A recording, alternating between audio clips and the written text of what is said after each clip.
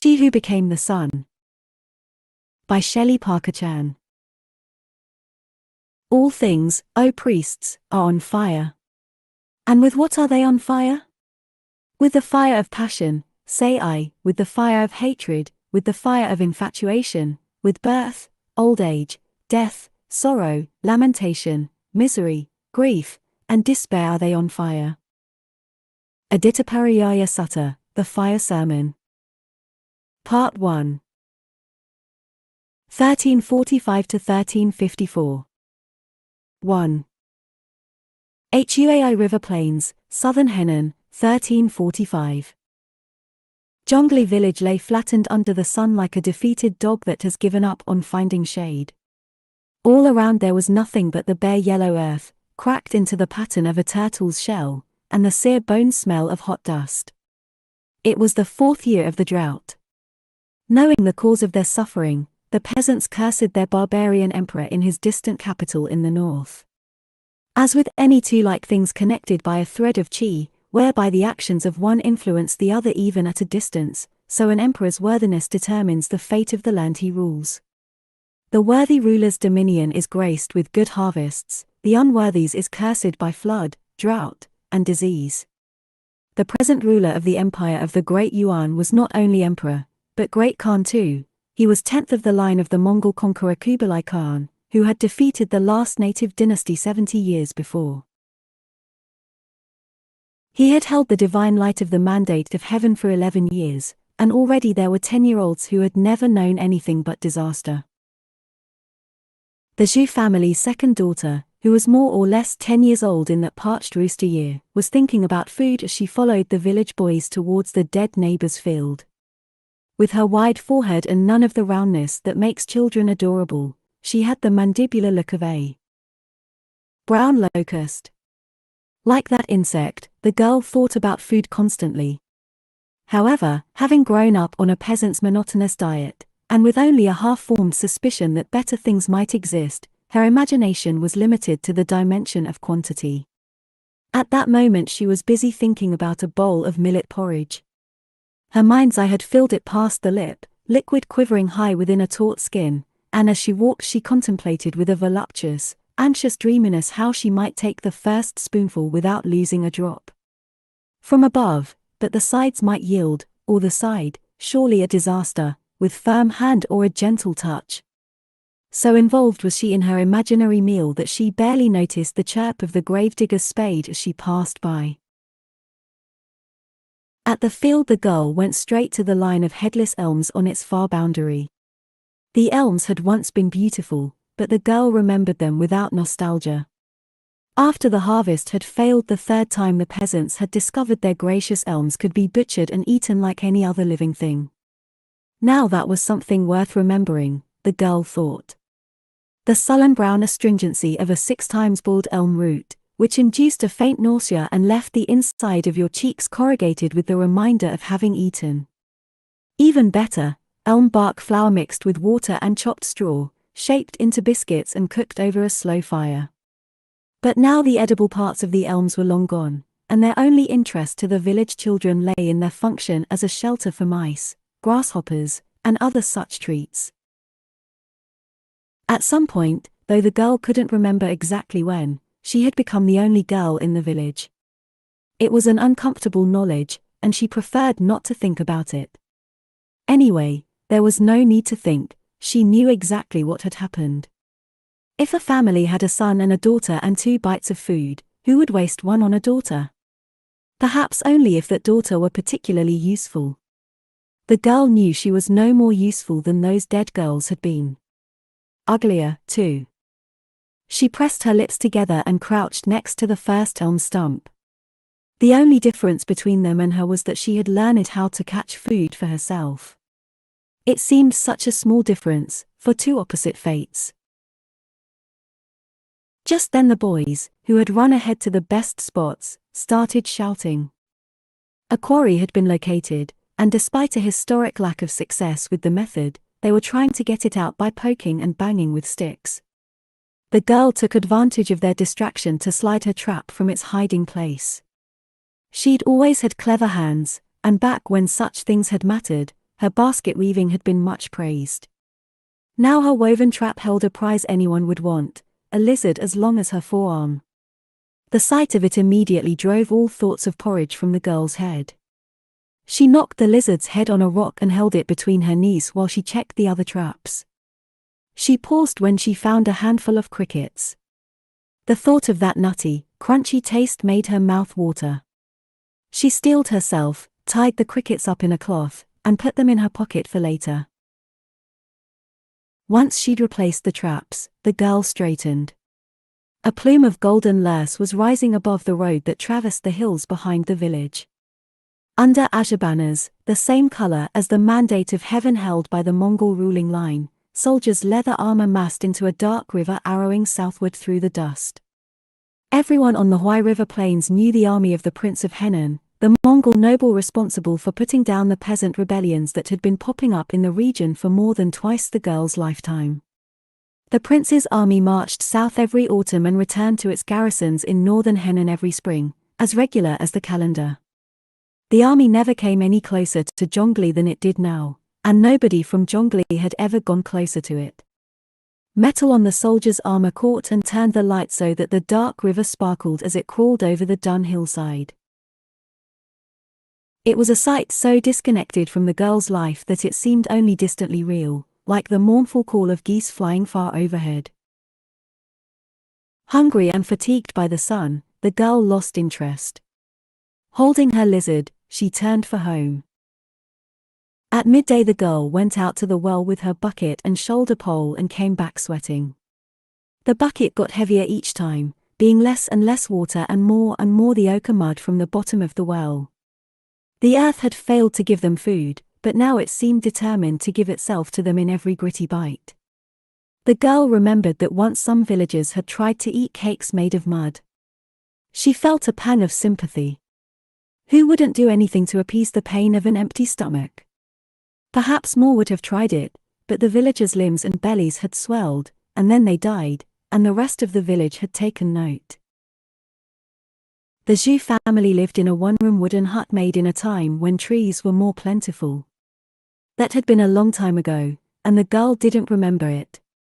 For years of desiccation had caused all the hut's planks to spring apart so that it was as airy inside as outside. Since it never rained, it wasn't a problem. Once the house had held a whole family, paternal grandparents, 2 parents, and 7 children. But each year of the drought had reduced them until now they were only 3, the girl, her next oldest brother Zhu Chongba, and their father. 11-year-old Chongba had always been cherished for being the lucky 8th born of his generation of male cousins. Now that he was the sole survivor, it was even clearer that heaven smiled upon him. The girl took her bucket around the back to the kitchen, which was an open lean-to with a rickety shelf and a ceiling hook for hanging the pot over the fire. On the shelf was the pot and 2 clay jars of yellow beans. A scrap of old meat hanging from a nail was all that was left of her father's work buffalo. The girl took the scrap and rubbed it inside the pot, which was something her mother had always done to flavor the soup. Privately, the girl felt that it was like hoping a boiled saddle might taste like meat. She untied her skirt, retied it around the mouth of the pot, and splashed in water from the bucket. Then she scraped the circle of mud off the skirt and put it back on. Her skirt was no dirtier than before, and at least the water was clean. She was lighting the fire when her father came by. She observed him from inside the lean-to. He was one of those people who has eyes that look like eyes, and a nose like a nose. Nondescript. Starvation had pulled the skin tight over his face until it was one plane from cheekbone to chin, and another from one corner of his chin to the other. Now and then the girl wondered if her father was actually a young man, or at least not a very old one. It was hard to tell. Her father was carrying a winter melon under his arm.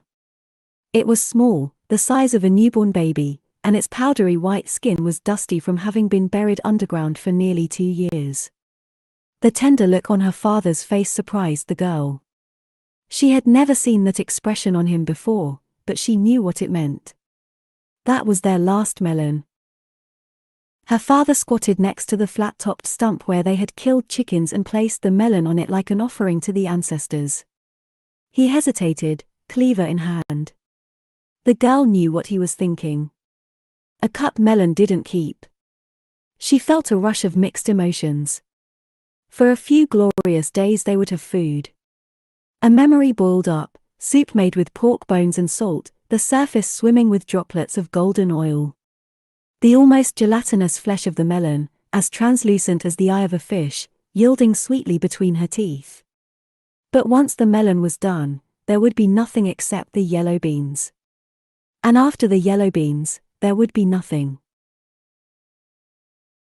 The cleaver smacked down, and after a moment the girl's father came in. When he handed her the chunk of melon, his tender look was gone. "Cook it," he said shortly, and left. The girl peeled the melon and cut the hard white flesh into pieces.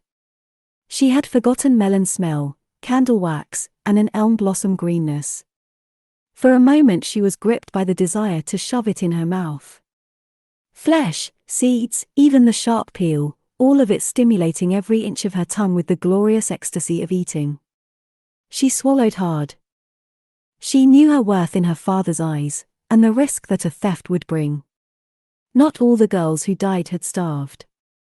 Regretfully, she put the melon into the pot with a scatter of yellow beans.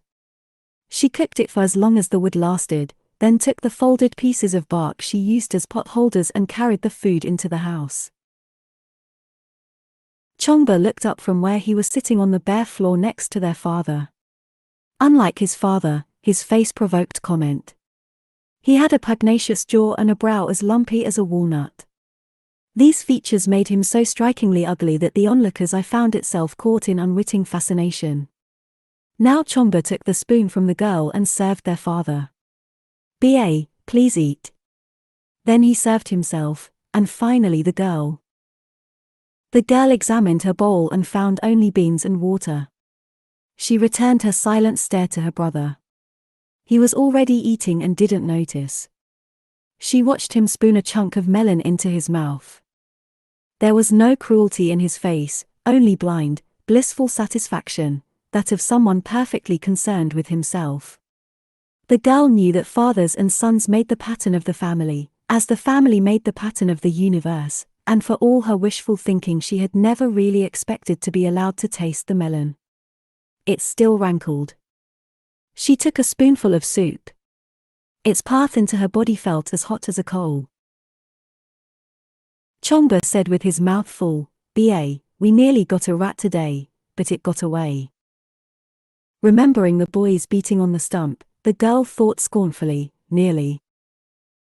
Chongba's attention shifted to her. But if he was waiting for her to volunteer something, he could wait. After a moment he said directly, "I know you caught something. Give it to me." Keeping her gaze fixed on her bowl, the girl found the twitching packet of crickets in her pocket. She handed it over. The hot coal grew. "That's all, you useless girl." She looked up so sharply that he flinched. He'd started calling her that recently, imitating their father. Her stomach was as tight as a clenched fist. She let herself think of the lizard hidden in the kitchen. She would dry it and eat it in secret all by herself. And that would be enough. It had to be. They finished in silence. As the girl licked her bowl clean, her father laid out 2 melon seeds on their crude family shrine, one to feed their ancestors, and the other to appease the wandering hungry ghosts who lack their own descendants to remember them. After a moment the girl's father rose from his stiff reverence before the shrine. He turned back to the children and said with quiet ferocity, "One day soon our ancestors will intervene to end this suffering. They will." The girl knew he was right. He was older than her and knew more. But when she tried to imagine the future, she couldn't. There was nothing in her imagination to replace the formless, unchanging days of starvation. She clung to life because it seemed to have value, even if only to her. But when she thought about it, she had no idea why. The girl and Chongba sat listlessly in their doorway, looking out. One meal a day wasn't enough to fill anyone's time. The heat was most unbearable in the late afternoon, when the sun slashed backhanded across the village, as red as the last native emperor's mandate of heaven. After sunset the evenings were merely breathless. In the Zhu family's part of the village the houses sat apart from one another, with a wide dirt road between. There was no activity on the road or anywhere else in the falling dusk. Chongba fiddled with the Buddhist amulet he wore, and kicked at the dirt, and the girl gazed at the crescent moon where it edged above the shadow of the far hills. Both children were surprised when their father came around the side of the house. There was a chunk of melon in his hand. The girl could smell the edge of spoil in it, though it had only been cut that morning. "Do you know what day it is?" he asked Chongba. It had been years since the peasants had celebrated any of the festivals that marked the various points of the calendar.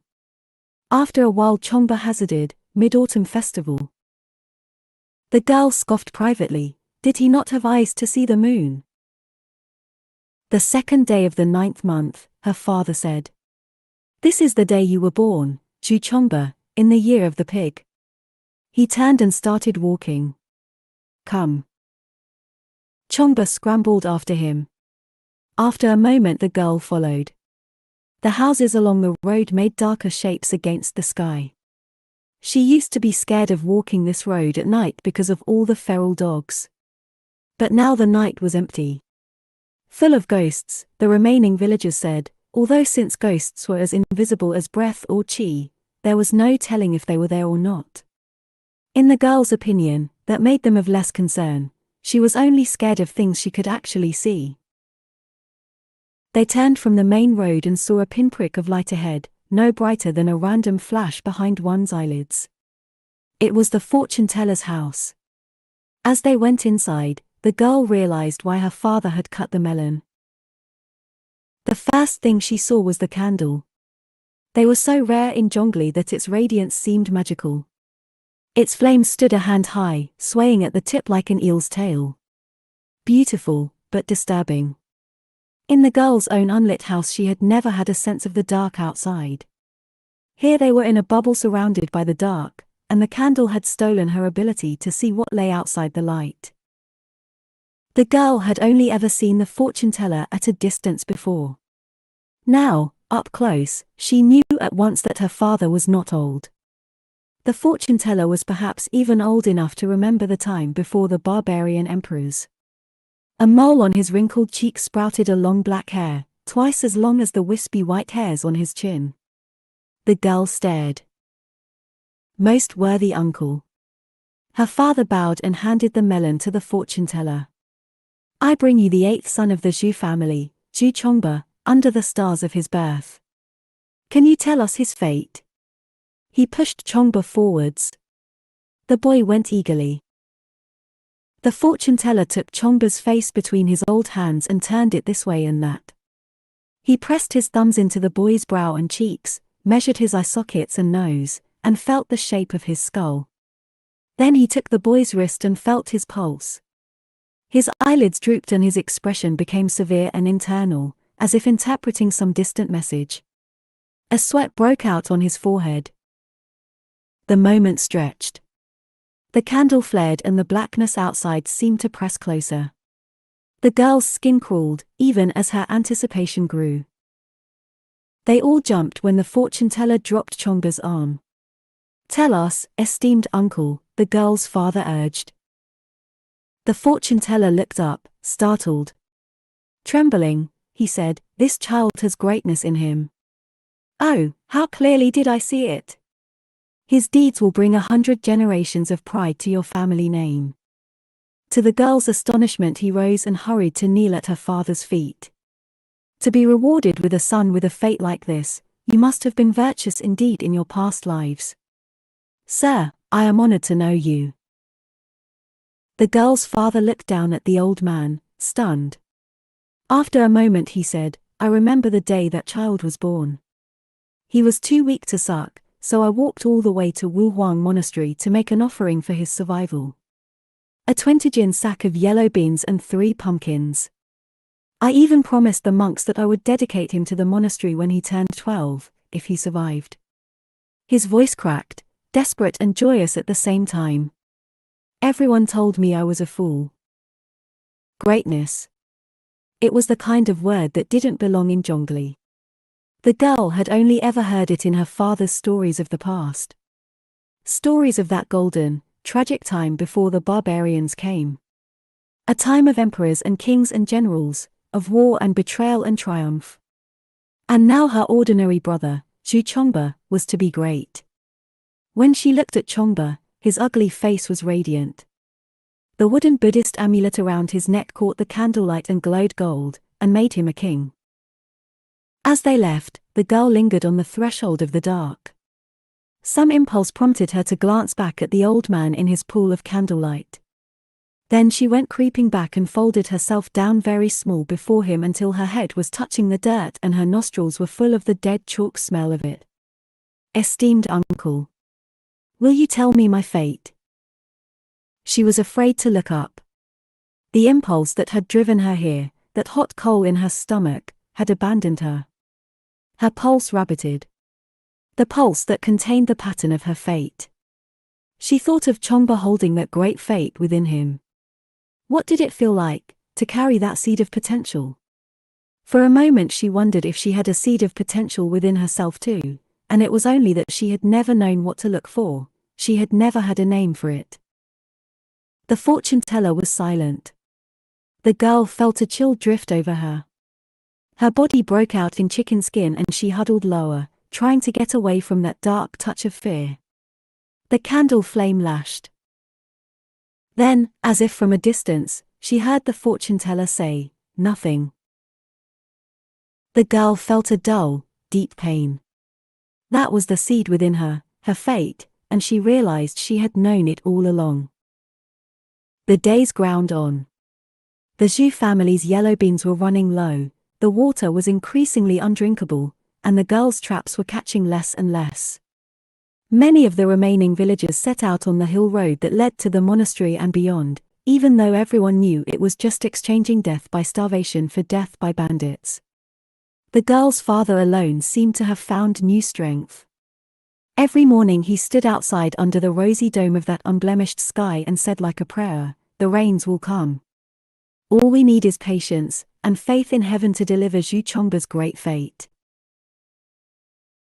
One morning the girl, sleeping in the depression she and Chongba had made for themselves next to the house, woke to a noise.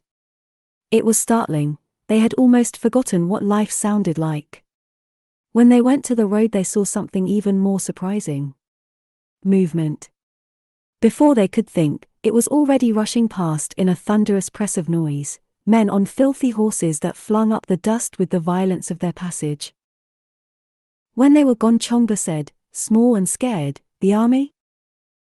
The girl was silent. She wouldn't have thought those men could have come from that dark flowing river, beautiful but always distant. Behind them, their father said, "Bandits." That afternoon 3 of the bandits came stooping under the Zhu family's sagging lintel. To the girl, crouched on the bed with her brother, they seemed to fill the room with their size and rank smell. Their tattered clothes gaped and their untied hair was matted. They were the first people the girl had ever seen wearing boots. The girl's father had prepared for this event. Now he rose and approached the bandits, holding a clay jar. Whatever he felt, he kept it hidden. Honored guests. This is only of the poorest quality, and we have but little, but please take what we have. One of the bandits took the jar and looked inside. He scoffed. "Uncle, why so stingy? This can't be all you have." Their father stiffened. "I swear to you, it is. See for yourself how my children have no more flesh on them than a sick dog. We've been eating stones for a long time, my friend." The bandit laughed. "Ah, don't bullshit me. How can it be stones if you're all still alive?" With a cat's lazy cruelty, he shoved the girl's father and sent him stumbling. "You peasants are all the same. Offering us a chicken, expecting us not to see the fatted pig in the pantry. Go get the rest of it, you cunt." The girl's father caught himself. Something changed in his face. In a surprising burst of speed he lunged at the children and caught the girl by the arm. She cried out in surprise as he dragged her off the bed. His grip was hard, he was hurting her. Above her head, her father said, "Take this girl." For a moment the words didn't make sense. Then they did.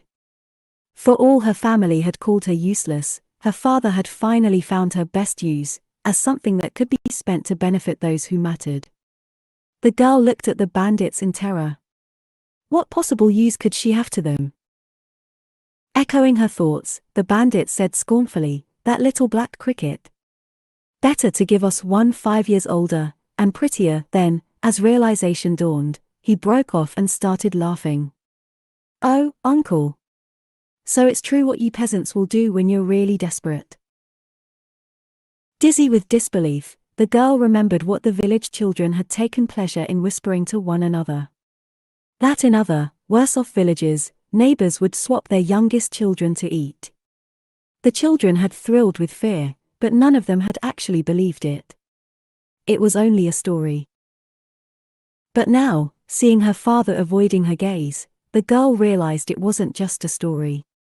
In a panic she began struggling, and felt her father's hands clench tighter into her flesh, and then she was crying too hard to breathe. In that one terrible moment, she knew what her fate of nothing meant. She had thought it was only insignificance, that she would never be anything or do anything that mattered. But it wasn't. It was death. As she writhed and cried and screamed, the bandit strode over and snatched her from her father. She screamed louder, and then thumped onto the bed hard enough that all her breath came out. The bandit had thrown her there. "Now," he said, disgusted, "I want to eat, but I'm not going to touch that garbage," and punched their father in the stomach. He doubled over with a wet squelch. The girl's mouth opened silently. Beside her, Chomba cried out. "There's more here." One of the other bandits was calling from the kitchen. He buried it. Their father crumpled to the floor. The bandit kicked him under the ribs. "You think you can fool us, you lying son of a turtle?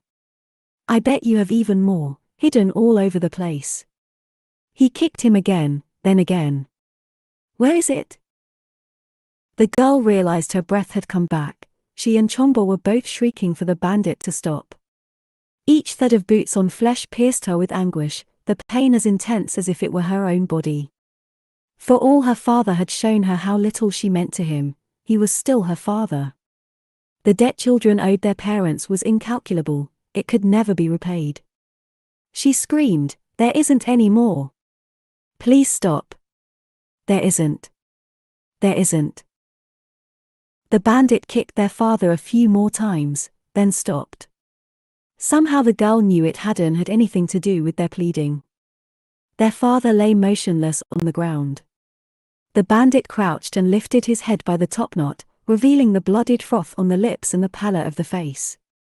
He made a sound of disgust and let it drop. The other two bandits came back with the second jar of beans. "Boss, looks like this is it." "Fuck, 2 jars? I guess they really were going to starve." After a moment the leader shrugged and went out. The other two followed. The girl and Chomba, clinging to each other in terror and exhaustion, stared at their father where he lay on the churned dirt. His blooded body was curled up as tightly as a child in the womb. He had left the world already prepared for his reincarnation. That night was long and filled with nightmares. Waking up was worse. The girl lay on the bed looking at her father's body. Her fate was nothing, and it was her father who would have made it happen, but now it was he who was nothing. Even as she shuddered with guilt, she knew it hadn't changed anything. Without their father, without food, the nothing fate still awaited. She looked over at Chomba and startled. His eyes were open, but fixed unseeing on the thatched roof. He barely seemed to breathe. For a horrible instant the girl thought he might be dead as well, but when she shook him he gave a small gasp and blinked. The girl belatedly remembered that he couldn't die, since he could hardly become great if he did.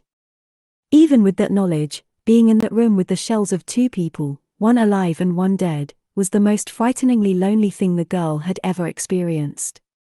She had been surrounded by people her whole life. She had never imagined what it would be like to be alone. It should have been Chongba to perform their last filial duty. Instead, the girl took her father's dead hands and dragged the body outside. He had withered so much that she could just manage. She laid him flat on the yellow earth behind the house, took up his hoe, and dug. The sun rose and baked the land and the girl and everything else under it.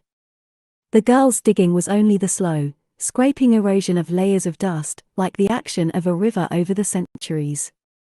The shadows shortened and lengthened again, the grave deepened with its infinitesimal slowness. The girl gradually became aware of being hungry and thirsty. Leaving the grave, she found some muddy water in the bucket. She scooped it with her hands and drank. She ate the meat for rubbing the pot, recoiling at its dark taste, then went into the house and looked for a long time at the 2 dried melon seeds on the ancestral shrine. She remembered what people had said would happen if you ate a ghost offering. The ghosts would come for you, and their anger would make you sicken and die. But was that true? The girl had never heard of it happening to anyone. In the village, and if no one could see ghosts, how could they be sure what ghosts did? She stood there in an agony of indecision. Finally she left the seeds where they were and went outside, where she grubbed around in last year's peanut patch and found a few woody shoots. After she had eaten half the shoots, the girl looked at the other half and deliberated on whether to give them to Chongba, or to trust in heaven to provide for him. Eventually guilt prodded her to go wave the peanut shoots over his face. Something in him flared at the sight. For a moment she saw him struggling back to life, fueled by that king-like indignation that she should have given him everything. Then the spark died. The girl watched his eyes drift out of focus. She didn't know what it meant, that he would lie there without eating and drinking. She went back outside and kept digging. When the sun set, the grave was only knee-deep, the same clear yellow color at the top as it was at the bottom. The girl could believe it was like that all the way down to the spirit's home in the Yellow Springs. She climbed into bed next to Chongba's rigid form and slept. In the morning, his eyes were still open. She wasn't sure if he had slept and woken early, or if he had been like that all night. When she shook him this time, he breathed more quickly. But even that seemed reflexive. She dug again all that day, stopping only for water and peanut sprouts. And still Chongba lay there, and showed no interest when she brought him water. She awoke before dawn on the morning of the 3rd day. A sense of aloneness gripped her, vaster than anything she had ever felt. Beside her, the bed was empty, Chongba had gone. She found him outside. In the moonlight he was a pale blur next to the mass that had been their father. At first she thought he was asleep. Even when she knelt and touched him, it took her a long time to realize what had happened, because it didn't make any sense. Chongba was to have been great, he was to have brought pride to their family name. But he was dead. The girl was startled by her own anger. Heaven had promised Chongba life enough to achieve greatness, and he had given up that life as easily as breathing. He had chosen to become nothing. The girl wanted to scream at him. Her fate had always been nothing. She had never had a choice. She had been kneeling there for a long time before she noticed the glimmer at Chongba's neck. The Buddhist amulet. The girl remembered the story of how her father had gone to Wuhuang Monastery to pray for Chongba's survival, and the promise he had made, that if Chongba survived, he would return to the monastery to be made a monk. A monastery where there would be food and shelter and protection. She felt a stirring at the thought. An awareness of her own life, inside her, that fragile, mysteriously valuable thing that she had clung to so stubbornly throughout everything. She couldn't imagine giving it up, or how Chongba could have found that option more bearable than continuing. Becoming nothing was the most terrifying thing she could think of, worse even than the fear of hunger, or pain, or any other suffering that could possibly arise from life. She reached out and touched the amulet. Chongba had become nothing. If he took my fate and died, then perhaps I can take his, and live. Her worst fear might be of becoming nothing, but that didn't stop her from being afraid of what might lie ahead. Her hands shook so badly that it took her a long time to undress the corpse. She took off her skirt and put on Chongba's knee-length robe and trousers, untied her hair buns so her hair fell loose like a boy's, and finally took the amulet from his throat and fastened it around her own.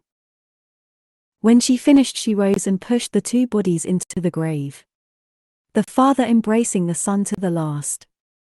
It was hard to cover them. The yellow earth floated out of the grave and made shining clouds under the moon. The girl laid her hoe down. She straightened, then recoiled with horror as her eyes fell upon the two motionless figures on the other side of the filled grave. It could have been them, alive again. Her father and brother standing in the moonlight. But as instinctively as a new-hatched bird knows a fox, she recognized the terrible presence of something that couldn't belong to the ordinary human world. Her body shrank and flooded with fear as she saw the dead. The ghosts of her father and brother were different from how they had been when alive. Their brown skin had grown pale and powdery, as if brushed with ashes, and they wore rags of bleached bone white. Instead of being bound in its usual topknot, her father's hair hung tangled over his shoulders. The ghosts didn't move. Their feet didn't quite touch the ground. Their empty eyes gazed at nothing. A wordless, incomprehensible murmur issued from between their fixed lips. The girl stared, paralyzed with terror. It had been a hot day, but all the warmth and life in her seemed to drain away in response to the ghost's emanating chill. She was reminded of the dark, cold touch of nothingness she had felt when she had heard her fate. Her teeth clicked as she shivered. What did it mean, to suddenly see the dead? Was it a heavenly reminder of the nothingness that was all she should be? She trembled as she wrenched her eyes from the ghosts to where the road lay hidden in the shadow of the hills. She had never imagined leaving Zhongli. But it was Zhu Chongba's fate to leave. It was his fate to survive. The chill in the air increased. The girl startled at the touch of something cold, but real. A gentle, pliant strike against her skin, a sensation she had forgotten long ago, and recognized now with the haziness of a dream. Leaving the blank-eyed ghosts murmuring in the rain, she walked. The girl came to Wuhuang Monastery on a rainy morning.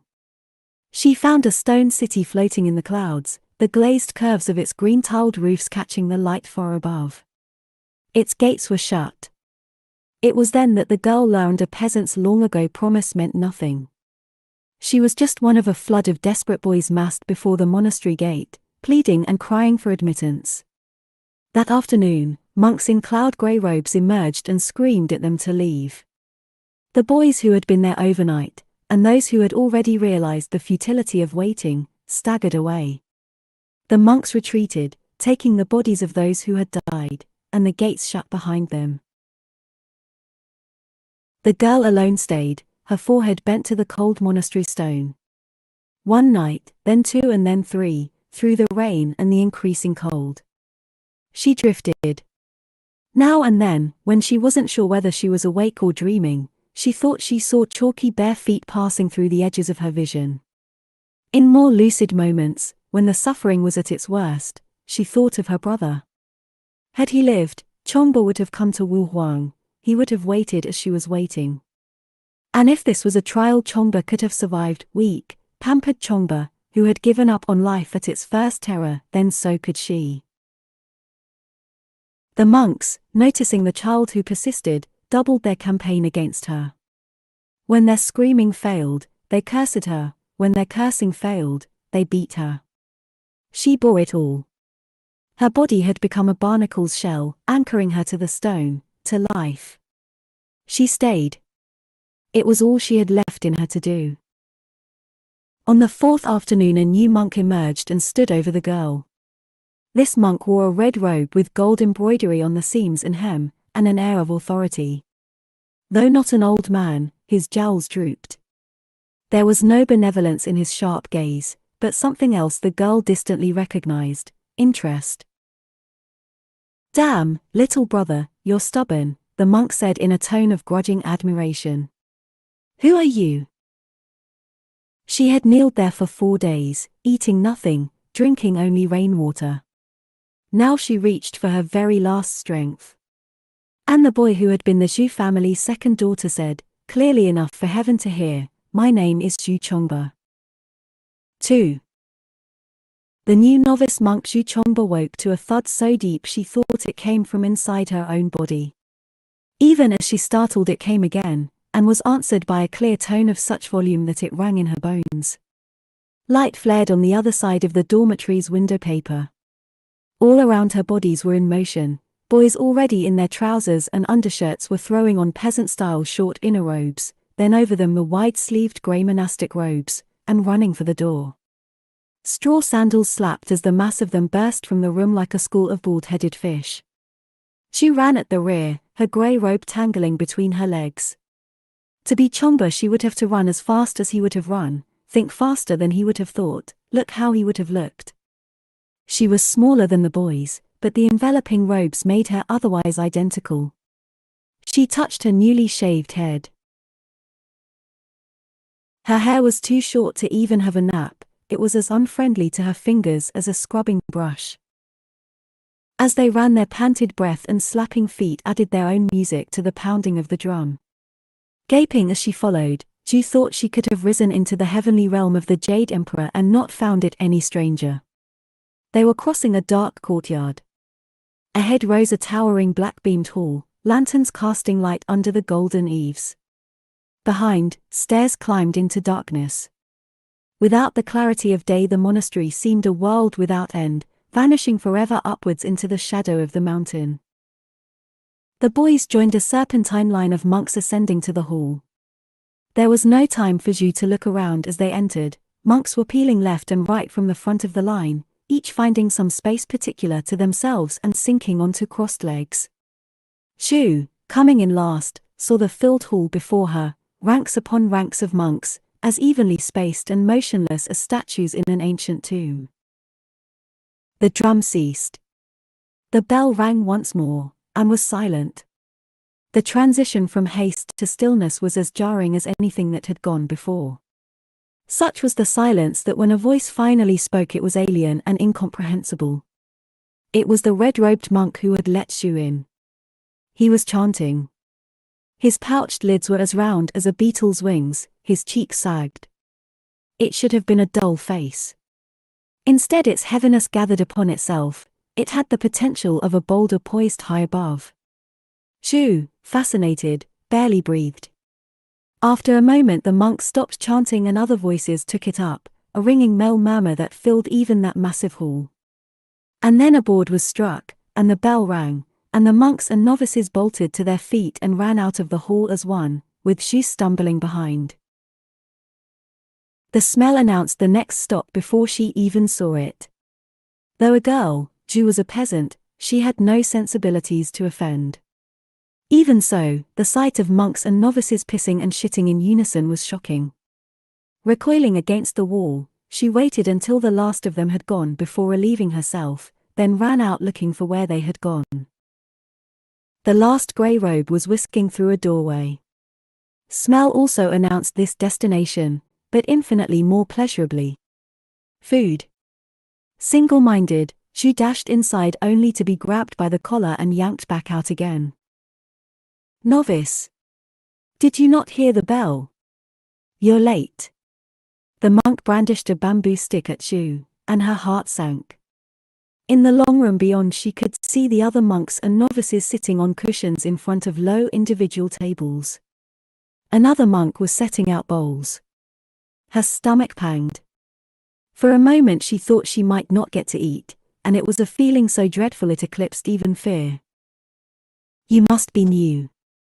Take the punishment, or don't eat, the monk snapped. Which will it be? Zhu stared at him. It was the stupidest question she had ever heard. Well. She held out her hands, the monk lashed them with the stick, she darted inside, panting, and threw herself down at an empty table beside the nearest novice. A bowl was laid before her. She lunged at it. It was the best food she had ever eaten. She thought she could never get enough. Chewy barley and sour mustard greens and radish stewed in sweet fermented bean paste. Every bite was a revelation. No sooner had she finished than the serving monk poured water into her bowl. Following the other novices, Zhu gulped the water and wiped the bowl out with the hem of her robe. The monk came around again to take the bowls. The whole process of eating and cleaning had taken less time than it took to boil a pot of water for tea. Then the adult monks rose and stampeded away in their intense hurry to go somewhere and probably sit in silence again. As she rose with the other novices, Zhu became aware of her stomach hurting in an unfamiliar way. It took her a few moments to understand what it was. Fall, she thought, astonished. And for the first time since leaving Zhongli village, for the first time since her father had offered her up to the bandits and she had learned what nothingness really meant, she believed she could survive. The novices, who ranged from small boys to grown men of nearly 20, split into groups according to age. Zhu hurried up flight after flight of stone stairs behind the youngest novices. Her breath plumed against a crisp blue dawn. The mountain's tangled green slope climbed alongside them. The taste of it landed on Zhu's tongue, a rich, heady fizz of life and decay that was unlike anything she'd ever known. From somewhere far beneath came a rhythmic wooden clacking, then the call of the bell. Now that there was light enough to see, Zhu saw the monastery was a series of terraces carved into the mountainside, each one jammed with green-roofed wooden buildings and courtyards and a maze of narrow paths between. Incense breathed out of dark recesses. In one recess she caught a glimpse of a pile of bright fruit surrounded by a crowd of white shapes. More monks. But even as the thought formed she felt a cold caress run over her shaved scalp. Her heart hammered, and she was running before she realized it, upwards, away from that dark place. To her relief, a moment later the novices reached their destination on one of the very highest terraces. They stepped out of their sandals and went into a long airy room. The latticed windows had been flung open along one wall for a view of a neatly farmed valley beneath. Inside, about a dozen low tables were arranged on a dark wooden floor that had been polished by so many centuries of use that all Zhu could feel against her bare soles was liquid coolness. She took an empty desk and felt her fright fading as she touched the curious things on it. A brush made of some kind of soft dark hair, and a white square of something like cloth. Paper. A sloping stone dish with a pool of water in the low end.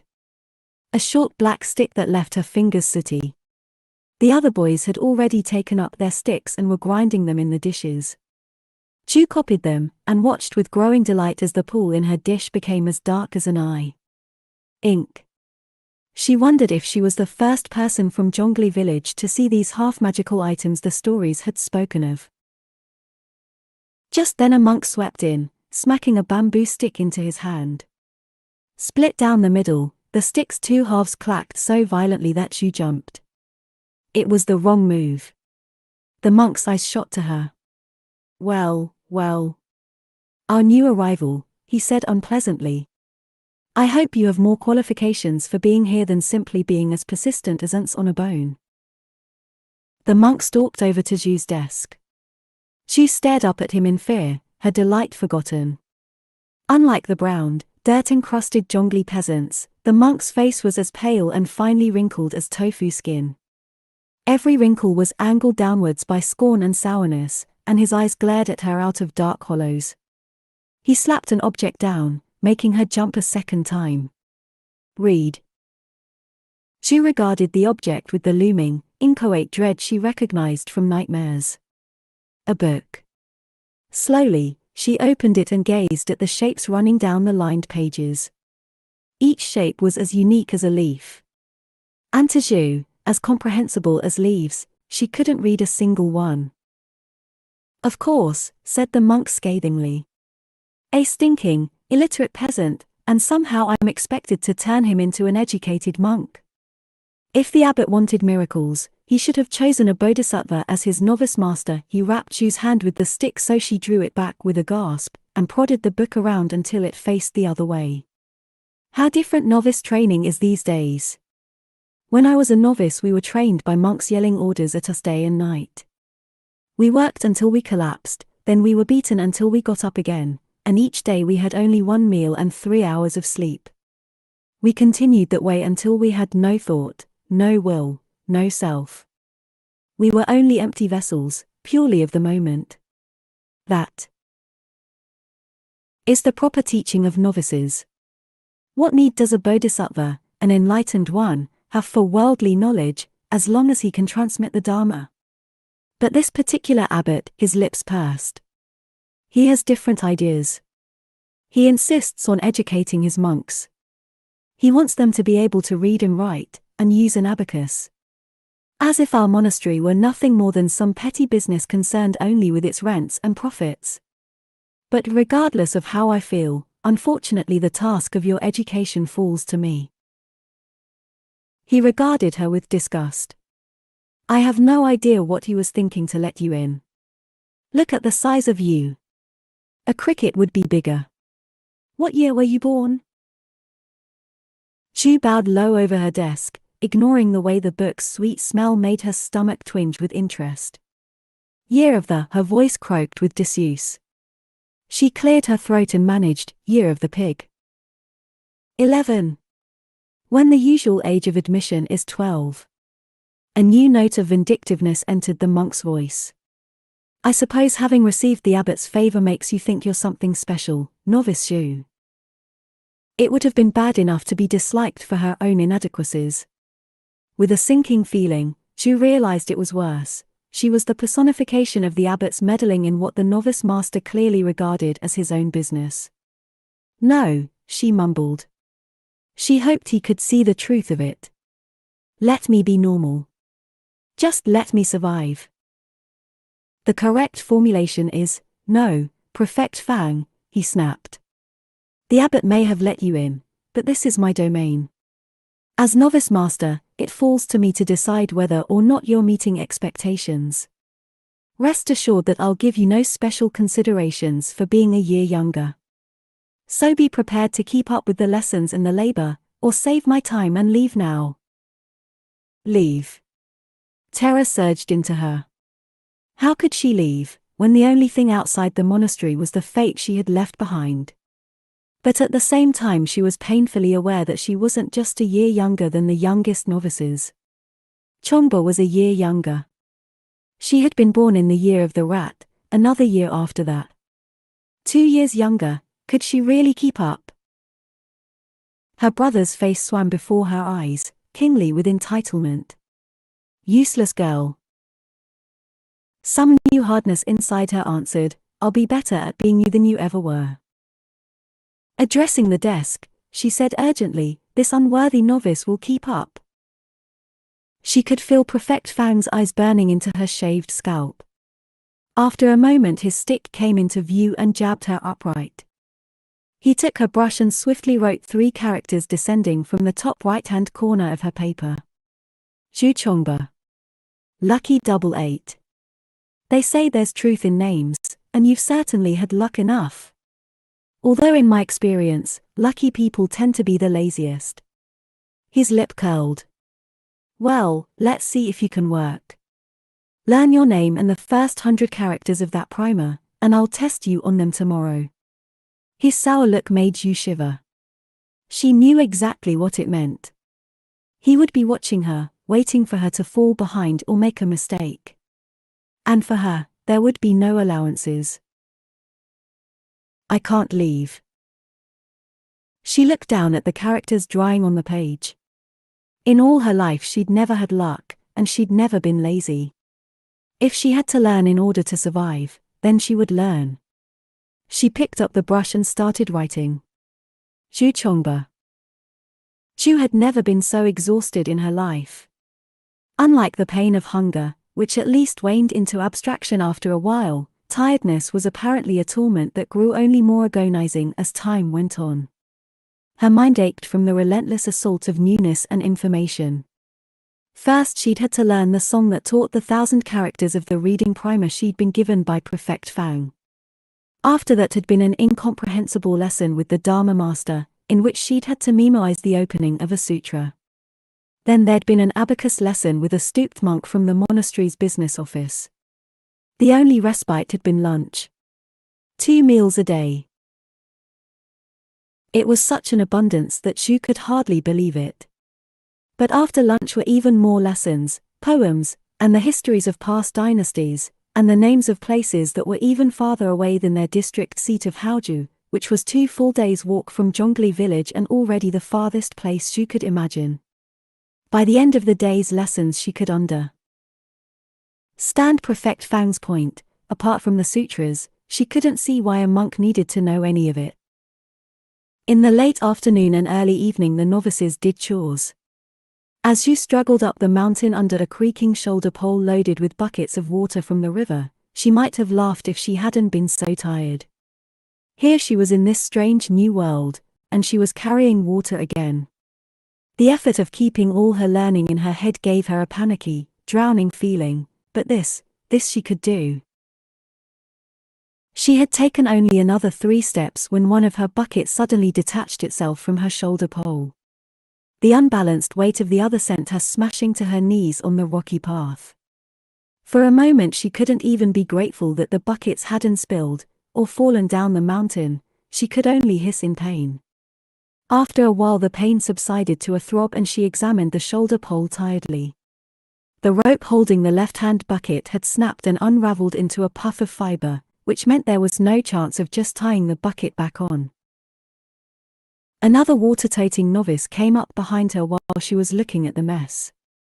"Ah, too bad," he said in a clear, pleasant voice.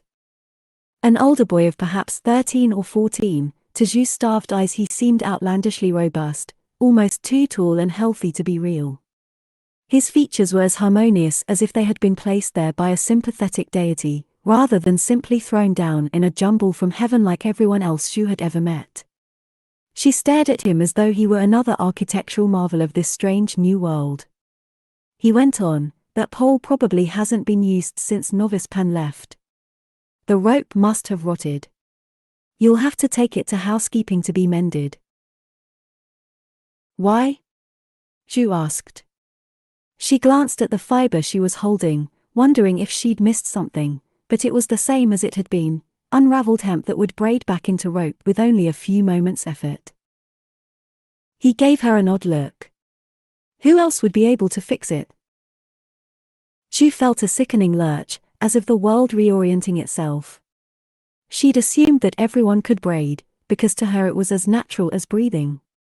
It was something she'd done her whole life. But it was a female skill. In a flash of insight so painful she knew it must be true, she realized she couldn't do anything Chongba wouldn't have done. She didn't just have to hide her anomalous skills from the watching novice, but from the eyes of heaven itself. If heaven knew who had slunk into Chongba's life. Her mind shied away from finishing the thought. If I want to keep Chongba's life, I have to be him. In thoughts, in words, in actions. She dropped the rope, feeling ill with how close she had come to disaster, then untied the other bucket and picked up both buckets by the handles. She had to suppress a gasp. Without the shoulder pole, they seemed twice as heavy. She would have to come back for the pole. But to her surprise the other novice picked up the pole and laid it over his shoulders alongside his own.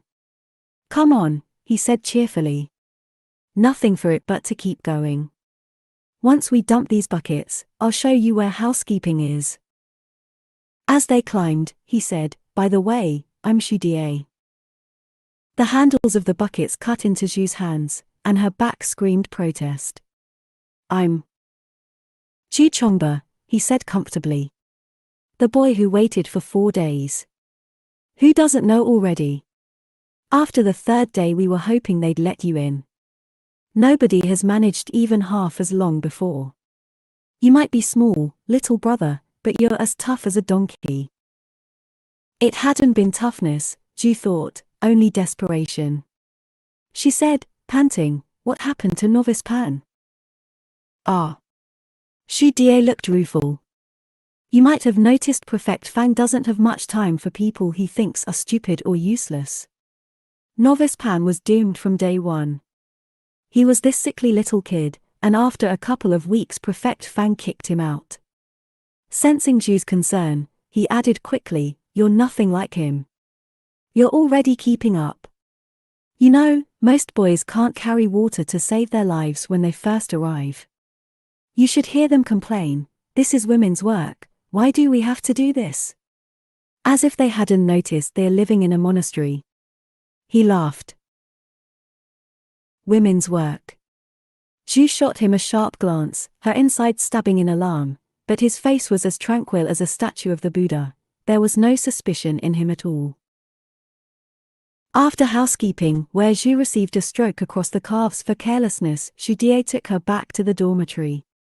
Noticing it properly for the first time, Zhu saw a long unadorned room with a row of simple pallets down each side, and on the far wall a 2-foot-high golden statue with 1,000 hands and 1,000 eyes. Zhu stared at it, unsettled. Despite the anatomical impossibilities, she had never seen anything so lifelike. "Watching to keep us out of mischief," Xu Die said with a grin.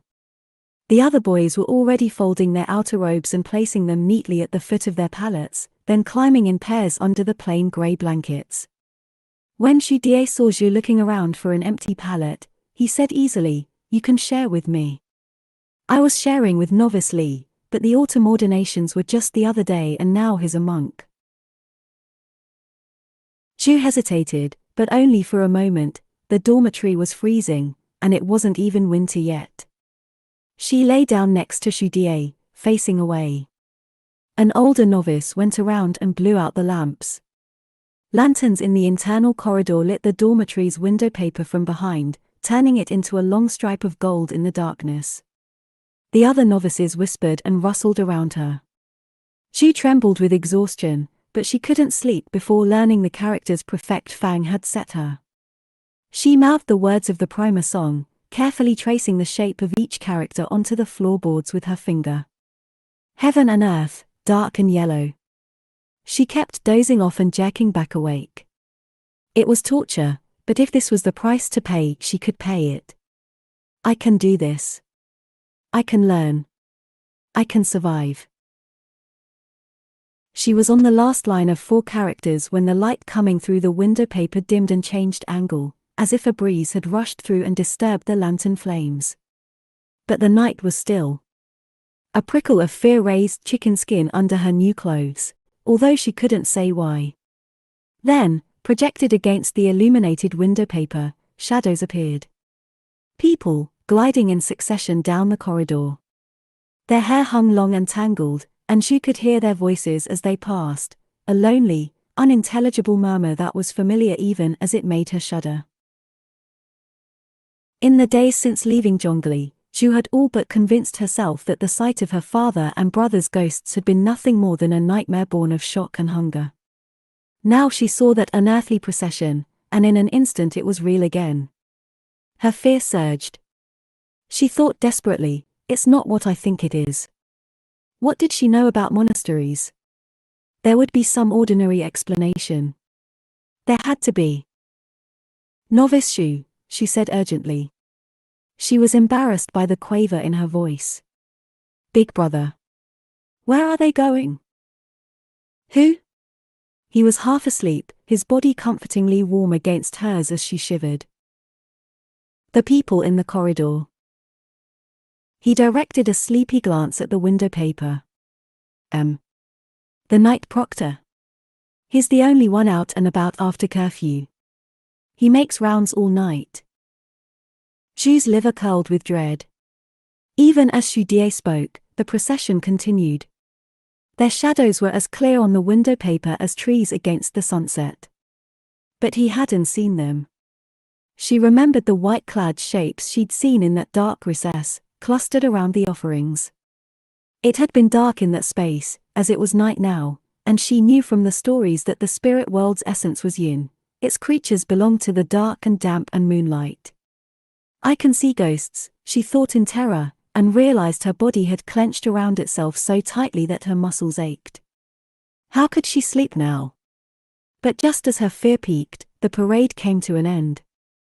The last ghost vanished, and the light stilled, an ordinary tiredness rushed back into her with a speed that made her sigh. Her breath in Shu Die's ear roused him. He murmured with amusement, "Buddha preserve us, little brother. Prefect Fang got one thing right about you. You stink. Good thing it's bath day soon." Shu was suddenly wide awake, ghosts forgotten. Bath day. You missed summer, we used to get one a week. Now we only get one a month until it gets warm again. He went on, dreamily, bath days are the best. No morning devotions. No chores, no lessons. The novices have to heat the bath water, but even then we get to sit in the kitchen and drink tea all day long. Thinking of the communal latrine, Shu had a terrible feeling about where this was headed. Do we all take turns?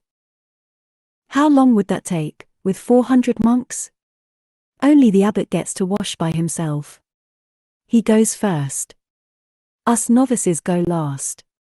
The water's mud by that time, but at least they let us stay in as long as we want.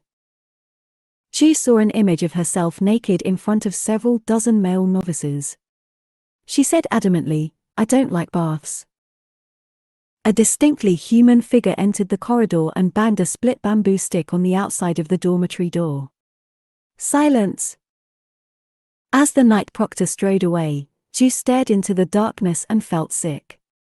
She'd thought that to be Chongba, it was enough to do what Chongba would have done.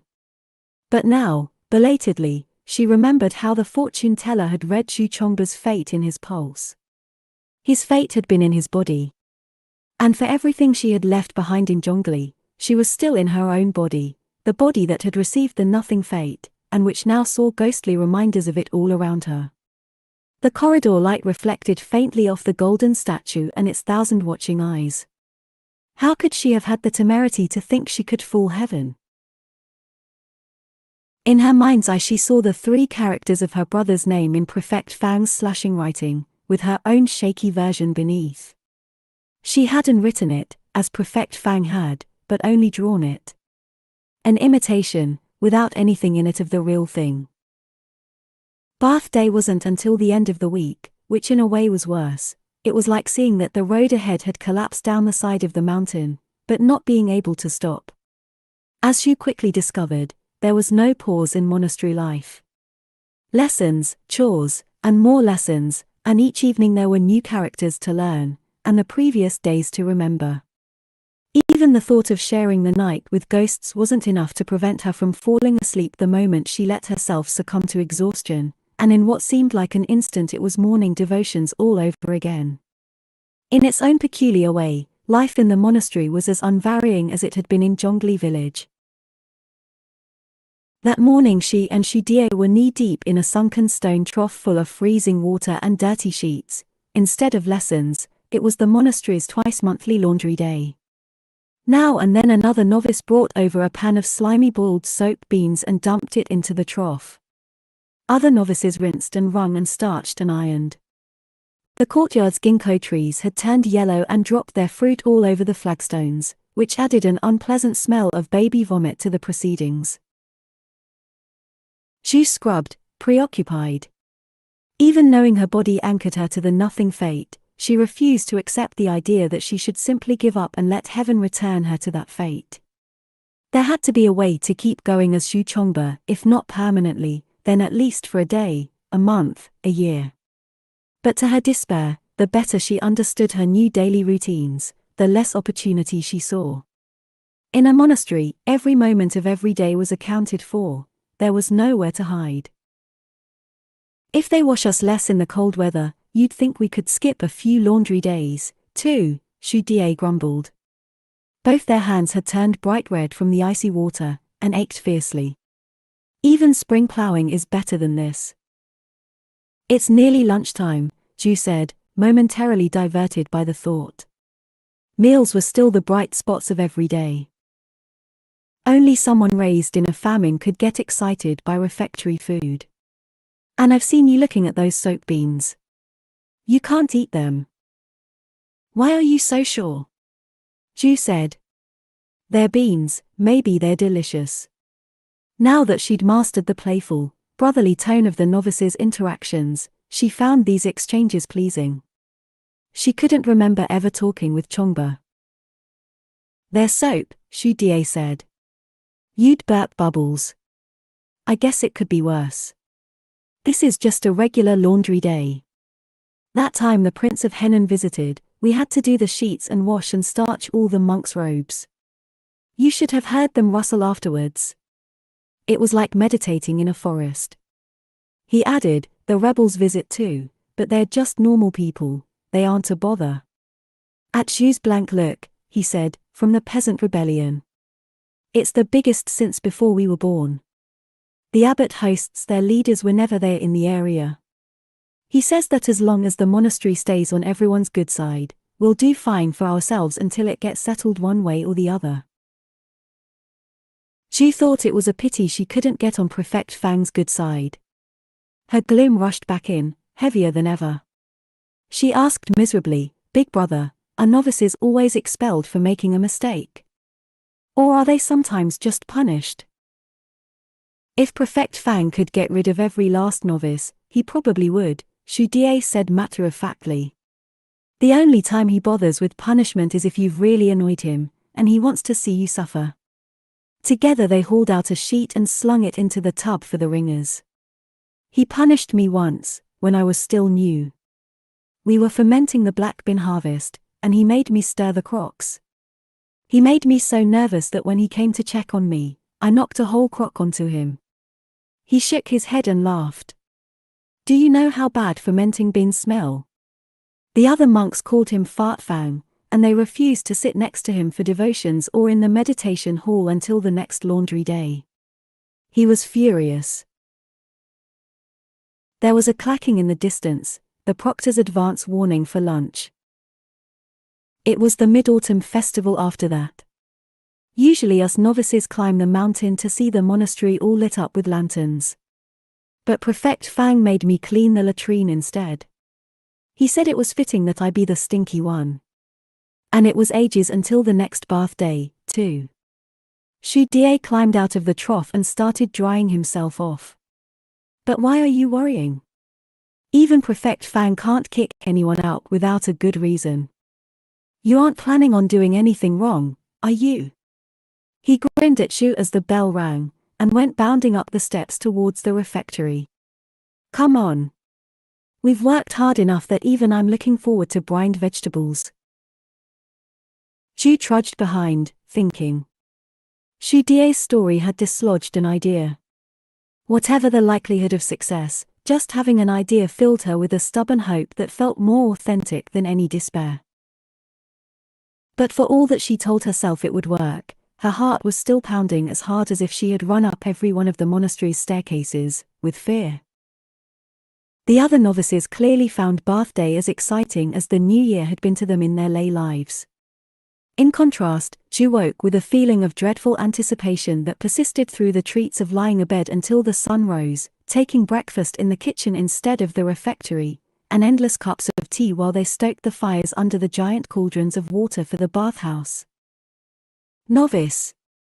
The kitchen's fire master threw a shoulder pole at her. "The abbot must be nearly done.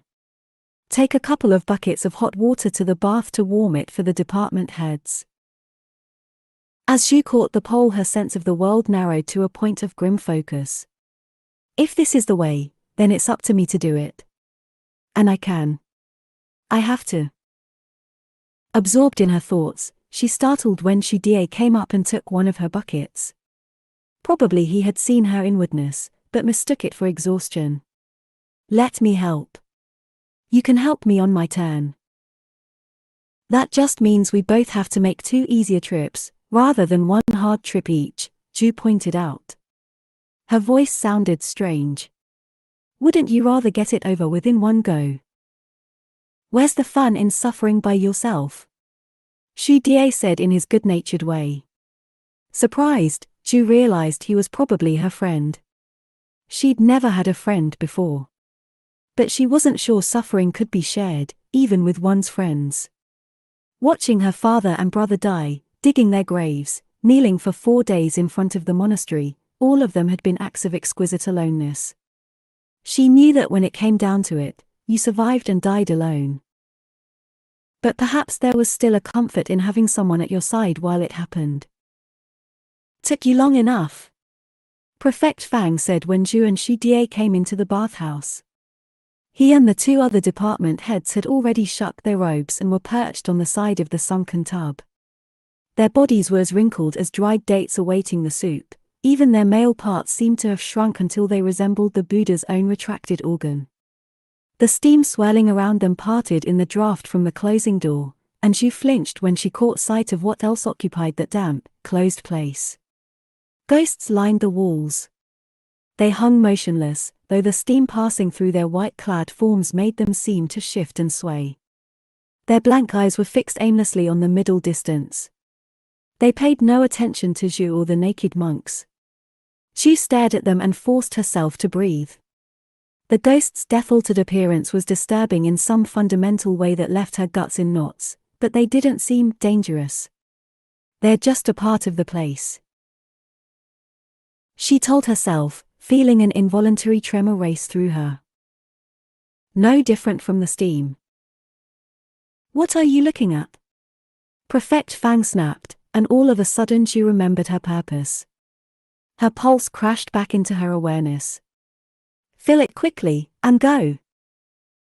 Xu Die emptied his bucket into the tub. Zhu made to do the same. Out of the corner of her eye she saw Xu Die's dawning horror, and his outstretched arm as he lunged towards her, but it was too late, she had already let it happen. The slippery bamboo floor snatched her sandals sideways from under her, her arms flailed, the heavy bucket leapt into the bath, and she was pulled in after. For a moment she hung suspended in a bubble of warm silence. She had the urge to stay underwater, in that safe moment in which there was neither success nor failure. But she had already acted, and she was surprised to find that it created its own bravery. There was nothing else to do but continue, no matter how frightened she might be. Surfacing, she stood. Xu Die and the three dried-up dates were looking at her with their mouths open. Zhu's robe rose around her like a floating lotus leaf. A corona of dirt worked its way out of it and spread relentlessly through the clean bath water. Prefect Fang, said the Dharma master oppressively. Why is your novice polluting our bath? Prefect Fang had gone so red that the grid of ordination scars on his scalp stood out stark white. He sprang into action with all the wrinkled flaps of his body flying, and in an instant had hauled Xu out by the ear. She howled in pain. He flung her across the room, right through the ghosts, and hurled the bucket at her. It smashed into her and knocked her over. That's right, he said, trembling with rage. Kneel. The touch of the ghost's insubstantial forms was like being pierced by 1,000 ice needles. Xu hauled herself to her knees with a stifled whimper. Her skin stung from the ghosts, her head rang from hitting the floor. She watched dizzily as Prefect Fang struggled to decide what to do with her. And it wasn't just Prefect Fang watching. To her terror she could feel heaven itself inspecting the shell of Xu Chongba, as if sensing the presence of an irregularity within. Cold nothingness brushed the back of her neck, and despite the warmth of the bathhouse she trembled until her teeth chattered. You little dog turd, Prefect Fang finally snarled. He snatched up the bucket and thrust it at Xu's chest. Hold that over your head until the evening bell, and for every time it drops I'll have you beaten one stroke with the heavy bamboo.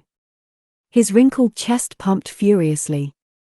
As for proper respect for your elders, and care for your work, you can meditate on these principles when you're scrubbing yourself with cold well water. Bath day is a privilege. If I ever see, or even hear of you setting foot in the bathhouse ever again, I'll have you expelled. He looked down at her with sadistic satisfaction. He knew exactly how much novices enjoyed bath day, and what he thought he was taking from her. And had she been any other novice, perhaps it would have been miserable, the never-ending grind of monastery life, with nothing at all to look forwards to. Xu shakily picked up the bucket. It was wooden, and heavy. She knew she would drop it hundreds of times before the evening bell rang. Hours of agony, and hundreds of beatings after that. It was such a terrible punishment that anyone else would have cried in fear and shame upon receiving it. But as Zhu raised the bucket overhead, her arms already trembling with effort, she felt her cold and fear burning away in the face of a relief so radiant that it felt like joy. She had done the impossible. She had escaped her fate. 3. 1347, second month. Zhu and Shudie were perched astride the roof of the Dharma hall, replacing the winter-damaged tiles. It was a dreamy place to be, suspended between the mackerel sky and a sea of glittering green roofs, their golden finials upcurling like waves. Past the tumble of courtyards, past even the valley, they could see a sliver of the shining Huai plain. All like things being connected, the shape of the clouds told them what that distant land looked like. There where the clouds resembled fish scales were lakes and rivers, there, where the clouds had the shape of shrubs, were the hills. And there beneath the slow-rising blooms of yellow dust, armies. The sunshine was warm, and Shudie had taken off his shirt and both robes to work half-naked in his trousers. At 16, the hard labor had already given him a man's body. Zhu said a little tartly, "You're asking to die, running around like that." Prefect Feng never hesitated to wield his bamboo on novices who violated the rules of dignified monkly attire. 12-year-old Zhu, who felt an existential chill whenever she was forced to acknowledge the fact of her boyish but undeniably not male body, appreciated Prefect Fang's strictness more than anyone realized. "You think you're that good-looking everyone wants to see you." "Those girls did," Shudie said with a smirk, meaning the village girls who had come, giggling, to make their offerings. "Girls, always girls." Zhu rolled her eyes. Being younger and not yet hostage to the compulsions of puberty, she found Shudie's obsession tedious. In her best imitation of the Dharma master, she said, "Desire is the cause of all suffering. Are you trying to convince me you'd be happy joining those dried-up papayas who spend their lives in the meditation hall?" Shudie gave her a knowing grin. "They don't desire. But you, I don't believe it for a moment. Maybe it's not girls yet, but anyone who remembers you coming to the monastery knows you know what it is to want." Startled, she remembered the desperate, animal need to survive that had driven her to claim Zhu Chongba's life. Even now she could feel it inside her. She had never before connected it to the desire that was the subject of the Dharma master's lectures. For a moment she felt the burn of that old coal of resentment. It didn't seem fair that while others earned their suffering for pleasure, she should earn hers for nothing more than wanting to live. Beneath them there was a sudden torrent of noise and light and color. Dozens of soldiers were streaming into the main courtyard, the standard bearers lofting sky-blue pennants. The soldiers' armor shone, scattering light like water. Zhu had a flash of memory, that dark, sparkling river flowing over the dusty Zhongli hillside, a lifetime ago. The abbot, distinctive in his red robe, had appeared on the steps of the great shrine hall and was waiting with his hands clasped placidly before him. The Prince of Henan and his sons decided to drop by on their way home for summer, Shudie said, coming over to sit by Zhu on the edge of the roof. Being older, he usually had the better monastery gossip. "Did you know the who can't campaign in the summer because they're cold-blooded, like snakes?" He used the term that most Nanren, the people of the south, the lowest of the great Yuan's four castes, used to refer to their Mongol overlords. Barbarians. "Don't snakes like warmth?" Zhu countered. "When was the last time you saw a snake in the snow?" "Well, it's what the monks say." The wind picked up the soldiers' capes, snapping them backwards over their gleaming shoulders. Their rows of round-cheeked faces stared ahead impassively. Compared to the soft monks, the Mongols seemed a breed apart. Not the horse-headed monsters Zhu had imagined long ago upon hearing her father's stories, or even the brutal conquerors of the accounts of Nanren scholars, but shining and inhuman like the offspring of dragons. A flute note sounded. The Prince of Henan swept across the courtyard and up the steps of the great shrine hall. The lush fur of his cape rippled and flexed like a live animal. A plume of white horsehair bucked at his helmet. He was trailed by 3 radiant youths. Bareheaded, their alien braids tossed in the wind. 2 wore armor, and the third a gown of such gloriously shimmering magnolia purple that Shu's first thought was that it was made of butterfly wings. "That must be the prince's heir, Lord Eason," Shu Die said, of the taller armored figure. "So the one in purple is Lord Wang, the younger son." Princes and lords, people from the stories, made real. Representatives of the world beyond the monastery, which up until now Shu had thought of as names on a map. A world in which greatness exists, she thought suddenly. When she had stolen Chongba's name and stepped into the discarded shell of his life, her only consideration had been the certainty that he would have survived. After securing that survival for herself, she had all but forgotten the fate Chongba was to have achieved with that life. Greatness. In the context of Chongba, the word was still as nonsensical as when Zhu had heard it the first time in the light of the fortune-teller's candle. But now as she stared down at those majestic figures, the word greatness on her tongue, she was surprised by a jolt of something that vanished the moment she recognized it, the queasy curiosity that people get when they stand in a high place and wonder what it would be like to jump. Below, the abbot gestured the prince and his 2 sons into the great shrine hall. The abbot was all smiles until his eyes landed on their companion, the third youth. He recoiled in disgust, and said something in a carrying voice. Zhu and Shu Die watched with interest as an argument started between him and Lord Eason. After a moment the prince, displeased, barked a command. Then he and his sons together with the abbot swept into the dark maw of the hall. The doors swung shut. Their companion was left outside, his straight back facing the rows of watching soldiers. Standing there alone in a dazzling sea of pale stone, the sun blazing from his armor, he seemed as cold and remote as the moon. When he finally turned away from the hall, a proud, arrogant movement, Zhu gasped. The warrior was a girl. Her face, as bright and delicate as a polished abalone shell, brought to life every description of beauty that Zhu had ever read in poetry. And yet even as Zhu saw beauty, she felt the lack of something the eye wanted. There was no femininity in that lovely face at all. Instead there was only the hard, haughty superiority that was somehow unmistakably that of a young man. Zhu stared in confusion, trying to find something comprehensible in that visage that was neither one thing nor the other.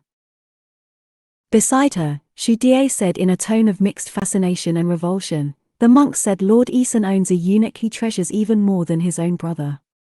That must be him." Zhu remembered those old stories, gilded with the patina of myth. Even more than warrior kings, the noble and traitorous eunuchs had seemed creatures of another age. It hadn't occurred to her that they might still exist. But now before her, she saw the flesh and blood of him. As she stared, a peculiar vibration started in her liver and spread outwards, as though she were a string sounding in response to its twin being plucked somewhere else in the room.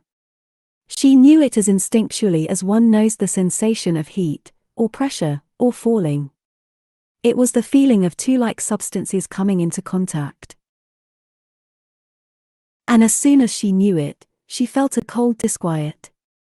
To resonate in likeness to a eunuch, whose substance was neither male nor female, it was nothing less than a reminder from the world itself of what she tried so hard to deny, that she wasn't made of the same pure male substance as Zhu Chongba. She had a different substance. A different fate. She shivered. "Can you even imagine?" Shu Die was saying. "I heard they don't even have that thing anymore." He clutched his own organ through his trousers as if to reassure himself that it was still there. "The who don't make many of them, not like our old dynasties used to. They hate the idea of mutilation. For them it's a punishment, one of the worst they ever give." Monks found mutilation equally abhorrent. On days when the great shrine hall was open to the public, its steps were always crowded with the excluded impure, beggars with faces eaten by disease, men with missing hands, twisted children, women who bled. Like the women, the young eunuch's particular disqualification was hidden, but his face bore the indelible stamp of his shame. The abbot may like to stay on everyone's good side, Xu Die said. But I think he also likes reminding them that we have power, too. Even rebel leaders and princes have to respect the monasteries, unless they want to come back in their next lives as ants. Zhu gazed down at the eunuch's cold, beautiful face. Without knowing how she knew, she said, I don't think he likes being the reminder very much. A movement caught her eye. To her surprise, ghosts were flowing through the stationary ranks of the Mongol soldiers. Her hackles rose with unease. Since entering the monastery, she had become more accustomed to ghosts, if not exactly comfortable around them, but ghosts were yin. They belonged to night and the monastery's dark places, not full daylight where yang was at its strongest. Seeing them out of place was disturbing. In the clear mountain sunshine, their white-clad forms were translucent. Like water finding its lowest point, the ghosts moved smoothly across the courtyard, up the steps of the great shrine hall, and drew around the young eunuch. He showed no sign of knowing they were there. It was one of the eeriest things Xu had ever seen. Her observations of the spirit world had taught her that hungry ghosts drifted aimlessly without interacting with the living, and only moved with intent if food was offered. They didn't follow people. She'd never seen so many ghosts all together in the same place. And still they came, until the eunuch was surrounded. She watched him standing there for a long time, alone amongst that unseen crowd, his head held high. 1352, 7th month. Why can I never get it right? Xu Die said to Zhu. Help! Flushed and laughing, he was wrestling with a half-made lantern that looked more like an onion than the lotus flower it was supposed to be. Already 21, he had matured into a strapping young man whose shaved head only highlighted the clean planes of his face. His ordination last autumn was still recent enough that Zhu found it odd to see him in a fully ordained monk's 7-panel robe instead of the simpler novice robes, his scalp marked with ordination scars. He and a few of the other young monks had invited themselves into the novice dormitory ostensibly to help make the lotus lanterns that would be launched on the river to guide the spirits back to the underworld after their time on earth during Ghost Month. In reality, the young monk's visit had far more to do with the illicit wine that Zhu had made from windfall plums and which was being passed around with much guilty giggling. After a while Xu Die gave up and leaned on Zhu's shoulder. Looking at her collection of finished lanterns, he said in mock despondency, all yours look like flowers. I don't understand how you're still so bad at it, after all these years. How can you not get even a little bit better? Zhu said fondly. She exchanged her cup of wine for his sad onion lantern and started rearranging its petals. It's not like anyone becomes a monk to fulfill some kind of artistic dream, Xu Die said.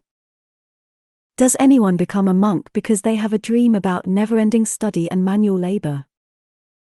Prefect Fang, maybe. The joy he gets from manual labor. From seeing other people do manual labor, Zhu corrected.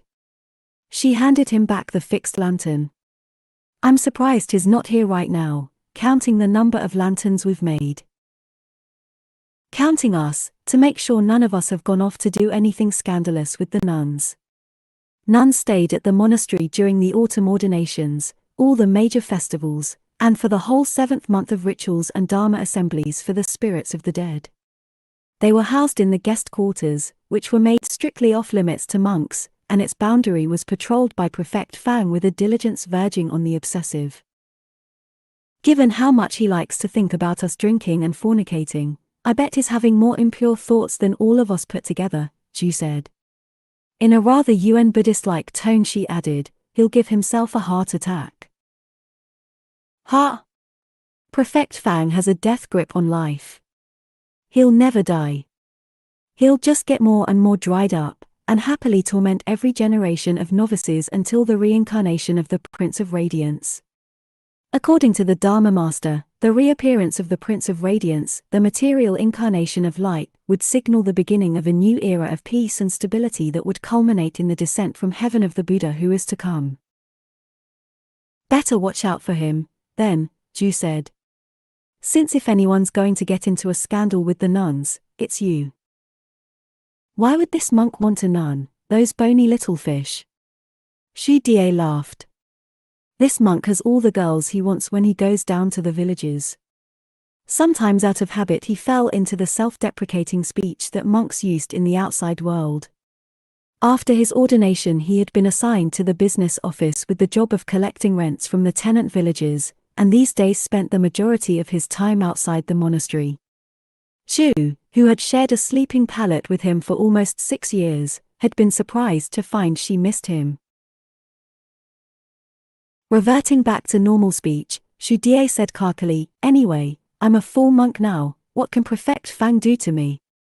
It's only you novices who need to worry." The door opened, prompting everyone to shove their cups up their sleeves, but it was only one of the other novices. "You done yet? Those who want should come down to the river, the Dharma master's calling for the lanterns." For most novices, Ghost Month was the most enjoyable time of the year. The monastery was awash in food from laypeople's offerings, the long midsummer days brought warmth into the frigid halls, and even solemn ceremonies such as the lantern launching gave novices the chance to play in the river the moment the monks headed back up to the monastery. It was different for Zhu, who could actually see the denizens of the spirit world.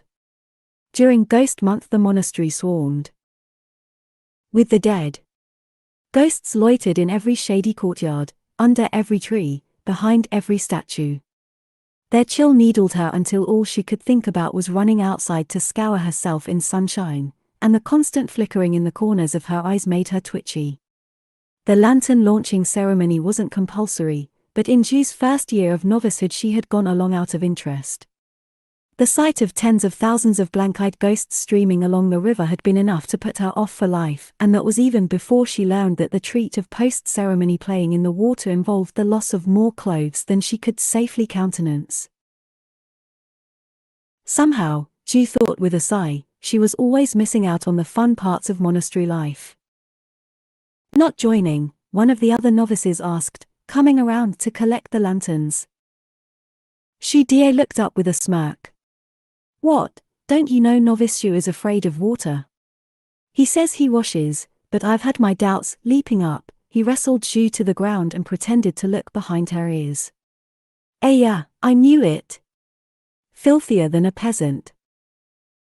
As he lay on top of her, grinning, Xu was reminded of her uncomfortable suspicion that Xu Die knew more about her than he let on. He'd always been remarkably prescient about herding the other novices out of the dormitory whenever she'd needed privacy. Refusing to investigate the thought further, Zhu shoved at him. "You're squashing the lanterns, you clumsy ox." Xu Die rolled off, laughing, while the others watched tolerantly. They were all familiar with their fraternal squabbles. As he shepherded the novices out, he called over his shoulder, "At least Prefect Fang doesn't have to worry about you getting into trouble with the nuns. They'd get one whiff and run." "Run from me?" Zhu said, outraged. "We've just seen how bad you are with your hands. Any reasonable woman would overlook honest sweat for someone who can actually give satisfaction." Xu Die paused at the door and gave her a betrayed look. Zhu said meanly, "Enjoy." Zhu scratched her flaky scalp as she finished the lanterns. Xu Die hadn't exactly been wrong. The summer months made her as sweaty as anyone else, and her bathhouse burn meant she had fewer opportunities to do anything about it. But now at least half the monks were down by the river, and those who weren't were probably at the Buddha altar doing one last recitation for the spirits. It was a hot day. It might be nice to get clean for once. Years ago Zhu had commandeered a small abandoned storeroom on one of the lower terraces for her infrequent scrubs. A single window, set high in the wall, looked out onto the adjacent courtyard at ankle level. When Zhu had first found the room the window paper had been missing, but once she'd replaced it she had all the privacy she needed. She carried the slopping wash basin to the storeroom, feeling a mild dislike at the sight of a few nuns climbing the stairs towards the guest quarters. As she stripped to wash, she was struck by the unpleasant thought that she probably bore more than a passing resemblance to those little bald women.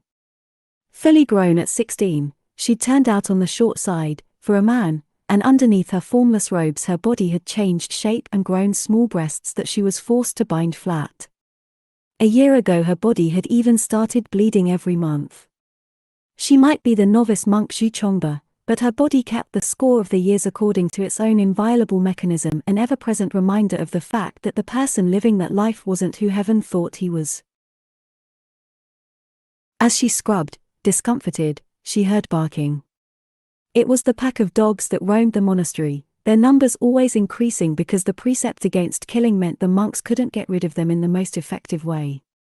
Zhu wasn't sure if animals could actually see ghosts, but they could sense them. The dogs were always in a state of high excitement during Ghost Month, and occasionally during the rest of the year she would see a dog yipping cheerfully in the direction of a passing ghost. Outside, the pack came charging into the courtyard. There was a burst of enthusiastic baying, the sound of claws skittering across the flagstones, and then a dog burst through the paper window and landed directly on top of her. Zhu howled and flailed. The dog did the same, and arrested its fall by scrabbling its claws over the wriggling body beneath it. Yelling with redoubled energy, Zhu threw the dog off, ran to the door and slammed it open, and when the dog lunged in her direction gave it a kick that sent it caroming out the door, still howling. She shut the door, breathing hard and crossly aware of smelling even worse than she had before, mud and fur and what was almost certainly dog piss.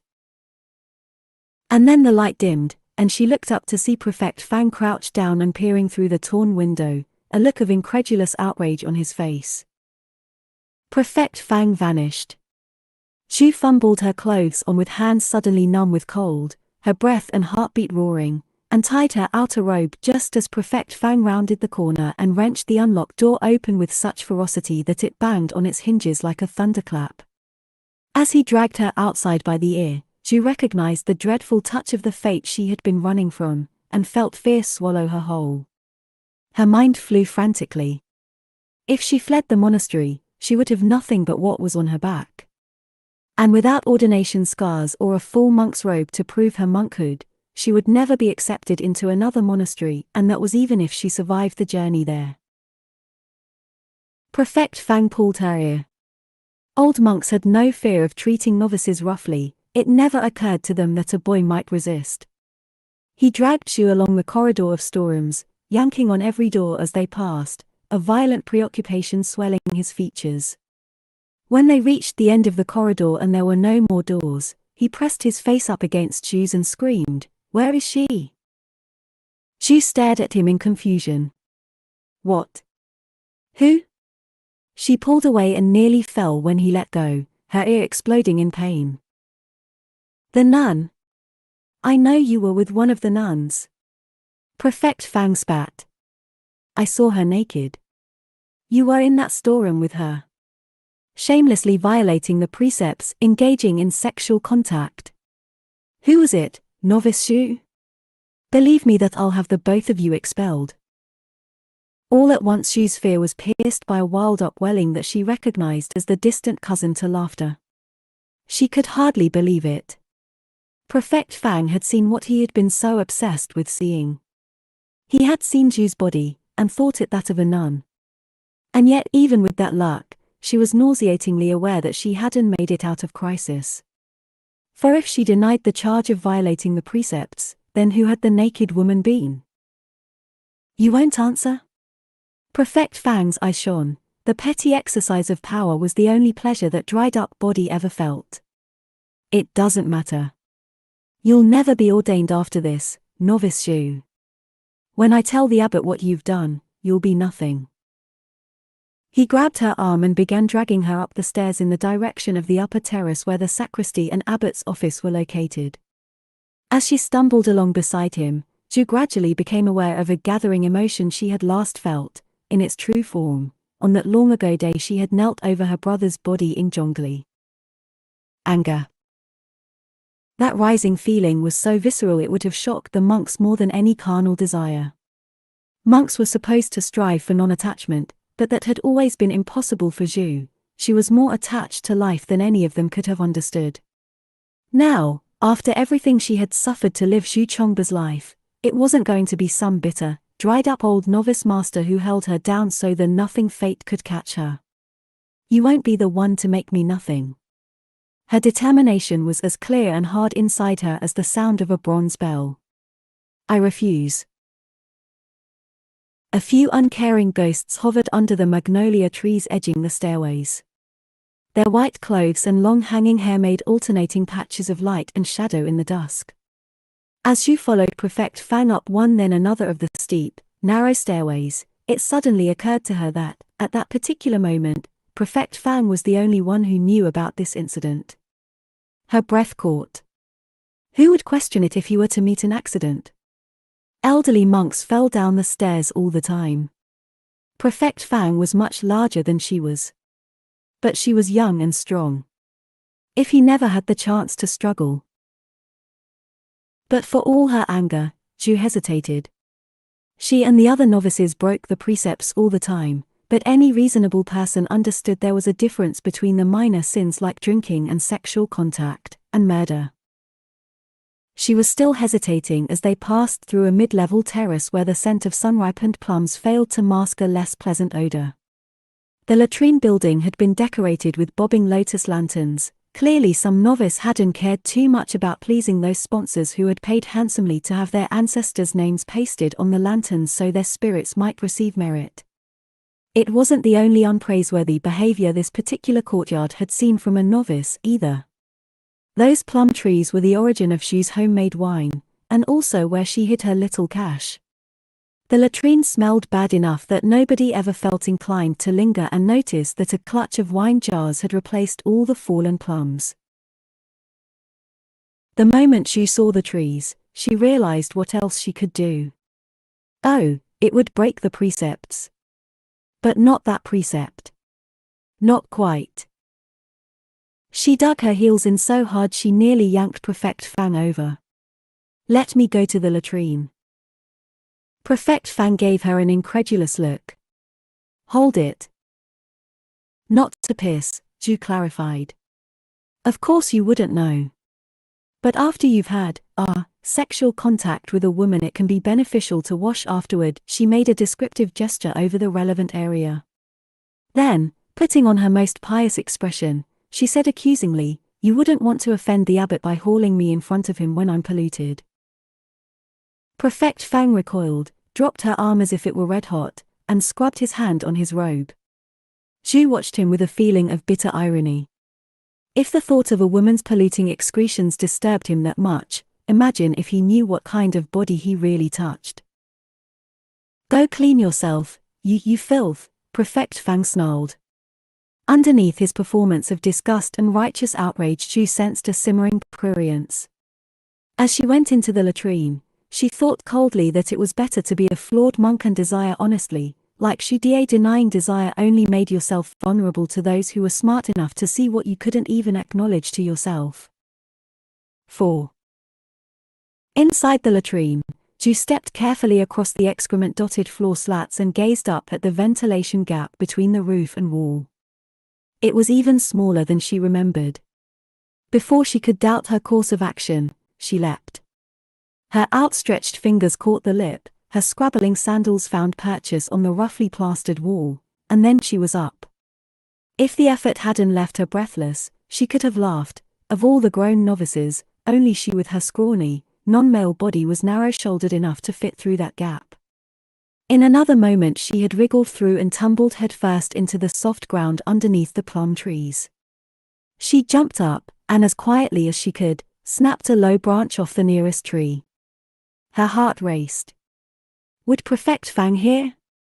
To her relief, the snap seemed to have been masked by sounds of merriment drifting from the other terraces.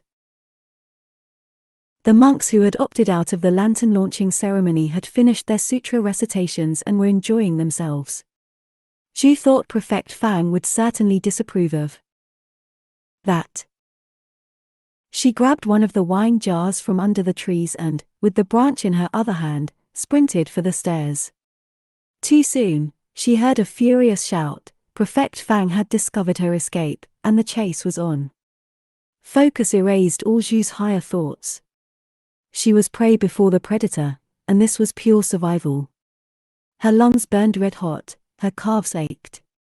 The wheeze and whoosh and thud of her laboring body thundered in her ears.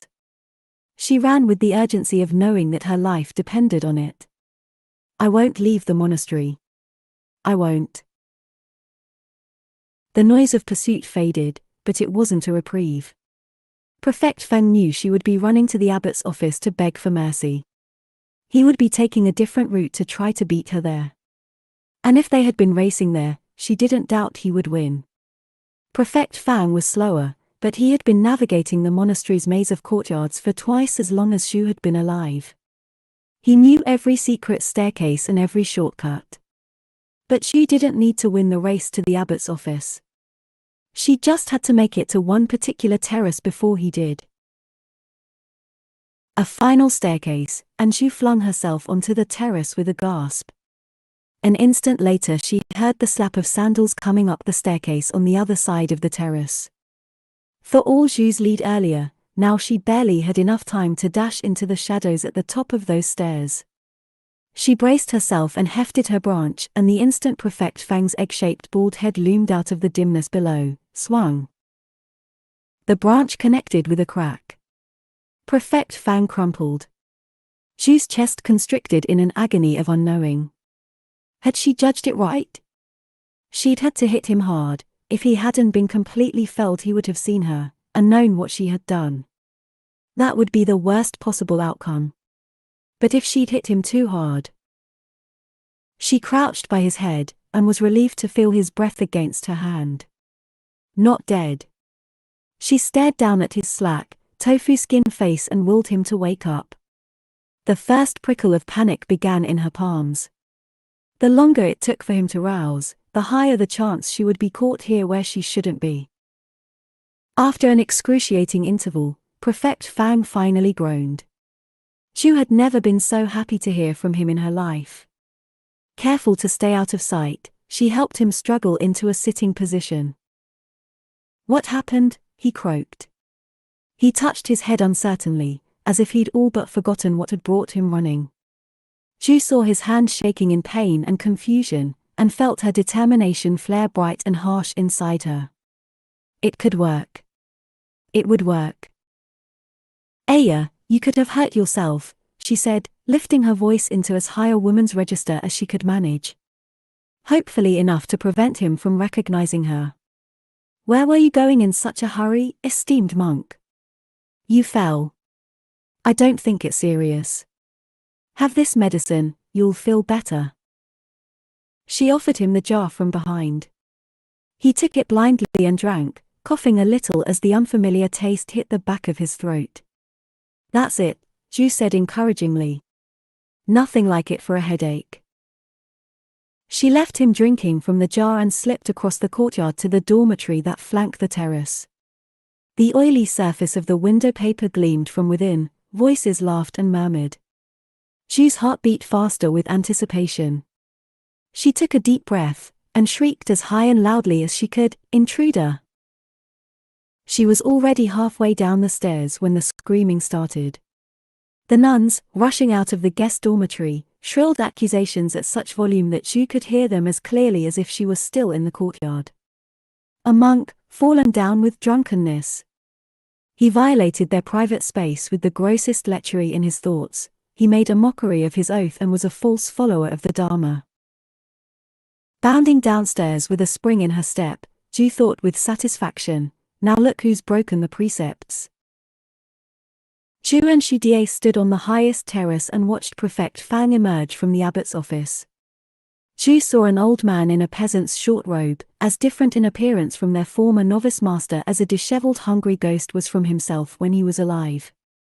After Prefect Fang had been discovered drunk in the nuns' courtyard, the abbotess had gone to the abbot in a rage, and he had been immediately disrobed in disgrace. Prefect Fang stood there a moment, uncertain. Then he lowered his head and shuffled down the stairs towards the monastery gate. He had been innocent, and Xu had done that to him. She supposed it had been better than what she'd first considered. And it was certainly the outcome she had wanted. She examined her feelings and found pity, but not regret. "I'd do it again," she thought ferociously, and felt a pulse of something like exhilaration race through her. This is my life now, and I'll do whatever it takes to keep it. Beside her, Shudie said quietly, he found out, didn't he? That's why you went that far. Ju turned to him in horror. For an instant she had the terrible thought of having to do to Shudie what she'd just done to Prefect Fang. But then she saw his face was as still as that of a graven bodhisattva and, like those statues, full of compassion and understanding. Trembling with relief, she realized that deep down, she'd always known he knew. How long? Shudie maintained his serious expression, but seemingly not without heroic effort. Little brother. We shared a bed for 6 years. Maybe the other monks have no idea what a woman's body is like, but I do. You never said anything, Ju said wonderingly. She felt a piercing nostalgia for all those times he must have protected her, while she had chosen not to realize. Shudie shrugged. What difference does it make to me? You're my brother, whatever's under your clothes. Ju gazed up at that face that was more familiar than her own. When you became a monk, you were supposed to leave the idea of family behind. It was funny, then, that she had come to a monastery, and for the first time understood what it meant. There was a cough behind them. It was one of the sacristy monks, the abbot's personal assistants. He bowed slightly to Shudie and said, Monk Shu, excuse the interruption. To Ju he said sternly, Novice Shu, the abbot sends for you. What? Ju was gripped by disbelief. Why? Of course Prefect Fang would have protested his innocence to the abbot, and tried to cast whatever blame he could on Ju. But what credence could be attributed to the allegations of a disgraced monk? The abbot would never have taken it at face value. Feeling the first flutter of panic, Ju reviewed her actions in the latrine and nun's courtyard. She couldn't see the mistake. It should have worked. She corrected herself so vehemently that she thought she might actually believe it. It did work. This is something else. Surely it's not anything serious, Shudie said hurriedly, seeing Ju's expression. But he looked as sick as she felt. They both knew the truth. In all their years at the monastery, a novice had never had an audience with the abbot that didn't end in expulsion. Before they parted, Shudie gripped her arm in silent comradeship. Now as Ju trudged down the steps, she did feel regret. I made a mistake, she thought bitterly. I should have killed him. Ju had never been in the sacristy before, let alone the abbot's office. Her shaking feet sank into the patterned carpet, the writhing sheen of the rosewood side tables snatched her eye. Doors opened onto a view of the sacristy courtyard's crepe myrtles, their slender stems flickering gold in the emanating lamplight. Seated at his desk, the abbot seemed larger than Ju's distant viewings of him at morning devotions had led her to believe, but at the same time smaller, too. For overlaid on her thousands of mundane memories was that elemental first sight of him standing over her like a judging king of hell as she lay half-frozen before the monastery gate. It was in response to him that she had claimed Xu Chongba's life for the very first time. Now the weight of his power bore her down to the carpet, pressing her forehead into the thick pile. Ah, Novice Xu. She heard him stand. Why is it I've heard so much about you? Xu had a vision of his hand poised coolly over her, as ready to strip Xu Chongba's life from her as he had been to grant it. A jolt of pure refusal brought her head up, and she did what no novice ever dared do. She stared directly at the abbot. The effort of even that small defiance was crushing. As their eyes met, she thought it would be impossible for him to miss the desire pouring from her. Her unmonkly attachment to life, her desire to survive. This business with Prefect Fang was unfortunate, the abbot said, seemingly neither offended nor impressed by her boldness. It burdens me in my old age to have to deal with such things. And the besmirching of your character that he offered upon departure, Novice Xu. He had quite the sordid tale to share. What do you say to that? Xu's heart, which had clenched the instant she heard Prefect Fang's name, opened in relief. If all the abbot sought was a denial of Prefect Fang's accusations. "Esteemed abbot," she cried, and bent back to the carpet. Her voice trembled with a sincerity of emotion, which in the absence of factual truth was all she could offer. "This unworthy novice swears upon the four relics that he has never done anything to deserve the imprecations of Prefect Fang. This undeserving one has always obeyed." She saw the abbot's immaculately socked feet stroll around the desk, framed by the swaying gold hem of his robes. "Always? Are you not human, novice Shu? Or perhaps already enlightened?" He stopped in front of her, and she could feel his gaze on the top of her head. He went on, softly, "It's interesting. If evidence had not so clearly contradicted my feelings on the matter, I would have believed Prefect Fang never to have taken a drop of wine in his life." There was knowingness in his voice. It shot a chill through her spleen. "Esteemed abbot, you really threw him into it, didn't you?" Not waiting for a response, the abbot nudged Zhu with his toe. "Sit up." And Zhu, rising to her knees, saw with horror what the abbot had in his hands. 2 wine jars. The one Zhu had left with Prefect Fang and its identical twin, last seen amidst merriment in the novice dormitory. The abbot considered the jars.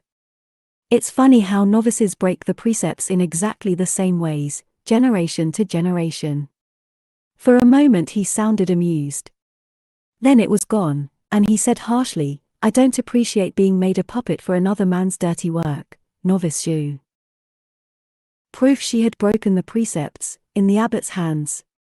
Gripped by dread, Zhu could barely understand how she had dared join the other novices in breaking the minor precepts, believing herself to be just like them. Believing she was actually Zhu Chongba. She thought, agonized, maybe this was always going to be when my fate caught me, no matter what I did. But even as the thought formed, she couldn't believe it. "Esteemed abbot," she cried, flinging herself down again. "There's been a mistake." Strange, that's what Prefect Fang said.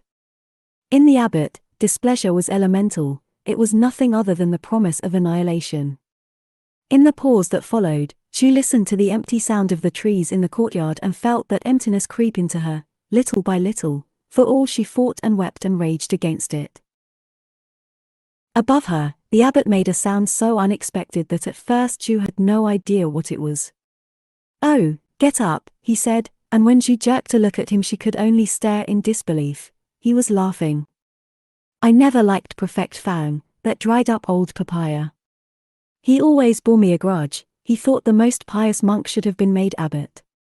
The abbot raised one of the wine jars and, meeting her eyes over the lip, drank deeply. "Green plums, is it?"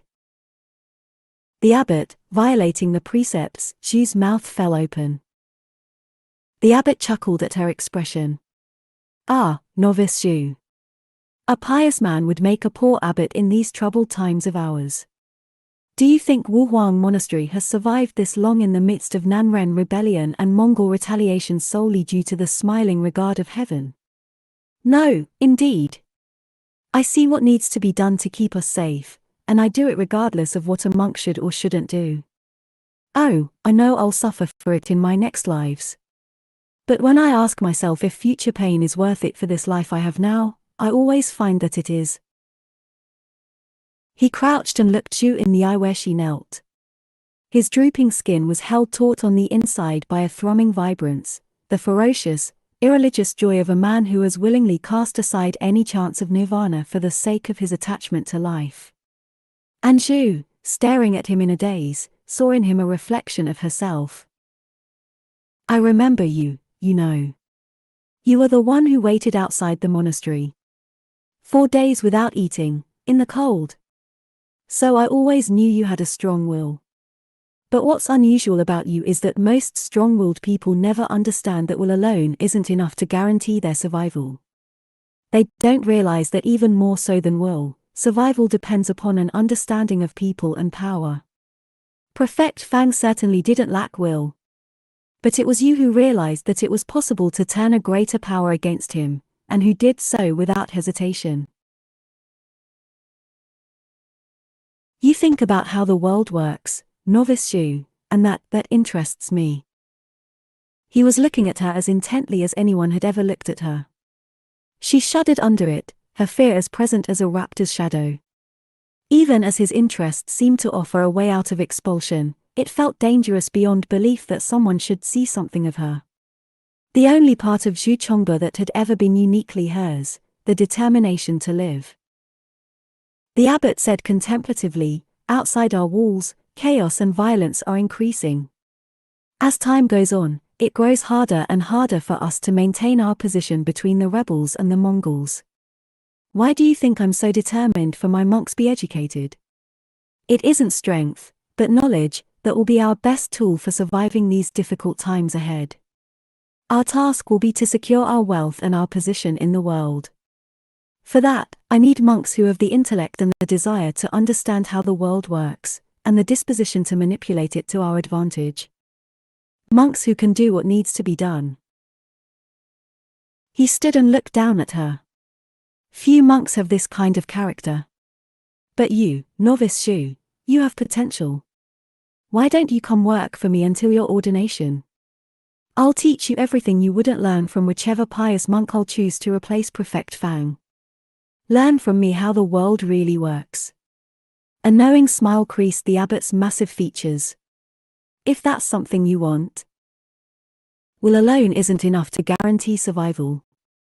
With the existential fear of her encounter with Prefect Fang still in her bones, Zhu didn't need to think twice about her answer. This time she didn't grovel, and her voice didn't shake. Looking up at the abbot, she cried out, "This undeserving one offers his gratitude for whatever knowledge the esteemed abbot deigns to bestow upon him. He promises to do whatever needs to be done." The abbot laughed and went back to his desk. "Ah, novice Shu. Don't promise yet, before you know what that might be." 1354, 9th month. It was still dark, no later than the tiger hour, when Zhu woke to a fumbling at the door of her small room in the sacristy. After a moment Xu Die came in and sat on the edge of her pallet.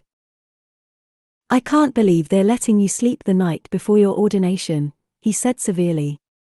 "Prefect Fang made us meditate all night." Zhu sat up and laughed. "Well, Prefect Fang is gone. And why do you always act like your own ordination was so long ago? You're only 23. Technically Zhu was 19, still a year shy of ordination age, but as with most differences between herself and the Zhu Chongba who would have been 20, she avoided thinking about it too much. More than 2 uneventful years since the incident with Prefect Fang, she still felt uneasy that any acknowledgement of difference, even within her own mind, might be enough to alert heaven that not all was as it should be. After a moment Zhu's eyes adjusted and she made out Xu Die's straw hat and traveling shawl. "But are you going already? You weren't back for long." His smile was a crescent in the dark. "Some business has come up. Prefect Wen is involved in the ordinations, so he asked me to handle it. Actually, can I ask your opinion? One of the tenant villages is refusing to pay their rents. They said the rebels just came and took a tax to support the rebellion, so they're short. Should we insist on payment, or waive it?" Xu Die, like the rest of the monks, knew that Zhu's closeness to the abbot made her almost as good a source of guidance about the monastery's interests as the abbot himself. "It can't actually have been the rebels," Zhu commented. "They've been engaged with the Great Yuan's forces since the start of the month. But probably something did happen. It's a good harvest year, so I don't see why they'd suddenly start pushing back against the rents. Maybe it was bandits pretending to be rebels." The word bandits tugged at her memory, she ignored it. "Offer to let them defer payment until next harvest. They should still have enough to plant in spring, if we don't overextend them now. Charge interest, but half the usual rate. You can't expect them to refuse a rebel army, but if they'd had a militia they could have done well enough against bandits. Charging interest should motivate them to put something together. They'd have to be braver than me to face bandits," Xu Die said wryly.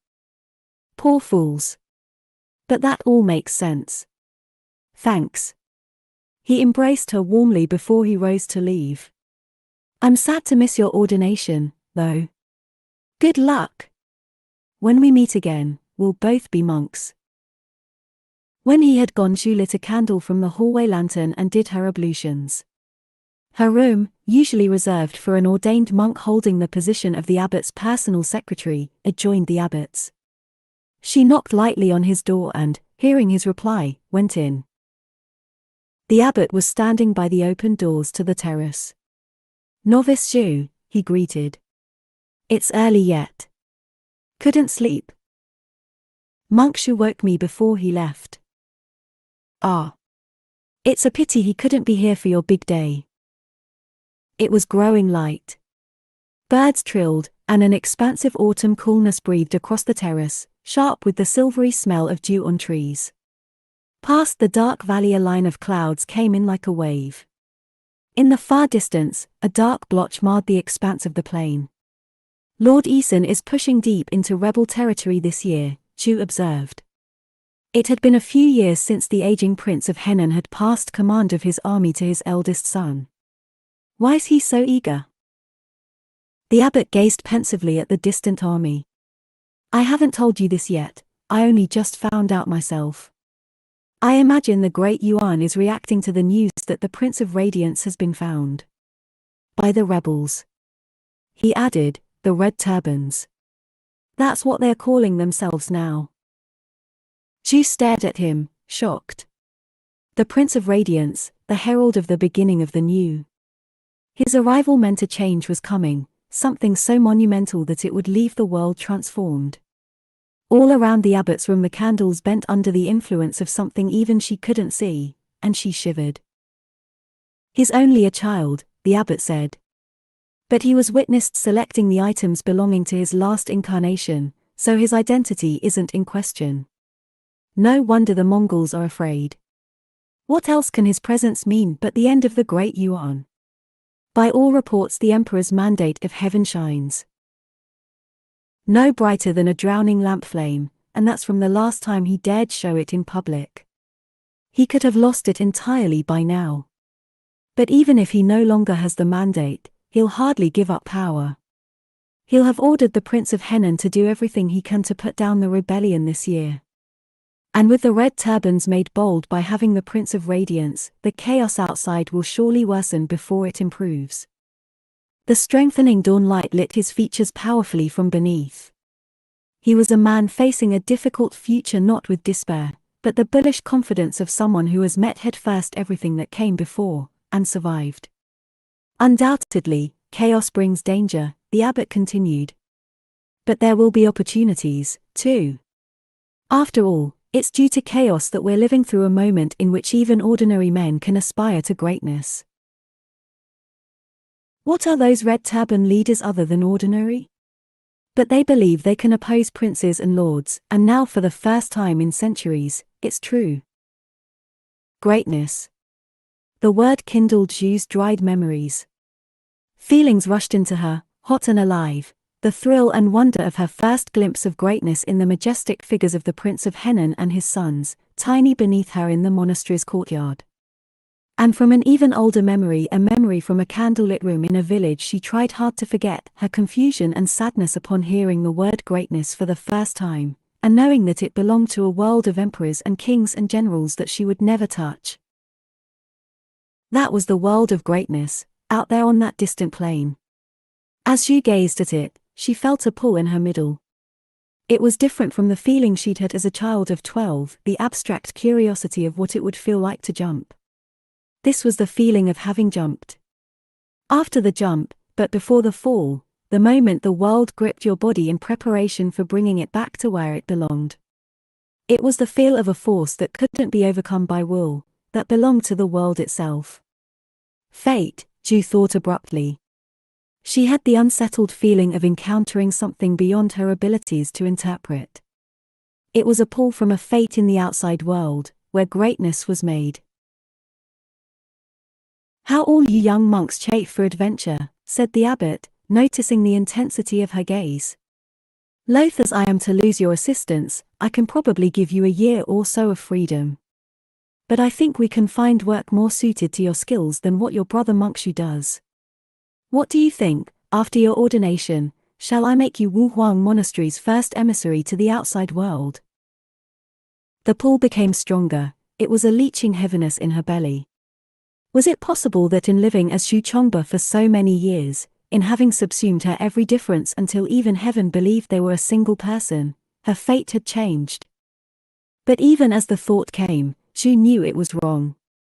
That heaviness was a promise of the inevitable, and what it stirred wasn't hope, but fear.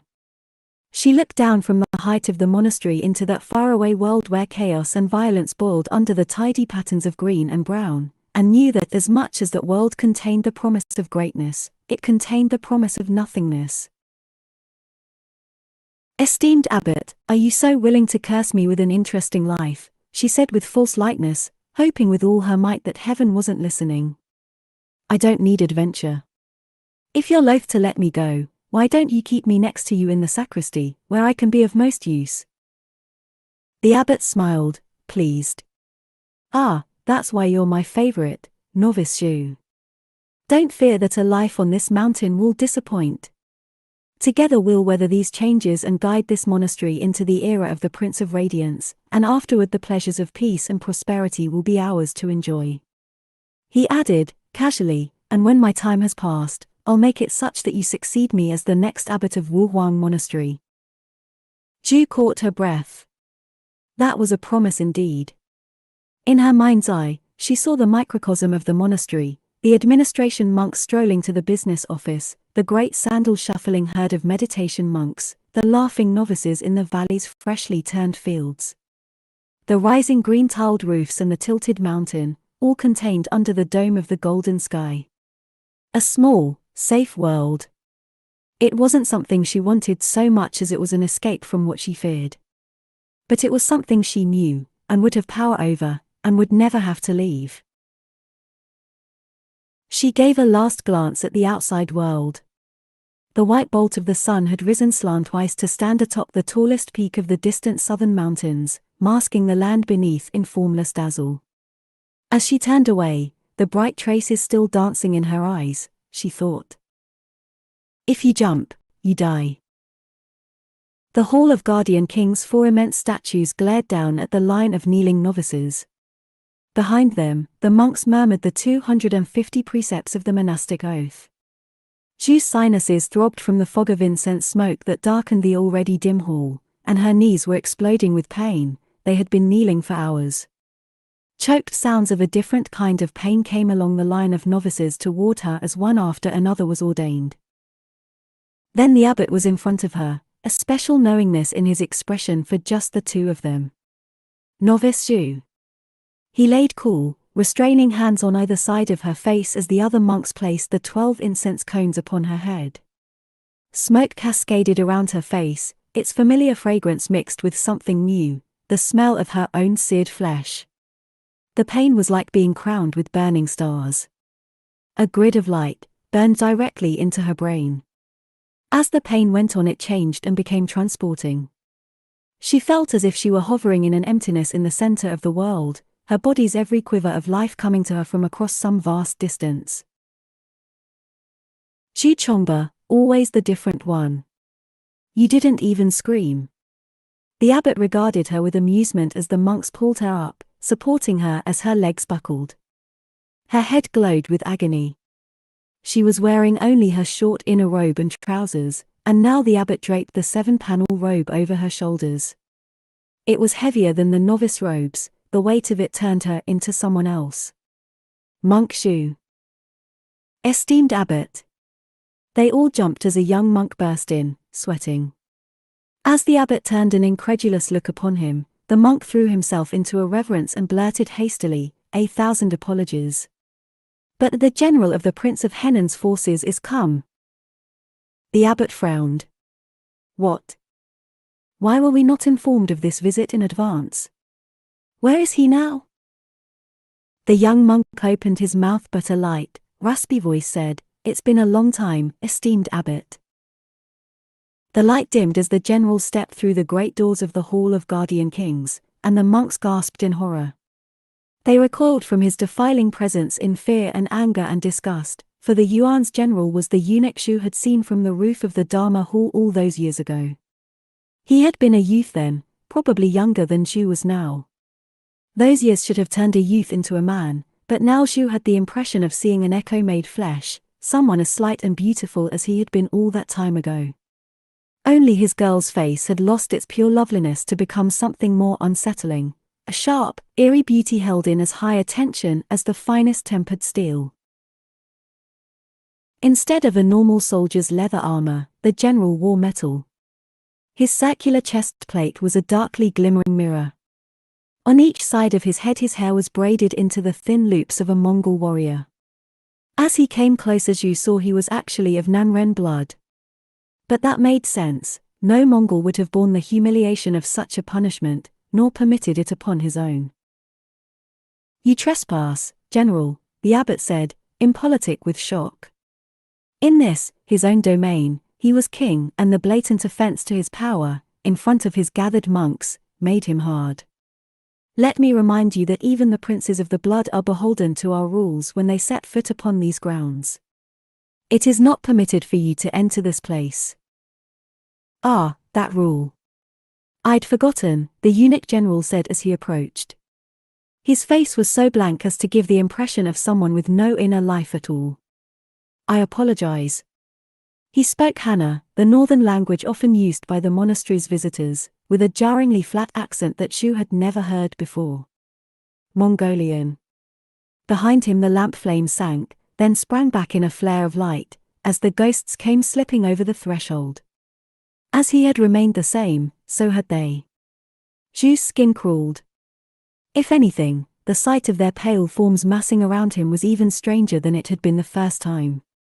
In all the years since, with all the people she had met, she had still never seen anything like it.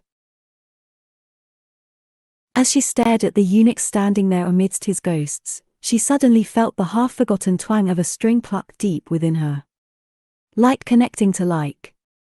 A searing awareness of her difference from the person she was supposed to be shot through her. But even as she recoiled in rejection of that connection, she felt understanding flowing through it. Like knows like. She remembered the eunuch's humiliation at the abbot's hands those many years ago, and knew instinctively that his blankness concealed a sardonic feeling. He knew perfectly well how his presence distressed and insulted the monks. He was returning pain for pain, he had never forgotten. The eunuch's gaze moved past the abbot to the line of singed novices. "But I see I'm interrupting, so let me be brief. In light of recent concerning events, the Great Khan has commanded the Empire's defenders to redouble their actions against its enemies. The Prince of Henan desires the monastery's assurances that he has their support for his endeavor to restore stability to the south." He spoke so neutrally that Zhu thought she was the only one who heard the underlying savage emotion as he added, "I'm sure this monastery, being a loyal subject of the Yuan, will not hesitate to cooperate to the fullest." Recent concerning events. The Red Turban rebels' discovery of the Prince of Radiance. The Great Yuan, feeling its mandate of heaven slipping, obviously feared enough for itself to take steps to remove any temptation for the monasteries to put their wealth and influence behind the Nanren rebels. The eunuch glanced around the hall, taking in the finely wrought woodwork of the beams and pillars, the golden statues, and the porcelain censers. "How this monastery has prospered since I was here last. Golden halls and roofs tiled with jade. Indeed, heaven has been smiling upon you." Returning his attention to the abbot, he said, "The Prince of Henan bids me inform you that this monastery is to henceforth submit 2/3 of its annual revenue from its lands and all other sources directly to the provincial administrator for use in the Prince of Henan's effort against the rebels." He added, blandly, "Given that the aim of monks is to relinquish all earthly comforts, I'm sure this will be no hardship." 2/3. Zhu saw the enormity of that figure hit the abbot, and his dawning fury. It was a fury without politesse, and to Zhu's alarm she saw that the abbot, who had always held knowledge as his greatest strength, had no idea that the eunuch bore him a grudge for that past humiliation. All he saw was that beautiful surface, as opaque as white jade. She stepped forwards, the movement provoking an explosion of agony in her head and knees. Inside the agony was another, smaller pain, the throb of her connection to the eunuch. He turned to look at her, a faint furrow of perplexity marring the cool perfection of his face. Like, she thought, disturbed. She said urgently, "Esteemed abbot." But the abbot didn't hear. Focused upon the Yuan general, he raised himself to his full height. He was a tall, heavy man, and in his anger he towered over the slight eunuch. 2/3, he thundered. He knew as well as Zhu did that it would leave them beggared. That the Prince of Henan should send his creature to insult me so. Do you refuse? The eunuch said, with a terrible quickening of interest. Know well, General, that everything a monastery owns is in accordance with heaven's will. To demand what is ours is to turn your face from the Buddha's blessing. With knowledge of the consequences, will you still proceed down this path? Zhu knew what the harsh triumph in the abbot's voice meant. And why shouldn't the abbot refuse? It was impossible to defeat a monastery's greatest defense, that any harm to it would be repaid to the perpetrator as suffering, in life after life. But to the monk's horror, the eunuch just laughed. It was an awful sound, the profaning of all that was sacred. Esteemed abbot, are you trying to frighten me? No doubt that threat would have worked well enough on the Prince of Henan, or even my master Lord Isin. But why do you think it was me they sent? A dark rasp came into his voice, a viciousness aimed at himself as much as at the abbot. Do you think someone such as I am has any fear of what suffering you could lay upon me, in this life or the next? And with that, Zhu saw his inner self as clearly as if his face were transparent ice. She saw the shame and fury seething underneath the blankness, and with a flash of terrible insight she knew the eunuch had never wanted the abbot to yield. He had wanted the abbot to refuse, so he could have the satisfaction of forcing him to feel his power. He had come desiring revenge. The eunuch general called, "Come in." Clinking and creaking, the dark river of his soldiers flowed into the hall. Their bodies overlapped those of the ghosts, dark replacing light. It was the outside world penetrating what had been a sanctuary, and Zhu gasped at the sudden agony of being pulled. In a blaze of pain she realized the inevitability of what was happening.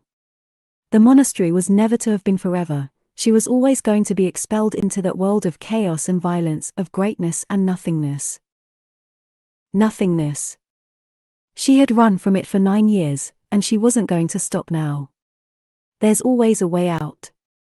And the instant she thought it, she knew the way. If the outside world contained greatness as well as nothingness, then the only escape from one was to become the other. Zhu Chongba had been fated for greatness. If she had to be in the outside world, then while she was there she would be Zhu Chongba so completely and utterly that she would achieve his fate, and survive. Desire is the cause of all suffering. All Zhu had ever desired was to live. Now she felt the pure strength of that desire inside her, as inseparable as her breath or qi, and knew she would suffer for it. She couldn't even begin to imagine the awful magnitude of the suffering that would be required to achieve greatness in that chaotic, violent world outside. But the eunuch general wasn't the only one unafraid of suffering. You may have ended this, but you haven't ended me, she thought fiercely at him, and felt the truth of it shining inside her so brightly that it seemed capable of igniting anything it touched. Nobody will ever end me. I'll be so great that no one will be able to touch me, or come near me, for fear of becoming nothing. The eunuch showed no sign of having felt any of her thoughts. He turned his back on the monks and passed through the doors, the ceaseless flow of his incoming soldiers parting around him like a stream around a rock. He said to them, "Burn it to the ground." Part 2. 1354 to 1355. 5. Huai River Plains, 10th month. Autumn mornings on the plains were cool and drab. Under its cap of dung smoke, the Prince of Henan's army encampment bubbled with activity. The eunuch General Ouyang and his second-in-command, Senior Commander Xiao Ji, rode toward the infantry battalions. So vast was the camp that it would have made a long walk leaving the center where the army's leaders had their round felchers. They passed the tents of the Seamew foreigners who provided the army's expertise in engineering and siege weaponry, then the supply wagons and the herds of livestock, and only after that came to the periphery and the infantry, some 60,000 conscripts and volunteers from the bottom of the Yuan's social order. These men, Nanren according to the official name of their caste, were the former subjects of the fallen native emperors of the south. The Mongols more often called them the Manji. Barbarians. Betraying the great Yuan to join the rebels, Ouyang said as they rode. He was a good general, I don't know why he did it. He must have known how it would end. Until last week the newly named Red Turban rebels of the Hwai Plains had been led by General Ma, a seasoned Yuan general who had defected some years ago.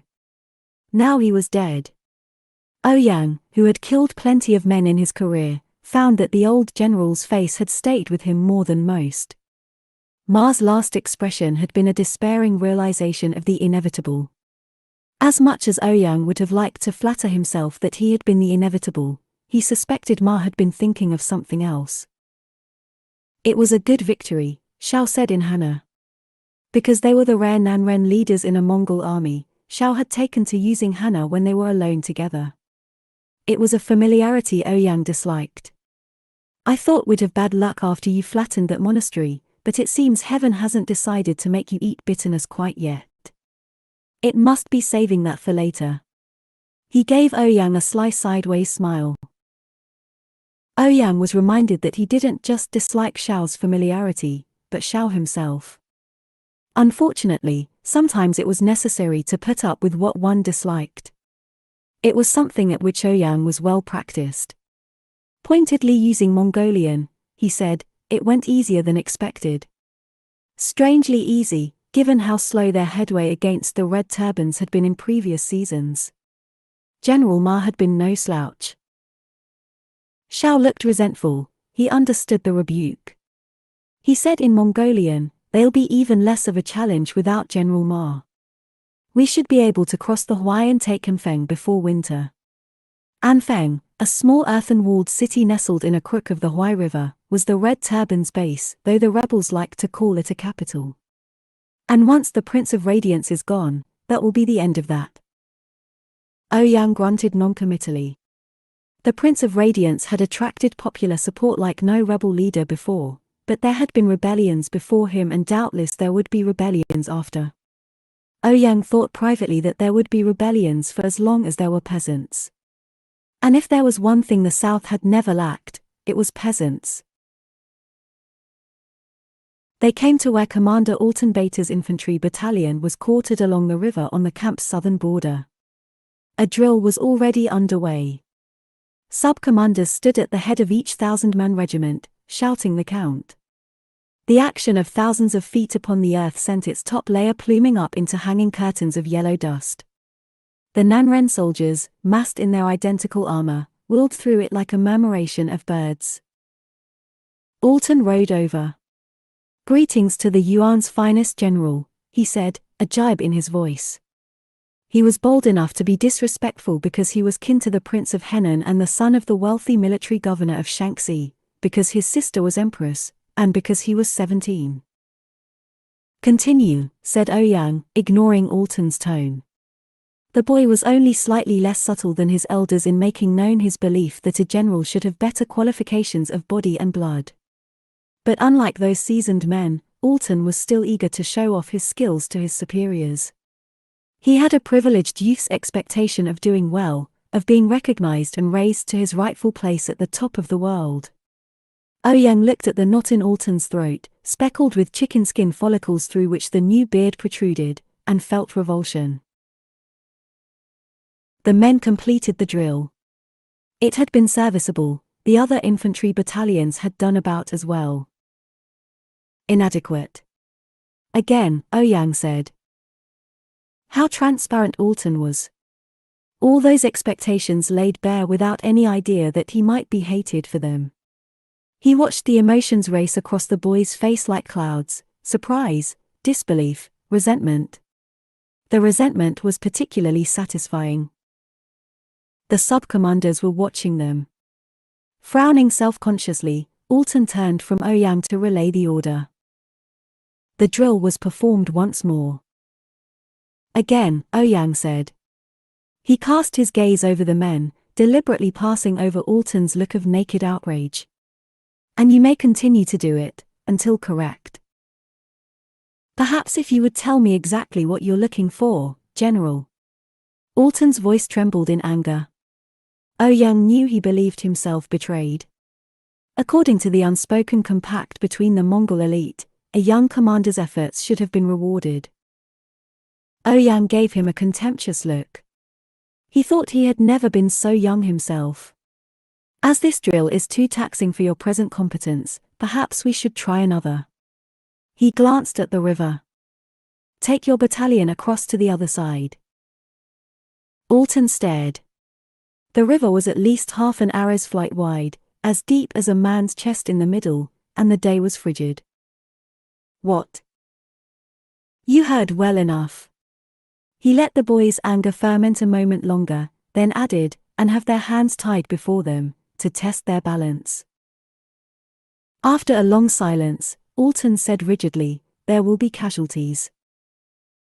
Less if they have been trained well. Proceed. The boy's throat worked for a moment, then he yanked his horse around to the waiting sub-commanders. Receiving the instructions, one or two of the men glanced to where Ouyang and Shao were watching. From the distance it was impossible to tell their expressions. The exercise was cruel. Ouyang had intended it to be. Pressed forwards by their screaming sub-commanders, cringing under the whips, the regiments waded into the river. Perhaps on a warmer day it would have been easier, but the men were cold and terrified. At the deepest point of the river more than a few were seized by panic, tripped, and sank. The better sub-commanders, who had accompanied their men in, pulled these ones up and urged them on with words of encouragement. The worse ones yelled from the bank. Alton, his own horse chest deep in the water, rode back and forth along the lines. His face shone with ire.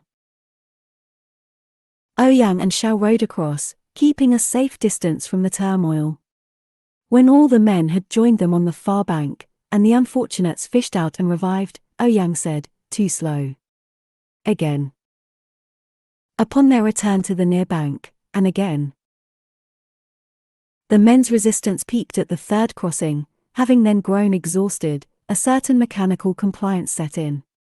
Those with a tendency to panic had already panicked and been removed, and for the remainder, the terrifying novelty of immersion had become merely unpleasant. Again. At noon he called the exercise to a halt. Standing in front of his sub-commanders, Alton regarded Ouyang furiously. Most of the sub-commanders dripped with mud, a smaller number were dry. Ouyang gazed at the latter. You, he said to a particularly smug Mongol. Your regiment did poorly, and you lost a number of men. Why? The sub-commander saluted. General. The men are not used to these exercises. Fear makes them slow. The Manji are the problem. Manji are natural cowards. I regret that I have not yet had the opportunity to remedy them of this deficiency. Ouyang made an encouraging noise. They are afraid of cold water and hard work, the sub-commander elaborated. Ouyang adopted a considering air. Then he said, Sub-commander, I noticed you remained on your horse the entire time. General, the man said, puzzled. You criticize them of being afraid of cold water and hard work, yet I see no evidence of the opposite in your own actions. You managed to keep yourself remarkably dry while a number of your men drowned. Did you see them struggling and not think to bestir yourself to save them? Despite his control, some of his natural feelings seeped out. He heard the coldness in his voice. Was their worth as natural cowards too low? The sub-commander opened his mouth, but Alton interrupted, General, I only just promoted him. He is new to his position. Surely a promotion is on the basis of skills already possessed. If not, then for what, I wonder. Ouyang smiled at Alton, a blade slipping beneath armor. No, I think he is not leadership material. He turned to Shao. Replace him. You can't just replace my officers. Alton almost shouted. But I can. Ouyang felt a surge of vicious pleasure. He knew it was petty in the way that people considered characteristic of eunuchs, but sometimes it was difficult not to indulge. Pick up the dead. Do the necessary to ready your battalion. Be ready to ride out in 2 days at Lord Eason's order. He could hear Alton's muttered imprecations as he left, but there was nothing new in it. Fuck 18 generations of that bastard's dog ancestors. How dare he act like that, when he's nothing but a thing? The GER belonging to Lord Eason Tema, the Prince of Henan's heir and leader of the great Yuan's armies in the south, glowed at the center of the camp like a ship at night. Laughter emitted from within its round walls. Ouyang wouldn't have expected anything else. His master was gregarious by nature, always enjoying company more than the contents of his own thoughts. He nodded briefly to the guards and slipped under the door flap. Eason looked up from where he was lounging in the middle of a group of commanders. Tall and muscular, with a neat well-shaped mouth under his beard, he was so perfect an example of a Mongol warrior that he resembled the hagiographic portraits of the great Khans even more than the real men themselves had. About time, he said, and waved an easy dismissal to the others. My lord? Ouyang raised his eyebrows in Saturday. As usual, his movement caused a rush of air that made the fire in the central hearth lean away from him. Long ago a physician had attributed it to Ouyang having a surfeit of dark, damp, female yin energy, although that was a diagnosis any fool could have made of a eunuch. Had you sent a summons? When he reached for the bag of fermented milk irag at Eason's side, the other passed it across, smiling. Summons are fit for a minion who addresses me by title. But I was expecting the pleasure of a friend's company. The argument over informal address was an old one between them. During Ouyang's rise from slave to bodyguard to Eason's general and closest companion, Eason had pressed to change the language between them, and been resisted equally strongly by Ouyang on the grounds of what was proper. Eason had finally conceded defeat, but continued to use the matter for ammunition whenever possible. Expecting. Ouyang said. You could have been disappointed. I might have gone to refresh myself first, rather than rushing to brief you. Or we could have spoken tomorrow, which would have avoided my interruption of your gathering. I don't regret it, your company brings me 3 times the enjoyment.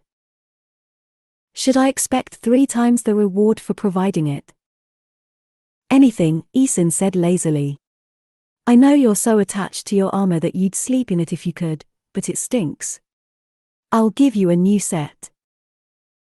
Ouyang had a vain streak when it came to armor. The mirror plates he favored were uniquely recognizable, a bold declaration of his status as a feared general of the Yuan. He said tartly, my apologies for offending my lord's delicate sensibilities. It seems you would have preferred I change. Ha! You'd just be wearing so many clothes that they'd probably do as well against arrows as actual armor. Have pity and take off your helmet, I feel hot just looking at you. Ouyang made a face and took it off. It was true that when he wasn't in armor, he liked to layer. The easier reason was that he got cold easily, not having ancestors hailing from some miserable frozen steppe. The other reason he preferred not to think about. Eason himself was newly scrubbed.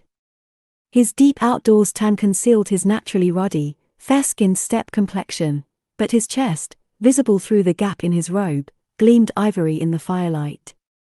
He sprawled comfortably on the cushions strewn over the rug-covered felt floor. Ouyang sat upright next to him, less comfortable. Armor was not compatible with sprawling, in any case, it was beneath his dignity. Heard you put fear of the ancestors into Alton this morning. He spoke to you. He knows there's no point complaining to me, if there was anything to complain about. Was there? Ouyang smiled thinly, remembering Alton's anger. The exercise served its purpose. There were a few deaths. Shanxi men. Will it cause problems for your father? Don't worry about it. Pity I was busy, I'd have liked to have watched. It was tedious. Which part? All of it. No, just the parts involving Alton. Most of it. Laughing, Eason stretched for the bag of Irag. The movement pulled his robe askew and Ouyang caught a brief flash of the shadow between his thighs. He felt his usual sick fascination at the sight. A perfect male body, lived in so casually, its owner never even having given a thought to its wholeness. His mind flinched from any comparison between it and his own mutilated shell. Not noticing Ouyang's distraction, Eason poured them both drinks. What of the other battalions? Ouyang gave his report. Over the years they had developed a format, which had evolved into something more like a ritual. He enjoyed the feeling of Eason's lazy, pleased attention on him, the familiar sight of him playing with the beads in his hair as he listened. When he finished, Eason said, "My thanks. How would I manage without you?" If you asked Alton's opinion, perfectly well. Eason groaned. I can't get rid of him, his father is too important. He's not stupid. You could probably train him up as a replacement general over the next 10 years. 15 years. I couldn't bear it, Eason said theatrically. His smile happened mainly around his eyes, firelight shone on his barely parted lips. Don't leave me. Who else would have me? That's a promise, I'll keep you to it. Do I ever joke? Ha! Nobody would ever accuse you of it. Then, as Ouyang rose to leave, but won't you stay a while longer to talk? I can't understand why you have to put that awful bear GER of yours so far away. How can you enjoy being alone all the time? Eason never could grasp why Ouyang might choose to keep himself apart, and why he lived with an austerity that bordered on monasticism. Most men who had risen so dramatically in station delighted in luxury, and Ouyang knew Eason would have gladly given him anything he wanted. But what did a eunuch soldier need other than weapons and armor? Ouyang thought of the abbot's scorn, Alton's curses. Creature. Thing. A tool that needed nothing, had no desires of its own. Eason was giving him a hopeful look. Handsome, charming Eason, who was never refused. Ouyang's stomach twisted. But it was only the drink, he had never had a tolerance for strong wine. It's late, my lord. He suppressed a guilty feeling at Eason's disappointment. But they would be on the road tomorrow, and Eason was right that Ouyang's armor, and himself by extension, stank. After tonight there would be no further opportunities for bathing until Anfeng, and victory. The drums sounded. As Ouyang stood at the head of the assembled army, Eason emerged from his GER in his ceremonial armor. His cape was silver fur, which flattered his brown skin. His beard had been trimmed so the column of his throat stood clear and smooth. He strode forwards like a groom to his wedding day, reddened by the dawn light. A warm, propitious breeze, unusual for this time of year, carried with it the smells of metal and horses. Ouyang waited, 60,000 men at his back. His mirror armor had been polished until it blazed even under the lowering sky. The battlefield beacon that men looked to, or fled in terror. As Eason drew close, Ouyang sank to his knees. Eason's boots paused by his head. Ouyang cried out, his head bowed over that noble instep, "My lord! Give your praise to my lord, the son of the Prince of Henan." "Praise the son of the Prince of Henan," the voices cried. "My lord! Your army stands ready." He felt Eason stand straighter, taking in the sight of the massed army. As Ouyang knelt, the faint sounds of jingling and creaking washed over him. Even an army standing perfectly still makes a noise. He could see it in his mind's eye, the columns of men covering the plain, the tens of thousands of identical soldiers, receding into an indistinguishable billow of dark metal. A forest of pikes, and above them the endless rows of banners, the pure blue of a flame or the cloudless steppe sky, that heralded the might of the Mongols' empire of the Great Yuan. "Stand, my general." Rising, Ouyang was lit by Isan's smile. "Your army pleases me. As it pleases me to reward you for it." Isan gestured to an aide. Gift in hand, his smile turned to a smirk. "Private and pleased, teasing." He said, "As soon as I beheld her, I knew immediately to whom she was suited." The gift was a black mare, her neck almost as thick as a stallion's. She swiveled her ears towards Ouyang and whispered the odd greeting that animals gave when meeting him for the first time. She was ugly and powerful and magnificent, and to a people for whom horses were the highest and most treasured good, a gift of kings. Ouyang regarded her with a pang of sadness. It was only ever Isan who thought Ouyang deserving of reward, who refused to see what everyone else saw. Their bare hands, exchanging the reins, brushed. "Ride beside me, my general." Isan mounted his own horse and gazed out. In a ringing voice, he said, "Great army of the Yuan. Forces of the Prince of Henan. Move out." Ouyang called the order. It was picked up and repeated by each commander of 10,000 men, each sub-commander of 1,000 men, each leader of 100 men. Their voices formed into a flocking and swooping chorus, an echoed song thrumming in a canyon. All at once the mighty army began to move. The light-swallowing columns flowed across the land, the metal crushed the grass and sent up a wave of earthen smell. And the restless banners flew above them, Lord Isan and General Ouyang, side by side at the head of the army of the Great Yuan on its march to the Red Turbans and Anfeng. 6. Anfeng, Southern Henan, 11th month. Anfeng, the capital of the Red Turban rebels, was a miserable place in the rain. The girl Ma Shuang trudged umbrellaless through the mud in the direction of Prime Minister Liu's palace. It was a summons everyone had been waiting for. The Prime Minister was finally going to choose the Red Turban's new general. Ma felt a sick wrench at the thought. Her father, General Ma, had led the rebels to so many victories over the Yuan southern cities that everyone had come to regard him as infallible. And then, suddenly, he had not only lost, but been killed. Somehow, Ma thought bitterly, none of his trusted men had been there when he had needed them. She imagined her father coming face to face with the Prince of Henan's eunuch general and finding himself alone. Betrayed.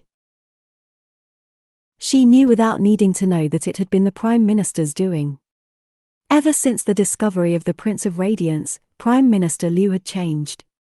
The Prince of Radiance's promise of victory over the Yuan had made him paranoid.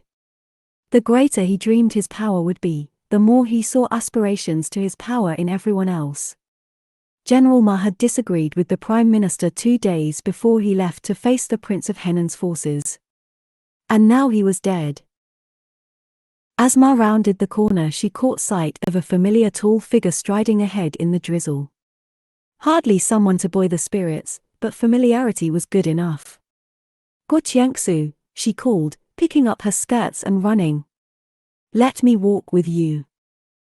"Walk yourself," her betrothed retorted, speeding up.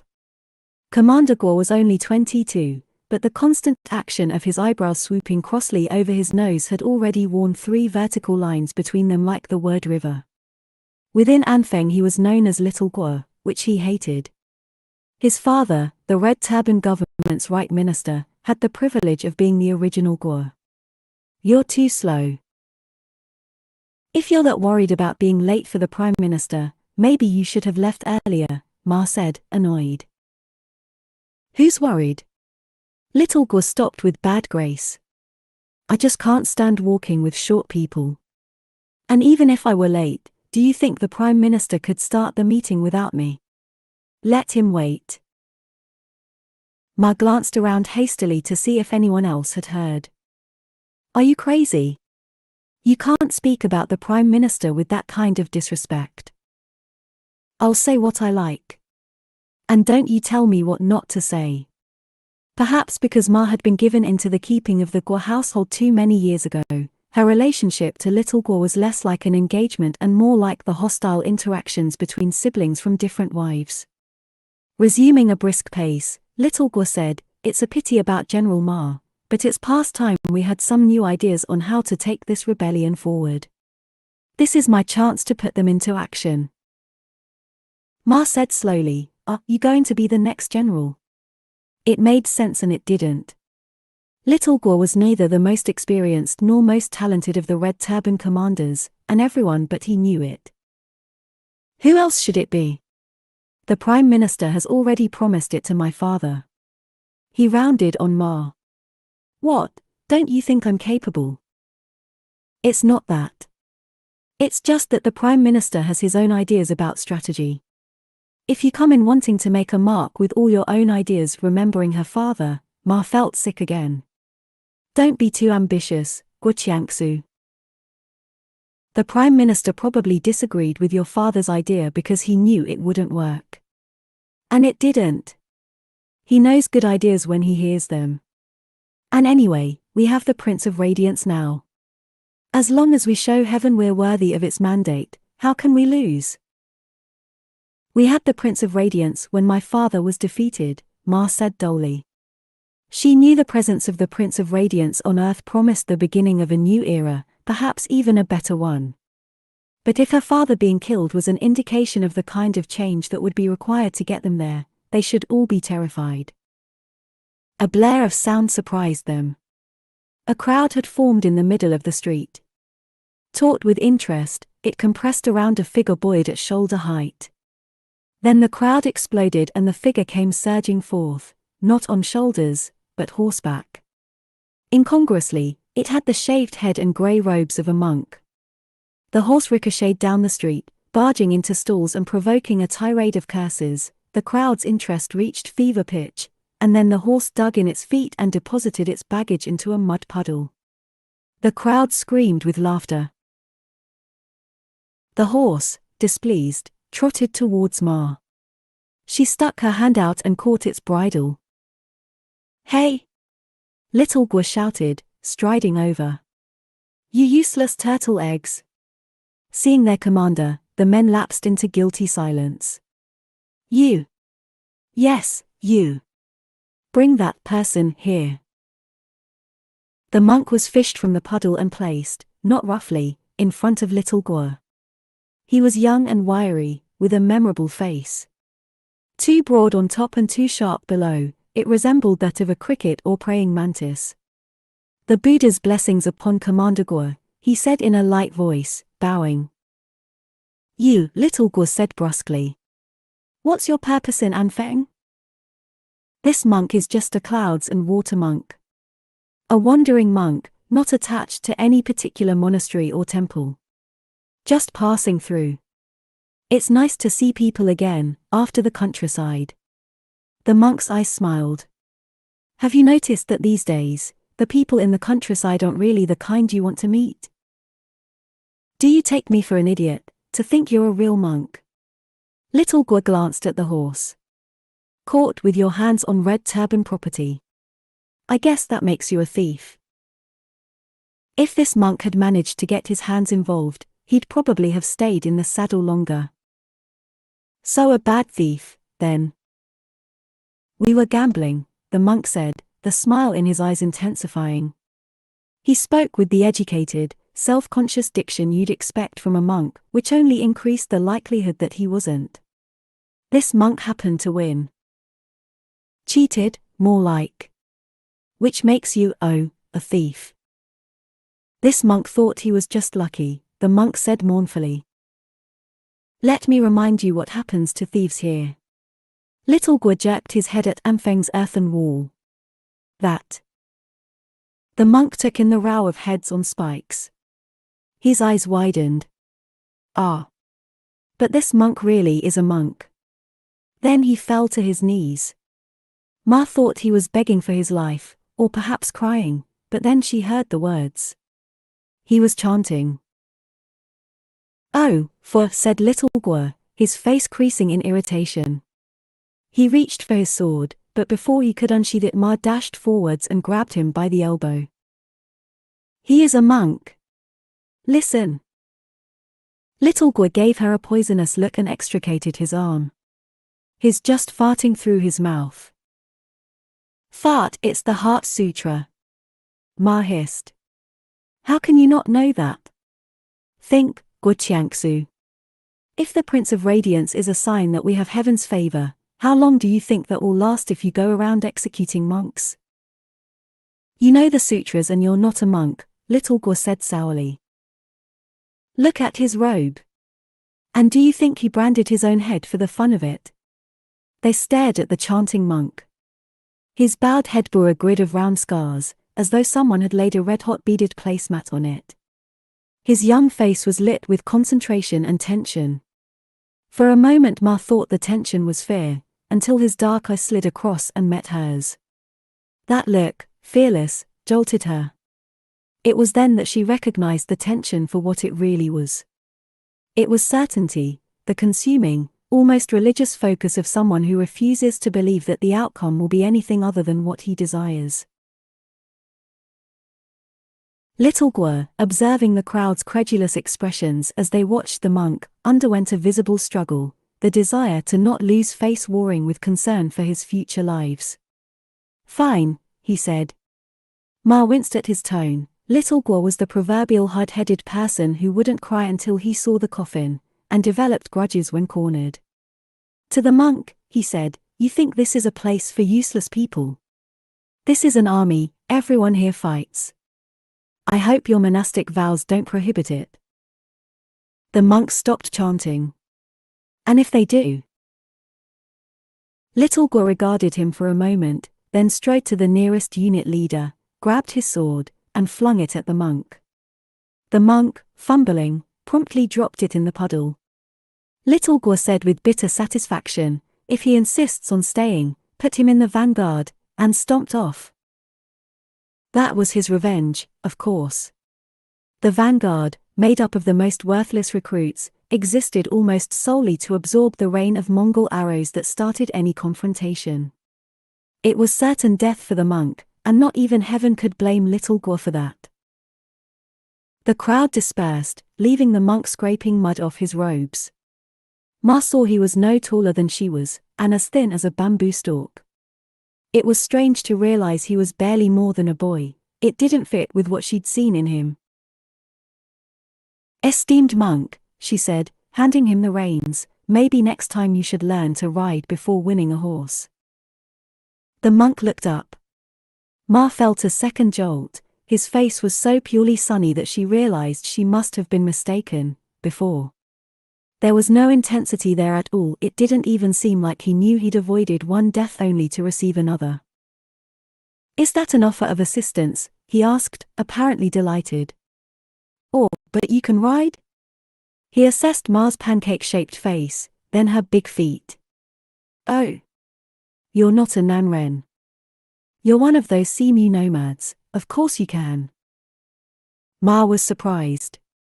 Of course she was Simu. Her father had been a general of the Yuan, and generals were either Mongol or from the Simu caste of steppe nomads and western peoples.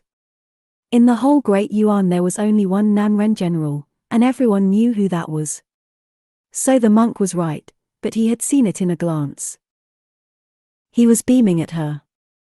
This humble student's name is Shu, esteemed lady teacher. Please give him your instruction. The sheer effrontery of it made her laugh. Too bold. Aya, so much trouble. Let me tell you something, Master Zhu.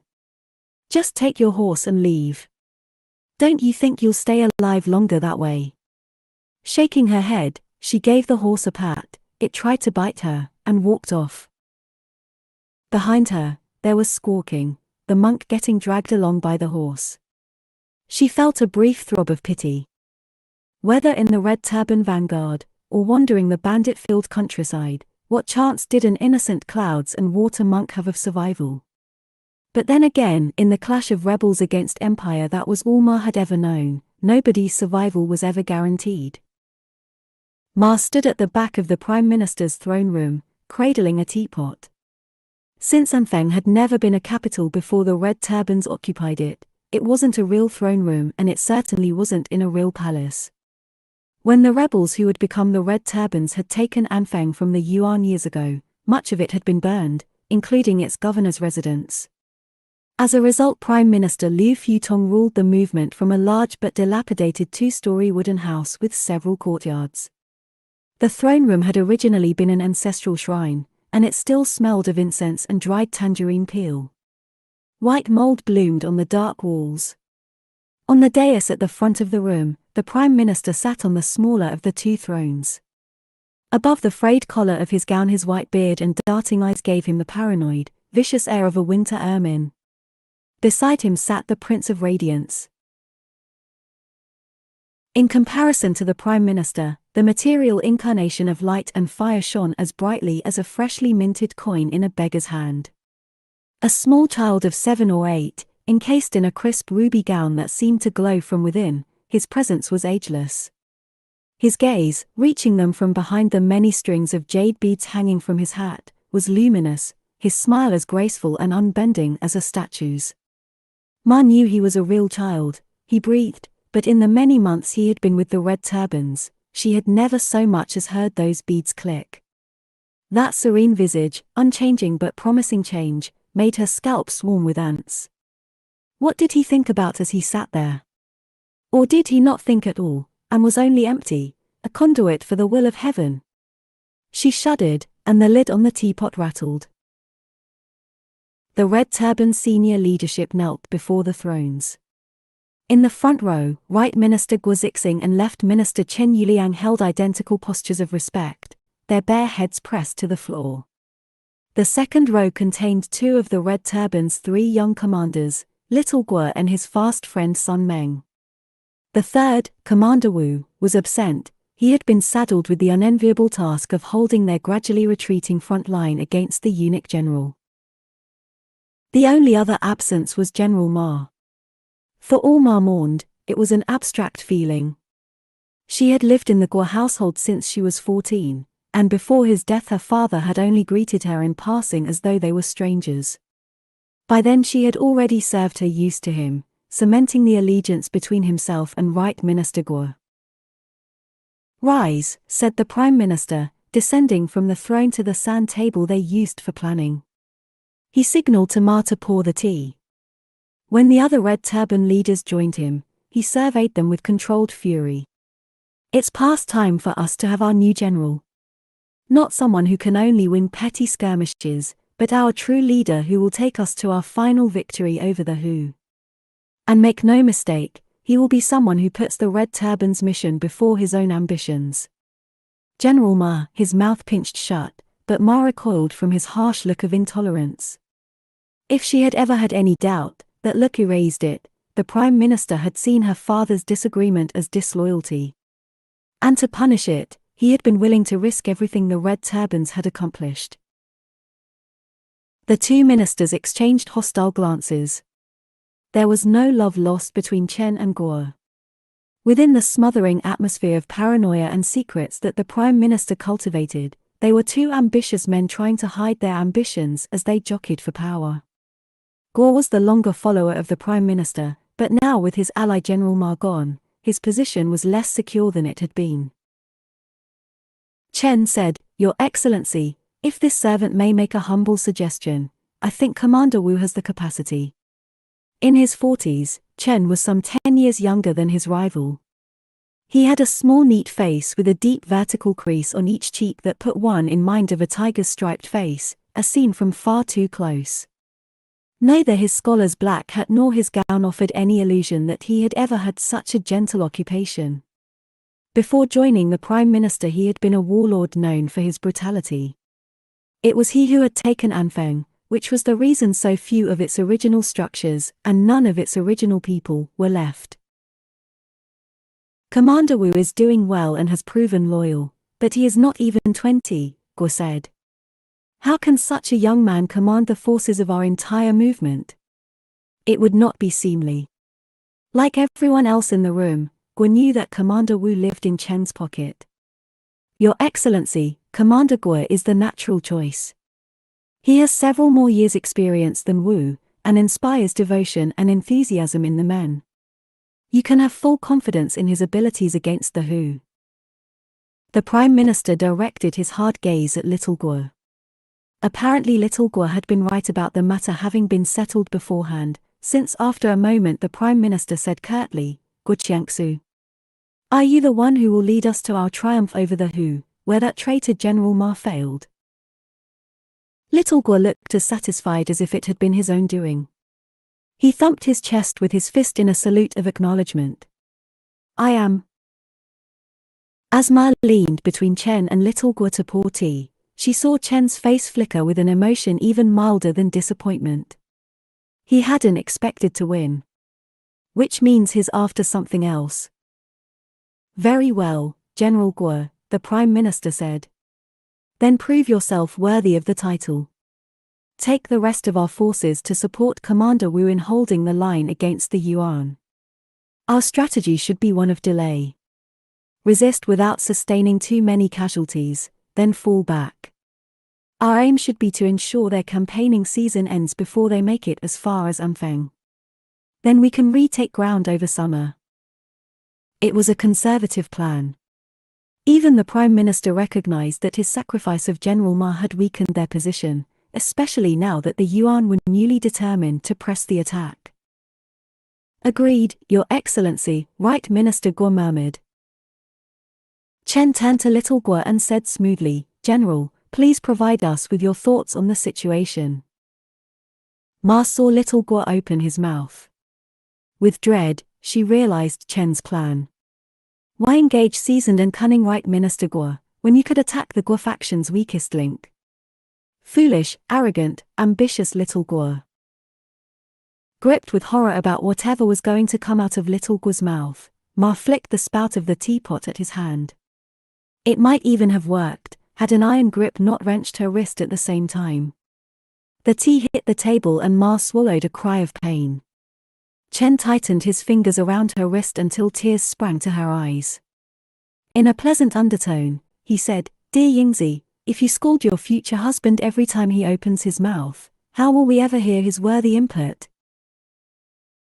Right Minister Guo took advantage of the pause to say quickly, "Your Excellency, I suggest allowing General Guo the opportunity to review Commander Wu's situation reports. Then we can reconvene." Chen said, "I'm sure General Guo already has an excellent grasp of the situation. I beg the Right Minister's indulgence to hear his thoughts."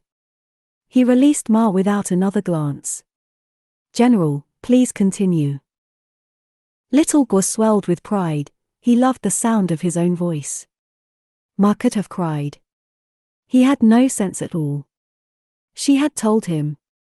How could he be so unaware of what had happened to her father, of how thin the line was in the Prime Minister's mind between a reasonable effort to succeed and punishable ambition?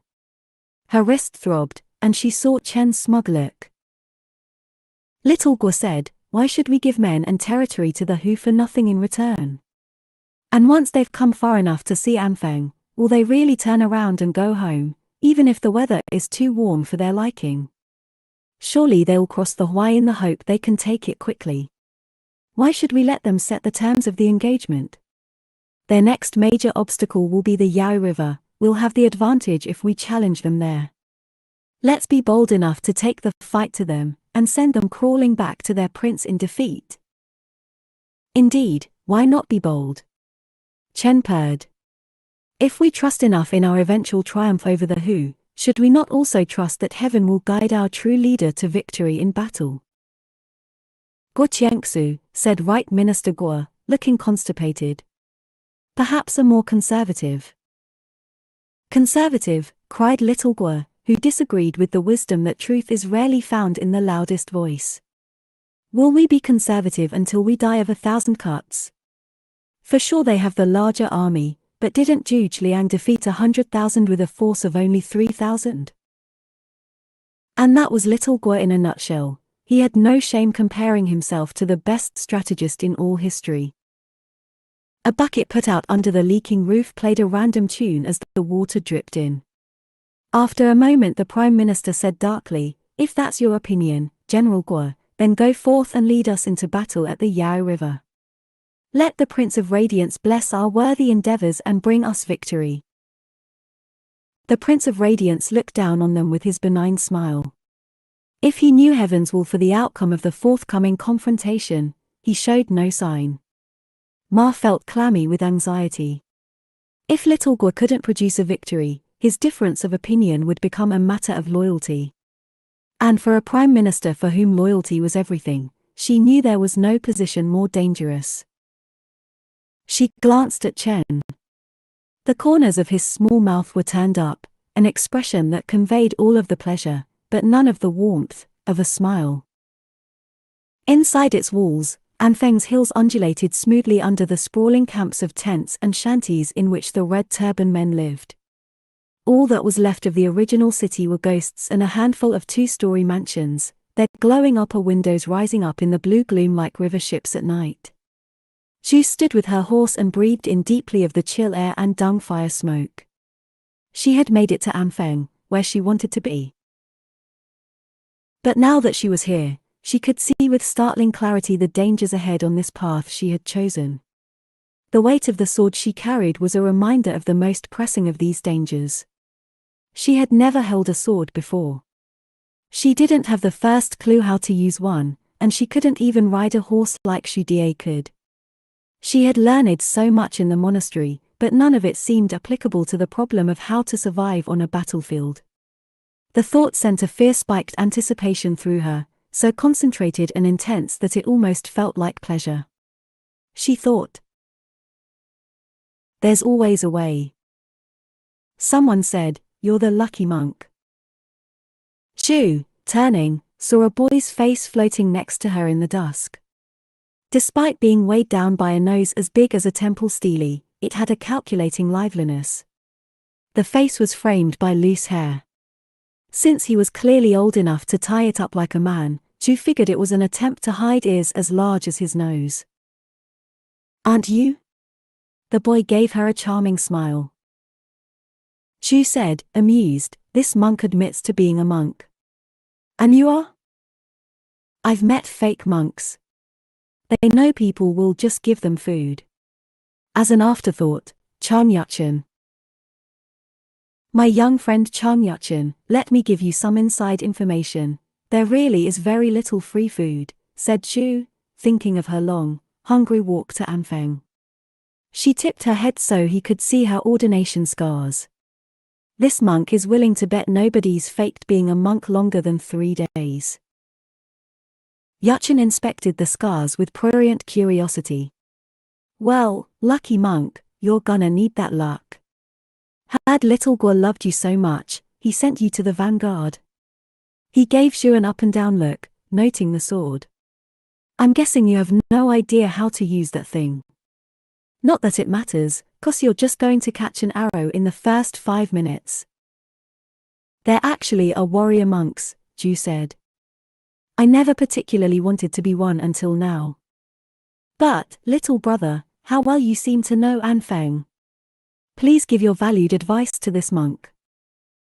Not missing a beat, Yuchen said, "Sell the horse." "It's my best asset," Zhu protested. "It's my only asset. If you can ride." He gave her a scornful look. "You're a monk who can't ride, can't fight, and you don't want to sell your horse. Can you do anything?" "This monk can pray. People do say it's occasionally useful." She headed down the street, leading the horse. "This way to the vanguard." "Watch it." The boy steered her around a pothole. "Hey, lucky monk, here's my actual advice. Leave. You think a prayer can stop a arrow? Why do people keep saying leave? There's nothing for this monk out there." She spoke lightly, but at the thought of leaving Anfeng she felt a brush of cool nothingness, as fleeting as the touch of a hawk's shadow. Whatever the uncertainties and challenges of this path, rejecting greatness wasn't an option.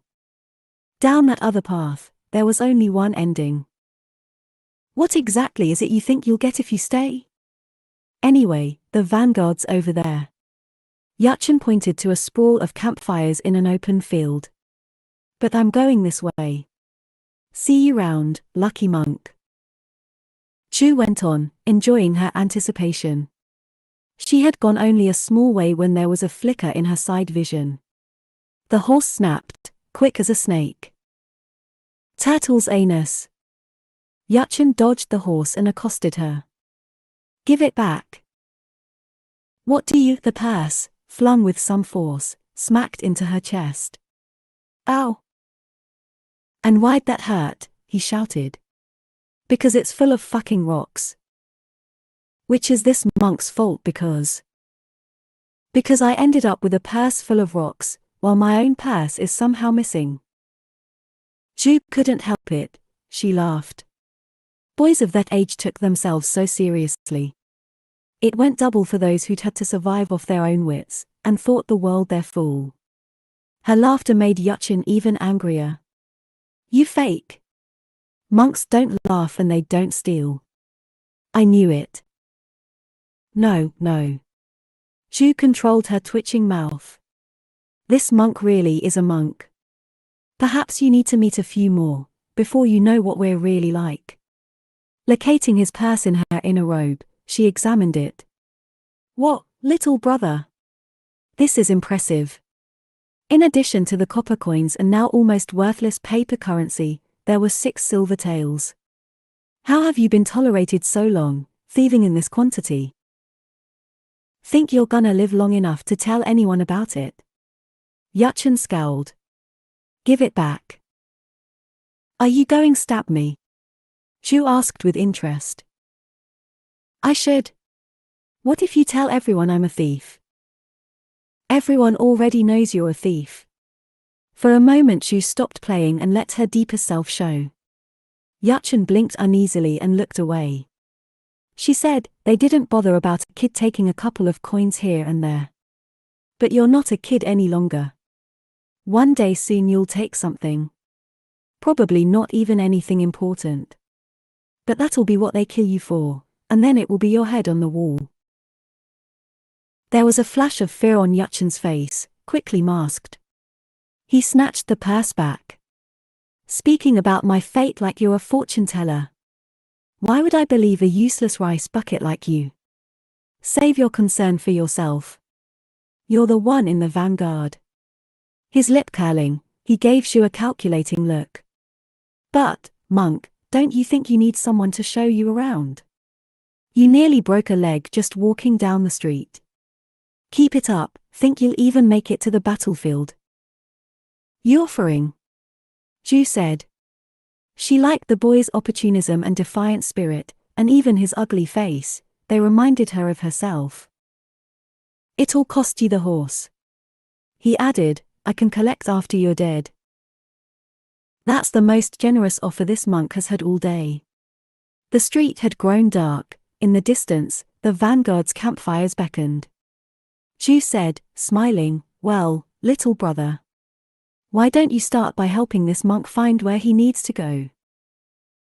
Ju followed Yachin through the cramped maze of tents and campfires in the open field. Every few paces she had to step around a pile of refuse or a circle of men gambling on crickets. Her senses reeled from the reek and the noise.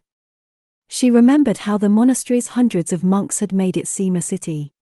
This was 100 times that. She had never seen so many people in one place before. The tent city suddenly opened onto a clearing. A raised platform had been erected in the middle of it. Lit by torches along its edges, it floated forth in the darkness like a blazing ship above the sea of men jostling beneath. What's happening? Blessing ceremony, Yachin said. It'll start soon. Don't you want the Prince of Radiance's blessing before you set off to your certain death? You should push to the front. Ju, looking at the crowd upon which her future depended, saw a motley assortment of sturdy young peasants in scavenged armor and the movement's signature red head rags. In a land where every opportunity for those of Nanren blood had been closed off, a rebel movement attracted a higher caliber of person than it might have otherwise. But Ju remembered the Yuan's beautiful, cold-faced eunuch general, and his soldiers flowing into the monastery in their identical dark armor, and felt a chill. The river of heaven rose overhead, its immensity threatening to flatten them all to the skin of the earth. Drums beat so loudly that Zhu felt like they were trying to squeeze her heart into their rhythm. The crowd thickened, and men began to howl and shout. And then finally a red-clad figure emerged onto the stage. Its small size made it seem very far away, as though it were hovering somewhere between heaven and earth. A child. The Prince of Radiance came forwards. He wore a serene smile, his hands extended in beneficence. Overhead the wind thumped and rattled the flags against their poles. The men's shouts rose to a new pitch. And then, suddenly, the child was holding a flame in his hand. Zhu's skin pimpled in surprise. The child hadn't gestured, or made any other movement. The flame had just appeared. A red flame, as eerily luminous as a blood moon. As the crowd roared, the flame grew. It ran up the Prince of Radiance's arms and across his shoulders and over the top of his head, until he stood before them shrouded in a deep red fire that instead of repelling the darkness, turned it as lush as sable. Zhu stood rooted in awe. The mandate of heaven. Like everyone else, she knew the stories about the Emperor's divine light, the physical manifestation of the right to rule, granted to the Son of Heaven. The light of the Mongol rulers burned blue. That was why the great Yuan's flag was the color it was. Clouds and water monks passing through the monastery had sometimes spoken of being in Dardu, the capital the Mongols called Kambalik, in the early days of the emperor's rule, and seeing him summon a blue flame with a finger snap. Zhu herself had never intended to leave the monastery, and knew anyway that the emperor no longer showed his power in public, so she had never thought she would see the mandate in the flesh. But this was it. The red flame like the setting sun, the color of the vanished Song dynasty emperors, the last who ruled before the barbarians came. Suddenly, it made sense why the rebels had taken red as their color. Why they had named themselves for it. She looked up at that glowing figure, and felt a tingle run through the top layer of her skin as if in response to the charged air before a storm. The Prince of Radiance herald did change. Her desire gripped her, as strong and hot as it had been when she was flung from the monastery. This is where it starts. Don't be too impressed, Yachin yelled in her ear. It's just a light, it doesn't do anything. Then why is everyone so excited? Zhu shouted back. But even in the face of Yachin's cynicism, she thought she could understand. The sight of heaven's power filled her with a wild energy that felt like the wind at her back as she ran as fast as she could towards the future. The front line of the crowd crushed forwards, their hands straining for the red light. Touch the light, get the blessing. They all die anyway, though. I've seen it. A second figure strode on stage. That's the Prime Minister. As the Prime Minister approached, the Prince of Radiance extended his hand and sent flames arcing between them. The fire mantled on the Prime Minister's shoulders, and when he raised his arms it spilled down onto the crowd like liquid. He cried, "Witness the mandate of heaven that ran in the blood of our last emperors. The light that will extinguish the darkness of the Hu, the light of the new era of the Prince of Radiance," and the men laughed and cried hysterically in response. They were young men. They didn't believe they could die. And as they stood there in that magical red light, for a moment it seemed impossible. As she watched the crowd rejoice, she found herself wondering. Presumably the Prince of Radiance's mandate meant that the great Yuan would eventually fall. But Zhu was a monk, she had read the dynastic histories. History twisted and turned like a snake. When you were in the moment, how could you tell which way it would turn next? There was nothing about the mandate that promised the rebels this particular victory, or indeed any victory at all. And alone of all that crowd, Zhu knew exactly what they faced. Who they faced. Through that strange quiver of connection to the Yuan's eunuch general, she had seen beneath that carved jade mask to his shame and self-hate and anger. He had a wound for a heart, and that made him a more dangerous opponent than anyone here realized. He had just defeated the Red Turban's most experienced leader, and now he would be determined to do to the rebels what he had done to Wuhuang Monastery. And that, Zhu thought grimly, would be inconvenient. In times like these the only path to greatness lay via an army, and the red turbans were the only army around. Without them, she would be nothing at all. 7. Yao River. Zhu sat with the thief Yuchen at the small cooking fire in front of the tent she shared with the 4 other members of her squad. For once it wasn't raining, which made it the first dry day in 2 straight weeks. First it had rained the whole week-long march from Anfeng to the Yao River, and then it had rained for another miserable week while they waited at the Yao for the Yuan to arrive. Now that the Yuan had finally arrived on the other side of the Yao, Zhu wished they were still waiting. Despite all her puzzling over the upcoming engagement, she had yet to come up with a solution that would address both parts of her problem, her own immediate survival in the vanguard, and the likely annihilation of the red turbans at the hands of the Yuan's eunuch general. Frustratingly, half measures were useless. To solve one part without the other would leave her either dead, or without an army and her path to greatness, which amounted to the same thing. There had to be a solution, but so far all her endless circling had yielded was a headache and a grim feeling of mounting dread. Zhu stirred the bubbling pot of yellow beans on the fire. As the squad's newest member, she had been put in charge of turning their meager rations into something edible. Yuchen, who wasn't a member of the Red Turbans and so didn't receive rations, rented the squad the, presumably stolen, cooking pot in return for a bowl of whatever was cooked in it. Smoke and starchy beans, it was the smell of a life she thought she'd escaped forever. "All we need is a lizard," she said, feeling ironic. Yuchen gave her a look of disgust. Why?" Little brother, you must never have been very hungry. You're lucky." "Luck, huh? I'm smart enough to avoid being in a situation where I'd have to eat a lizard to survive," Yuchen said. "Don't even tell me it tastes like chicken." "How would this monk know?" Zhu pointed out. "There aren't any chickens in a famine, and monks are vegetarian." "Pork is better," Yuchen said. "Don't tell my ancestors I said that, though, they're Hui." The Hui people's religious avoidance of pork made them an oddity in the pork-obsessed South. "You know, I think I could afford a pig or 3. What do you think, lucky monk? When the Yuan kill you all tomorrow, should I take your horse to the coast and open a restaurant?" "If that's your plan, you should be the one cooking," Zhu said. She tasted a bean and made a face. "You think we'll lose?" "I hope you'll lose," Yuchen corrected. "The Yuan soldiers won't care about taking your crappy stuff, so that means I get it. The other way round isn't nearly as good." "Is that so?" Zhu said mildly. Despite the eager anticipation the Yuan's arrival had produced in nearly everyone else in the Red Turban camp, she had only become even more certain of the outcome that awaited them if she didn't intervene.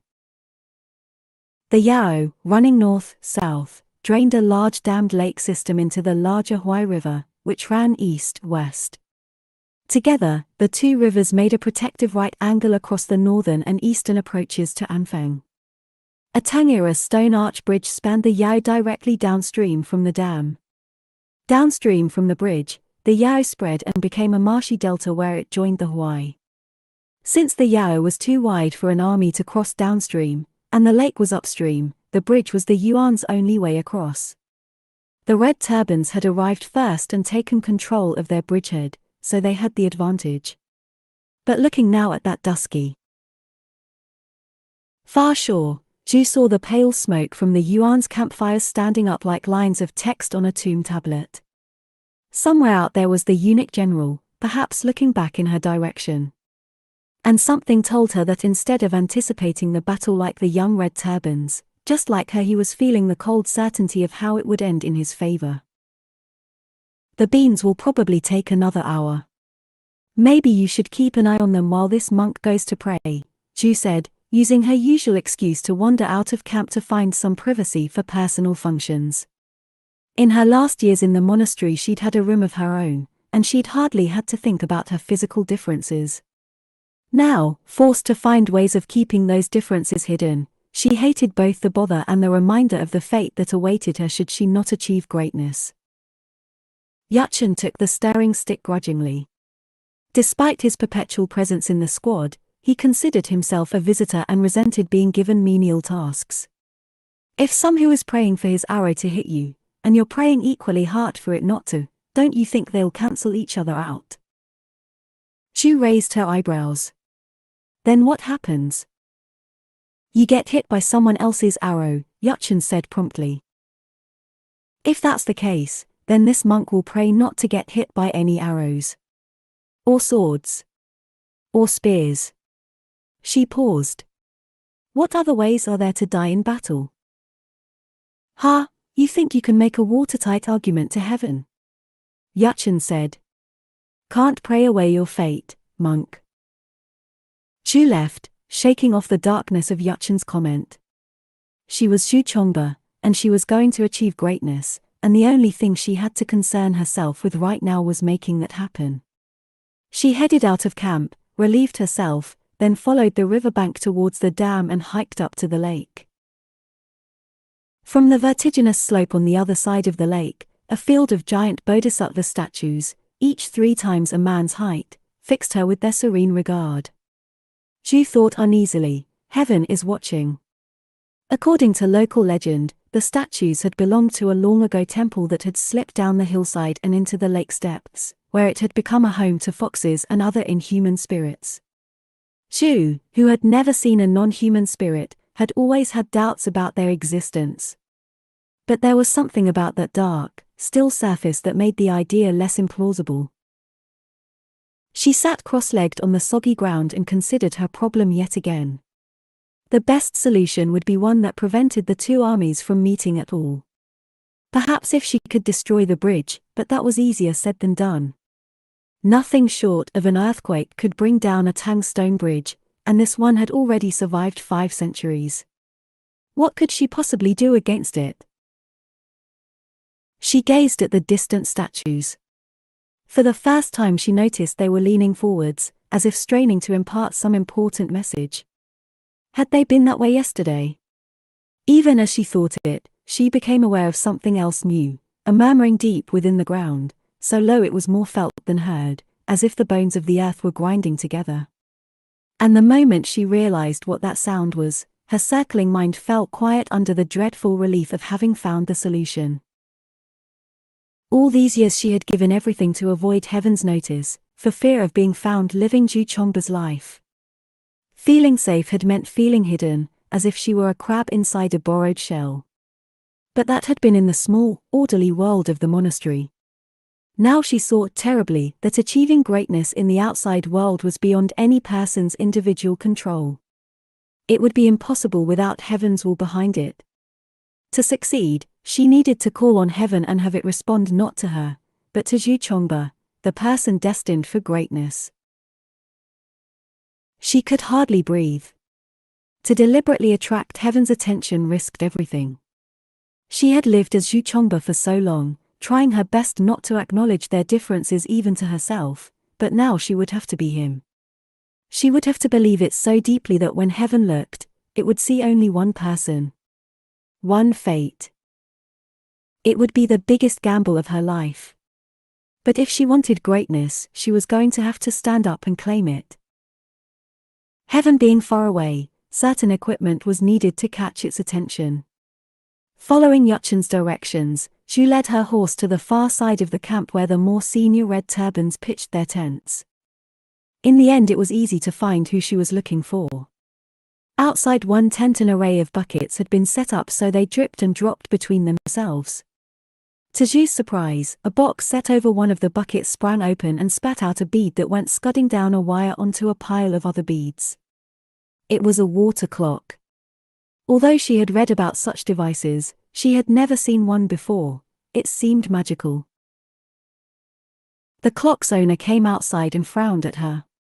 Jiao Yu, the red turban's engineer, had a Confucian scholar's wispy beard and the bela-bored expression of someone who thought himself surrounded by fools. He said dully, "Are you a real monk? Why does everyone ask this monk that?" "I suppose they assume monks took some kind of monastic oath against killing," Jiao said. "You're wearing a sword." He shouldered past. It's only that General Guo forced this monk to take it, Zhu said, following Zhao as he went to rummage through a donkey cart piled with scraps of wood and metal. He said if this monk didn't, he'd put his head on the wall. Sounds like General Guo, Zhao grunted. He's done stupider things than behead a monk. Like, bringing us here for a head-on confrontation with a Hu army that's twice the size and 5 times better. Everyone else seems to think we'll win tomorrow, Zhu observed. Everyone else is a white-eyed idiot, Zhao said succinctly. Having the mandate is all well and good, but when it comes to practical matters I'd rather place my trust in good generalship and a numerical advantage rather than the likelihood of a heaven-sent miracle. Zhu laughed. A pity we don't have more practical thinkers in our ranks. Well, Engineer Zhao, if you're concerned about tomorrow, I have an offer for you. Don't you think your chances of survival would be better if you had a horse at hand? I presume you'll be here in camp while useless rice buckets such as myself are out on the front line, but if the Yuan prevail, Zhu lifted her eyebrows. You'll need an exit strategy. Jiao's eyes sharpened. She'd read him correctly. He had no intention of being here tomorrow while it all came down around their ears. He glanced at the horse, then gave it a longer second look. Where'd you find a Hu war horse? I'm sure it'll be equally happy heading into or away from battle, Zhu said. I can't ride. But it seems to me that you're educated, and probably from a good family, so I'm sure you can. In return for it, though, I need you to make me something. When he heard Zhu's specifications, he laughed darkly. Just the kind of useless thing a monk would ask for. I can make it. But are you sure it's what you want? If I were you, I'd want a weapon. I already have a sword I can't use, Zhu said. She handed him the horse's reins. But if there's one thing monks know how to do, it's to pray so that heaven hears. As she walked away, she heard Yuchen's smug voice in her head, can't pray away your fate. But maybe, she thought grimly, you could pray and claim another. It was dark by the time Ouyang's men finished making camp. He collected Eason from his GER, and together they rode down to the bridgehead to survey their opponents. On the opposite bank the red turbans' campfires burned long lines across the hills like traces of wildfire. The light from both camps reflected off the clouds and silvered the tips of the rushing black water beneath the bridge. So this is what their new general likes, Eason said. A direct confrontation. All or nothing. His mouth never moved much when he smiled, but tiny crescents appeared on either side.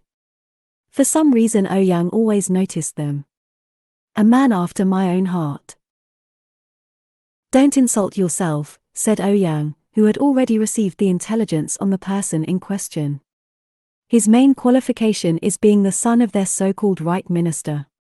His name is Guo Qiangsu, he's 22, and by all accounts he's a raging fool. Ah well, in that case, Eason said, laughing. But he has enough brains to have picked this spot for the engagement. It's a good position for them. By forcing us across the bridge, we'll lose our advantages of numbers and cavalry. We won't overwhelm them in a day, that's for sure. We'd win, even if we did it that way, Ouyang said. In front of them the bridge's pale stone arches seemed to float in the darkness, giving the illusion that it went on forever. Even a practically minded person like Ouyang could appreciate it as one of the greatest accomplishments of a native dynasty long ended. A slow crawl went up and down his spine. Perhaps his Nanren blood recognized the history of this place.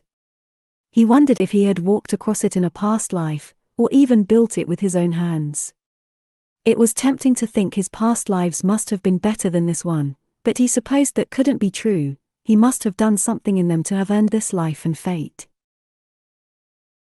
So you'll go ahead with the other way? If my lord agrees. Thinking about the bridge had made Ouyang lose the last of his lukewarm enthusiasm for the kind of drawn-out engagement the rebels wanted. The scouts found a firm section of riverbank about a dozen li downstream. It should be able to handle a couple of battalions without turning into a bog. The red turbans clearly considered the Yao uncrossable downstream. It was wide, and as deep as a man's height in the middle. But the rebels were Nan-Ren, they came from sedentary stock. Had they Mongols amongst their number, they would have known that any river was crossable with enough determination. Or sufficient lack of care for how many conscripts might be expended in the effort. Conditions aren't ideal, Eason said, referring to the rains that had made the river run high and fast. How long will it take to get the flanking force across and into position? Ouyang considered. If not for the rain, he would have sent the force across at night. As it was, I'll have them start crossing at first light, otherwise the casualties won't be worth it. They can be in place by the beginning of the snake hour. Halfway between dawn and midday. By then we'll already be underway with the engagement, but it won't have been going for too long. You know, I don't mind a bit of hand-to-hand, Eason said. It was an understatement, he loved battle. His eyes crinkled. We'll just play until the flanking force has finished crossing, then finish it. Ah, it's almost a shame it'll be done so quickly. We'd better enjoy every moment. For all that Eason's features were as smooth and regular as a statue's, his passions ran too high for serenity. Ouyang always felt a twist to see him like this, bright with anticipated pleasure, the blood of his steppe warrior ancestors pumping through him. There was a touching pureness to it that Ouyang envied. He had never been able to inhabit a moment of pleasure as simply and purely as Eason did. Just knowing that it was transient, that any moment would be drained of its sweetness and vividness once it became memory, made it bittersweet to him even as it was happening. Feeling a stab under his breastbone, he said, "Yes, my lord." The commanders woke Zhu and the rest of the red turbans before dawn with the order to move into position at the bridgehead. The boy Yuchen had already vanished without a word of farewell, and Zhu assumed Jiao had done the same. For all the men's faith in the Prince of Radiance and his mandate, the previous day's excitement had muted into anxious anticipation. In front of them the arch of the bridge rose up over the black water and fell away into darkness. Zhu waited, the clouds of her breath trembling before her. The pale winter light crept into the sky above the high lake and drew back the darkness on the other side of the bridge. The far bridgehead appeared, and behind it row upon row of soldiers. With each moment of increasing light another row emerged behind the last. Back and back, until the whole shore was revealed, cloaked in identical lines of dark-armored men. In front of that massive army, a figure waited on horseback. His armor swallowed the light, glimmering only on its sharp edges. His looped braids were like a moth's opened wings. And behind him the ghosts, standing between himself and his front line like an army of the dead. The eunuch general. A vibration of connection pierced Zhu so sharply that she caught her breath from the pain of it. Then, reeling, she shoved the pain and connection from her in a surge of anger. She wasn't like him, not now, and not ever, because she was Zhu Chongba.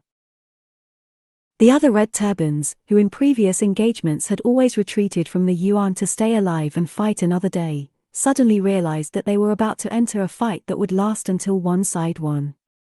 And in that instant of seeing the Yuan army laid before them, they knew it wouldn't be them. Zhu felt the moment their confidence broke. As a moan rippled through the men around her, she glanced up towards the lake, where the smiling, shadowed faces of the Bodhisattva statues looked down on the two armies. Then she walked through her side's lines and stepped onto the bridge. There was a single truncated yawp from her eunuch captain. The chill of the stone rose through her straw sandals. She felt the heavy weight strapped to her back, and the tiny sharp pains in her lungs and nostrils as she inhaled the cold air. The silence felt fragile. Or perhaps it was she who was fragile, suspended in the pause. Every step was a test of her courage to be Zhu Chongba, and her desire for that great fate. I want it, she thought, and the force of her desire pumped her blood so strongly that it seemed a miracle her nose didn't bleed from it. The pressure grew, all but unbearable, crushing her fears and doubts smaller and hotter until they ignited into pure, burning belief. I'm Zhu Chongba, and greatness is my fate. She reached the center of the bridge and sat down. Then she closed her eyes and began to chant. Her clear voice rose out of her. The familiar words gathered into a panoply of echoes, until it sounded like 1,000 monks chanting. As the layers built, she felt a strange shiver in the air that was like dread manifested outside the body. The hair rose on her arms. She had called, and heaven was listening. She rose, and unslung the gong from across her back. She struck it, and the sound rang across the high lake. Were the statues leaning towards her to hear? Praise the Prince of Radiance, she cried, and struck the gong a second time. May he reign 10,000 years. The third time she struck the gong, the red turbans sprang out of their stupor. They roared and stamped their feet as they had done for the Prince of Radiance himself, hard enough that the bridge shook with it and the gorge roared back in answer. The eunuch general's only response was to raise his arm. Behind him, the Yuan archers drew their bows. She saw it as if in a dream. Inside her there was only the perfect, blank brightness of belief and desire. Desire is the cause of all suffering. The greater the desire, the greater the suffering, and now she desired greatness itself. With all her will, she directed the thought to heaven and the watching statues. Whatever suffering it takes, I can bear it. As if in answer, the shiver in the air thickened. The red turbans fell silent, and the Yuan men swayed so their notched arrows trembled like a forest in a breeze. And then the slope beneath the statues gave way. Loaded with heavy rain, destabilized by the vibrations of the red turbans stamped and shouted praise, and released by heaven in response to Zhu Chongba's call. With a long, soft roll of thunder, the trees, rocks, statues, and earth all slid into the lake just as that long-ago temple had done. The black water closed over all of it and stilled. And for a moment there was nothing. The first person to notice gave a strangled shout. The scale was so enormous that it seemed to be happening slowly. The surface of the lake was lifting. A great black wave, seemingly stationary except for the fact that the sky above it was shrinking and losing its light as the water climbed between the narrow confines of the sheared cliff face and the steep hill on the other side. Its cold shadow fell over them, and Zhu heard its sound, a roar of pure elemental wrath that shook the ground as the wave overtopped the dam and crested, and broke. For one frozen moment, as the water's roar obliterated every other sound in the world, Ouyang and the monks stared at each other. Ouyang felt a lancing pain, a vibration that pinned him in place, like a spear quivering in a corpse. Horror, he thought distantly. It was the pure, unfiltered horror of his realization of what the monk had done, and in an agony of humiliation he knew the monk saw every flicker of it in his face. With a gasp he wrenched free of the feeling, turned his horse and ran. On every side his men were fleeing for their lives, scrambling away from the riverbank as the great black wave thundered down from the lake. Ouyang and his horse struggled up the churned incline. At the top he turned back. Even having had some idea of what to expect, for a long time he could only stare dully.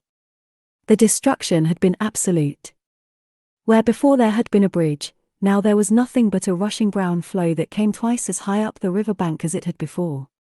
Downstream, 10,000 of Ouyang's infantry and cavalry had either been in the middle of crossing that same river, or else marshaled on low ground waiting their turn.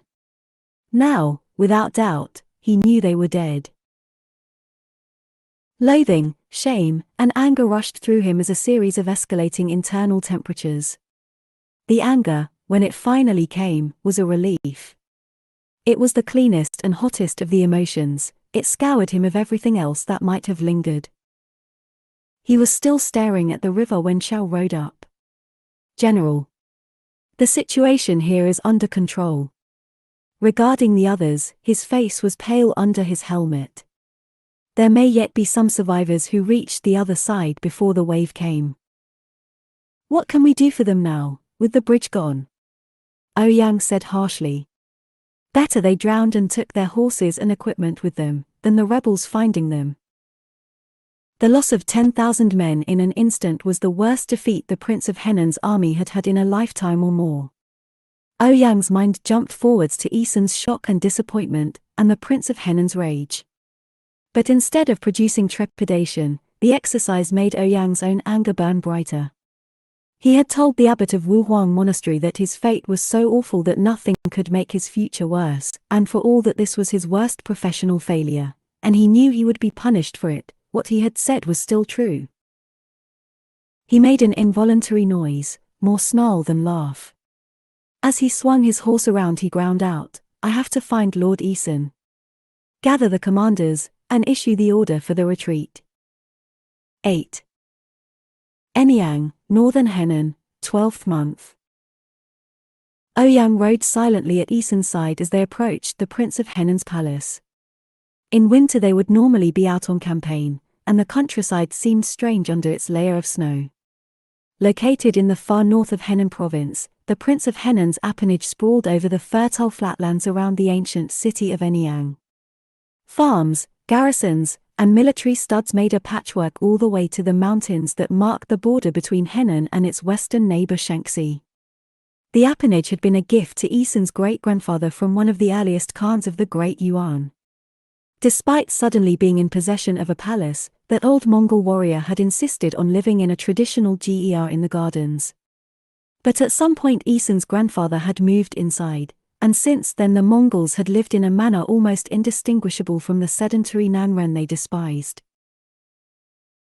Their arrival at the gate was greeted by an explosion of activity. Palace servants rushed towards them with the pent-up vigor of a flock of loosed pigeons. Over their heads, Ouyang caught sight of a figure standing in the courtyard with his hands tucked fastidiously into his sleeves. A clot of stillness amidst the chaos, watching. As was his habit, the other had set himself apart. His fussy silk dress was as vivid as a persimmon on a snowy branch. Instead of Mongol braids, he wore a topknot. His only concession to proper Mongol fashions was a sable cloak, and perhaps even that was only a concession to the cold. As Ouyang and Isen dismounted and entered the courtyard, the Prince of Henan's second son gave his brother one of his slow, cat-like smiles. Blood ran strange in the half-breeds. Despite his narrow Mongol eyes, Lord Wang Baoxiang had the slender face and long nose of the vanished aristocrats of Kansai, the southern city once called Imperial Linen. For of course the Prince of Henan's second son was not really his son, but his sister's child, sired by a man long dead and long forgotten except in the name carried by his son. "Greetings, long-missed brother," Lord Wang said to Isen. As the lord straightened from his shallow genuflection, Ouyang saw his cat's smile had a satisfied edge. In a warrior culture that looked down upon scholars, a scholar naturally took pleasure in seeing defeated warriors coming home in disgrace. With a limp gesture that seemed calculated to annoy, Lord Wang produced a folded document from his sleeve and proffered it to Isen. "Baoxiang," Isen said wearily. His face had thinned during the return journey. The defeat had been weighing on him, and Ouyang could tell he was dreading his upcoming encounter with the Prince of Henan, although perhaps not as much as Ouyang was. "You look well. What's this?" His brother spoke lazily, although his eyes weren't lazy in the slightest. "An accounting." "What?" "An accounting of the men, equipment, and material lost by your beloved general on this campaign, and the cost borne by the estate for the same." Lord Wang gave Ouyang an unfriendly glance. Ever since childhood he had been jealous of the favored position Ouyang had in Isen's attention. "Your warmongering is becoming expensive, dear brother. With things the way they are, I'm not sure how much longer we can afford it. Have you considered spending more time on falconry?" "How can you have an accounting already?" asked Isen, exasperated. Lord Wang was the provincial administrator, a role he had taken up a few years before. Everyone knew he had done it to spite the Prince of Henan, who despised everything associated with bureaucracy, but nobody could accuse Lord Wang of not having developed an interest in the minutiae of administration. "Even I haven't received a full report yet. Must you have your cursed bead pushers everywhere?" Lord Wang said coolly, "It does seem a number of them died crossing a river, downstream from a notably unstable dam, after weeks of heavy rain. I can't think what possessed them to try." If you weren't constantly passing off your men as my soldiers, they wouldn't have died. His brother gave him a disdainful look. If losses of assets were only recorded when you returned home, they wouldn't be accurate enough to be useful. And if everyone knew who was responsible for the counting, wouldn't they bribe the counters? Before you even rode into battle, equipment would already be sold and profits in pockets. You might battle for the glory of our great yuan, but rest assured that your men prefer an income. This method is more efficient. Planting spies, Eason said. In my army.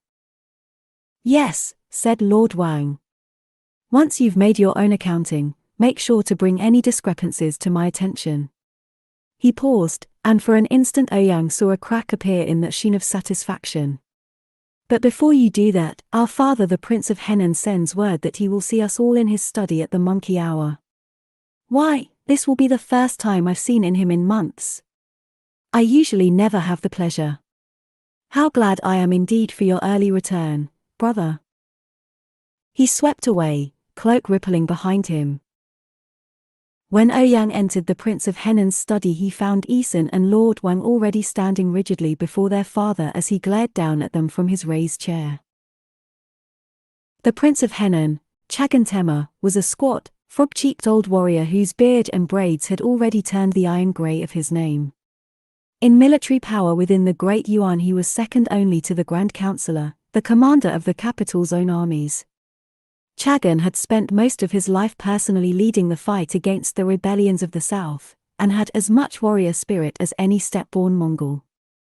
Now even in his retirement he was strong in the saddle and hunted with the vigor of a man decades younger. For failures, weaklings, and Nanren, he had nothing but scorn. The Prince of Henan's choleric eye fell upon Ouyang. His lips were colorless with anger. Bowing, Ouyang said tightly, "My respects, esteemed prince." So this is how a worthless creature repays the house that has done so much for him. Having lost me 10,000 men and the gains of an entire season, you dare come into my presence and stand. Get down, or I'll put my boot upon your head and put it down for you. Ouyang's heart was thumping harder than it ever did in battle. His palms sweated and his body flooded with the sick anticipation of a fight, even as his throat closed with the effort of control. He felt like he was choking with the pressure of it. After a moment's hesitation, he sank down and pressed his forehead against the floor. In the 16 years he had served the house of the Prince of Henan, Ouyang had never forgotten what it had done for him. It was a memory that lay as close to him as his own mutilated skin. He remembered it with every beat of his heart. When my son came and asked me to make you his general, I let the foolish attachment of a youth sway me against my better judgment. Chagan rose and came to stand over Ouyang. General Ouyang, the last of that traitor Ouyang's bloodline. It mystifies me how my otherwise sensible son could have thought anything good or honorable could ever come from a eunuch. Someone who has been proven willing to do anything, no matter how shameful or cowardly, to preserve his own miserable life. For a moment the only sound in the room was the old man's harsh breathing. But Eason was young when I made you. Perhaps he's forgotten the details. I haven't. The blood pounded in Ouyang's head. It seemed that there was a flaring of light around him, a simultaneous bending of the lamp flames that made the room sway as though he were in the grip of a deranging fever. He was almost glad to be kneeling and unable to fall. You remember, don't you? How your traitor father dared raise his sword in rebellion against our great Yuan, and was taken to Kanbalik where he was executed by the great Khan's own hand. How after that, the great Khan decreed that every Ouyang male to the 9th degree should be put to death, and the women and girls sold into slavery. Since your family was from Henan, it fell upon me to carry out the penalty. They brought you all to me. Boys with their hair still in bunches, old men with barely 3 breaths left in them. And every one of them went to his fate honorably. Every one except you. You, who was so afraid of death that you were willing to shame the memory of your ancestors even as the heads of your brothers and uncles and cousins lay on the ground beside you. Oh, how you wept and begged to be spared. And I was merciful. I let you live. Chagan put his boot under Ouyang's chin and tipped it up. Staring up into that hated face, Ouyang remembered Chagan's mercy. A mercy of such cruelty that anyone else would have killed himself rather than bear it. But that was what Ouyang had chosen. Even as a boy, weeping in the blood of his family, he had known what kind of life his choice would bring. It was true that he had begged to be spared. But it hadn't been from fear of death. Ouyang was the last son of his family, he was the last who would ever bear its name. Defiled and shamed, he lived and breathed for a single purpose. Revenge. For 16 years he had held that purpose tightly inside him, waiting for the right time. He had always thought it would be something he arrived at after long consideration. But now, as he knelt there at Chagan's feet, he simply knew. This is the moment it all starts. And with the strange clarity that one has in dreams, he saw the rest of his life running out before him, following the purpose that was as fixed as the pattern of the stars. This was his journey to reclaim his honor, and anticipation of its end was simultaneously the sweetest and most terrible feeling he had ever had. The terrible part of it brought out a self-loathing so deep that it flung him out of himself, and for a moment he could only see what others saw of him, not a human but a contemptible shell, incapable of generating anything in the world except pain. Chagan dropped his foot, but Ouyang didn't bow his head. He matched Chagan look for look. Chagan said, low and dangerous, "My mercy is exhausted, General. To live in shame, and to bring shame upon your own ancestors, is one thing. But to have brought shame upon the great Yuan is a different scale of failure entirely. For that, don't you think you should apologize with your life?" Then another body was suddenly between them, snapping the tension with such force that Ouyang jerked as if slapped. Eason said, ragged and determined, "Since he is my general, it is my failure." He knelt. As he pressed his head to the floor at Chagan's feet, the nape of his neck between his braids seemed so vulnerable as to invite a hand to be laid tenderly upon it. "Father, it is I who deserves punishment. Punish me." Chagan said in controlled fury, "I indulged you, Eason, with your choice of general. So, yes, take responsibility. And what punishment is fitting? Shall I follow the example of our ancestors, and drive you from the clan to wander the steppe until you die alone in disgrace?" Ouyang could feel Eason's tension. It was something that happened infrequently in Mongol culture, but it did happen, a family killing one of its own for some disgrace they had brought to the honor of the clan. To Ouyang, who had endured his entire life for the purpose of avenging his blood, it was a practice so alien as to be incomprehensible. He didn't know what he would do if Chagan killed Eason. And then the storm passed. They felt it even before Chagan spoke again. In a softening tone he said, "Had you been anyone else, I would have done so. You cause me trouble as well as shame, Eason." "Yes, father," Eason said quickly, subdued. "Then we can speak of what needs to happen to make right of this mess." Chagan cast Ouyang an unpleasant glance. "You, go." For all that he had turned Ouyang's life upside down, had started Ouyang's future in motion, to him it had been nothing. He had no more idea of Ouyang's internal state than one did of a dog or a horse. Ouyang left. His hands and feet were clammy, and he felt more drained than after a battle. The body became used to exercise, particular sounds and sensations, or even physical pain. But it was strange how shame was something you never became inured to, each time hurt just as much as the first. Eason, still prostrated on the floor, heard Ouyang leave.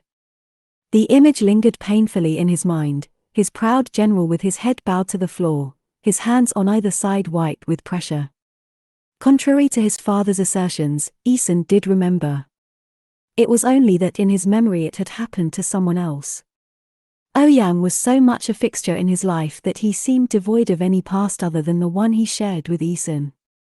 It was only now that he was forced to see that memory truly, and acknowledge that Ouyang and that child were one and the same. Above him, his father sighed. "Get up. What do we need in order to secure victory over the rebels next season? Eason stood. He should have kept his armor on. Ouyang had, clearly having wanted to have as much metal as possible between himself and the Prince of Henan's wrath. And perhaps even that hadn't helped. The thought of Ouyang's terrible empty expression gave Eason a feeling of deep injury, as though Ouyang's shame were his own. He said to his father, "Only fighting units were affected by the disaster. Our heavy cavalry is still intact. A third of the light cavalry was lost, but if it can be bolstered by at least 1,000 more men and mounts, it can operate at reduced size. The 3 infantry battalions can be merged into 2. It should be sufficient for victory against the Red Turbans next season. So, 1,000 skilled and equipped cavalrymen. And the commanders? We lost 3, 2 from the infantry, and 1 from the light cavalry." Chagan contemplated this, then directed an unpleasant look at Baoxiang. Eason had almost forgotten he was there. Now his brother said stiffly, "Don't request it of me, father. You dare speak that way? I've been lenient with you for too long, letting you waste your time on useless things. It's past time you met your duty as a son of this family. I tell you now, when your brother's army rides again, you will join them as a battalion commander." "No." There was a dangerous silence. "No?" Baoxiang sneered. "Apart from it being ridiculous that all one needs to lead is Mongol blood, I'm the provincial administrator. I can't just leave. Or would you prefer that your estate, and this entire province, grind to a halt in the hands of the incompetent and corrupt? That would certainly get you the Great Khan's attention. Not to mention another defeat, since of course your men will have no horses to ride, nor grain for their families." "Enough!" Chagan rounded on him. "Wang Baoxiang, son of this house. You would let your brother ride alone, while you count taxes in your office like a coward dog of a manji? For all your brother's failure of a general is a neutered animal, at least he fights like a man. But you would refuse your most basic responsibilities." He stood there, breathing heavily. "You disappoint me." Baoxiang's lip curled. "When haven't I?" For a moment Eason thought Chagan would strike Baoxiang. Then he collected himself and bellowed loudly enough for the servants in the corridor outside to hear, "Summon Military Governor Bolud's son." Presently Alton came in, still in his armor. His expression brightened as he took in the tension in the room. "My respects to the esteemed Prince of Henan." Chagan viewed him dully. "Alton, son of Bolud Tema. Your father the military governor of Shaanxi has long been united with us against these rebellions against our great Yuan." "It is so, esteemed prince. Given our recent losses, I would request of your father 1,000 men suitable for the light cavalry, with all their mounts and equipment. I will ensure he receives all deserved credit before the Great Khan's court when we vanquish the rebels this upcoming season." Alton bowed his head. "The men will be yours. My family thanks you. I am aware your father has no need of additional riches, but it pleases me to reward your personal service with a token of our esteem. A gift of lands from my own estate. I bequeath to you all the lands and households lying between Anyang and the Northern River, to do with as you please." That these lands were part of those supporting Baoxiang's residence was a fact that escaped nobody. Alton's face transformed with surprise and satisfaction. "The Prince of Henan is most generous. You may leave." Chagan's voice soured. "All of you." Eason, Alton, and Baoxiang left in bitter silence. Eason was halfway down the steps of his father's residence before he realized Alton and Baoxiang were no longer beside him. Glancing behind, he saw Baoxiang looking with revulsion at Alton's hand on his arm. He made as if to throw it off, but Alton, grinning, applied his greater strength to keep it there. "Cousin Baobao, won't you let me thank you for this princely gift?" His voice dwelt mockingly on the Hana nursery name. Continuing with relish, he said, But how strange to think you'd prefer to give up your land than do a man's duty. You might even have to sell your books to pay the servants. I thought that prospect might have been enough to overcome your reluctance, but I see not. So is it true, then, you've forgotten how to draw a bow? Or did your mother never teach you properly? She was too busy being whore to a manji. Another man would have fought him for the insult. Even Æson, whose mother hadn't been insulted, found himself opening his mouth to deliver a rebuke. But Baoxiang just wrenched his arm free, gave Alton and Æson a shared look of loathing, and stalked away.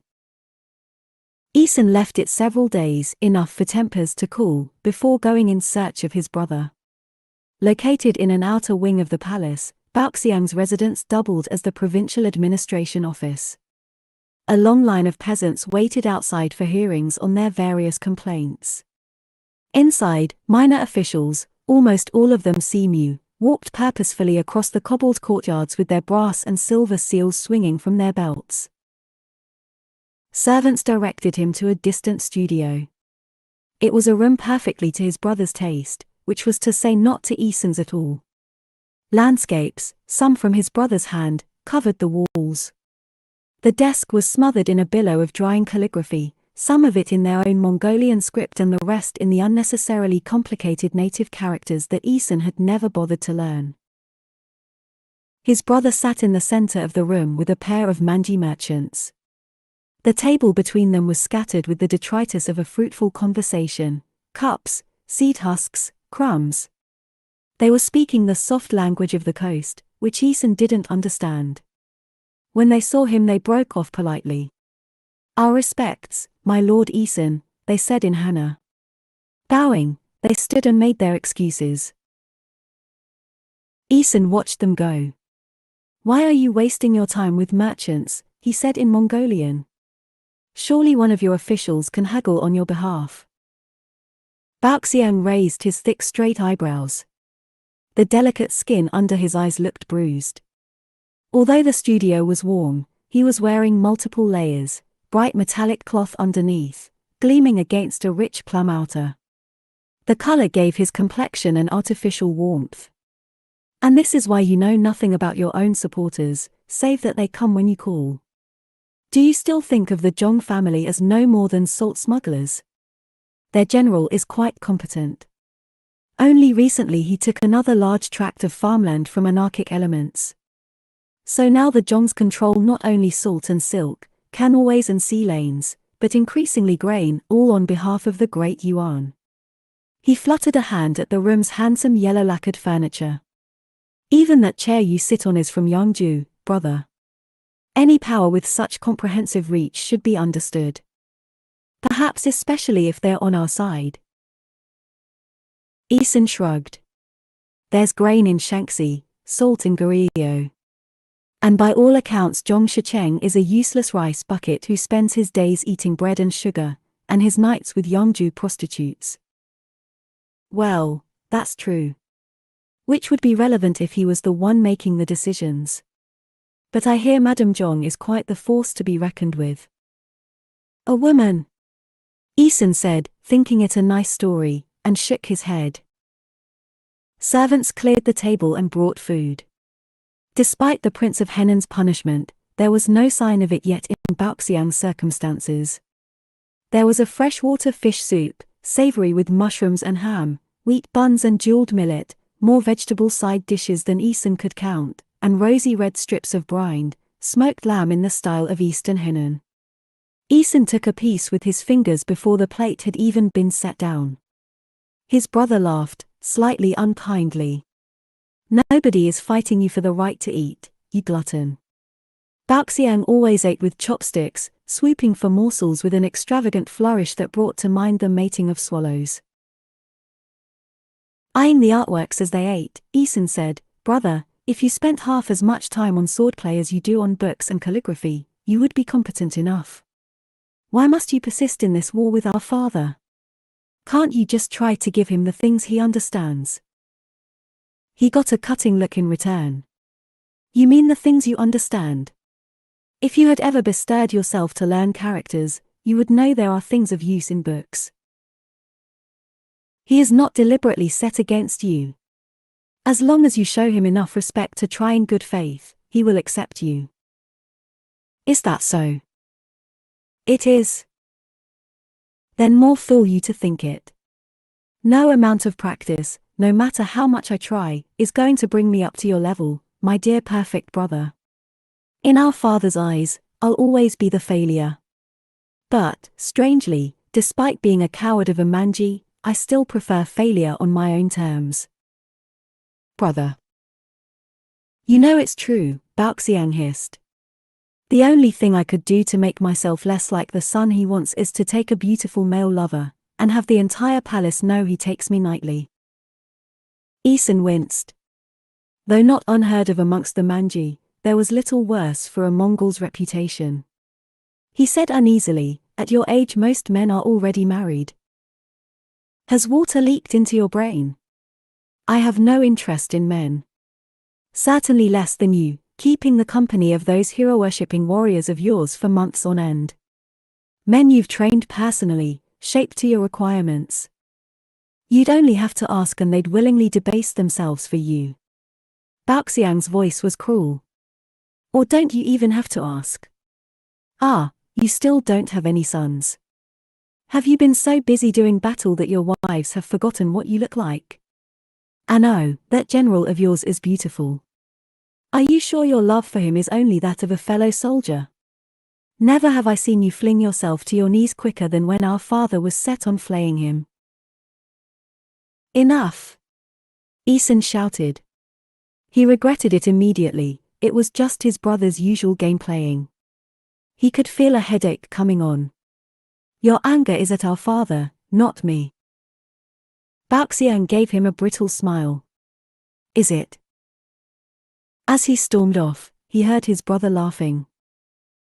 Ouyang strode into the provincial administration office in search of Lord Wang, his fist clenched around a bundle of ledgers. He was immediately assailed by the bureaucratic reek of ink, moldy paper, and lamp oil. The place was a claustrophobic maze of bookshelves and desks, and no matter how many dark little nooks he passed there was always yet another hunched official presiding over his pile of paper. Ouyang hated everything about the place. Over the past years under Lord Wang, the office had expanded its authority and multiplied officials like rabbits. Now nothing was possible without at least 3 seals being applied, abacuses consulted as though they were I Ching tiles, and entries made in ledgers. Every ruined horse and lost bow was owed its explanation, and getting a replacement was a process arduous enough to make a hardened warrior weep. And when you had lost 10,000 men and half as many horses and every piece of equipment they had been carrying, it didn't bear thinking about. For all that Lord Wang was the provincial administrator and a lord, his desk was no larger than those of his officials. Ouyang stood in front of it and waited to be acknowledged.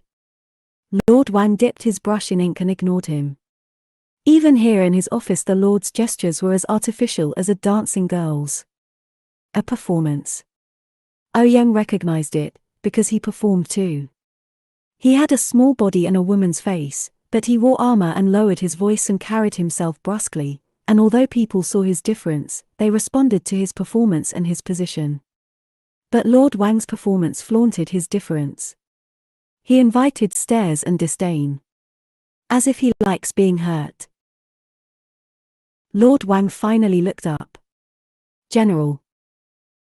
Ouyang made the least reverence that could be considered acceptable and handed Lord Wang the ledgers. Seeing all his losses laid out on paper had been confronting. With a surge of anger he thought of the rebel monk. By causing his loss, and his shaming by Chagan, the monk had triggered the start of his journey towards his purpose. He couldn't find it in himself to be grateful. It felt like a violation. A theft of something he hadn't been ready to give up. Not innocence, exactly, but the limbo in which he could still fool himself that other futures were possible. To Ouyang's surprise Lord Wang put the ledgers aside and went back to writing. You may go. Since Ouyang knew Lord Wang's character, he had prepared himself for a confrontation. In contrast to the Prince of Henan's efforts, it was only slightly annoying to be belittled by Lord Wang. By this point there was even a ritual quality to their interactions, as if they were acting roles in a play they were both obliged to be in. But no doubt Lord Wang's own punishment was weighing on him. Just as he bowed and turned to leave, Lord Wang said, "All those years of yearning, and you finally get Eason kneeling for you. Did it feel good?" There it was. It was like he couldn't resist. For all Ouyang understood the jealousy behind it, he still had the sick, stripped feeling of having something private and barely acknowledged to himself flung out into the cold air to wither. Lord Wang, who relished his own pain, had always known how to wound others. When Ouyang didn't respond, Lord Wang said with a bitter kind of understanding, "My brother's an easy person to love. The world loves him, and he loves the world, because everything in it has always gone right for him." Ouyang thought of Eason, generous and pure-hearted and fearless, and knew what Lord Wang said was true. Eason had never been betrayed or hurt or shamed for what he was, and that was why they loved him. He and Lord Wang, both in their own different ways. They understood each other through that connection, two low and broken people looking up to someone they could never be or have, noble, perfect Eason. He was born at the right time. A warrior in a warrior's world, Lord Wang said. "You and I, General, we were born too late. 300 years before now, perhaps we would have been respected for what we are. You as a Manji. Myself as someone who thinks that civilization is something to be cherished, not just fodder for conquest and destruction. But in our own society's eyes, we're nothing." Bureaucracy hummed around them, unceasing. "You and Eason are two unlike things. Don't fool yourself that he can ever understand you." Ouyang could have laughed. He had always known that Eason, like everything else one might desire in life, was out of his reach. He said bitterly, "And you understand me?"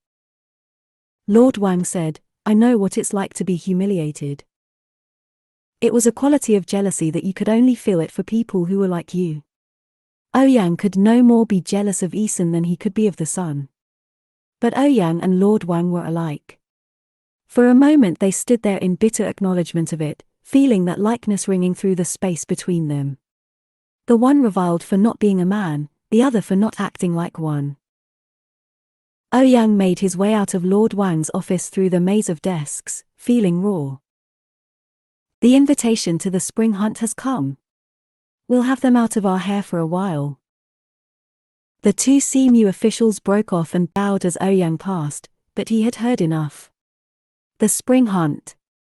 The Great Khan's annual hunting retreat, held high up on the Shaanxi Plateau in a place called Hishatu, was the most prestigious invitation of the calendar. Hundreds of the Great Yuan's most notable members gathered for hunting, games, and entertainment. It was the one of the few opportunities for provincial nobles, like the Prince of Henan, to build connections with members of the Khanbalic imperial court. Ouyang had attended once when he was 20, when he had been the commander of Eason's personal guards.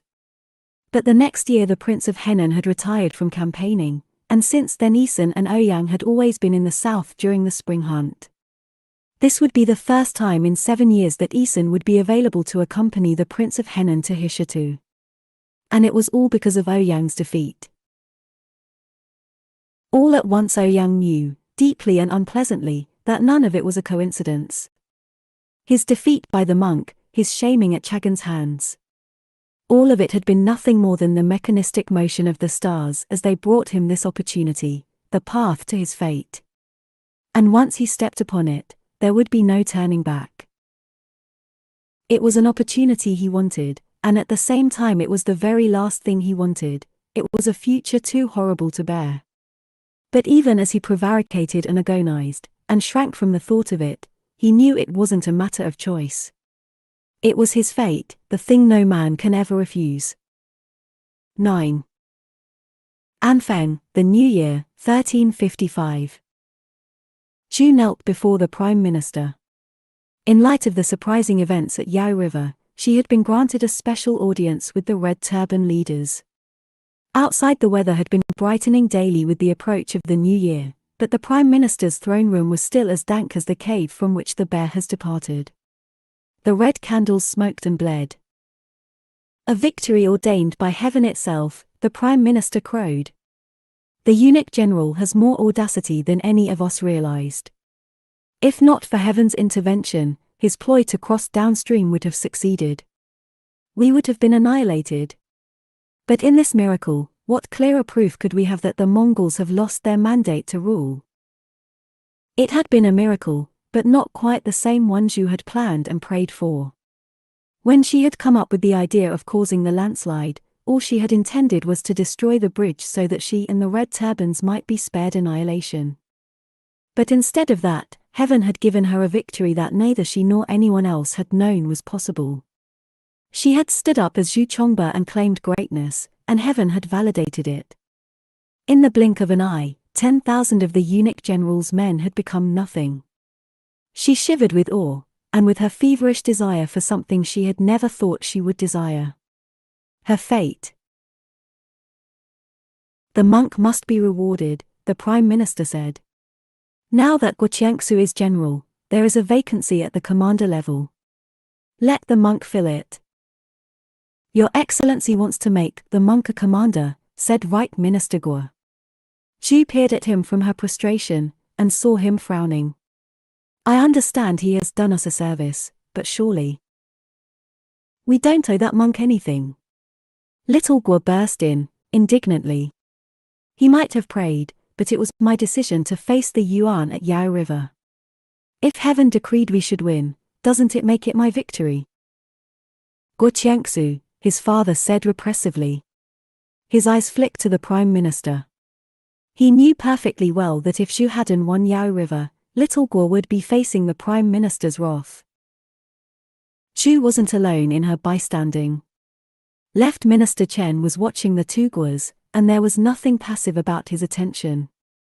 Like a naked weapon, it promised violence. Chen, feeling her gaze on him, looked over, their eyes met. His regard had neither warmth nor hostility. Only the vertical creases on his cheeks deepened, which could have meant anything at all.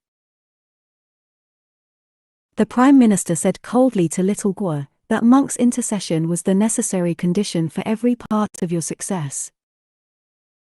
Your Excellency, Right Minister Guo interjected. It's not that it wasn't an achievement, but regardless of why anything happened, he didn't even fight, said Little Guo. He can't even hold a sword. How can a commander not have any military experience? Why not put him here in the throne room, attending the Prince of Radiance? Isn't that more fitting for a monk? Chen cleared his throat. In a tone of eminent reasonableness, he said, if I'm not mistaken, neither the Prime Minister nor the Right Minister had any experience of war before becoming leaders. They achieved success on the basis of their natural talents. Why should the monk need experience when they did not?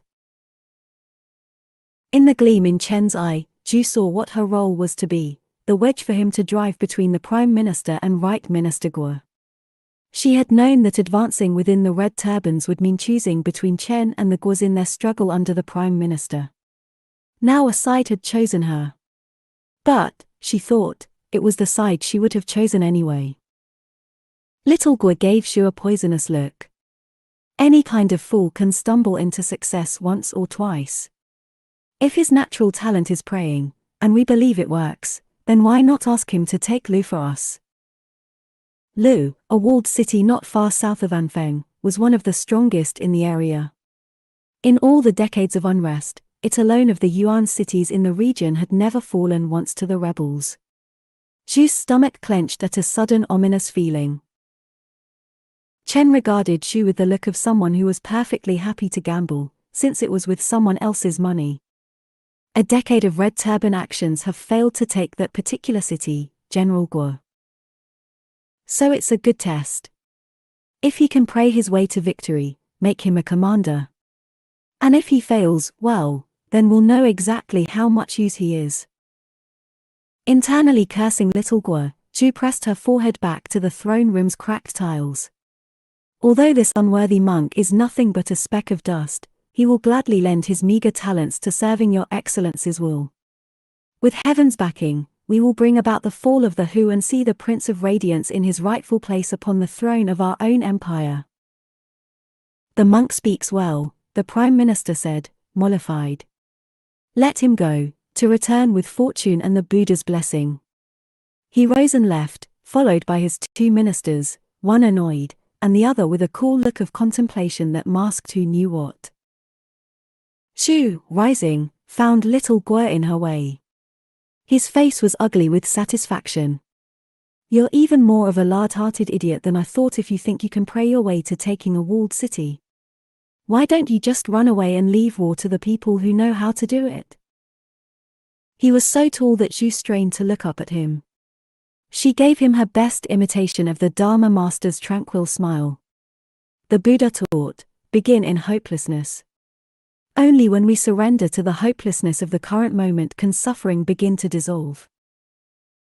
"The Prime Minister might love you now," little Guo said viciously. "But you're going to fail. And when you do, don't you think he'll rather have you killed as a false monk than believe heaven ruled a failure?" She said, hardening, "Heaven doesn't rule my failure." When Ma came into the room that had once been the Guo Mansion's library, she found Commander Sun Meng saying placatingly to little Guo, "Does it really matter who's getting credit for the victory? The Prime Minister's happy, and it's put Qin Yuliang back in his place. You know he was hoping you'd fail so he could challenge your father." The two young men were sitting on the floor at a low table, eating the dinner Ma had brought them earlier, tofu simmered with ham and chestnuts, sliced soaked lotus root, and millet. They were surrounded by shelves stacked with paper-wrapped cabbages. Only Ma, who as a general's daughter had received more than the usual education, missed the books. The cabbages gave the unheated room a damp vegetal smell, like a field after a winter rain. Seeing Ma there, Sun patted the space next to him. "Yingzi, have you eaten? There's some left." Sun was as slight as little Guo was tall, and as good-tempered as his friend was sour. He had a lively, pretty face topped with a shock of wavy, reddish hair that was always escaping his topknot. Despite his boyish looks, he was in fact the best by far of the Red Turban's three young leaders. As Ma smiled and sat, Sun said, "So how do you like our victory?" "I think you were incredibly lucky, whatever the cause." Borrowing Sun's bowl and spoon, Ma reached for the tofu. "And I think water has leaked into your brains if you think this has put Qin Yuliang in his place. Guo Qiangsu, did you really challenge that monk to go take the city of Lu? Haven't you learned by now that whenever you show your resentment, you're giving Qin Yuliang something to use against you? You dare criticize?" Little Guo's face reddened. He snatched the clay pot from under Ma's hand and emptied the tofu into his own bowl. "What do you know, Ma Shouying? You thought I couldn't win at the Yao. Well, I did. And if I'd followed the Prime Minister's plan, we'd still be out on that plain losing 100 men a day, with nothing to look forward to but that little eunuch bitch coming for us over the Huai. And this is the respect my victory gets." "It's not about respect," Ma said crossly. "I'm just saying that with Qin Yuliang watching, you should take more care. With everyone watching, you should learn not to criticize." Sun inserted himself between them. "I did ask for her opinion, Shua. Aya, you two are such a bad match. Can't you have a single conversation without fighting?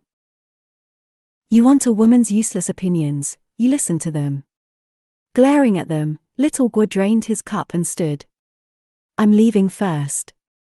He didn't bother shutting the door behind him. Sun looked after him and sighed. "I'll talk to him later. Come on, Yingzi, see me out." He draped his arm about Ma's shoulders in a friendly way as they walked. It was one of little Guo's quirks that despite his petty nature, her friendship with Sun didn't bother him at all. It was like he couldn't fathom the possibility of a woman finding Sun's effeminate looks more attractive than his own. Ma thought wryly, and yet even in that, he was blind. If it had been a matter of choosing one over the other, of course she would have picked the flower boy with his cheeks as round and smooth as a girl's. But of course, she hadn't had a choice. She asked, Do you think what happened was really because of that monk? I have no idea. All I know is that we needed a miracle, and we got one. To walk onto a bridge between two armies, it was an action that was hard to comprehend. Which was easier to believe, that the monk was a naive fool with an extraordinary amount of luck, or an enlightened bodhisattva with no concern at all for his own skin? Ma remembered his sharp glance at their first meeting, and thought, not a fool.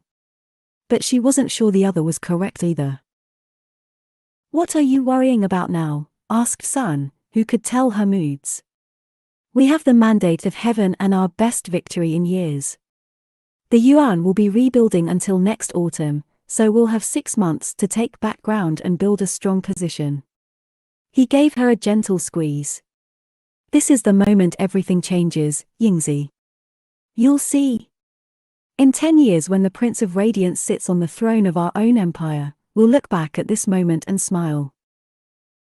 The flickering late winter sunshine had dried Anfeng's mud. Zhu sauntered through the cold shade between the market stalls. It was more crowded than usual, almost lively. Since the resounding defeat of the Yuan at Yao River, the city had an air of renewed enthusiasm. Hope, one might think. Hey, Granny. Well, less hope for some. Zhu, observing the unfolding human drama, felt a stirring of unease, the memory of something witnessed so long ago that it might as well have been in a past life. Hey, I said, hey, Granny. The group of men pressed around an old woman sitting behind her pile of vegetables. You're gonna give us a few of these for keeping the troublemakers away, aren't you? Anfeng is a pretty dangerous place to be. You better thank us well for our support. Support, you rotten turtle eggs. Someone elbowed their way in, furious. She was surprised to see it was the Simu girl who'd saved her from Little Guo. General Ma's daughter. To the old woman's downturned head, the girl instructed, don't give them anything. You can shut up, said the men's leader. You dare talk to me like that? Don't you know who I am? After a pause, one of them observed, isn't it Little Guo's woman? The leader gave the girl a closer examination, smirking. That half-empty vinegar bottle who calls himself a general. Think I give a fuck? The girl Ma refused to give ground. Glaring, she said, get lost.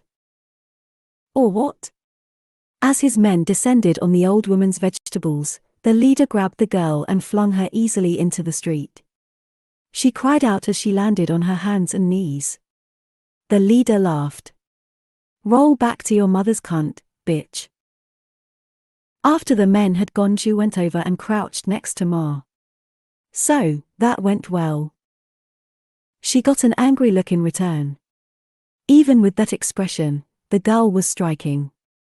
The smooth golden tone of her skin was only more luminous in contrast to a small dark mole high on her forehead. Her hair fell as straight and shining as black clouds. Perhaps her looks missed the Nanren standards of classic beauty, but in her face there was such a depth of raw and innocent emotion that Shuzo was drawn as if to the scene of an accident. What should I have done? Ignored it? Ma said, scowling. She dabbed her bleeding palms with her skirt. You're upset, Zhu observed. Ma looked up fiercely. Yes, I'm upset. Oh, I know, it happens all the time. She's used to it. Everyone's used to it.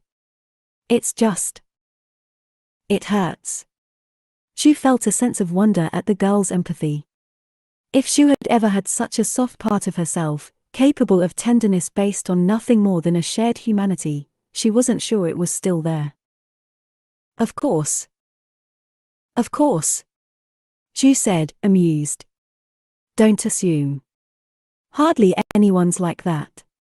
She bounced up and bought a cup of soy milk from the neighboring stall, and gave it to Ma. Ma accepted it with a skeptical look.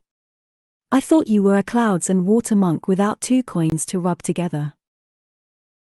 This monk has nothing but what the generosity of others has blessed him with, Zhu said piously.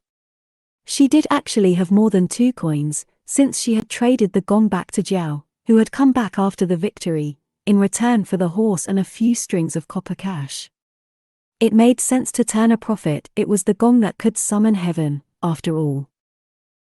Zhu saw Ma examining her from under her eyelashes as she drank the milk. It was a vexed look, as if she were convinced there was something else happening under Zhu's monkly navet, but she couldn't tell what it was. Still, she was the first person in the red turbans who'd even seen that much. Zhu supposed that if General Ma had been as competent as everyone said, it made sense that his daughter was smarter than most of the red turban's actual leadership. Curious to know the girl better, Zhu said, "The horse." "What?" "This monk's horse. You remember it.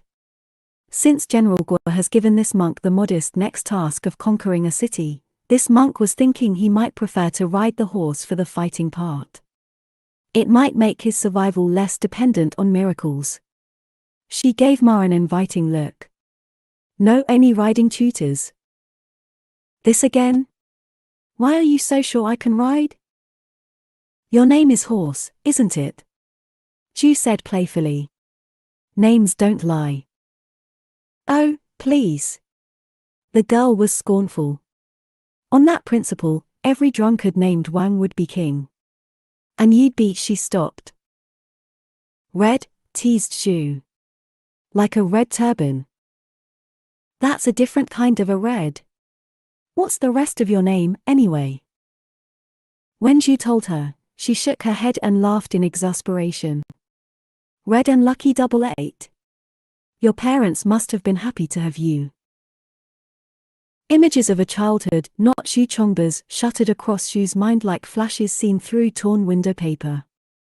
But she was Zhu Chongba, and just as much as his fate was now hers, so was his past. She said, "It's true, despite never having shown much promise, this monk's parents always believed he'd achieve great things." She waggled her eyebrows. "And now look. Here he is, an educated monk instead of a peasant. What more could farmers ask for?" Zhu thought she'd spoken lightly, but when Ma gave her a searching look she wondered what inadvertent truth might have shown on her face. But the girl said only, "Nice to meet you, Master Zhu the extremely lucky." "Yeah, so formal. This monk had better call you Teacher Ma, since you'll be giving him lessons." "Who's giving lessons? Or if you're not giving lessons, should this monk call you Big Sister Ying?" "Oh, too bold," Ma exclaimed. Shooting Zhu a perspicacious glance, she said, "And who's older than who, exactly? If you're a monk, you have to be at least 20. Zhu grinned. It was true that Ma herself couldn't be more than 17.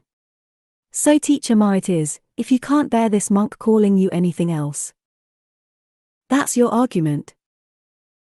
Zhu arranged her face in her best expectant look. The girl stared, seemingly torn between outrage and exasperation, then sighed. "All right. One lesson. One." "This monk is a fast learner. But the horse, who knows?"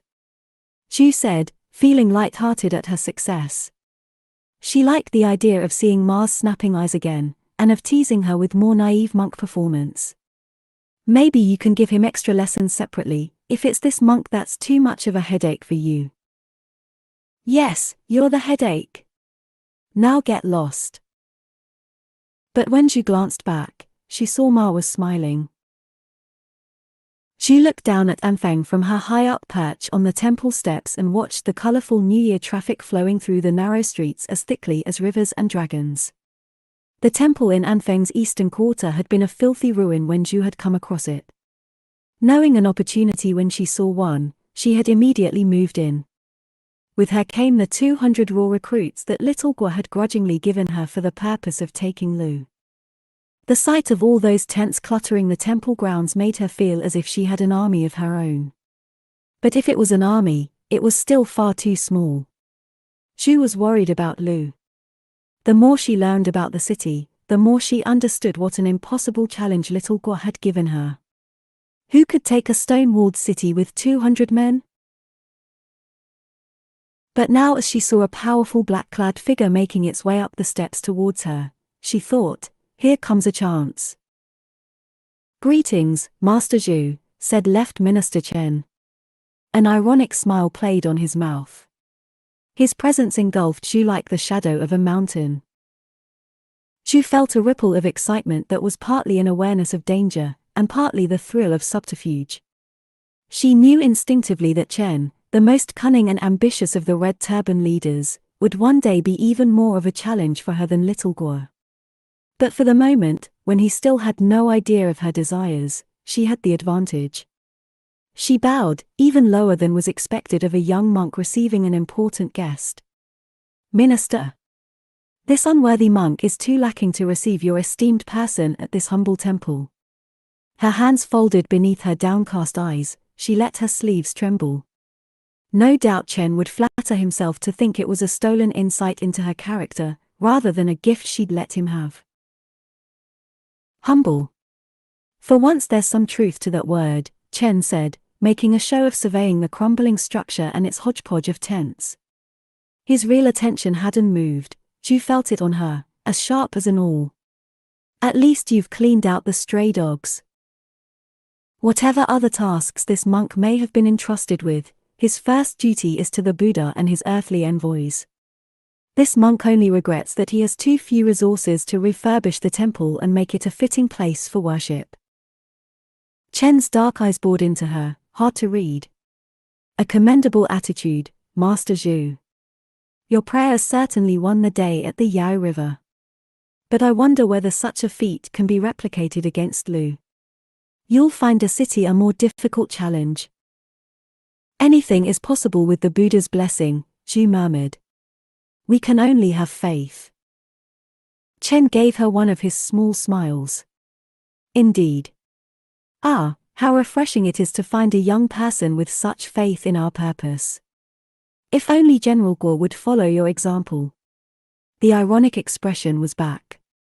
She thought he hadn't fully bought her naive monk routine, although neither had he dismissed it yet. Watching her closely, he said, "Don't you think even an endeavor of faith can be made more certain with the addition of men and equipment, Master Zhu?" This was her chance. She widened her eyes in her best imitation of perplexity. "Minister? I suppose you'll have little enough chance, whatever I do," Chen mused. "But I find myself moved to improve your odds. I've instructed Commander Wu to give you 500 men before your departure. How many will you have then, 700 or so?" His laugh was like a slab of meat hitting the butcher's block. 700 men against a city. I wouldn't try it myself. But let me do what I can for you afterwards. If you do manage to win Lu, I'll convince the Prime Minister to let you keep whatever you've taken from it. Then you'll have enough funds for your new temple." His black eyes glittered. "Or for whatever else you'd like to do." 700 men was better than nothing, though they both knew it was a far cry from the minimum needed for a reasonable chance at success. And even if she did succeed, the price would be becoming Chen's playing piece in the pitched battle between himself and the Guos. But there was no point worrying about that yet. One problem at a time. Chen was waiting for her answer, though he knew perfectly well there was only one answer she could give. She bowed 3 times, humble, grateful. This unworthy monk thanks the minister for his generous assistance. Even though this monk is lacking in the skills of warfare and leadership, he will do his best to bring honor and success to the Red Turbans. Chen's teeth gleamed like those of a predator that would devour you without even spitting out the bones. The first fireworks of the new year bloomed in the darkening sky behind him. "Then use the skill you do have, Master Zhu, and pray well." At first Watch Ma slipped out of the front gate of the Guo mansion.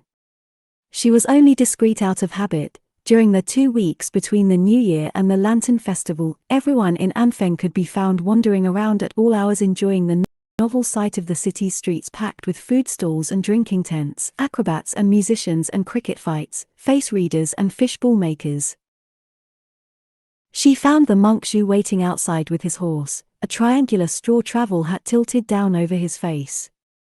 All she could see under the hat's shadow were his narrow lips, curved in a smile. The dramatic effect lasted until the instant he saw her and burst out cackling. Slapping his hand over his mouth, he said, muffled, "Is that a disguise?" "What?" "No." "Shut up." For ease of riding, Ma had put on a man's short robe, trousers tied at the knee, and boots. "Should I have put on trousers under my skirt?" "Why not? It's not like anyone's going to think you're a man." Ma glared at him. It was true, though, that male clothing did nothing to hide her feminine shape. With her sturdy thighs and rounded hips, nobody was ever going to compose a poem comparing her to a slender willow, or a gracefully bending blade of grass. The monk was looking down. "Your feet are even bigger than this monk's. Look." He compared them. You. It was rude. "Don't worry, this monk doesn't like bound feet. Women should be able to run a bit during a rebellion," he explained. "Who cares what you like? You're a monk." He laughed as they walked towards the western gate. It's not like monks never see women. People were always coming into the monastery with offerings. Sometimes girls who wanted to learn more about the Dharma would stay for scripture study with novices who were particularly advanced. If you know what I mean. The hat tilted, she saw a flash of teeth and, shockingly, a dimple. "Do you?" "No. I'm sure I don't," she said witheringly. And if that was how the monks of Wuhuang Monastery carried on, no wonder that eunuch could burn it down without any bad karma. "You've been checking up on this monk," he said in delight. "Wuhuang was a good place. I learned a lot there." His tone turned rueful, touched with genuine sorrow. "After the Prince of Radiance appeared and the Great Yuan tried to curtail the monastery's power, our abbot refused. He always was stubborn." "Clever people know when to give in," Ma said bitterly, thinking of little Guo. Together they passed under the earthen battlements of Anfeng's western gate. On the other side was a denuded pasture, lumpy in the moonlight, and beyond that the sparkling black loop of the Huai. Glancing around, the monk gave a theatrical shudder. "Ah, it's so dark. Doesn't it scare you to think that this is exactly the kind of place ghosts will come when the New Year drums drive them out of the city? If we're accosted by hungry ghosts, I'll take the horse and leave them to eat you," Ma said, unimpressed. "Ah, so it's this monk who should be scared," he said, laughing. "Just get on the horse." "Like?" He clambered astride. "Ha! That wasn't so." Ma slapped the horse on the rump. It bolted. The monk, separating in midair from his hat, came down like a sack of river gravel. When she went over, he was lying flat on his back grinning up at her. Honestly, this monk can't ride. After an hour of instruction, Ma still didn't know if that had been true or not. If he really was a beginner, he hadn't been exaggerating about being a quick learner. Watching him in a relaxed canter, his robes dark under the moonlight and face obscured by the hat, she found herself thinking that he didn't look much like a monk at all. He pulled up and dismounted, smiling.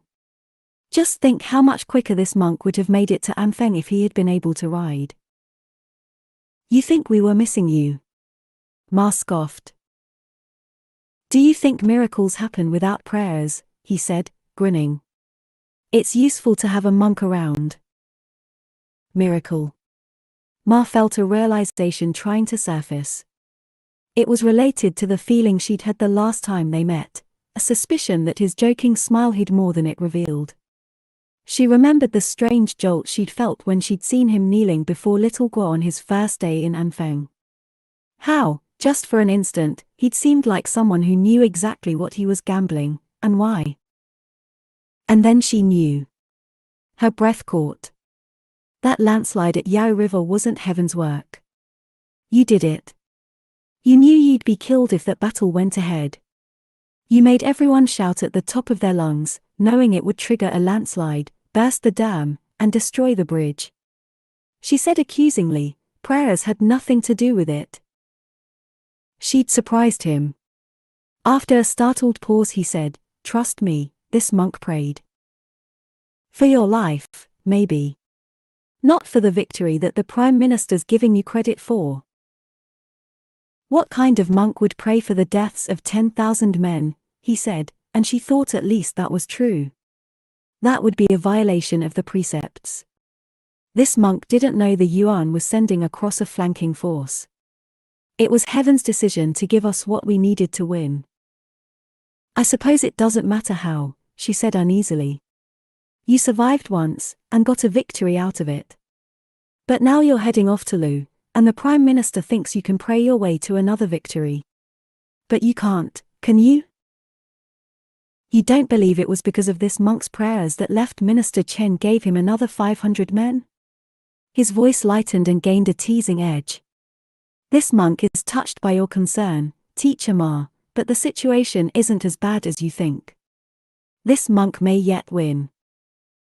He was as slippery as a catfish, she couldn't tell if he believed it or not. "Better hope they can fight better than you do. And don't you see Chen Yuliang is just using you to undermine the Guo faction? It's true that General Guo doesn't inspire others to wish him success," he said wryly. For all Ma was more than familiar with little Guo's flaws, the criticism struck a nerve. She snapped, "You're bold enough to think you can play in the left minister's games." She remembered Chen's fingers grinding her bones together. His patronage never ends well for anyone but himself. "Surely you can see that." His eyes went to her wrist, where she'd touched it without realizing. Lay people have this idea of monasteries as serene places where no one wants anything but nirvana. But I can tell you, some monks who called themselves pious were as vicious and self-interested as Chen Yuliang. It startled her to hear him say "I." It was like reaching for someone's cheek in the dark, but finding instead the intimate wetness of their open mouth. She said, unsettled, "Then you do know. If you join his side, you'll regret it." "Is that the lesson you think I learned?" His eyelids lowered, and for a moment the cricket face under the hat was shadowed with something she felt herself curling away from. Then he said, "Anyway, monks don't take sides. Left Minister Chen can think what he likes, but this monk serves only the Buddha and his earthly envoy, the Prince of Radiance." Looking at him, she saw the eunuch general's 10,000 dead men. Sometimes that might look a lot like serving yourself. His eyes flicked up, as sharp as a hook. But after a moment he just said, "Teacher Ma, since this monk is leaving soon for Lu, do you have any sage guidance?" Her answer was interrupted by red fire blooming above Anfeng. Shimmering threads of light fell in the shape of a jellyfish. "Is that a firework? I've never seen one like that." "Jiao Yu's work. He does have quite a talent for fire powder." After a moment of observation the monk added, "It's exactly the same color as the mandate." Or the color of temple candles, Ma thought, watching the light bleed into the sky. The color of piety and prayers to the ancestors. Of her dead father. Suddenly she felt a violent surge of frustration about everything: the Yuan, the rebellion, the selfishness of old men as they competed for power. At heaven itself, for its opaque signs that could seemingly point in any direction you wanted. "How little lives are worth in this war," she said bitterly. "Theirs and ours, both." He said after a moment, "You have a lot of feelings in you, Ma Shuiying. Don't mistake it for caring about your life or death, monk." But it was too late, she already cared. All it took was for him to ask for help. She said reluctantly, "You know my father used to be one of the Yuan's generals. Towards the end of that time he got to know the man who became Lu's governor. A seamew, like my family. That man wasn't very popular in Dadu, because late in life he married a Nanren girl out of love, and people used that against him. But my father had a lot of respect for his talents. Later, when my father joined the Red Turbans, he always refused to attack Lu. He said with that man as governor, it was too strong. But he died not more than a month ago. The Yuan will be sending a replacement from Dardu. Who knows what he'll be like? But if you can get there before him, you could have a chance. She amended, part of a chance. She didn't know if she had scared Shu or given him hope. After a mulling silence he said, "That's useful. You've taught this monk well tonight, Teacher Ma." He remounted and said in a completely normal voice, as though they hadn't been discussing his inevitable death, "But why are we out here when the fireworks are so much better up close? Come on. It'll be quicker with both of us riding." He took her hand and swung her up in front of him. The strength and sureness of his grip surprised her. She'd thought monks spent all day sitting with their eyes closed. Striving for unimpressed, she said, "I'm the one who can ride. Shouldn't I have the reins?" From within the circle of his arms she felt him laugh. "This monk can't ride. Since you only offered the one lesson, this monk thought he was qualified. Qualified to fall off the first time someone shoots at you." She leaned forwards and snapped her fingers next to the horse's ear. It piked left in surprise, and Zhu went tumbling off the back. By the time Ma collected the horse and brought it around, he had caught his breath and was pretending to admire the stars. Well, maybe this monk could do with another lesson. Ma snorted. "One lesson already makes you better than most people here who have a horse." She pulled him up behind. He was lighter than she'd expected. He said, smiling, "If we go faster than a walk and you don't want me falling off, I'm going to have to hold on somehow." But he held her with just his fingertips, chaste. For some reason she was too aware of that light pressure, and the warmth of his body against hers. She would probably never see him again. She felt a surprising stab at the thought. Not quite pity. 6 days after the Lantern Festival in the middle of the first month, the boy thief Chan Yuchen found himself on the march with Monk Shu's 700 men through the lake-dotted plain between Anfeng and the walled city of Lu. Spirits were low, although someone, probably Zhu himself, had started spreading a story from the ancient Three Kingdoms period, in which General Zhong Liao of Wei's 800 cavalry had defeated the entire army of the Kingdom of Wu, numbering no less than 200,000 men, just outside of Lu. Yuchen, who had never been told stories in his childhood, refused to believe it as a matter of principle. They had already broken for the day at the afternoon's monkey hour, and were making camp. Yuchen lounged next to the tent of the newest addition to Zhu's force, and asked with genuine curiosity, "So, at what point do you think you're going to regret leaving Commander Sun's force for an incompetent monk's suicide mission?" Jiao Yu was holding a length of metal about a foot long. One bulbous and tapered to a narrow mouth at the other. As Yuchen watched with interest, he touched a flaming stick to a hole in the bulbous end and took aim at a tree about 20 paces distant. A moment later there was an astonishing retort that left them both choking in a cloud of smoke. Yuchen said, reeling, "Was something supposed to happen to the tree?" "He's not incompetent," Jiao said evenly.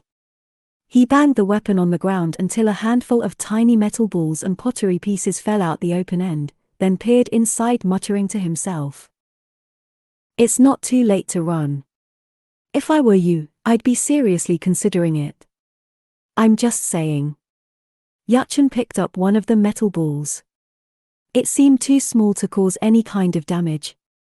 "What is that?" "A hand cannon." Jiao took the ball away from Yuchen. "The monk asked me to think about fire powder weapons. The problem is reliability." Yuchen looked at the completely intact tree. "You could reliably hit someone over the head with it, I guess. And how is he not incompetent?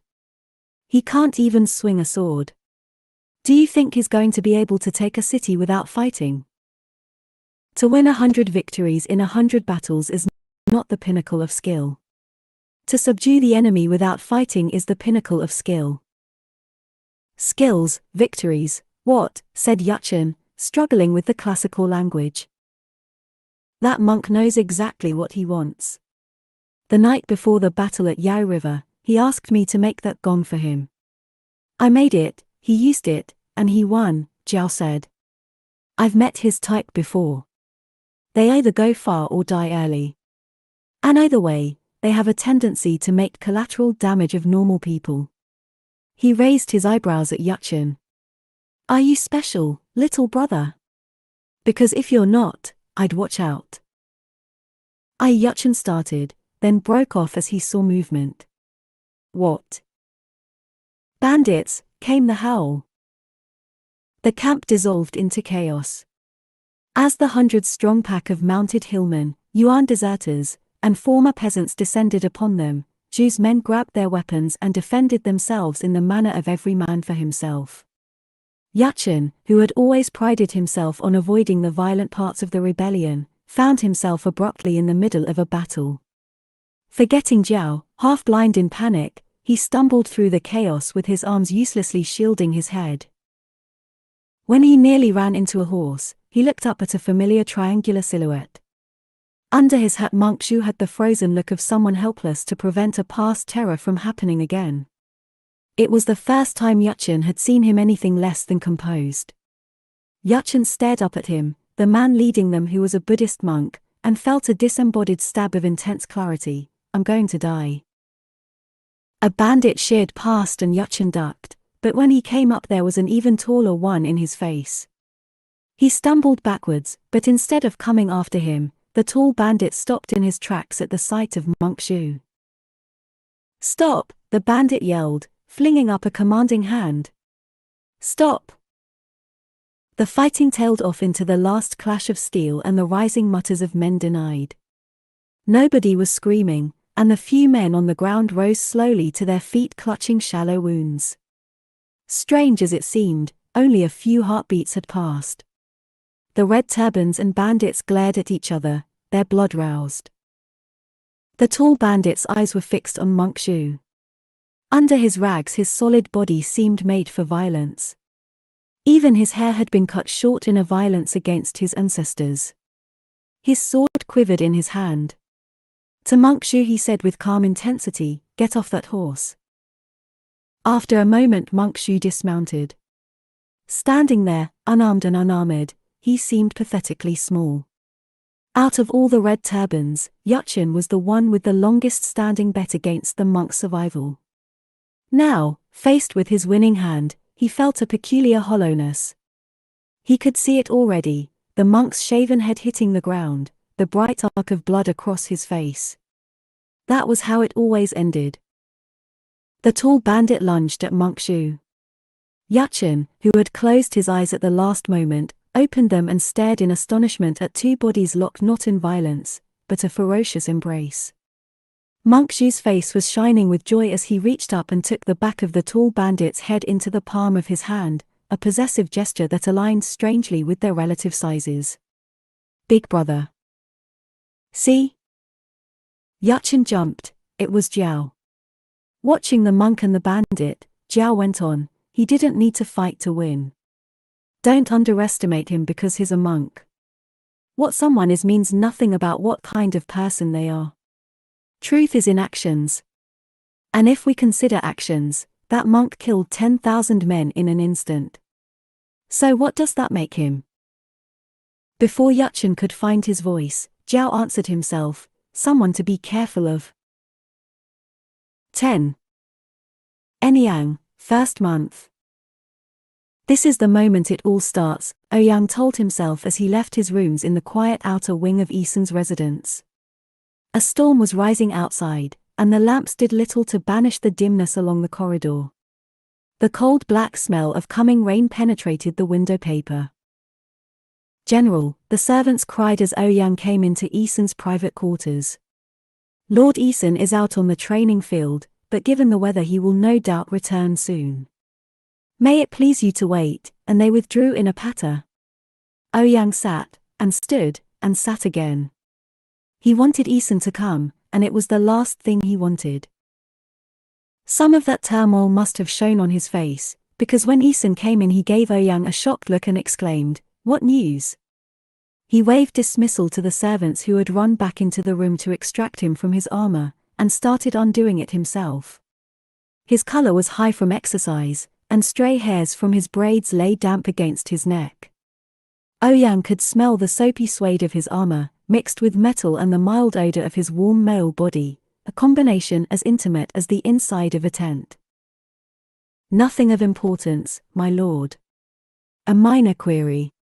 Seeing Eason struggling with the lacing under his arm, Ouyang stepped forwards to work the knot. It was only after he'd started that he realized what he was doing. Eason laughed in surprise. That a general of the Yuan would lower himself so. "Haven't I done this many times?" "That was a long time ago. You were just a child." 16 years ago. More than half their lifetimes. So were you.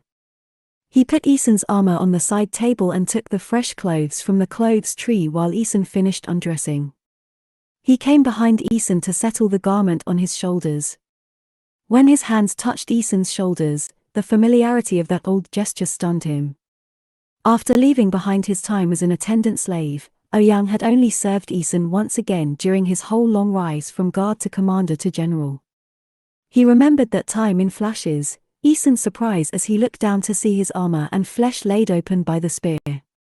How in the physician's GER, Eason's blood had coated Ouyang's hands as he struggled to strip the ruined armor off, not trusting anyone else to do it. He remembered his desperate urge to ease Eason's pain, as intense as if it were his own body bleeding. And even then, in the moment that their bodies had been joined in a kinship of suffering, a smaller part of Ouyang had remembered his fate. He smoothed the fabric across Eason's shoulders and stepped away. Eason was quiet a moment, as if the weight of memories had stilled him, too. Then he shook himself and said, "Eat with me, my general. I need the company." As the servants came in with the midday meal, a blow of wind slammed the latticework in the corridor outside, immediately followed by hammering rain. Ouyang heard women's shrieking from elsewhere in the residence, the sound eerily disembodied and snatched by the wind. Opposite him at the round table, Eason ate with an uncharacteristic drained look. For all he was a lord, in Anyang he always exuded an air of being out of place, a wild plant taken off the step and put in a pot for the pleasure of others. All of a sudden he burst out, "How I hate their games and demands." Ouyang dipped a piece of jellied pork cheek in black vinegar and said neutrally, "Your wives." "Oh, Ouyang. Women are terrible. The politics." He groaned. "Consider yourself lucky you'll never have to suffer this kind of torment." Eason never meant to hurt, and Ouyang had always taken care to pretend matter-of-fact acceptance about his exclusion from family life. Why should he blame Eason for not reading his mind to see the anger and pain there? But the truth was, he did blame Eason. Blamed him even more than he would a stranger, because it hurt more that someone so beloved should not see the truth of him. And he blamed and hated himself for hiding that truth. He said with distaste, "I did run into Lady Bort earlier today. She sends her greetings, and asks when she might have the privilege of hosting you again." In Ouyang's opinion, all four of Eason's wives lacked in appearance and personality, and the presence of any of them made his skin crawl. He hated their unmoving faces beneath their thick white makeup, their tiny steps that made them take forever to get from one place to another, and their stupid column hats that towered above their heads further than Ouyang's hand could have reached. Even their smell was repulsive, a decayed flower scent that clung to Eason for hours after his visits. Ouyang, who knew Eason better than anyone, couldn't fathom what he found attractive about them. The thought of Eason fucking one of them gave him the same visceral horror as the idea of an interspecies mating. If only one of them would bear a son, that would put them in order, Eason complained. But at the moment all of them think they have a chance to be on top. It's a nightmare. When I'm here they treat me like nothing but a breeding stallion. He added indignantly, "They don't even serve me tea first." Eason's inability to throw sons was the subject of concern and amusement from the servants. His wives were concerned but certainly not amused, and lately Eason himself had been considering adoption, although he admitted to Ouyang that the suggestion had sent the Prince of Henan, who regretted Lord Wang, into an apoplexy. Even with the screens drawn, the force of the storm was enough to make the lamp flames bob even more wildly than Ouyang's presence caused. It was the kind of storm that the Nanren believed boded ill for the future of the Great Yuan. But for all that Ouyang was a general of the Yuan, he didn't fight for the empire. His efforts had only ever been for Isun. He suddenly felt a deep longing to be back on campaign. Campaign was his and Isun's world, where the only things that mattered were the pride of carrying oneself honorably in battle, and the love and trust between warriors. The only place where Ouyang was ever happy. But what bearing did happiness have on how one should live one's life? He said painfully, "My lord, the matter on which I came, I heard the invitation to the spring hunt had come. Will you attend this year?" Isun grimaced. "I'd rather not, but my father has already conveyed his expectation that I accompany him." "You should. When the Prince of Henan is gone, you'll inherit his titles. It's important for the court and the Great Khan to know you as more than just your father's son. This year is your opportunity to impress them." "I suppose you're right," Isun said, without enthusiasm. "But the thought of being apart from you for so long seems strange to me. As it is, I feel I've hardly seen you since coming back." Since, he had the grace to stop before saying, "that moment with the Prince of Henan." Ouyang realized his hand was clenched around his chopsticks. He laid them down and said, "If that's the case, my lord, why not ask the Prince of Henan if I can come with you to the spring hunt?" Isun looked up with delight. "Really? I will, gladly. The only reason I haven't already is because I thought you'd never come. I know how much you hate smiling and making conversation. I suppose I should take my own advice. If the Great Khan knows your name, perhaps he should also know mine. This pleases me. Truly." Isun attacked the steamed ginseng chicken with renewed vigor, smiling.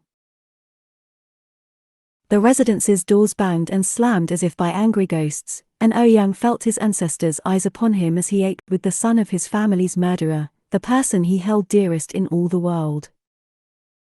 Ouyang and Xiao's overcoats flapped in the wind as they made their way through the palace grounds. The storm had transformed spring back into winter, and the fallen blossoms in the courtyards had turned brown. Ouyang felt grim. He always suffered in the cold. "I'll be accompanying the Prince of Henan, Lord Isun, and Lord Wang to the Great Khan's spring hunt. That will be the beginning of it. I need you to make everything ready in my absence." "So the time has come. Can you do it?" The cool look Xiao gave him was all wrong, coming from inferior to superior, but Ouyang cared not a shred for whether Xiao liked him or not, or was disgusted by him or not, only that he did what was needed. Before he could answer, they rounded a corner and saw Lord Wang striding briskly in their direction across the courtyard. "Greetings, Lord Wang." Ouyang and Xiao made their reverences in unison. "General," said the lord, inclining his head fractionally. "A fortuitous meeting. Last night's rain has flooded and destroyed a number of villages. Send me 2 battalions of men immediately to rebuild the roads and drainages." He swept past. "My lord." Ouyang bowed in acknowledgement and continued on his way, a remembered pang of sympathy muting his usual annoyance at the lord. Hurrying after Ouyang, Xiao said, "Will you really have our soldiers delay their preparations to dig ditches? Would you rather his enmity for the entire off-season? I have no desire to fill in 5 pages of paperwork for every extra arrow I need." Ouyang shook his head impatiently. "Let him take the battalions, we have time enough. You take his disrespect too easily.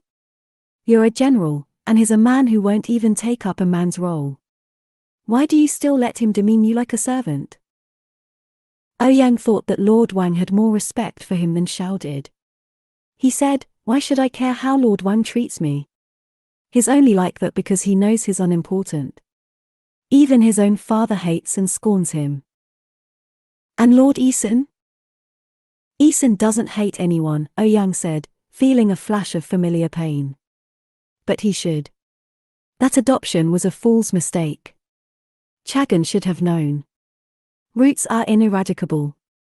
How could Lord Wang have ever brought pride to Chagan's line? He has his father's blood. Our blood, said Shao. Blood. His father's blood in his veins. His ancestors' blood.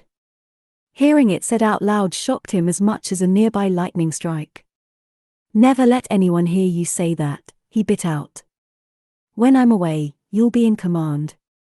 Your loyalty is to the great Yuan, that is all that must ever be seen. Do you understand? Yes, General, said Shao, and tapped his fist to his chest in acknowledgement. But there was an unrepentant smirk beneath the gesture. Something about it made Ouyang shudder, the ghostly touch of blood and betrayal and fate. 11. Outside Lu, second month. Zhu sat beside Xu Die at their campfire as the men set up camp, and catalogued all the changes in that familiar handsome face. His cheekbones stood out more sharply, and there was a new shadow in his eyes. His grown-out hair puffed around his head like the fur of a Tibetan temple dog. Out of his grey robes, which were the only clothes Xu had ever seen him in, he seemed like a different person. A dangerous, unknown person. A bandit. Xu Die said quietly, "Look at us now. A praiseworthy pair of monks, aren't we?" The shadow in his eyes was in his voice, too. He had always been the most laughing, good-natured monk, but now she saw his recent experiences had wounded him. "I didn't mean to, you know. Break my vows." It was startling coming from him, he who had never been particularly devout. He had first slept with a girl when he was 13, and had never felt a pang of conscience about the many women afterwards, as far as Xu could tell. As if he knew what she was thinking, he said, "Not that vow. That one doesn't mean anything. I didn't mean to kill." The shadows on his face gathered inwards, regret, bitterness. At first. Water hissed from the green logs in the fire. Xu watched the bubbles gathering on the cut ends, like the froth on a dead man's mouth, and had a strange twinned memory of bandits killing her father, as if seen simultaneously from the perspectives of two different people, a boy and a girl. She wondered if, even now, her father was one of those unmourned ghosts drifting just outside the circle of their firelight. Xu Die said, "After I found out about the monastery I stayed in one of the tenant villages. I let them keep their rents, since who was I going to take it back to? So they tolerated me for a while. But then bandits came. They knew the monastery's protection was gone. When they came to the house I was in, they laughed when they saw me. A monk. Harmless, right? But when one grabbed me, I hit him. There was a rock behind him, and when he fell it smashed his head in. He fell silent for a moment. I wanted to live, so I took a life. And after I joined the bandits, and they started to follow me, I took more lives. Deliberately. Even though I knew that I'd be reborn into suffering, life after life." She looked at his lowered face, burnished and hollowed by the firelight. She thought of praying on the bridge, and heaven answering her prayer by killing 10,000 men. She hadn't prayed for those deaths, but they had been because of her, and she had welcomed them. She had broken her vow, too, because she had desired. She slung her arm around Xu Die's broad shoulders and pulled him against her. His muscles twitched under his skin like a distressed horse. With her other hand she turned his face towards her, so close that their foreheads touched, and told him fiercely, "All that means is we have to make this life count." He stared at her. She saw the moment the relief kindled in him, of having found her again to follow. The shadows on his face were already breaking apart. Through the cracks she saw the boy in him again. He said, wonderingly, "Who did you become, when we were apart?" She smiled. "The person I was always supposed to be." And as long as she kept being that person in the eyes of heaven, and even in her own mind, she could keep this precious new feeling, of fate drawing her ever onwards, into the future. Into life. And one day, I'll be great. The fire crackled, steaming the day's moisture from her robe and Shudie's stained shirt and trousers. He said, "Remember how I always said you wouldn't become one of those dried-up papayas in the meditation hall? Even as a child, you had the strongest desire of anyone I'd ever met." His cheek moved against her hand as he spoke, their unself-conscious intimacy springing back like a vine. From anyone else, I'd think they were just blowing up the cow skin. What does that even mean, to be great? But from you I believe it. People said that a single day without a dear friend could feel like 3 autumns. For the first time since the destruction of the monastery, Ju let herself feel how long the months without him had been, and the relief she felt at their reunion. Pulling back and looking at him warmly, she said, "I'll need your help for it, big brother. Right now, I'm heading for a challenge. I have to take Lu." "Lu? The city?" Shudie stared at her. "And your leaders gave you how many men to do it with? Not even 1,000. It has a wall." "I said a challenge, didn't I? Unsurprisingly, one of those leaders would love to see me fail. But I think an assault could still work, if Lu is leaderless." She filled him in on what Ma had said. "The population will probably panic and surrender without even trying to test us. But before we do anything, we should go and find out exactly what we're dealing with." Shudie gave her a narrow glance. The shadows were sloughing away, a hint of his old liveliness creeping back into his expression. "We should go inside," Ju clarified, cheered by the sight. "I know what you meant. Ah, Ju Chongba, you haven't changed a bit. Don't you know what cities do to people they think are thieves? How do you think they'll greet a rebel and a bandit?" "I know exactly what they do to thieves, and Feng tried to do it to me," Ju said. "But from that I can say, as long as you can make the case that you're something other than a thief." She drew a handful of long, whippy sticks from the pile of firewood beside them, intending to weave a basket, then paused as the back of her neck prickled. It felt ominously like heaven watching. After a moment the feeling subsided, and she started weaving with lingering unease. She was Zhu Chongba, but if she used skills he could never have had. "The more I do things he couldn't or wouldn't have done, the more risk I run of losing the great fate." Her hands tightened on the weaving. "I have to be him. I am him. Big brother." He was watching the nimble movements of her hands, fascinated. "Seeing me doing women's work." Forcing away a chill, she said as brightly as she could, "Can you find me a couple of rats?" "Purpose of your visit," said the Lu guard, half bored and half suspicious. Above them the Lu walls stretched the height of a 6-story pagoda, smooth pale grey stone, so cleanly fitted together that they resembled the limestone cliffs above Wuhuang Monastery. "Pest exterminators," said Shudie, who could manage a better peasant mumble than Zhu.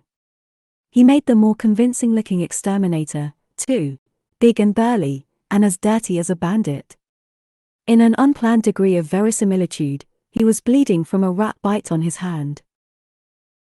"Ah," said the guard, leaning in to inspect the trap Zhu held up, and startling when he came eye to eye with one of the rats.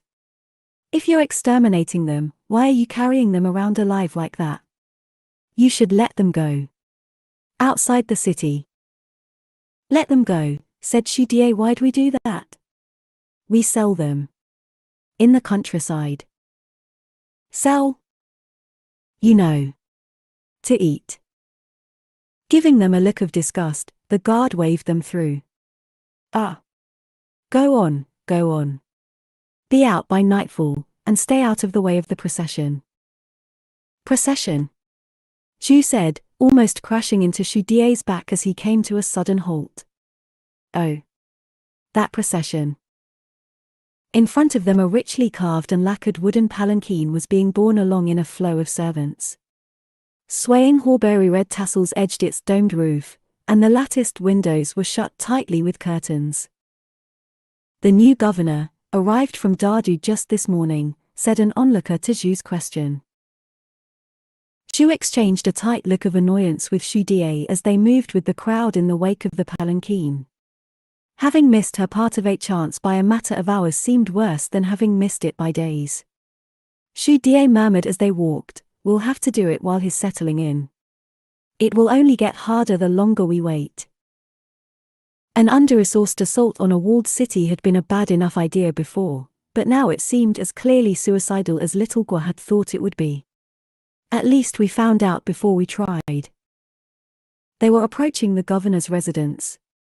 Zhu and Xu Die might have been raised in the region's richest monastery, but the sight of that palace-like compound widened even their eyes. Above the whitewashed outer wall, Zhu could see the main building was at least 30 columns wide, each column carved and painted and thicker around than Zhu's arms could have reached.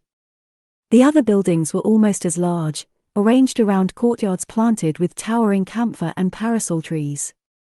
Glimpsed above the foliage, mountain-shaped roofs bore turquoise tiles so thickly glazed that they broke the light like water.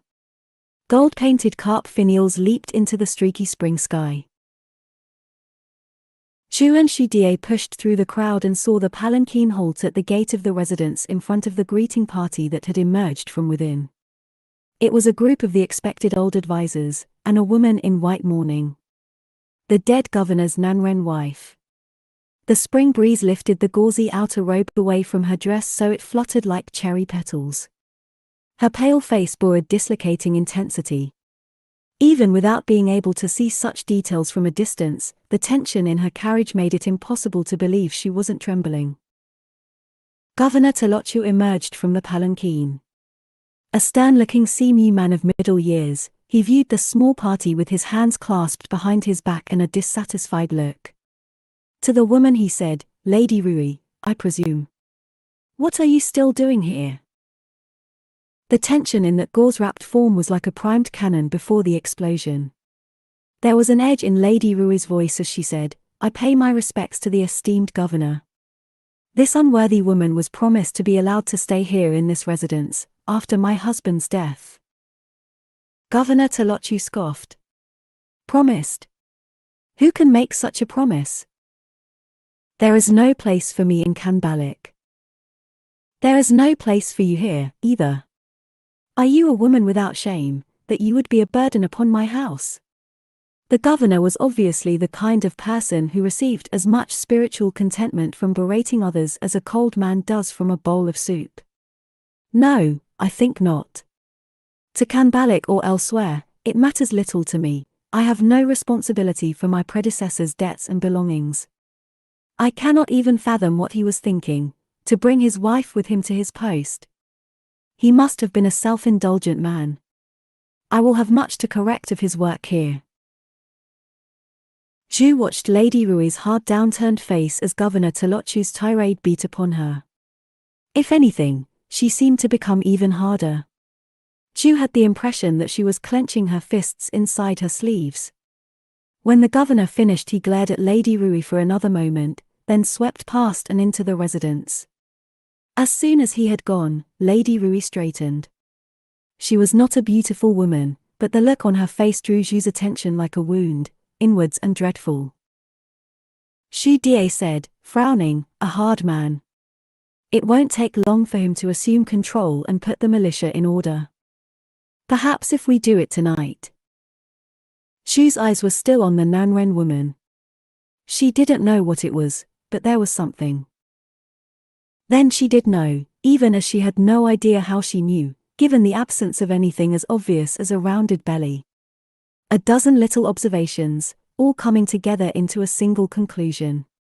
With a sick lurch, she realized it was something the person she was supposed to be would never have noticed. But she couldn't unsee it, the explosive potential that could end a woman, and that for a widow spelled a fate of hardship and misery. In seeing what she shouldn't have seen, Zhu glimpsed a terrible opportunity. Every instinct screamed in alarm, and she recoiled from the idea with disgust. And yet, with a wall and a strong governor now standing between her 700 men and success, it was the only opportunity she could see. Governor Talochu's servants streamed into the compound, laboring under boxes and furniture, a procession that had seemed endless on the city streets, but that was now rapidly diminishing. As Xu watched them enter the gate, her thoughts raced. Her heart thudded a nauseating counterpoint. She knew instinctively that by doing this, she would be increasing her risk for a catastrophic future. But it was risk for the sake of a better chance of success in the here and now. For her only chance of success. Risk is only risk. It doesn't make it a certainty. Not if I never do anything like it again. She interrupted Xu Die, not tonight. Wait until tomorrow, then do it. Do me? His eyes widened. Where will you be? I have to speak to Lady Rui. Quick, let the rats out, make a distraction for the crowd so I can join those servants. Now, before they are all inside. Xu Die grabbed her arm as she lunged towards the procession, his voice rising in panic. Wait. What are you doing? Get inside, then what? Lady Rui will be in the women's quarters, surrounded by maids. You won't have a chance of getting near her, let alone talking to her. Xu said grimly, you wouldn't. I will. Lady Rui was sitting in front of the bronze mirror with a shaded, saturnine expression. The front of her dress lay open, bearing the green veins branching across the downward slope of her breasts. When she saw Xu enter from behind, she glanced up, their eyes met in the metal, blurred as if through a veil. I have no need of you at the moment. Leave me. She spoke with the unhesitating forcefulness of someone used to commanding servants. Xu drifted forwards. The air around her was thick and sweet, like an orchard on the hottest day of spring. It was the smell of a woman's inner sanctum, as alien to Xu as a foreign country. Wide skirts swished around her legs, and the scarf over her head fluttered. Women's clothes gave her new dimensions, as if she were moving through space as someone else. The stolen disguise had done its job, nobody had looked at her twice as she passed through the compound and into the women's quarters. But with every moment her feeling of suffocating wrongness mounted. A violent litany repeated inside her head, this isn't me. Lady Rui's inwards look sharpened. You. I said leave. When Xu still approached, she turned and delivered an open-handed slap across Xu's face. Are you deaf, worthless dog? Xu turned her face to avoid the worst of the impact. The scarf slithered to the ground. She felt a burst of relief to have it gone. Her shaved head with its ordination scars, the one thing that set her apart from all those others who wore women's clothing, was the indelible mark of her true identity, her monk self. That's right, she thought, as she swung to face Lady Rui. See who I really am. At the sight of Xu's shaved head, Lady Rui gasped and snatched her clothes around herself. Before she could scream, Xu clapped her hand over the woman's mouth. Sha. Lady Rui's flailing arm encountered a teapot on the side table, and smashed it hard into the side of Xu's head. Xu staggered, blinded by a starburst of pain, and felt a gush of warm liquid drench her neck. She recovered just in time to catch Lady Rui's arm as she plunged the remaining piece of teapot towards Xu like a knife. Xu squeezed Lady Rui's wrist until she dropped the improvised weapon. Her eyes flashed mutely at Xu from behind the silencing hand. Good, Xu said, her head swimming. I knew you had spirit. But it had been the very opposite of good. The pain of the blow had been cold, like the touch of a familiar shadow, the nothingness that belonged to a woman's body. Just thinking of it sent a spike of panic through Xu. She released Lady Rui and tore at her blouse and skirts in a paroxysm of dread. Lady Rui watched her. Her first fear had been replaced by the brittle scorn of someone who had seen a grimmer future than any Xu might represent. As Xu stepped out of the ruins of the women's clothing and straightened her crushed robes, Lady Rui said with some hostility, unless you stole that robe too, I assume you must be a monk. But do tell me, esteemed one, what business requires you to go to such lengths to seek an audience? Or is it that you simply want to eat someone else's tofu? I had thought monks eschewed the carnal pleasures, her mouth twisted. But then again, men are men. She sees a monk, not a woman. Zhu could have gasped with thankfulness. She was still Zhu Chongba, and for all she had deviated from his path, it had only been for a moment. "Greetings to Lady Rui," she said, wincing at the throb in her skull. "Normally this monk would beg forgiveness for the disrespect, but you've taken your revenge quite well. Rest assured that this monk intends no ill will, he comes bearing only a message." "A message? From who?" Lady Rui's expression hardened. "Ah. The Red Turbans. They even have the monasteries on their side now." The bitter look was back. "But none of that has anything to do with me. That's all the new governor's problem." "Perhaps Governor Tolochu's problems aren't yours, but forgive me, Lady Rui, I can't help noticing that he seems to be something of a problem for you," Zhu said. "You're a young widow expecting a child, and he plans to send you back to your birth family to whom you'll be nothing but a shame and burden. It can't be what you want. Will you simply accept it?" Though it had been Lady Rui's intensity that had aroused Zhu's interest in the first place, the strength of her reaction was still impressive. Her cherry petal face darkened with anger and humiliation, and she looked as if she were perfectly willing to risk her future lives by slapping a monk. "What business is it of yours, that you dare comment? And even if I didn't want it, what else is there?" Zhu opened her mouth, but Lady Rui cut her off viciously. "No. Who are you, a monk, to come and speak of my situation, as if you can understand the first thing about what women can and can't do?" A memory leaped up, involuntarily, the hot coal of resentful submission a girl had felt, a long time ago.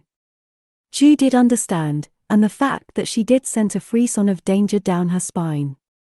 She answered carefully, "Sometimes it takes people outside the situation to help us see clearly. Lady Rui, what if this monk can provide you with another option, one that's to both our benefits? Governor Tolochu is nothing but a dowdy bureaucrat. He has no particular knowledge of this city which qualifies him to govern. And so why let him, when there's one better qualified, one who already knows the mechanisms and office, and the characters of the men to be commanded?" Lady Rui said, frowning, "Who?" "You," said Zhu. The peppery smell of chrysanthemums swirled up from the censer on the table between them.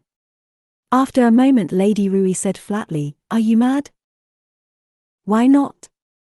Not having anything concrete to offer, all Zhu could do was open her eyes and let Lady Rui see her the depth of her sincerity. "I understand. Even more than the act of wearing women's clothing, the acknowledgement of that girl's past was a moment of such terrifying vulnerability that she felt like she'd pulled open her skin to show her organs beneath. Why is that so preposterous? Take power for yourself. Call upon the men who still have loyalty to your husband. Pledge Lu to the Red Turbans, and with our support even the Yuan won't be able to take it from you." "You are mad," she said, but Zhu caught a flicker of puzzlement. "Women can't govern. The Son of Heaven rules the empire, as men govern cities, and fathers head the family. That's the pattern of the world. Who dares break it by putting a substance in a place contrary to its nature? It's in men's nature to take risks and lead. Not women's." "Do you really believe that? Are you weaker than Governor Tolochu, simply by virtue of your substance?" "This monk doesn't think so. Aren't you risking your life right now to bear and raise a child? A woman gambles all of herself, body and future, when she marries. That's more courageous than any risk a bureaucrat takes when it concerns only his face, or his wealth." Zhu's own mother had made that gamble, so many years ago. She had died of it.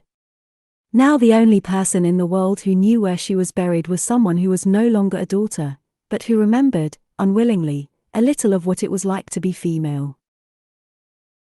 "You think I'm capable of governing because I'm a woman?" Lady Rui asked incredulously. "If this monk knows equally little about Governor Tolochu or you, why wouldn't he choose you? A pregnant woman has more at stake than any man. She knows what it's like to fear, and suffer." Zhu dropped her monk speech and said, raw and urgent. I might not know you, but I know what you want. I recognize it. The woman was silent. Let me help you. Zhu picked up the half teapot from the ground and pressed it into Lady Rui's pale, limp hand. Let me give you the means to survive. Lady Rui's fingers tightened around the handle. Blood gleamed on the jagged edge, Zhu's blood. What about the governor? If you're ready to step up. Lady Rui said suddenly, kill him. Her eyes flicked open and stabbed Zhu. Zhu all but reeled back at the violence of it. Unleashed, this delicate woman in her white gauze had all the subtlety of a crashing trebuchet. Zhu's headache tripled. She remembered Xu Die's face. I didn't mean to kill. At first. Actually, what I meant was. You said I have the desire to survive? Well, you're right, I do. Lady Rui's jaw was tight with the same intensity Zhu had glimpsed earlier, a compressed rage that had as its heart the female desire to survive all that sought to make her nothing. And since you're so determined to believe I can take a risk, believe that this is the risk I'm taking. She swiveled back to her position in front of the mirror. Kill him. After that, we'll talk. Her eyes, hooded, stared coldly at Zhu from the metal. Don't come into my rooms again. Come in, Governor Talochu called from inside his office.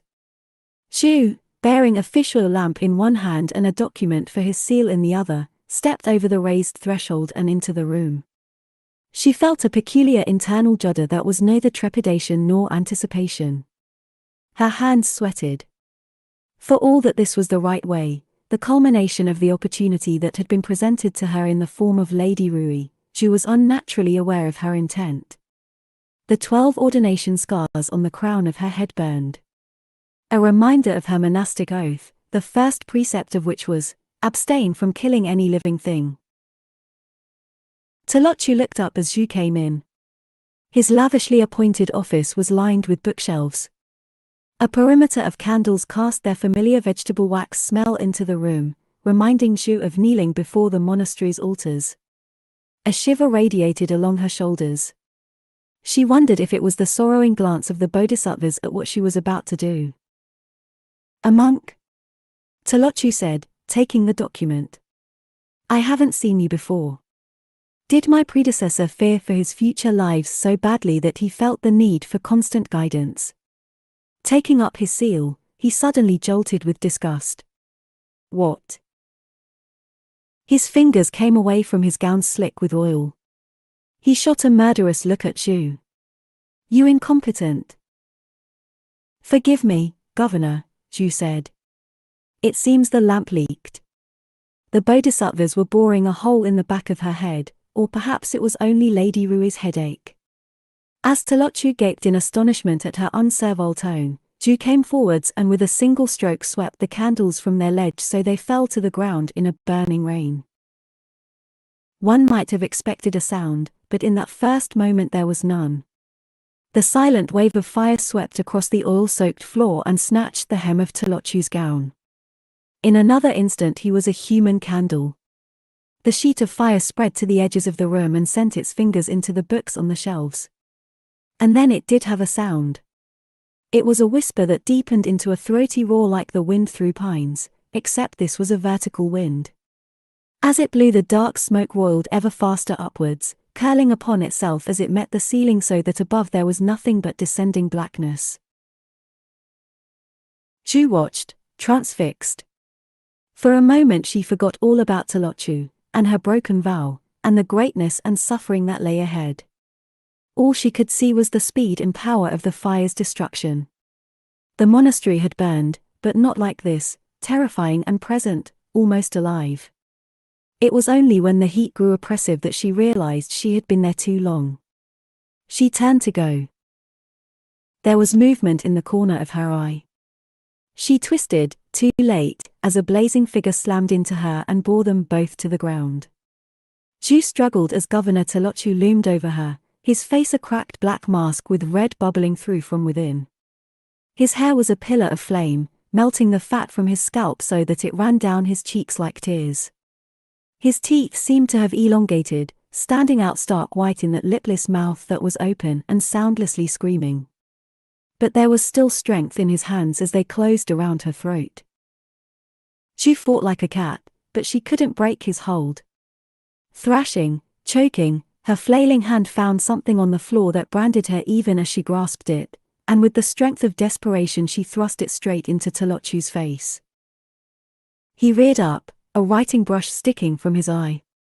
Then he lunged back at her, and they rolled thrashing across the floor. They rolled again as Tolochu continued his hitching, silent screaming. This time Zhu landed on top. Some animal part of her knew what to do. She leaned forwards and pressed her forearm against his throat, feeling it slip on blood and fluid. Tolochu jerked under her. She kept pressing, coughing and retching from smoke. Beneath her, Tolochu's mouth opened and closed like a fish. Then, finally, it stopped. She staggered off the corpse and towards the doorway. Every breath seemed to sear her from the inside, and she had the terrifying thought that she was crisping and curling around it like a piece of grilled meat. The room was a furnace of bright flame and that ever-lowering ceiling of smoke. She fell to her knees and crawled, then threw herself outside. She lay gasping on the cold stone, looking up at the black sky. The Buddha said, "Live life like your head is on fire." If she'd had the strength, she would have laughed and shuddered at the same time. She and Tolochu had been on fire, they had felt the fragile nature of their own lives. But instead of being lifted into enlightenment, they had fallen. The pressure of their mortality had driven every human thought from them but the determination to survive. And Zhu, who had nurtured that desire since childhood, had been the stronger and taken Tolochu's life. She had felt his life ebbing under her hands and the moment it stopped. She had killed 10,000 Yuan soldiers, but this was different. She had wanted it. She remembered Xu Die's grief at his own acts. There is no redemption for murder. The world was revolving, and she felt herself tipping slowly into the center of it. She was falling, but instead of into nothingness she was falling into smoke with flames licking far, far beneath. Zhu coughed herself awake. In addition to a pounding headache, a body comprised solely of aches and pains, and lungs full of black phlegm, she was in jail. A cold, damp, dark, underground jail with ghosts in every corner. But while it wasn't her favorite kind of place, the important thing was that she was still alive. With the vividness of a nightmare, she suddenly remembered the hot collapsing feel of Tolochu's flesh as she pressed on his throat. I killed him, so I could live. When she'd imagined the act beforehand, she had thought she would get a grim satisfaction from it, that despite everything else, at least it proved she was capable of doing what she needed to do. Now she knew, she was capable. But there was no satisfaction in it, only a lingering sick feeling. After a length of time in which one could have drunk 5 or 6 pots of tea, an upper door clanged. A light footfall descended. Presently Lady Rui appeared in front of Zhu's cell and observed her through the bars. Zhu, coughing, was disturbed to see a powerful inwardness about her, something new and evasive. Lady Rui said coolly, "You nearly burnt down the entire residence. That certainly would have had people thinking it was an accident. As it is, it would have looked better if you had died with him." Zhu rasped, "Monk. Not assassin." She wondered where the conversation was heading. "You got what you wanted, didn't you?" "Indeed," said the other. Her face was as seamless as an egg. "So then we have an agreement. That I become governor, and pledge this city's loyalty to the Red Turbans." "That's the one," Zhu agreed. Every word from her crushed throat was an agony. No doubt Governor Tolochu's spirit would be pleased by the thought of his murderer having been branded with a necklace of his fingerprints. Lady Rui drifted closer, one white hand settling on the lock. Her floating gauze made her seem as insubstantial as the ghosts lingering in the empty cells. "It happened just the way you said. I issued my commands to those who had been loyal to my husband, and the men followed me. Now I have a walled city to call my own. I have my own militia. And it makes me think, perhaps I don't even need the support of either the Yuan or the Red Turbans. Her composure seemed the embodiment of the underground chill. You've opened my eyes, esteemed monk. There are so many more options open to me than I thought. In other circumstances, Zhu might have admired her flowering. She said, and you think if you leave me here, you'll have even more options. Indeed, she said. In one respect, I suppose it's a pity. I do admit to some curiosity about you. You saw something in me that I didn't know myself. I find it strange. What kind of man bothers to see potential in a woman, and encourages her despite her own doubts? At first I thought it was because you were a monk. But such a strange monk, coming to me in women's clothes. It made me wonder. She paused, then went on, is that why you helped me? Because you're a woman, too. Zhu's heart slammed hard once, then seemed to stop. I'm not, she said violently. It came tearing out of her abused throat before she even knew what she was saying, like blood from a wound. In a burst of clarity, she saw what loomed in front of her for the transgression of having understood a woman's pain, to be stood up in front of heaven, so her name and great fate could be stripped from her. No, she thought with increasing fury. Lady Rui didn't have that power over her. She was only speculating, she didn't know. And while Lady Rui might have options, Zhu hadn't exhausted all her options yet either. Her heart resumed beating, murderously alive. My name is Zhu Chongba, of the Red Turbans, Zhu said with icy control.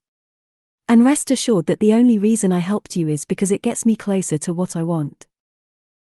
As they glared at each other, there came a sudden clanging from upstairs, and raised voices. A guard charged down the stairs calling, Lady Rui, the city is under attack.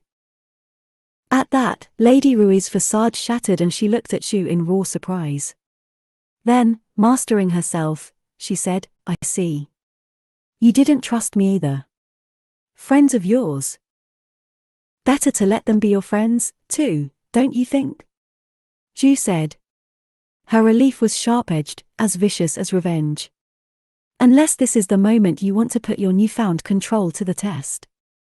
Would you like to try, and see who has the better command of their men? It was still mostly a bluff. Even Zhu's still determination couldn't change the fact of 700 men against a city.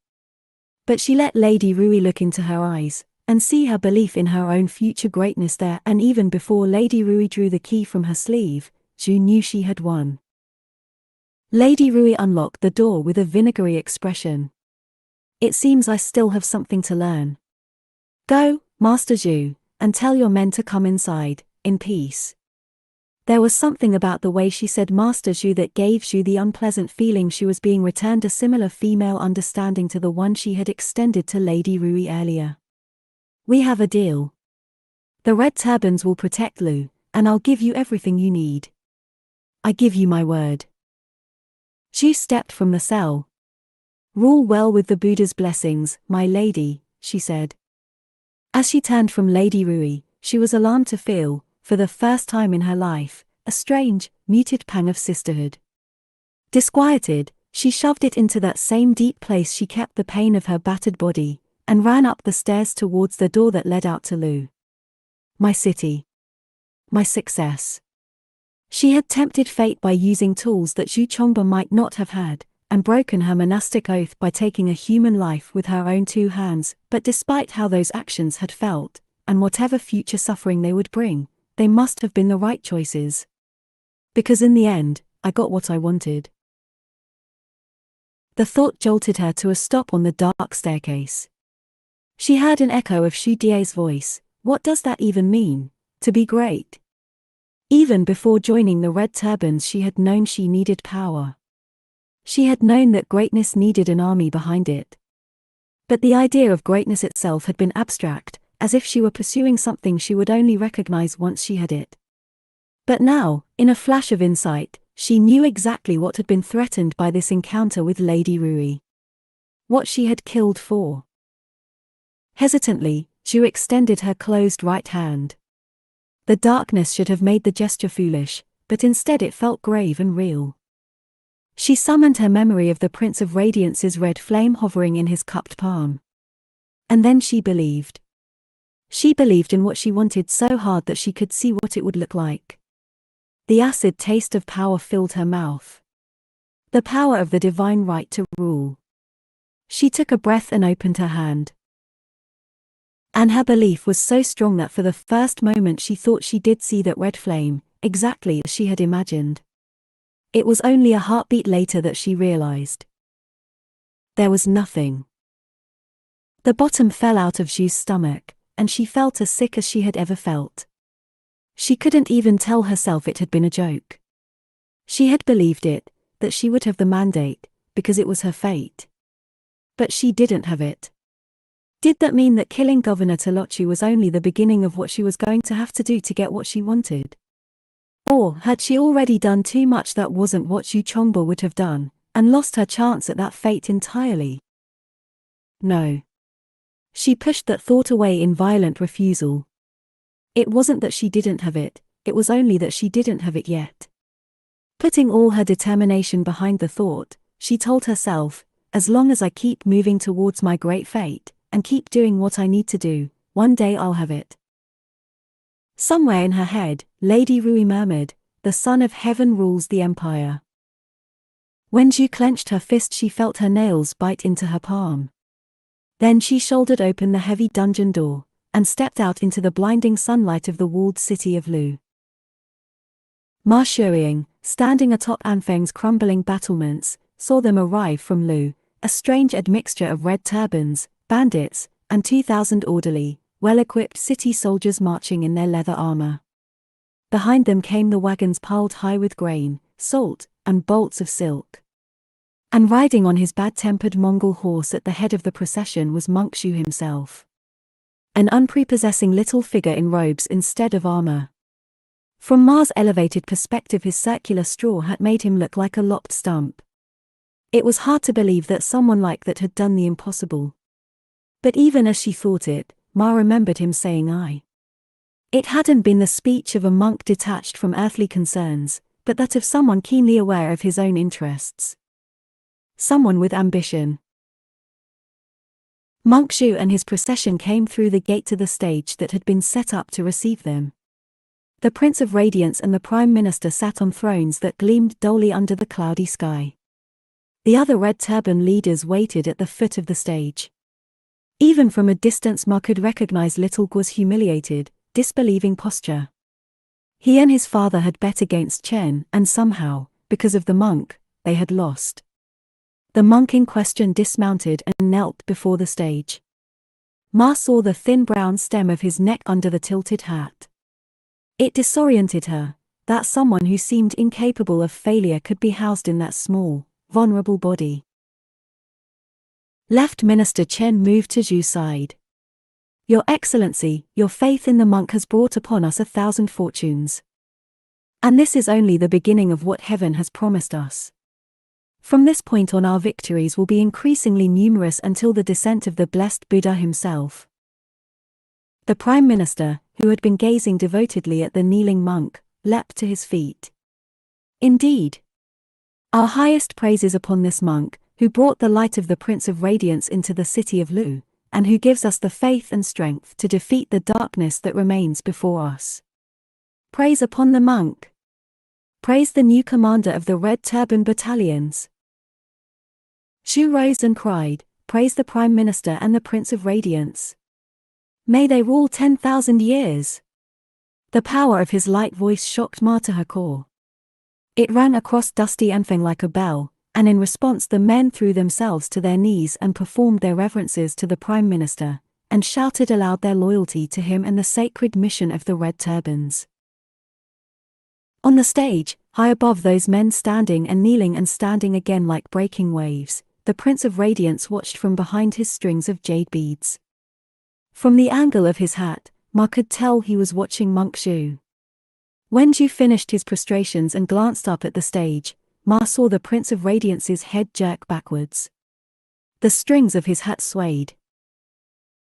"May the leaders of the Red Turbans rule for 10,000 years, cried the crowd with such force that Ma felt the vibrations in her chest, and faint tremors in the great wall beneath her feet.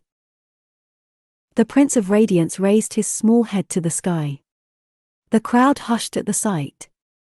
With his head thrown back, the beads around his face had parted, and they saw he was smiling. As he stood there, the crimson color of his gown intensified, as though a single ray of sunshine had penetrated the clouds and was touching him alone. And then the light escaped his boundaries, it surrounded him in a dark, shimmering aura. No drowning lamp flame as of the Mongol emperors, but a consuming fire that filled the whole space between heaven and earth with its eerie red light. The Prince of Radiance said something that Ma couldn't hear. The crowd picked it up, repeating it until the murmuration built into a cry that raised the hair on Ma's arms. "The radiance of our restored empire will shine for 10,000 years." The world was drenched in red, so intense that it seemed more akin to darkness than light. For a moment Ma felt so oppressed she couldn't breathe. Shouldn't radiance be brighter? For all that red was the color of fortune, of prosperity, she couldn't shake the image of their new era awash in blood. 2 days later Ma picked her way through the throng of men, horses, and tents in the grounds of the ruined temple and went inside. She had expected it to be just as busy inside, but the main hall was empty. There was only an unpainted wooden statue at the back, sitting serenely amidst the shafts of light piercing the disintegrating roof. At its feet a pot of ash and grains held a few smoldering incense sticks.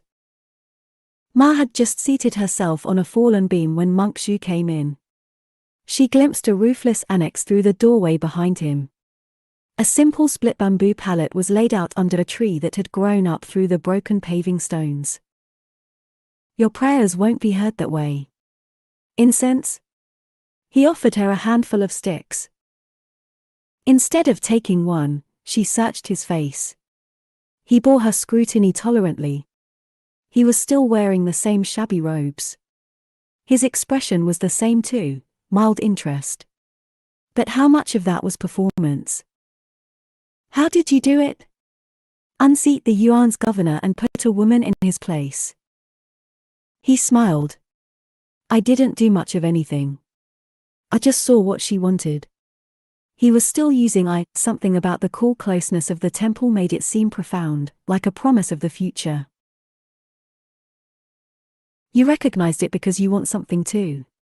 No one else knows, do they?" "Knows what?"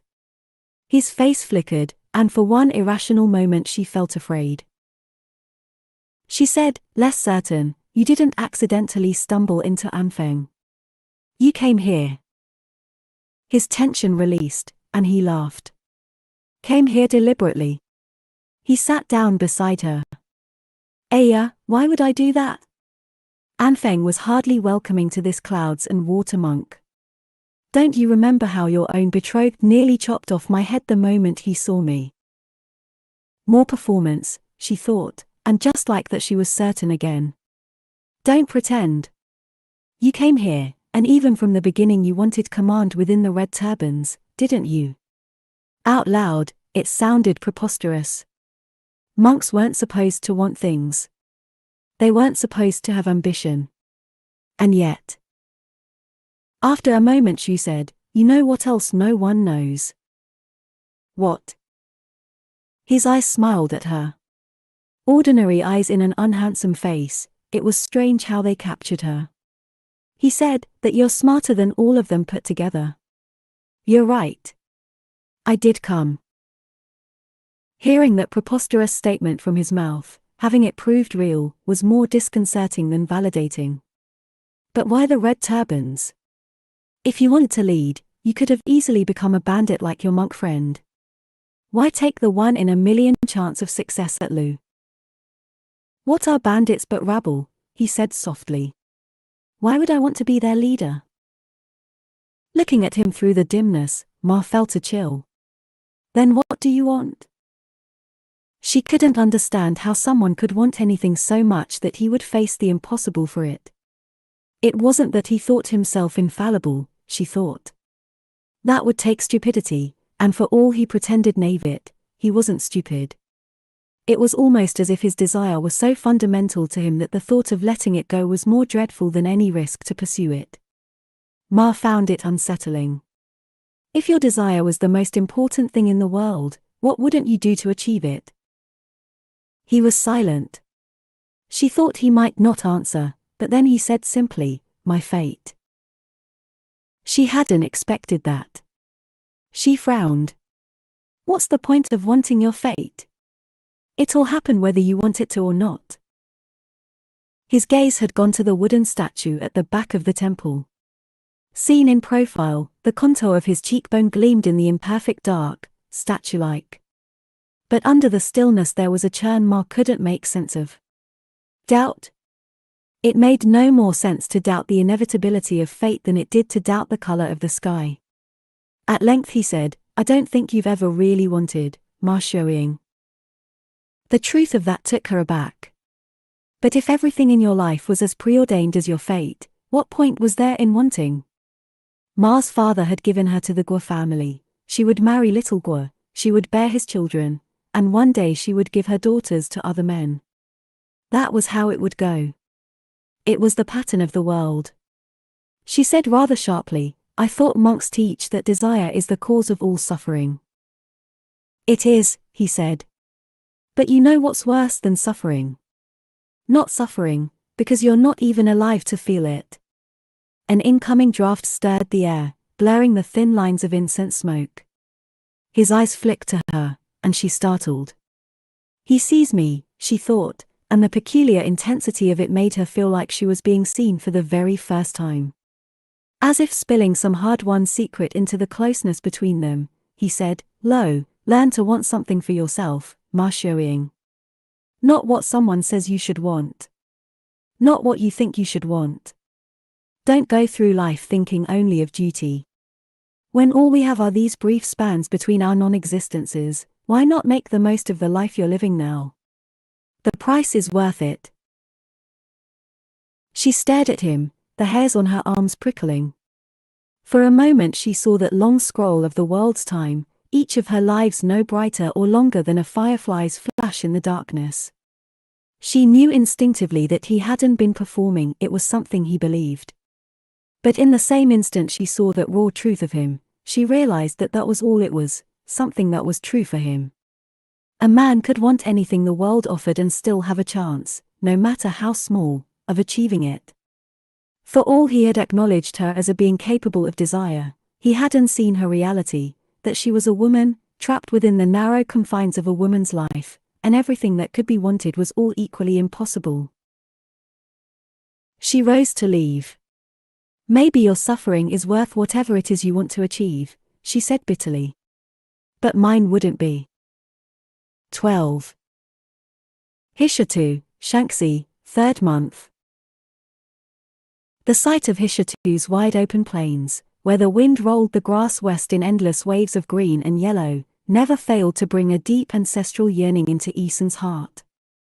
The Great Khan's hunting camp, though, was to a steppe nomad camp as a city is to a village. Instead of felt, the jars were of finest woven lambswool. At their doors carpets were unrolled beneath flickering satin awnings. Roaming from carpet to carpet was everyone of note in the Great Yuan. Ministers and generals, princes of the blood and imperial princesses, provincial governors and hostage princes from the vassal states. And everywhere the thousands of servants, maids, chefs, doctors, guards, grooms, huntsmasters, priests, and entertainers required to tend their masters. The guests drank great wine and irag, ate meat prepared in the exotic fashions of the Western Khanates, and used the finest jingdazan porcelain. Their horses and herds ate the grass down until it was as bare as a monk's head, scattered all about with the jeweled jars glittering in the steady plateau sunday. In the center of them stood the Great Khan's ger. Its immaculate white silk walls had been embroidered with such a density of gold thread that they crinkled as the wind blew. Inside, the Great Khan sat on a raised platform. Isen, prostrated on the carpet in a row with his father and brother, cried out with them, 10,000 years to the great Khan, 10,000 years. The great Khan, the 10th emperor of the Great Yuan, said, rise. Isun had fought his whole life for the abstract concept of Great Yuan. Now, being in the presence of its very embodiment, he was overcome with an intoxicating feeling of purpose. He sat up on his heels and dared take his first look at the Son of Heaven. The great Khan wore a gown the color of a gold tail, dragons ghosted within like the clouds in a clear soup. His face was surprisingly ordinary, round and fleshy, with red cheeks and heavy eyelids. There was a lassitude in that face that surprised Isun and made him uneasy. Even though he had known better, some part of him had always believed the great Khans were still warriors. We bestow our greetings upon the Prince of Henan, the great Khan said. We hope your journey here was smooth, and that your family and herds remain in good health. It has been a long year since this unworthy one last paid you his respects, Great Khan, Chagan replied. We are grateful for the opportunity to enjoy your hospitality, before returning to executing your will against the rebels. The great Khan's gaze wandered over Baoxiang and landed on Isun. We have heard much of the son of yours who leads your army. Had you brought him before, we would have gladly recognized him. Is this he? Isun's body flooded with anticipation. He performed another prostration. This unworthy servant pays his respects to the great Khan. I am Isun Tema, first son of the Prince of Henan. I would be honored to present my account of the situation against the rebels in the south. Said the great Khan. As Isun rose from his prostration, his anticipation turned to confusion. The great Khan had already lost interest. The Grand Counselor will have received your reports. Isun had spent the last 2 days preparing for this encounter. He had braced himself for castigation, and hoped for at least some praise. He knew how critical his campaigns against the rebels were to the security of the Great Yuan. Now, blindsided by this most blatant disinterest, he said uncertainly, Great Khan. Great Khan. An official stepped from behind the throne. Unlike the Great Khan, whose bearing disappointed, the Grand Counselor spoke with all the composure and authority one expected from the supreme commander of the Yuan's military. He regarded the three of them with an inscrutable expression. Indeed, I have been kept well informed about the accomplishments of the Prince of Henan's forces. This past year has once again seen them achieve magnificent victories against the Great Yuan's enemies in the south. A crushing defeat of the entire Red Turban movement is at hand. Great Khan, please reward them. The Grand Counselor's elision of his defeat left Isun thankful and, at the same time, disturbed. It seemed an important matter to be glossed over. He didn't like the idea that his successes and failures, so hard-earned in the field, might be nothing more than weapons for the court's internecine battles. The Great Khan smiled vaguely down at Chagan. The Prince of Henan has always been the Great Yuan's most loyal subject, and deserving of our highest praise, he said. He shall be rewarded. But now, Prince, go forth and eat and drink, and let me see your sons in competition tomorrow. It brings us pleasure to see the future of the Great Yuan out on the field. As they rose and backed away from the throne, Isun thought wretchedly of his shattered expectations for the meeting. The Great Khan was supposed to be the personification of the culture and empire that Isun cherished and made his life's work to protect. To discover that the Great Khan was no more than a... But he couldn't even make himself even think it. As they stepped outside, they collided with the next group of nobles waiting to give their greetings to the Great Khan. Why, Chagan, said Military Governor Bolud Tema of Shaanxi in a boisterous voice. Good to see you looking well. I trust your family and herds are in fine health. At his side, Alton bestowed upon them his customary look of pimply satisfaction. Unlike the rather austere Prince of Henan, the military governor of Shaanxi was a man who took pleasure in excess. His ostentatiously embroidered riding costume, styled with a pleated skirt in the current fashion of the imperial court, was such a violent shade of aquamarine that Aeson was surprised he hadn't attracted every winged insect within 5 li. Already the father of the Empress, Bolyud somehow managed to carry himself in the manner of someone expecting even higher imperial favors. "I must say, what a surprise it was to receive your request for extra troops," Bolyud went on. "I wouldn't have imagined such a defeat was even possible against those peasants. What do they even fight with, spades? Good thing you had me to bail you out, eh? Anyway, this must be your first son, Aeson Temur. It's been so long since I've seen you here, Aeson, I can't help but think of you as still a boy. Well, I'm sure you've learned a lesson or two from recent events. If I had a general who lost 10,000 men in a single night, I'd have him wrapped in carpet and thrown in the river. Though I did run across him just before, and I see why you haven't. By heaven, he's a pretty one. You should sell him as a woman and get 3 times the price as for a failed general," he guffawed. "And here's Wang Baoxiang. I couldn't believe it when Alton told me you still aren't leading a battalion. At your age. And every year you refuse to play here in the competitions. Surely it's not because you can't draw a bow, but..." Archery was the Mongols' birthright. There wasn't a man or woman who could call themselves Mongol if they couldn't draw a bow. As Bolyud glanced pointedly at Baoxiang's smooth hands, Aeson found his blood boiling on his brother's behalf. Not for the first time, he regretted their dependence upon Bolyud. Baoxiang said, far more politely than Aeson expected, "Perhaps this year I'll break my habit and play, esteemed military governor. I'm sure it will please my father."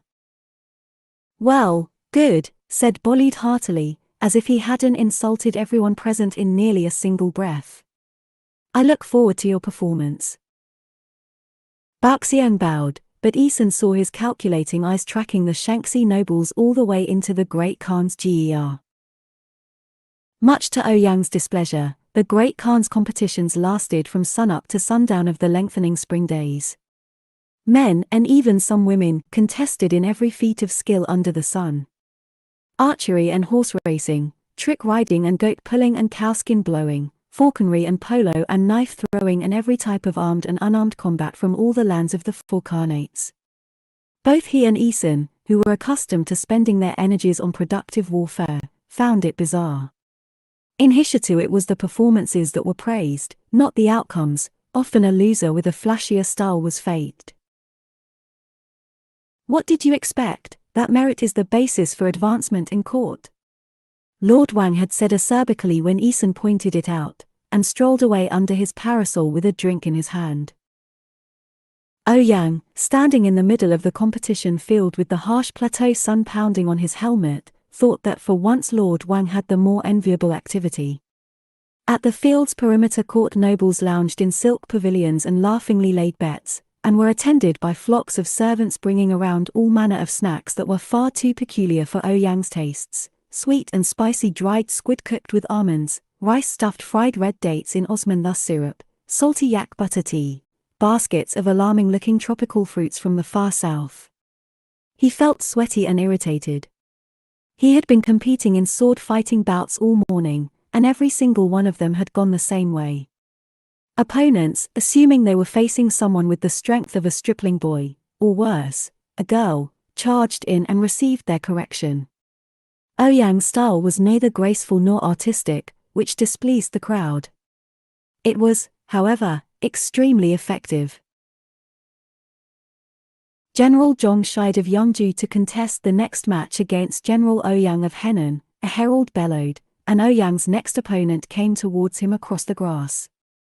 He saw a Nanren whose handsomeness seemed unrelated to his particular features, which were undistinguished.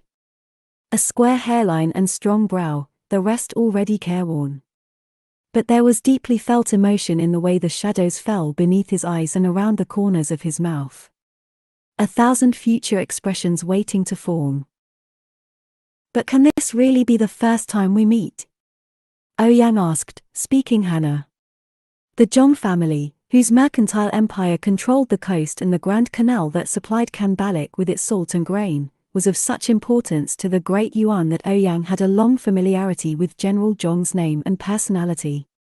It was odd to realize the knowledge had no basis in real connection. For a bare instant General Zhong's eyes flicked behind Ouyang in something like surprise, then the look was gone as he gave a warm smile of greeting. It's strange, isn't it? This feeling that we already know each other. When I heard you would be here in Lulin, he used the Hana name for Hishatu, I looked forward to this meeting as with an old friend. He threw an ironic look at the audience. Though I didn't quite have these circumstances in mind.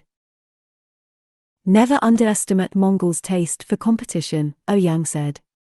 Give 2 men a piece of meat each, and they'll compete to see who can finish first. And do you share that taste?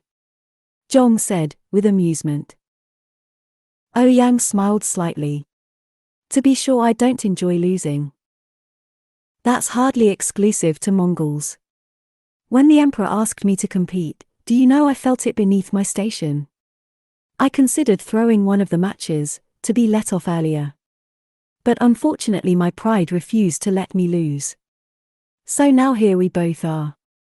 The mighty defenders of the Yuan, about to chase each other around at midday for the entertainment of the masses. They made their genuflections to the imperial pavilion and turned to face each other. Ouyang said, maybe it's a good thing. If we only know a little of each other now, we're sure to know each other very well afterwards. We could have done the same over a nice meal. By seeing who could finish first. Zhong laughed. Ah, you have the name and face of one of us, but I see you really are Mongol. Apart from a love of competitive meat eating, your accent in Hana gives you away. Shall we? Although only of medium build, Zhong was larger than Ouyang and had the advantage of experience. In his first attack he revealed a style that was warm and passionate, it had all the sensitivity and artistry that Ouyang's lacked. The crowd cheered, finally getting the show that Ouyang had denied them. Parrying Ouyang's counterattack, Zhong said, are you really that desperate to win and go up against the third prince? The third prince. The sole royal prince to have survived childhood, the third prince was the son of the great Khan's favorite and most powerful concubine.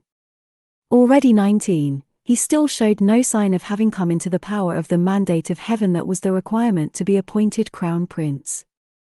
Since it was vanishingly rare for princes to acquire the mandate in adulthood, most Mongol nobles believed that a more suitable prince would be born one day to inherit the mandate and the throne. You didn't pay attention to the other bouts. He'll play the victor of this one, in the final. Though I have to say, his skills are what you'd expect of someone who's never allowed to lose. An easy victory, then, Ouyang said, as they broke apart to regroup. Zhong, who had lost the athleticism of his prime, was panting a little. Maybe so, but surely the winner ought to be worried about his career. Do you care that much about the prizes?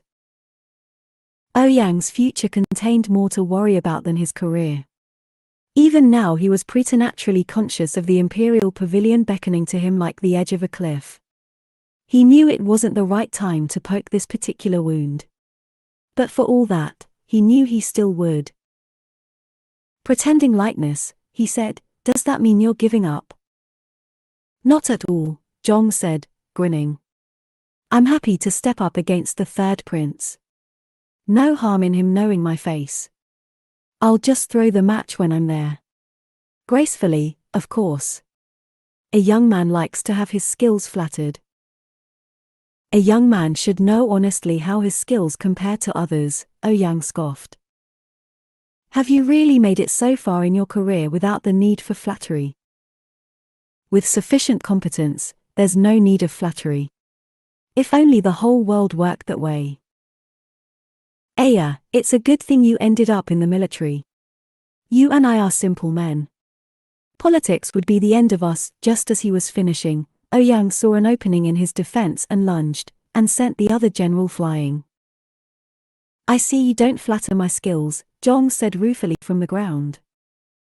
Ouyang pulled him up. You know how well your talents are. You don't need my flattery. Zhong brushed himself off.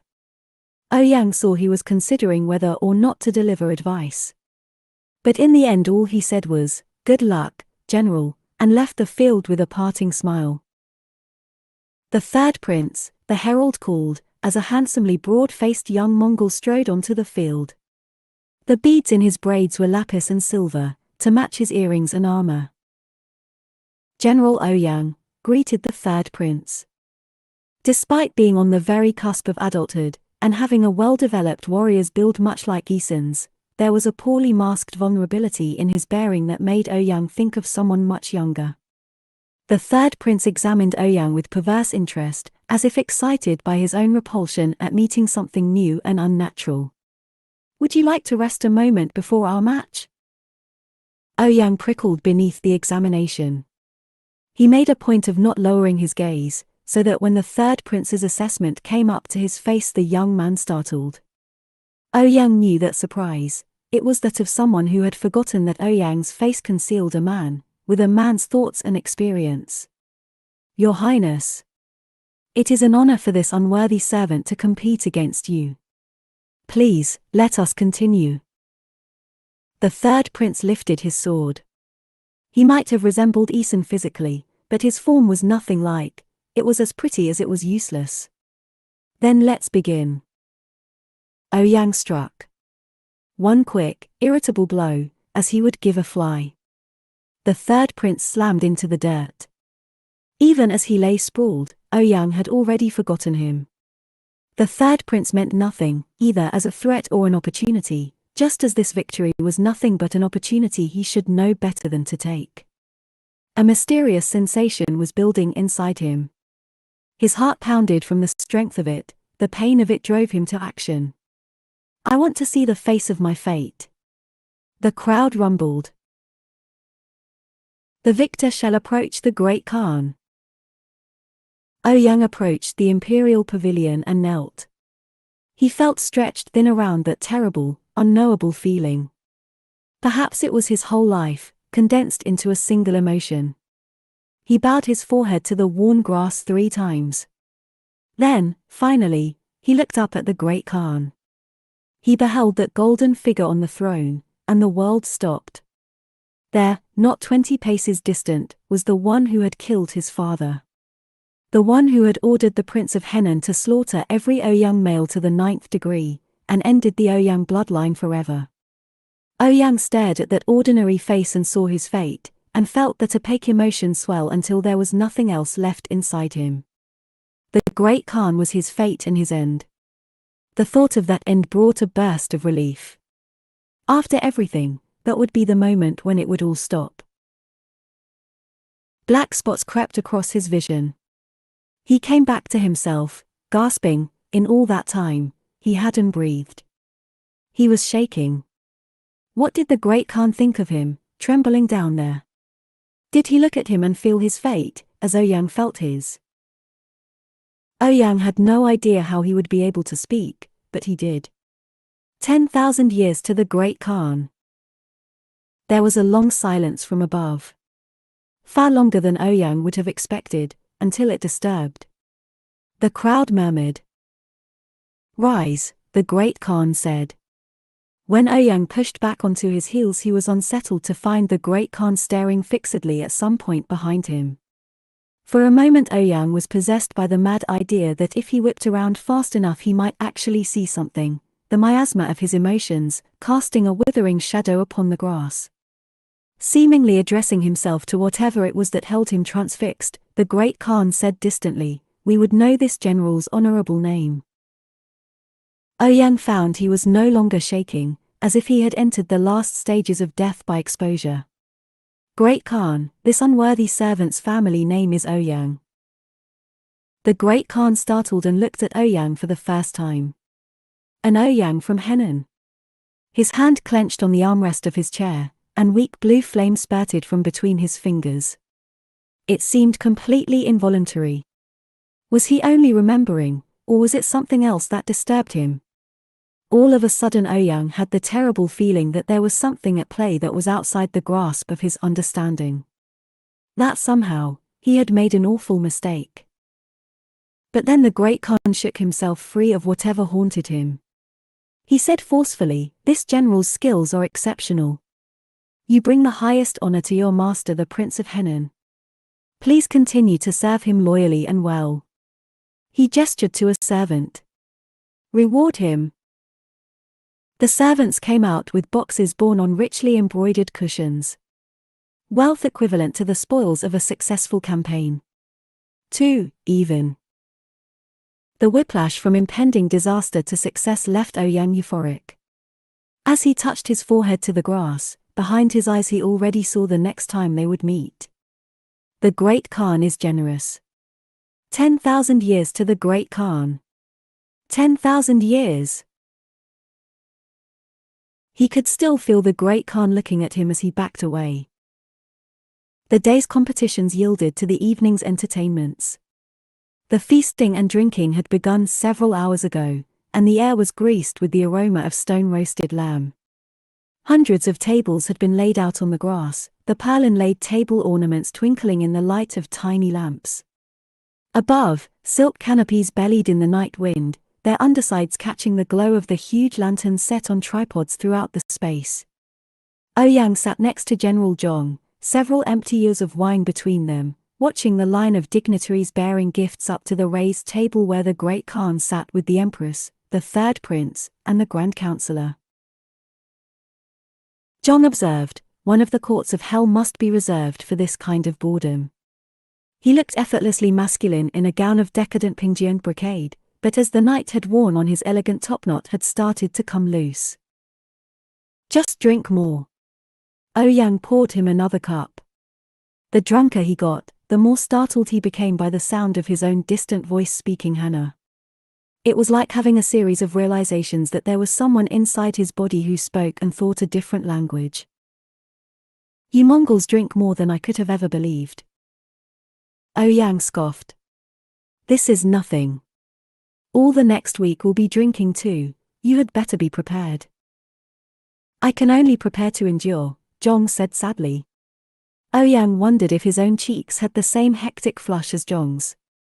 Compared to Mongols, Nanren were notoriously bad at holding their wine. Zhong glanced at the throne and said, "Was it hard for you to meet the emperor?" Ouyang was so well numbed he didn't even have to repress a flinch. "Why?" "Because of my sorry origins."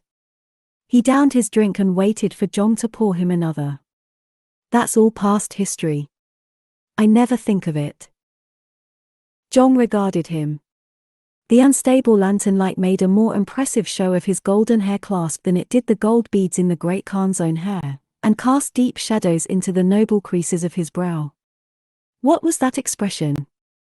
Ouyang might be drunk, but he knew from experience that he could be all but passed out and still keep his blank facade intact.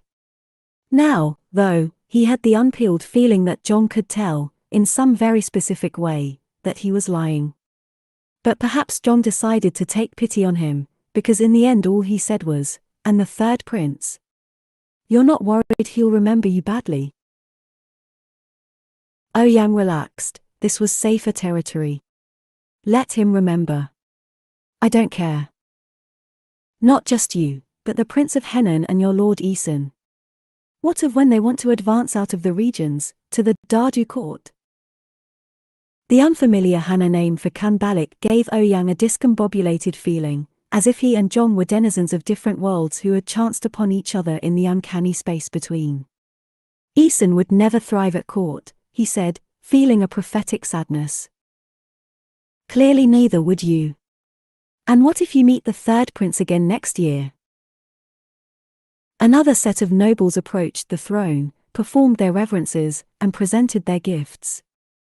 Ouyang's whole body felt hot from the wine. Despite Isan's constant urging, he usually moderated his intake. Tonight, however, he was gripped by the awareness of what tomorrow would bring.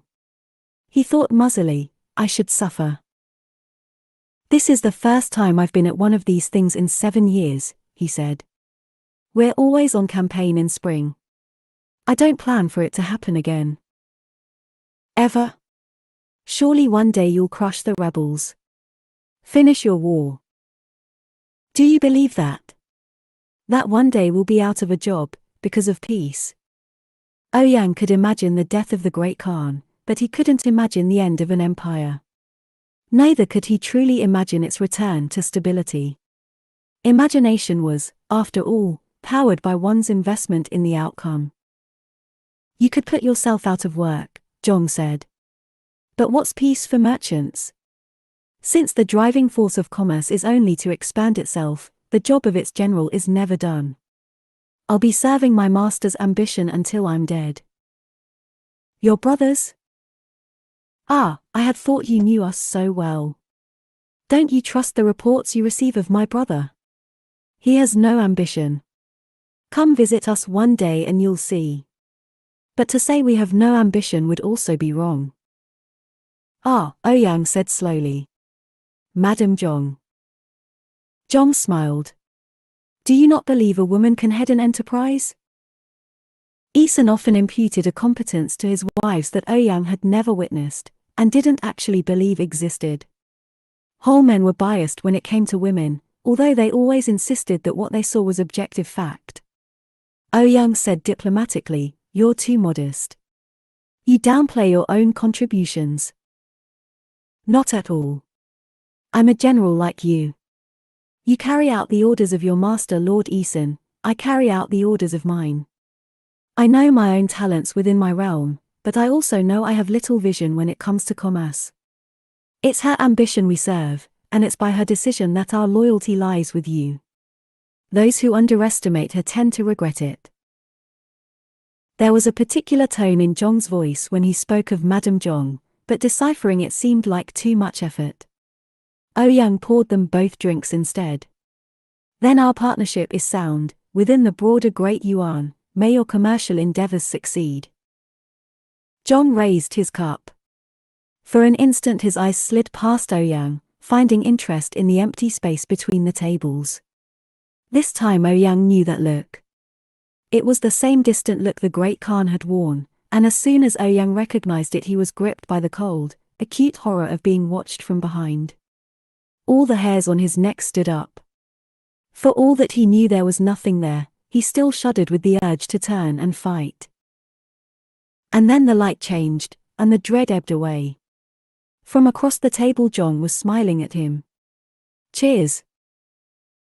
They drank, watching Military Governor Bolud of Shanxi approaching the Great Khan's table.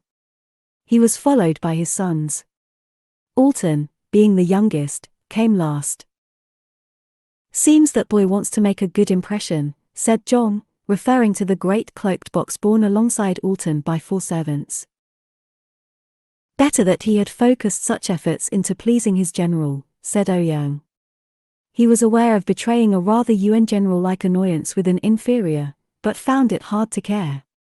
I can't stand him. Unfortunately the Prince of Henan believes we need Bolud's support to successfully put down the Red Turbans. But all Bolud provides is numbers. Numbers can always be found elsewhere, can't they? And with the Empress out of favor, Bolud is no longer a big fish, Zhong said consideringly.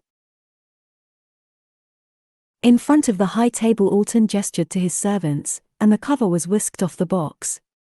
Even in that rowdy space of drunk people, the reveal of its contents produced a sudden intake of breath and silence. The box was a cage, containing a very fine hunting cheetah. One of the rarest and most coveted gifts, its procurement must have taken great pains, over a very long period of time. Its cost was inestimable. It was dead.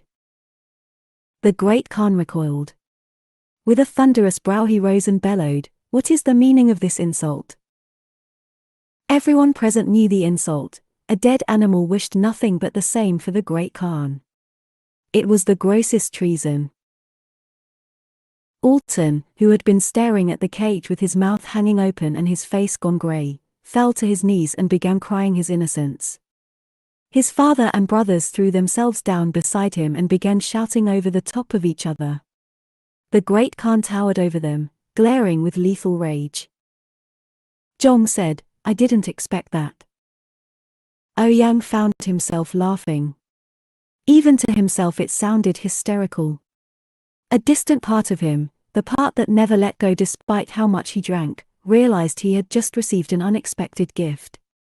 Out loud he said, "Ah, that bastard has my respect." "What? I'm not the only one who dislikes Alton." The great Khan shouted again, "Who is responsible for this?" Bollywood, having grovelled forwards until his head was nearly upon the great Khan's instep, cried, "Forgive me, great Khan. I had no part in this. I have no knowledge of it. How can the fault of the son not also be the fault of the father?" Suddenly the empress rose, her red and gold ornaments glittering and swaying. Of all the great Khan's women she was the only one who wore the traditional Mongolian hat. Its long column rose up under the lantern light and cast dancing shadows as she trembled. She cried, "Great Khan! This useless woman begs your forgiveness for my father. Please believe that he had nothing to do with this. The boy is at fault. Please let your punishment be for him alone." Kneeling and shivering at the great Khan's feet, Alton seemed small and pathetic, a boy, abandoned by his family. The third prince was watching the empress with a small smile. Of course he had no fondness for the woman who could bear a heaven-favored son to displace him. Seeing the third prince's look, Jong said, "Him." Ouyang leaned his head back against his chair. His pleasure at the usefulness of what had just happened was muddled with a terrible sadness. The canopied space shone and vibrated around him. A world he wasn't part of, but was just passing through on his way to his dark fate. He said, "No." "Take him," the great Khan roared, and 2 bodyguards sprang forwards and hauled Alton up by the elbows. "For the gravest insult to the Son of Heaven, we sentence you to exile." Alton was dragged away, limp with shock. Across the twinkling tables Ouyang saw Lord Wang watching with satisfaction, his cat-like eyes sleepy with amusement. "This," Chagan said. "This is your doing, Wang Baoxiang." Even inside their father's Jia Isan could hear the uproar of people bustling from Jia to discuss the night's events. As Isan had crossed the camp he had seen that Bollywood's household had already packed up and disappeared, all that was left were the flattened circles in the grass. Chagan was standing over Baoxiang, the lantern swinging as if blown by the force of his anger. The prince was only the same height as his adopted son, but from his breadth and the bristling of his beard and braids he appeared much larger. Isan winced as Baoxiang looked their father insolently in the eye. Just like Chagan, Isan had known instantly who had been the cause of the Shanxi contingent's downfall. At least Baoxiang had responded to insult, as a man should. On the other hand, it had been a dishonorable attack, a coward's response. Isan felt a familiar surge of frustration. Why couldn't Baoxiang just be easier, and do what was expected of him? Isan might be suited to his occupation, but it wasn't as if he had never struggled or made personal sacrifices to fulfill his father's expectations. It was what a son did. But Baoxiang refused. He was selfish and difficult, and to Isan impossible to understand. Baoxiang said, "Do you even have reason to think it was me, father? Tell me it wasn't." Baoxiang smirked. Under the bravado, though, there was something bruised-looking. "You selfish egg! How dare you put your own petty revenge over the concerns of everyone in this family? If Bollywood finds out, you should be thanking me. If you bothered to think for a moment, maybe you'd realize that now Bollywood has lost favor in court, you finally have the chance to step up." "Thanking you? How can you say with that shameless face that you did this for us? Without Bollywood's support everything we've fought for will be lost. Our house will be ruined. Do you spit on the graves of your ancestors so easily?" "You don't need Bollywood," Baoxiang shouted. "Haven't I done everything to help you break free of your dependence? Stop thinking that you need that buffoon, and have the courage to take power for yourself. Do you think it will come to you if you wait? You helped me." Chagan's voice could have melted sword steel. Baoxiang gave a brittle laugh. "Ah. Surprise. You have no idea what I've been doing for you this entire time. You don't even care enough to know. Don't you realize that I'm the only reason you still have an estate? Without the roads and irrigation and tax collections, do you think you'd even have the funds to continue serving the great Khan? Your only value to him lies in your army, and you wouldn't even have an army. You'd be nothing but a washed-up provincial whose lands are being swallowed on one side by the rebels, and bullied on the other. Isan felt a pang of embarrassment on Baoxiang's behalf. Didn't he see how badly it reflected on himself to try to equate the work that Isan and Ouyang did, and that Chagan had done before them, with the paperwork that occupied Baoxiang's days? Chagan spat, "Listen to you. Irrigation. We're Mongols. We don't farm. We don't dig ditches.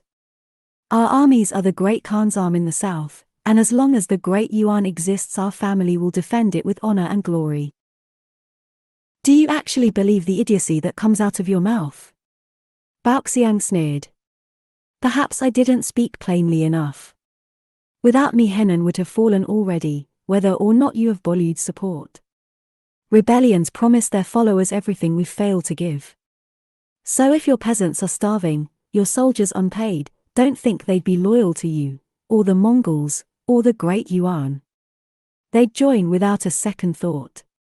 The only reason they don't is because I govern and tax and administer. I pay their salaries and rescue their families from disaster. I am the Yuan.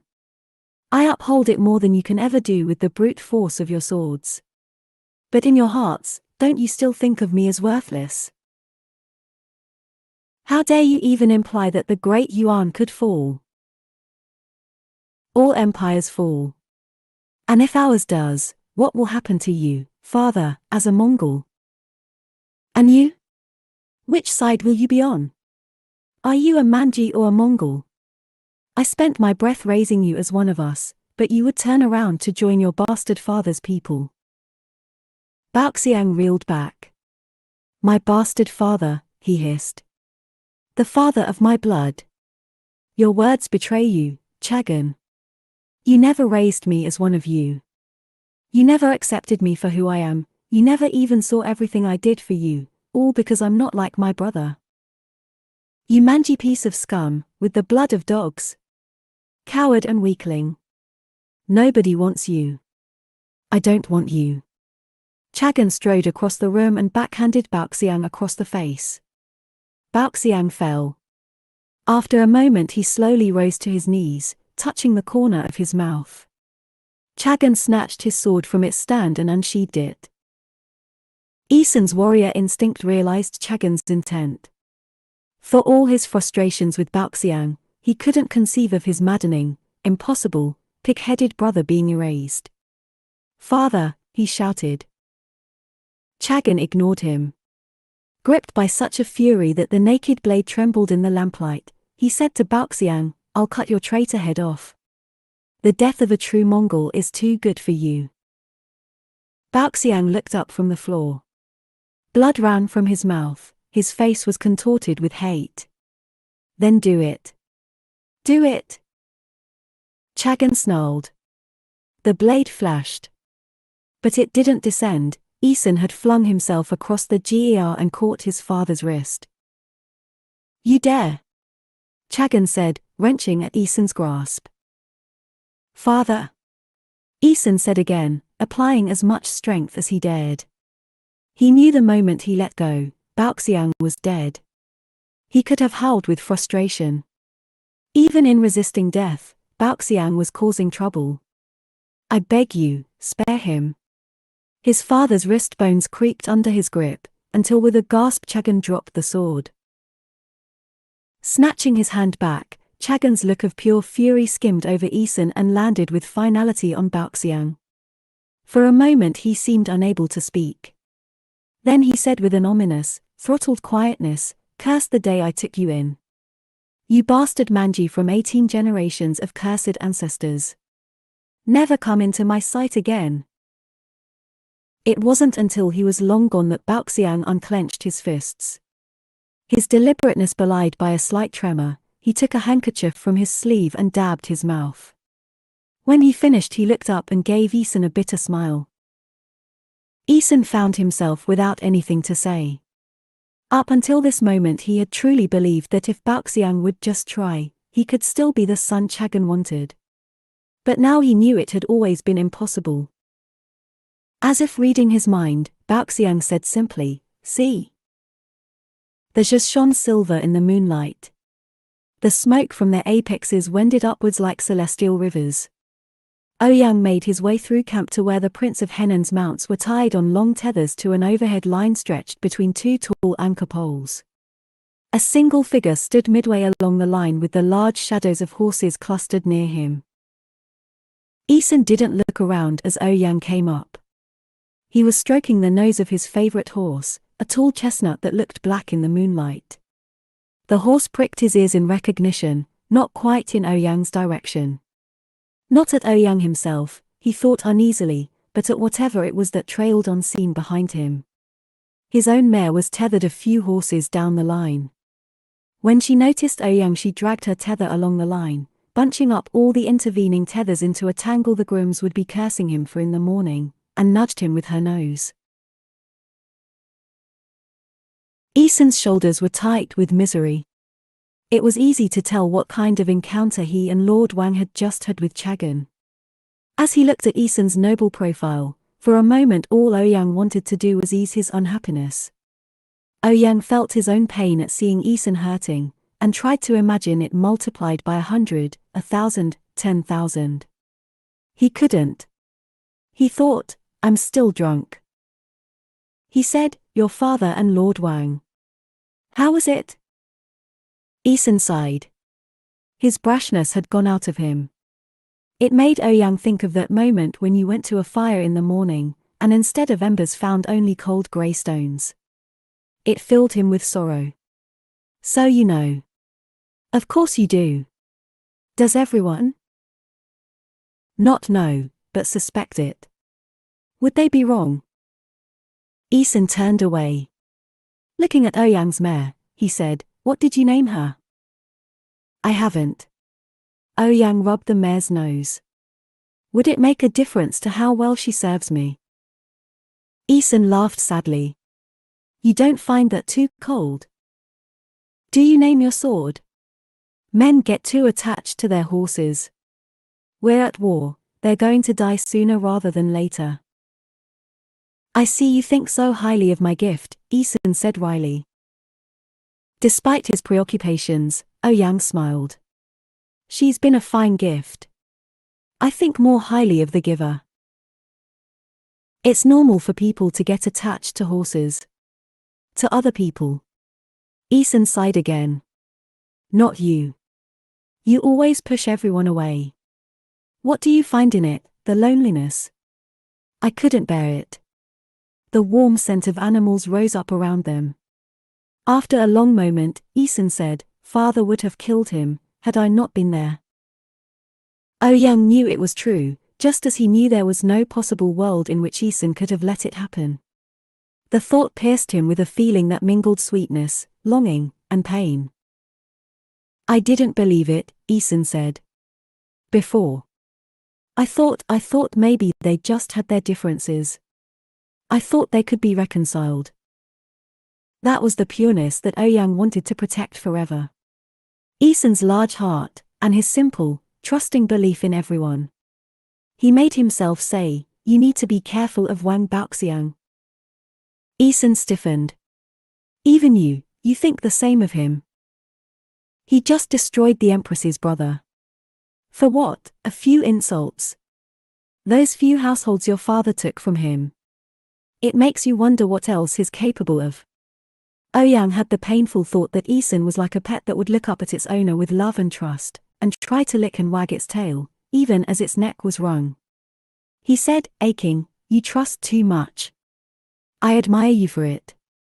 That you prefer to draw people closer, rather than push them away. But it'll get you hurt. Would you take an injured fox to your breast and not expect a bite? The worst injury you can do to a man is shame him. He can never forget it. And Wang Baoxiang has been shamed." Isan said, Baoxiang is my brother. Ouyang kept scratching slowly at the lumps of shedding winter coat on his horse's neck. Isan said again, more quietly, he's my brother. They stood for a long time in the moonlight without talking, their shadows stretching out across the sea of silver grass. The day of the hunt dawned warm and bright. Pale yellow clouds streaked the sky like banners. Attendants on foot went ahead through the tall grass, beating drums to flush out the game. The nobles followed. The sight of hundreds of mounted men and women covering the plain in all the colors of a field of flowers was one of the empire's great spectacles. It should have been enough to lift anyone's mood, but Ouyang's was irredeemably grim. His hangover felt like justice. At the same time, the situation felt unreal. After so long, it hardly seemed like the moment had come. Isan rode up with an expression of forced cheer. His favorite bird, a female golden eagle with taloned feet as large as Ouyang's fists, was perched on his pommel. Isan stroked its back absently. It was dearer to him than any of his human daughters, and Ouyang thought it was the only living being Isan missed from the palace while they were on campaign. Why so, Dor, my general? Today we ride for pleasure. Isn't that a rarity enough that we should enjoy it? His servants had been careless with his braids, they were already unraveling, strands flying away in the breeze. Ouyang could tell he was determined to avoid thinking about the conflict between the Prince of Henan and Lord Wang, and mostly succeeding. Isan had always been good at compartmentalizing. It was a talent Ouyang seemed to have lost. After a lifetime of keeping the parts of himself separate, now they all bled into each other in an unstaunchable hemorrhage. The Great Khan's personal party was some distance ahead, heading for the rocky hills where tigers could be found. Ouyang could just make out the Great Khan, resplendent in snow leopard fur. Chagan, benefiting from Bolid's absence, rode at his side. As befitted the occasion, the Prince of Henan wore the kind of extravagant courtly attire he usually disdained, and was riding a magnificent young horse. Unlike the sturdy Mongolian horses that were trained to tolerate the wolf, bear, and tiger hunts that Mongols made sport of, Chagan's new mount was one of the prized Western breeds known as dragon horses for their speed and beauty. Delicate and temperamental, it was a poor choice for a hunt, but Ouyang understood Chagan's reasoning. It had been part of the Great Khan's reward for their efforts against the rebels. It paid to flatter the taste of one sovereign. The hills were dry and folded. Paths twisted along the edges of crevasses and ran underneath cliff faces. Hunched crabclaw trees clung in the cracks of house-sized boulders, beribboned here and there with the good luck prayers of hunting parties from years past. The large mass of the hunting party gradually thinned as pairs and groups broke off to pursue their preferred game. Ouyang, who had his own specific game in mind, said, "My lord, I saw an ibex, I'll go this way." It was the first time he had ever lied to Isan. "Are you sure?" Isan said, surprised. "I didn't see it. But if you're sure, let's catch it quickly.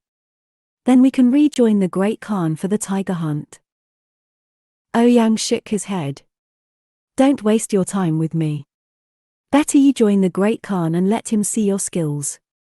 He managed a wry smile. "Those others are only used to shooting at stationary targets, so I'm sure you'll do well. I'll meet you at the peak when we break for lunch." He urged his mare away before Isan could argue. As soon as he was out of sight he stopped and let the reins slacken. The small gesture felt fraught with anticipation, as of the moment between hurling an insult at an opponent and waiting for his response. He had no doubt that fate would respond. Fate made the pattern of the world, and Ouyang was nothing more than a thread joining a beginning and an end. For a moment his mare stood there. Then her ears pricked in that familiar look of recognition, and she began moving steadily along the trail towards the higher ground that his game preferred. As if led. Ouyang's skin crawled at the thought of what unseen guides she might be following. The way was silent except for his mare's hooves on the hard ground, and the song of orioles. The smell of warmed rock and dirt rose up around him, cut through with sharper pine and juniper. He felt like he was in two places at once, but only tenuously in both. Here, as free and alone as he ever was, and also in the future, already seeing what would happen. As he gained height, the trees thinned further. He dropped his mare to a walk and scanned his surroundings. He saw without surprise that it was the perfect location for finding a wolf. And then as he caught sight of a familiar cerise gown just off a lower branch of the path, a perfect target for every predator in the area, he mentally added, or where a wolf can find you. Lord Wang was sitting reading on a rock overlooking the view, his horse tethered beside him. From his absorbed air, Ouyang guessed he had been there a while. He must have abandoned the hunt early and come here for some solitude. A shiver passed through the landscape. It was an absence, the orioles had stopped singing. Ouyang's mare shivered too, her ears swiveling, though she was too well trained to make a sound. It was exactly what Ouyang had been looking for, but it only swamped him in bitterness.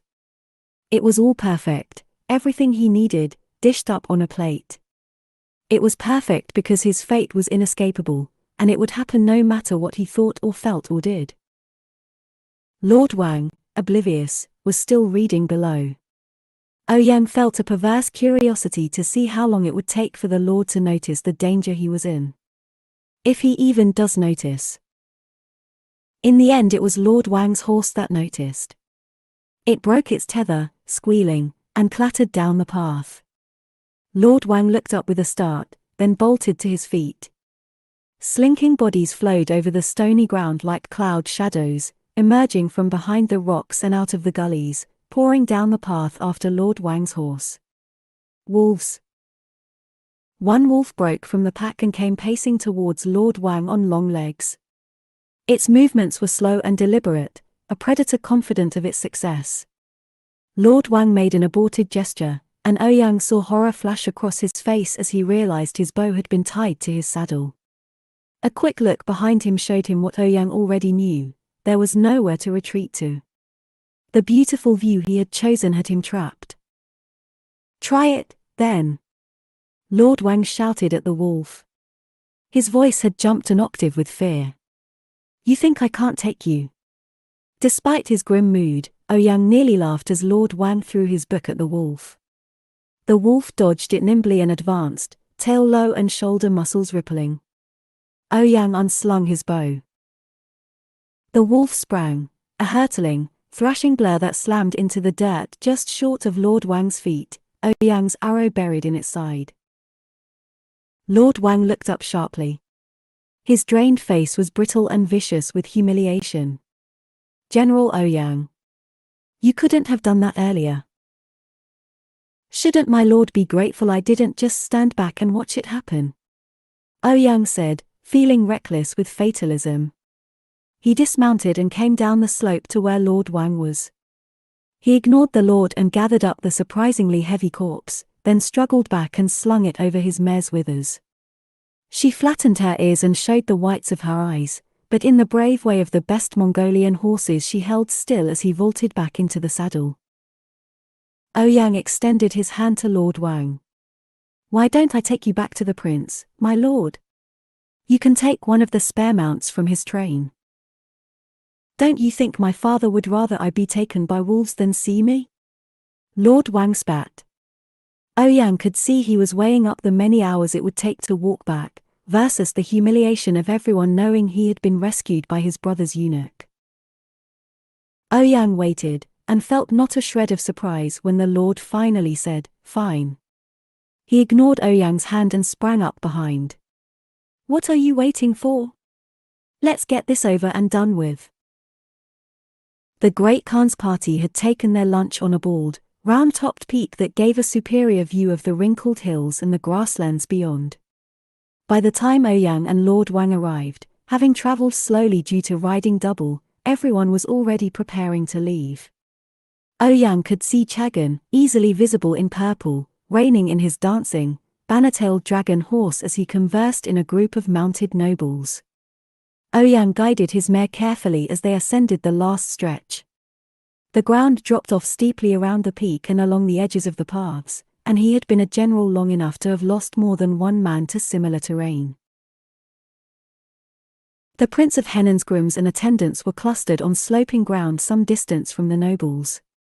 As Ouyang and Lord Wang rode up, the spare mounts stamped and blew at the scent of the dead wolf. The grooms might not be bold enough to look directly at a general, let alone give him a glare, but Ouyang knew they were cursing him. It would be their lives, too, if a horse went off the edge. "You," Lord Wang said to the nearest groom, dismounting with all the poise of someone who hadn't nearly been eaten by a wolf. "Bring me one of those spares." The groom froze.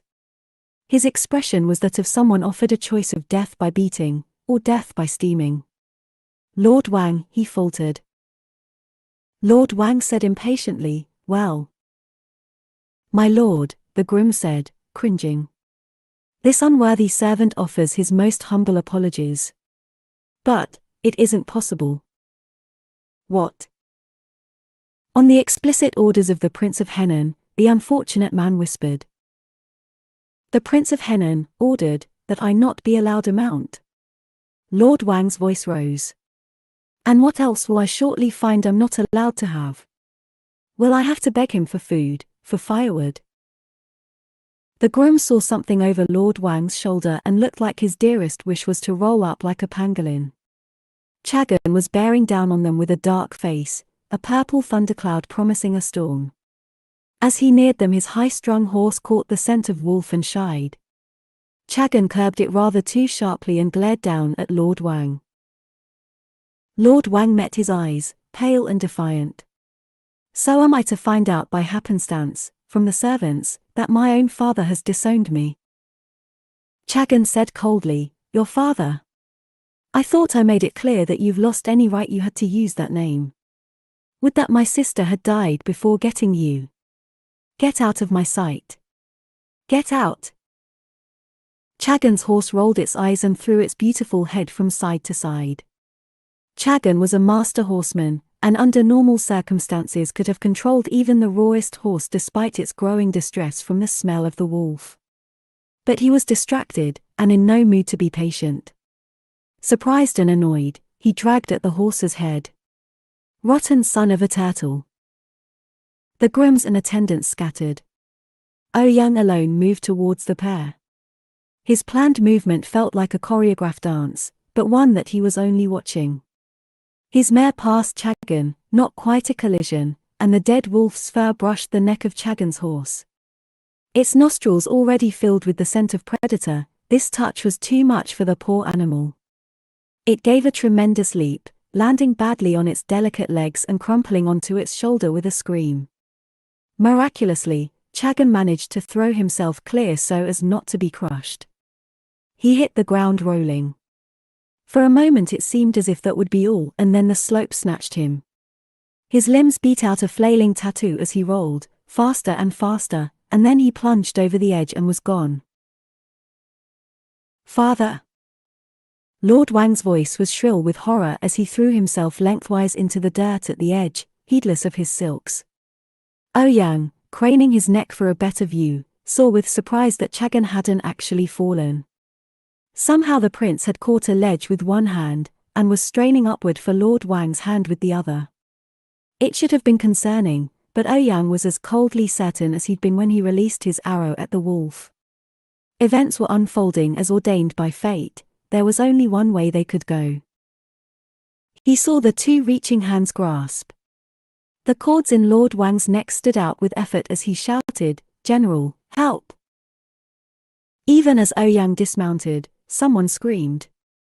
It could have been Lord Wang, but more likely it was Chagan. There was a soft thump, no louder than peaches falling in the orchard. Ouyang went in a leisurely way to where Lord Wang lay stricken, his hand still outstretched, and looked down. Far below, Chagan's purple silks were splashed out like a lone jacaranda blooming in the dust. "Dead," Ouyang thought.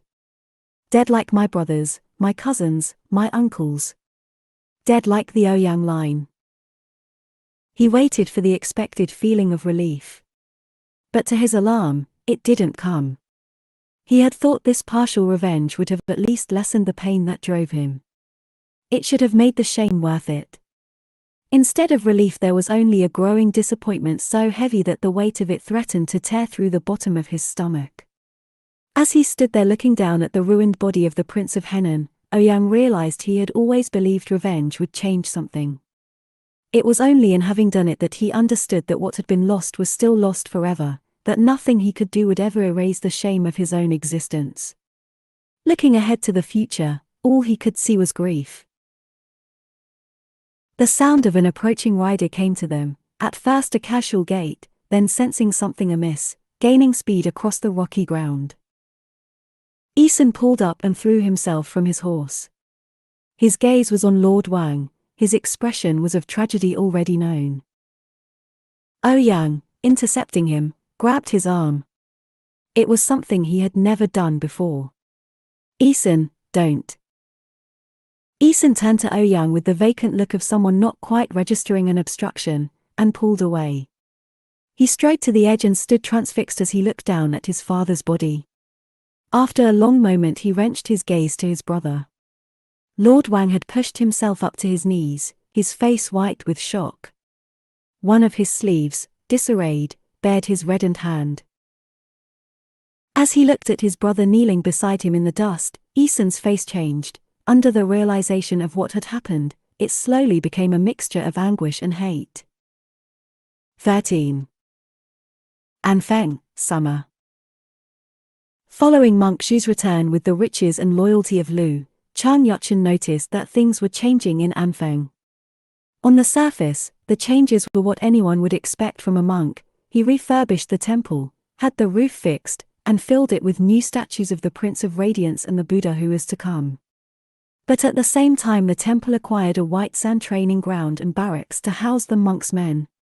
The chaotic jumble of tents disappeared, and a foundry and armory and stables took their place.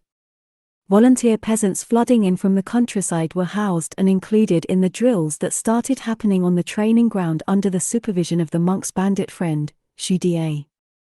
As they marched back and forth through the temple grounds in their matching armor, with new well-made equipment, all of a sudden Monk Zhu's bandits and red turbans and Lu men no longer looked like a random assortment of people. They looked like an army. And somehow Yuchen himself had become a member of it. Membership, which brought with it such perks as food and lodging and a lack of people wishing him dead, came with its own caveats. First among them was the monk dragging Yuchen out of bed every morning at the godforsaken rabbit hour so that some old swordsmaster could drill both of them in the basics of how to fight. "I need a sparring partner," Zhu had explained cheerfully. "You're about my level, in that you know absolutely nothing. Anyway, you'll like it, learning new skills is fun." Suffering through the drills, Yuchen thought it a blatant lie until, much to his surprise, it became true. The old swordsmaster taught well, and Yuchen, receiving the first praise and attention of his short life, found that he craved it. He had never been so eager to please. After training, Monk Zhu rushed off. In addition to organizing his fledgling army and running mock campaigns around the nearby countryside, he was always being called to the Prime Minister's palace to officiate various ceremonies involving the Prince of Radiance, or say a blessing, or chant a sutra for someone who had died. Somehow Monk Zhu stayed cheerful despite this impossible schedule. During one morning session when the bags under Zhu's eyes seemed particularly large, Yuchen said, thinking he was just stating a basic fact, "You wouldn't be so busy if you didn't have to run to the palace every time the Prime Minister wants to hear a sutra. Don't you think it's too much, him expecting you to be a monk as well as a commander? Those are two jobs." Seeing the monk's expression, Yuchen suddenly realized he had made a mistake. Zhu said, deceptively mild, "Never, ever criticize the Prime Minister. We serve him without question." Yuchen had spent the rest of the day kneeling in the middle of the training ground as punishment. For just saying the truth, he thought bitterly. Even more embarrassing was that afterwards everyone else in Zhu's force seemed to know what he'd done wrong. The fucking monk had made him into an example. He'd thought that would be the end of their morning sessions, but the next morning Zhu had dragged him out of bed as usual, and then again the next day, and by the third day it had seemed easier for Yuchen to let his sullenness go. By then he had grasped that Shu usually had his reasons. And perhaps the monk had realized it actually was impossible to do everything himself, because towards the end of the month he turned up to training and said, "I have things to do, so you'll have to learn by yourself for a bit. Now that you know the basics, I've found you a new master. I think he'll be good for you." Seeing the person in question, Yuchen howled, "What's he gonna teach me? He's a monk." Honestly, 2 monks were already more than any army needed, and now there were 3. He had a brief, terrible vision of himself chanting sutras. "Different kind of monk," said Shu, grinning. "I think you'll enjoy his teaching. Let me know." Who knew there were different kinds of monks? Apparently this one was from some famed martial monastery. Yuchen had never heard of it. Old Master Li beat Yuchen mercilessly with spears and staves and his rock-hard old man hands, until after a while a few others joined and thankfully diverted his attention. United in pain, they ran laps around Anfeng's walls and carried each other on their backs and jumped endlessly up and down the temple steps. They sparred until they were covered in bruises and their calluses bled. Now and then Ju still found time to drop by and spar with one or another of them in the morning. "I need to keep my hand in," he said, grinning, and then, looking up ruefully from where Yuchen had put him in the dirt, "I'd worry that I was going backwards, but I think it's that you're getting so much better." He bounced up and dashed off to his next appointment, calling over his shoulder, "Keep up the good work, little brother. One day very soon, we'll be doing this for real." Then old Master Li came out again and made them work until half of them threw up, and Yuchen thought he honestly might die before he even made it into battle. That whole summer was misery upon misery, and it was only in hindsight that he realized their bodies had hardened, and their minds become those of warriors. "Master Zhu." It was Chen, hailing Zhu as she made her way along the corridor toward the Prime Minister's throne room. Despite the heat, the left minister wore his usual scholar's hat and gown. His black sleeves, pendulous with embroidery, swayed beneath his folded hands as he gave Shu a look that had every appearance of casual interest. Shu, who knew that Chen's interest was rarely casual, said mildly, "This monk's greetings to the Honorable Left Minister Chen. I happened past the temple this morning. How surprising to see how much it's changed. For a monk, you seem to be managing all your resources quite well. You pick up things quickly, don't you?" He spoke carelessly, as though he were only saying what had come to mind then and there. Shu wasn't fooled. A prickle crept down her spine, the feeling of being watched by a predator. She said carefully, "This unworthy monk has no particular intelligence, Minister. His only praiseworthy attribute is a willingness to work as hard as he can to fulfill the wishes of the Prime Minister and the Prince of Radiance." Praiseworthy indeed. Unlike other men, Chen rarely gestured as he spoke. The stillness gave him a monumental quality, drawing attention as powerfully as the largest mountain in a landscape.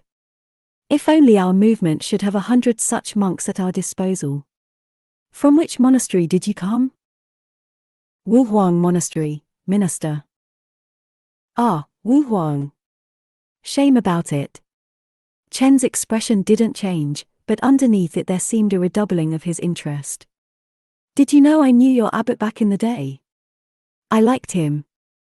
A surprisingly pragmatic man, for a monk. Whatever was required to keep his monastery high and dry, he would do it.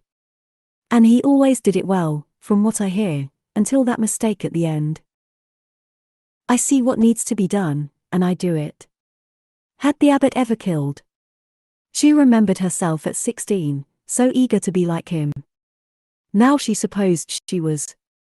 She had murdered a man with her bare hands in the pursuit of her desire.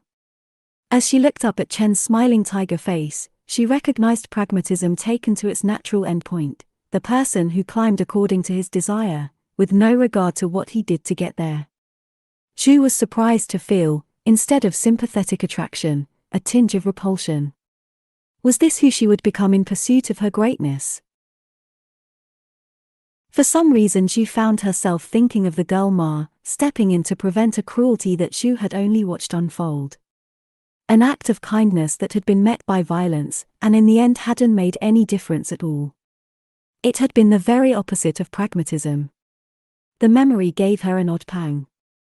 The gesture had been pointless, but somehow beautiful. In it had been Ma's tender hope for the world as it should be, not the one that existed. Or the world that self-serving pragmatists like Chen or Zhu might make. Zhu bowed her head and tried her best to project humility.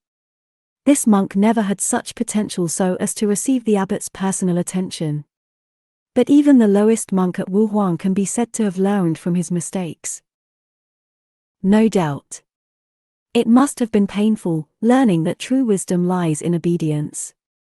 Chen's gaze flayed layers from her. Just then they heard voices approaching, and the pressure of Chen's regard retracted, like the tiger choosing, for the moment, to sheath its claws. Do let me know if you have any other needs in equipping your men, Master Zhu. But now come, and let us hear from the Prime Minister. Zhu bowed and let Chen precede her into the throne room. His massive bulk moved lightly, clad in that black gown so heavy with its own thickness that it barely moved around him, the stillness of power. We have to take Jiankang next, Little Guo insisted. On his throne, Prime Minister Liu wore an irritable look. With the full heat of summer upon them, the inside of the throne room was thick and soporific. Although at least it wasn't facing the eunuch general, Zhu would have preferred a more gentle test of her new force. Jiankang, downstream on the Yangtze River, was the main gateway to the eastern seaboard and the most powerful city in the south. Since the time of the Kingdom of Wu 1800 years ago it had known a dozen different names under the kings and emperors who had made it their capital. Even under the Mongols, the city's industries had thrived. So rich and powerful had it grown that the city's governor had grown bold enough to style himself the Duke of Wu. The great Yuan's officials dared not chastise him, for fear of losing him entirely. Chen's dark eyes rested thoughtfully on Little Guo. Jiankang? Ambitious. Shouldn't we be? Little Guo's eyes blazed. Strong or not, it's only 400 li away. How can we keep swallowing our pride by letting it continue on under the Yuan? Whoever occupies Jiankang is the true challenger to the Yuan. It's rich, it's strategically located, and it has the throne of the ancient kings of Wu. I would be happy with that. You would be happy with that, the Prime Minister echoed. Zhu heard his sour, poisonous tone and shivered a little, despite the heat of the day. Right, Minister Guo said carefully, Your Excellency, Jiankang would be a significant asset. The Kingdom of Wu is ancient history, the Prime Minister said impatiently. If we take Bianliang, we can put the Prince of Radiance on the throne of the line that bore the Song dynasty's mandate of heaven. The northern throne of our last native emperors before the Hu came. Now that will be a challenge to the Yuan. He glared around the room. The Song dynasty's old northern throne is still ancient history, Zhu thought, just as impatiently. Bianliang, the Song Emperor's double-walled capital on the Yellow River and once the largest and most breathtakingly beautiful city in the world, had fallen 200 years ago to Jurchen invaders, the barbarians that themselves fell to the Mongols. Apart from the modest Yuan settlement that now nestled within its inner wall, the rest of Bianliang was nothing but ruin-dotted wasteland.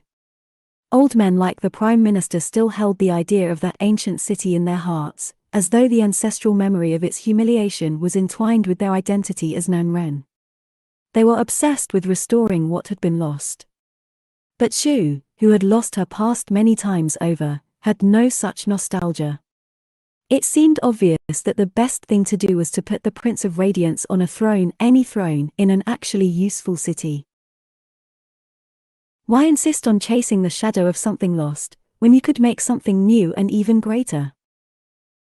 As if echoing her thoughts, Little Guo said with open frustration, what good does a symbolic victory do? If we pose a challenge, the Yuan will answer. We should do it for a good reason. The Prime Minister's creased face tightened. Your Excellency, Chen murmured. In the stultifying warmth, his massive stillness felt smothering.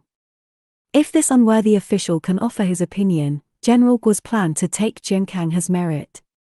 Jiankang may be strong and well-resourced, but it lacks a wall. It can be taken quickly, if the attack is sufficiently well organized. That should leave time for General Guo to also take Bianliang before the Prince of Henan's forces mobilize in autumn. Chen gave little Guo a look of cool consideration. Do you think that is within your capacity, General Guo? Little Guo lifted his chin. Of course. Right Minister Guo regarded Chen unfavorably, even in his relief at having the situation resolved in little Guo's favor. He apparently thought Chen had overstepped his authority. The Prime Minister's sour expression hadn't evaporated either. He said in ill temper, then act quickly, General Guo. Win me both Jiankang and Bianliang before the Hu comes south again. They all heard, unspoken, or else. Xu left with the others, feeling concerned. Her force was still far too small, and a rate of casualties that Commander Sun wouldn't blink at could wipe her force out entirely. And even apart from that, it was obvious that Chen was planning something against the Guo faction. But what? Ahead of her in the corridor she heard little Guo crowing to Sun, finally. That old turtle egg sees reason, even if you have to beat it out of him. Ah, the Duke of Wu, it has it nice ring to it.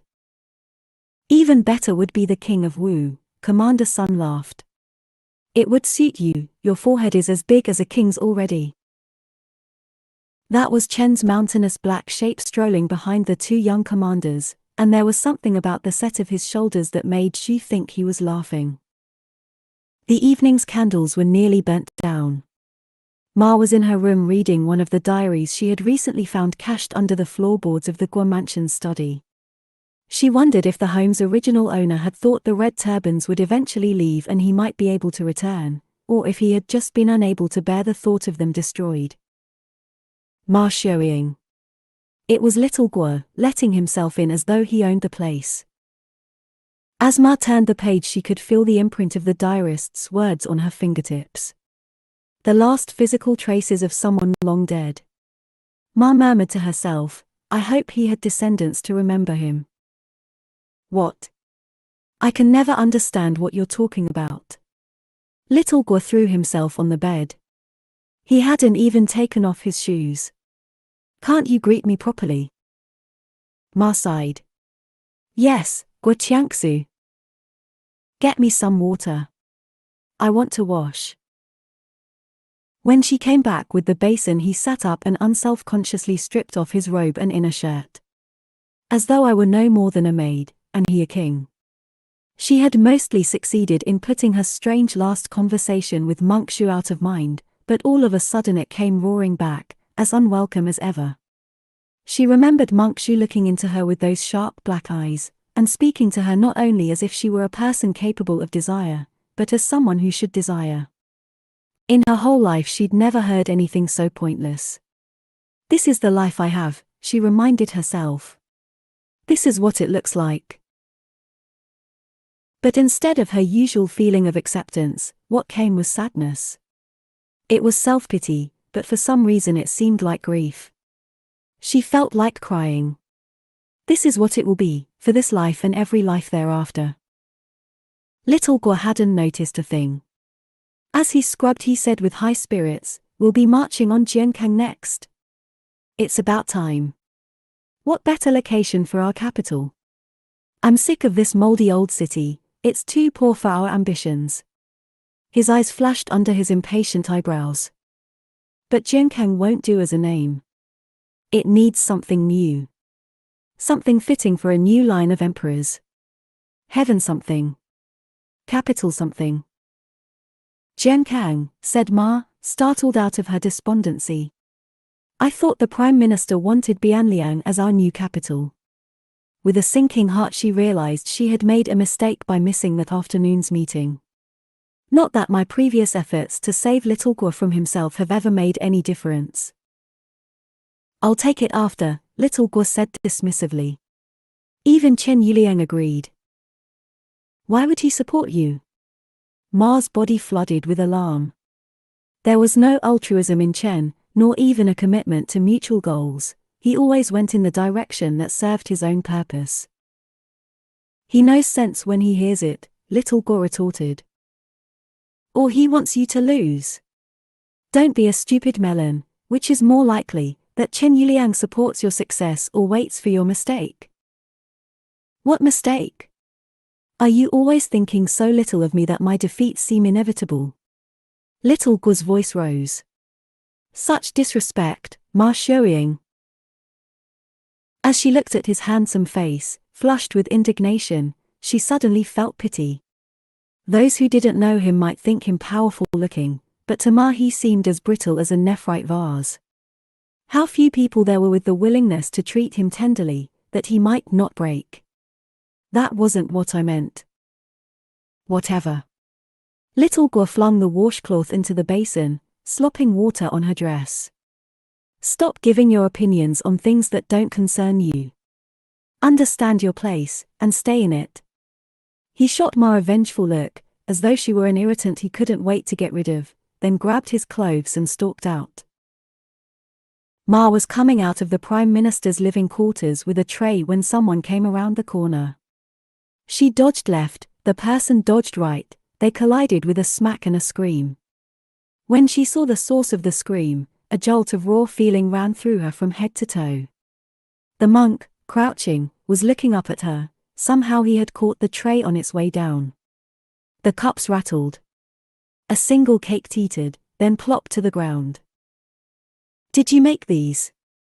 Monk Zhu straightened and nudged the quivering casualty with his toe. The Prime Minister's favorites. Worried about something. Who says I'm worried? Ma said repressively.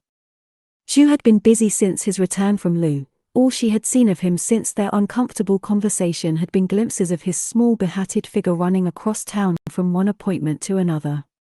Now, meeting him again, she was disturbed by a frisson of strange new awareness. For whatever reason, he had gifted her with some truth of himself, and she couldn't unsee it, the unnatural, frightening immensity of his desire.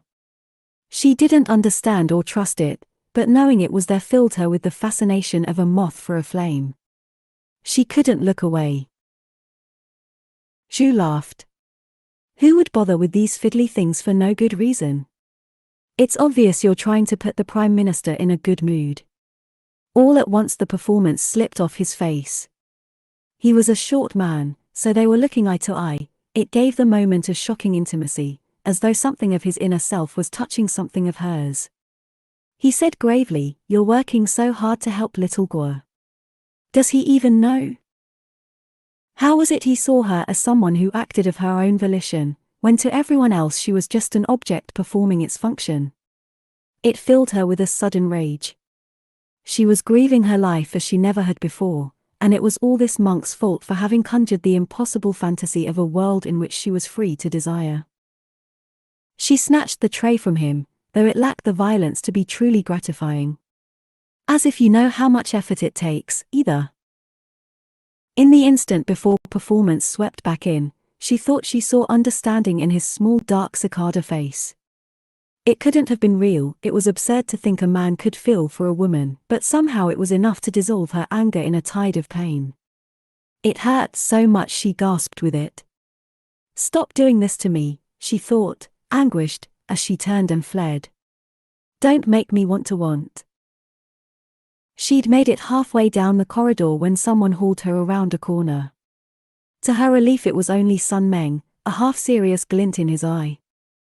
Pretty cozy with that monk, sis. But remember, he's on Chen Yuliang's side.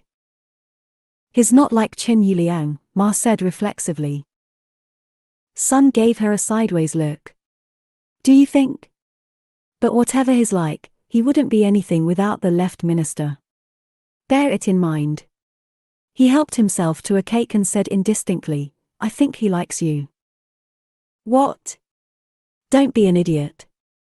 Ma flushed as her memory served her that tingling fascination of knowing that she desired.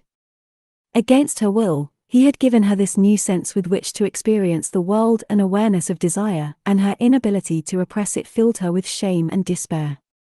He's a monk. Not a normal monk, that's for sure, Sun said, chewing energetically. I saw him training the other day. He fights like a man, who's to say he doesn't think like one? Oh well. Don't worry, I won't tell little Guo.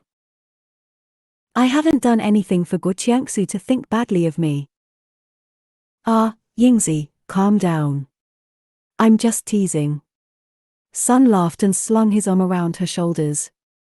He isn't the jealous type. Look at me with my hands all over you. He's never cared, has he? Only because you're so pretty he thinks of you as a sister, Ma retorted, raw. What? You mean I wasted all that blood trying to make him my sworn brother? Sun's fake mournful face vanished as fast as it came. Hey, Yingzi, you know sworn brothers share everything.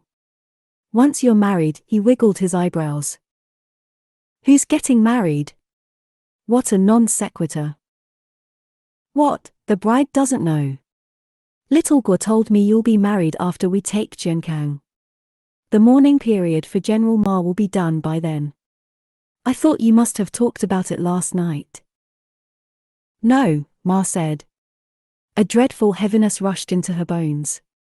Last night I was trying to give him advice. She couldn't imagine how she could survive under that weight for the rest of her life.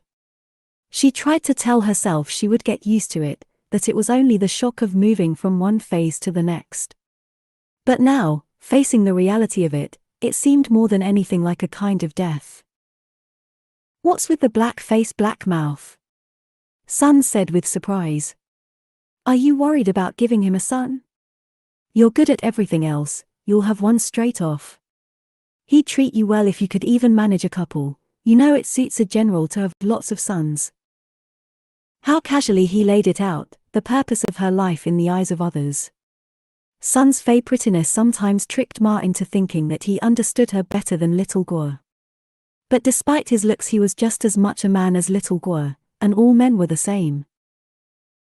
Except Monk Shu, a traitorous part of herself whispered. But it was as pointless as the rest of her thoughts. She followed Sun outside and sat with him on a bench next to a stump in the middle of the courtyard. A single remaining branch had sprouted a few leaves. The last gasp of a dying tree, or new life? Ma didn't know. She said, Big brother. Millimeter? I have a bad feeling about Jiankang. Can't you get little Guo to change his mind? Sun snorted. In which life could that happen? Even I don't have that power. But aren't you worrying too much lately? I don't trust Chen Yuliang. Who does? You'd have better luck putting your finger in a snapping turtle's mouth. But I actually agree with little Guo on this one. The victory at Yao River has given us this extra long summer season. This is our chance, so we should spend our efforts on a strategic target. Jiankang makes sense. None of them ever listened. Chen Yuliang wants you to fail. Sun looked startled by her vehemence. So then we just have to succeed, don't we?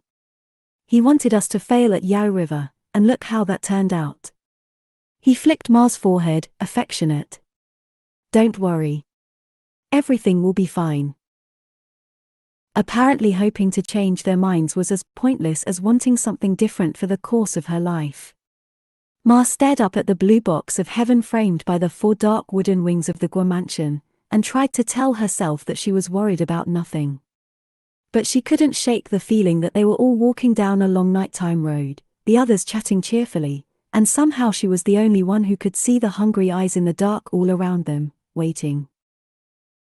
Anfeng rang with the sounds of departure. Thousands of torches in the streets made it almost as clear as day, and in a few more hours the bonfires would be lit. As she stepped over the raised threshold of the Guo mansion's front gate, she remembered how Anfeng had looked the night before they went to Yao River, capped by an eerie dome of red light that spanned wall to wall, as of a city consumed by fire.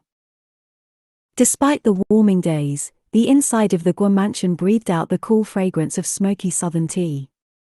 Walls, floors, and ceilings of dark wood swallowed the light of the hallway lanterns. She looked around curiously as she walked. Being a member of Chen's faction, it was her first time in the Guo mansion. Empty rooms branched off the hallway. In what had once been a scholar's study, she saw two ghosts hanging in the filtered light coming through the window paper, their still forms no more substantial than the dust motes. Had they been killed when Chen took Anfeng, or were they even older than that? Their vacant gazes were fixed on nothing in particular. She wondered if they were aware of time passing in this strange gap between their lives, or if to them it was nothing more than a long, restless sleep. She left the hallway and came out into an internal courtyard, wrapped above by a shadowy upper balcony. A wavering square of light showed halfway along. At the sight of it she felt a tug of an unidentifiable emotion. She was already late for Little Guo's meeting, but before she could think about it she was slipping up the creaking stairs and into Ma's room. Ma was sitting cross-legged on the floor, her head bent down in concentration, in the center of a constellation of small rectangular pieces of leather. It took Zhu a moment to realize the object in Ma's lap was Little Guo's armor, divested of all its lamellae.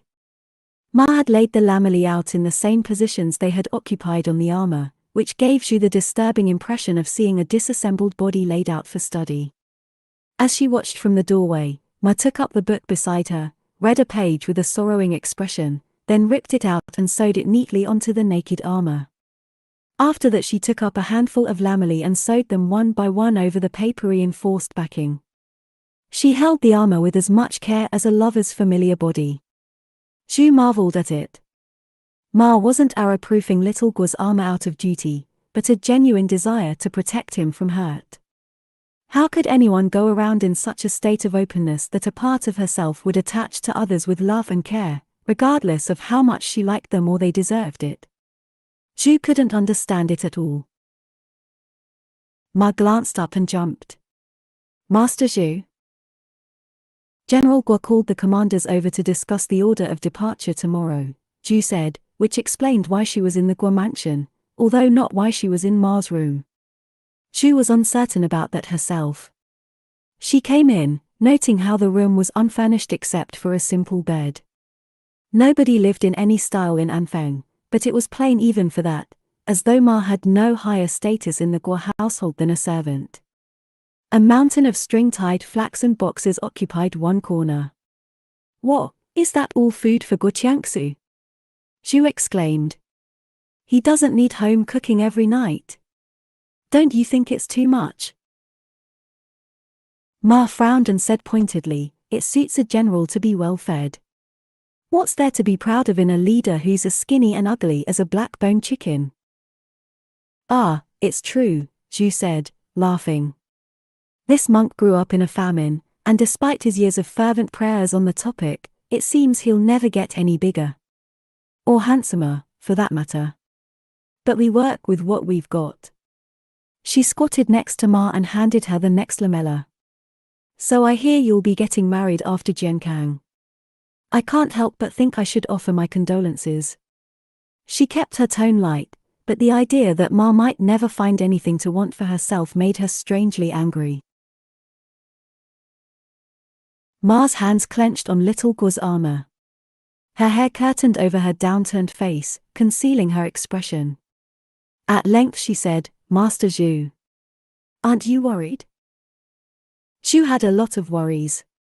About what? Jiankang.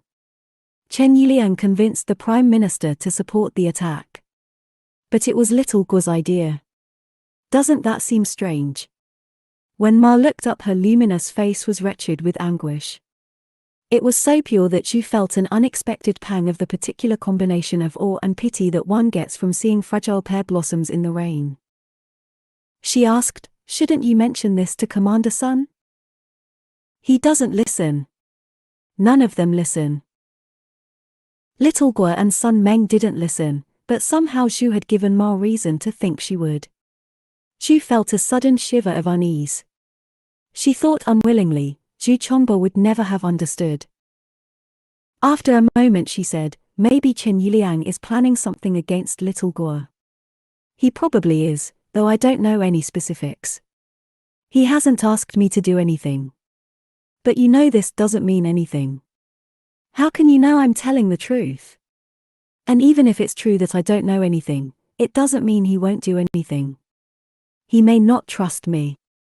Or he may not need me. Ma said with sudden fierceness, and if I ask you to help? Ju gazed at her. How desperate did she have to be to ask? For a moment Ju was overwhelmed by a wash of tenderness. She said honestly, this is what I like about you, Ma Shelley. That you open your heart, even though it means you'll get hurt. There aren't many people like that. It was a rare character to start with, and how many of those born with it made it any distance? Perhaps only those with someone to protect them. Someone ruthless, who knew how to survive. To Ju's surprise, Ma grabbed her hand. The immediacy of skin against skin shocked her into a sudden, exaggerated awareness of the thin boundary between herself and the outside world. Unlike Shudie, who'd been as familiar to the village girls around the monastery as a stray dog, Ju had never held hands with a woman.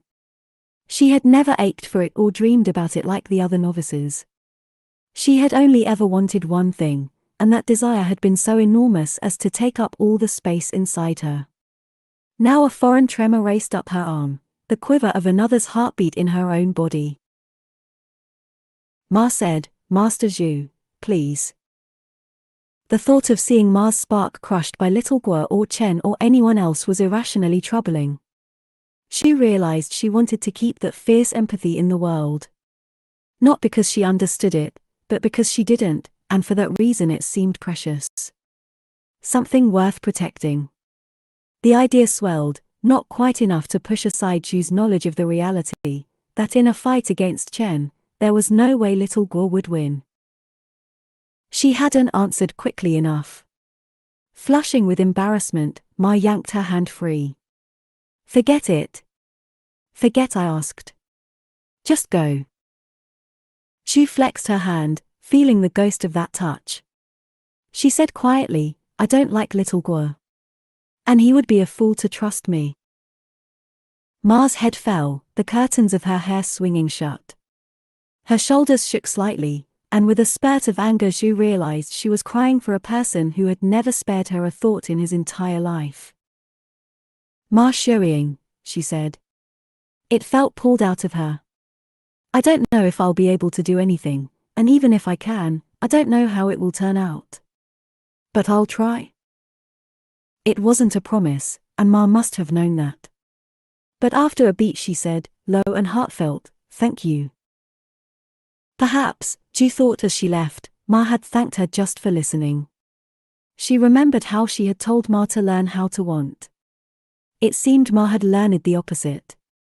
Even though she denied it even to herself, at some point since that conversation Ma had realized that she didn't want the life she was being forced into. Ju felt a stab of uncharacteristic pity. Not wanting is a desire too, it yields suffering just as much as wanting. 14. Southeastern Henan, summer. What's wrong?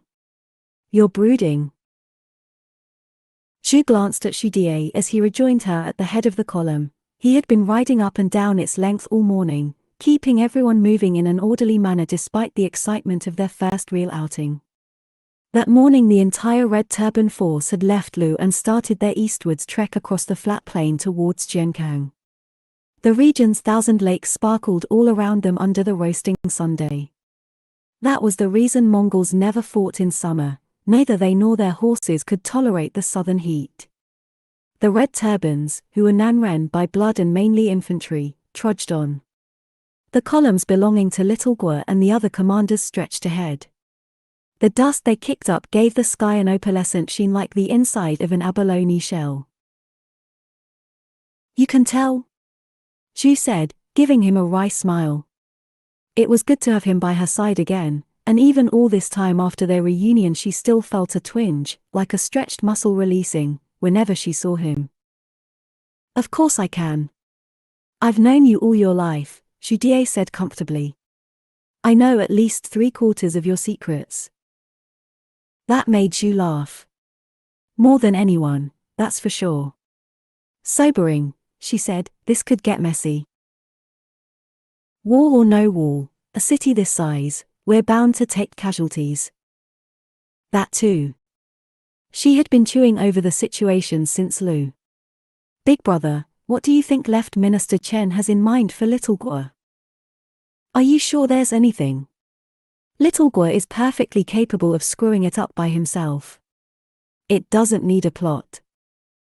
Chen Yuliang likes control.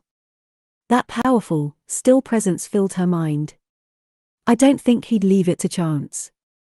He'd want to use his power, to know that whatever happened was his own doing. But wouldn't we already know if he was planning for something to happen during this campaign? The dust made it seem like the plain went on endlessly in all directions, even though Xu knew its southern border was the Huangshan Mountains. She remembered looking at them from the monastery and marveling at how far away they were. The world was shrinking, coming within reach. She said, "He doesn't fully trust me yet." He could have given instructions to Commander Wu to turn on Little Guo. Sun Meng would retaliate, and you know how strong he is. Chen Yuliang wouldn't risk losing Commander Wu's whole force for that. No. He would have a plan for Sun Meng, too. Xu brooded again. Like Yao River, it was one of those situations where she would have to wait in the hope that more information would eventually present itself. She knew that if Chen gave her orders against Little Guo, refusing to carry them out would be tantamount to taking a position on the losing side. That wasn't something she was willing to do. But on the off chance she was only indirectly involved, then perhaps she could act in Ma's favor. She found herself hoping the latter was the case. She sighed. I suppose we'll just have to keep our eyes open. I'd have thought you'd be the last to cry about Little Guo meeting his fate. Why can't we just stand back and let it happen? Xu admitted with some reluctance, I told Ma Shuiying I'd look out for him. Who? Not Little Guo's woman? Then, grasping it, Xu Die put his full powers of innuendo into his eyebrows. Buddha preserve me, little brother, I never thought I'd see it. But do you like her? She's a good person, Xu said defensively. She thought of the girl's broad, beautiful face with her phoenix eyes full of care and sorrow. For Little Guo, of all people. The new protective feeling inside her was as tender as a bruise. Even as her pragmatic side warned her of its inevitability, she didn't like the idea of seeing Ma hurt, or of being miserable without even allowing herself to admit that she was miserable. So now you're going to save Little Guo from himself? Xu Die laughed. And here I thought I was the only one who got manipulated by pretty girls. Even I don't go for the married ones. Xu gave him a withering look. She's not married yet. They stayed watchful as they crossed the Yangtze River and approached Jiankang. But in the end there was nothing. Little Guo led a wasteful, brutal assault that produced far too many casualties on the Red Turban side, a wave of flesh breaking against Jiankang's defenders. On a high-walled city like Lu, it would have been futile. But against unfortified Jiankang, Little Guo's assault began to have an effect. The slow and hard-won influx of red turbans was gradually matched by an outflow of fleeing citizens, and by the horse hour of the 10th day, Jiankang had fallen. Beautiful as they were, the palace grounds of the Duke of Wu, now deceased, were wreathed in smoke like the rest of the city. Not the everyday stink of burning clam shells and fruit pits, but the smell of the ancient Jiankang mansions, their lacquered furniture and grand staircases turned to nothing but ash. Floating in the haze above, the afternoon sun glowed like a red lotus.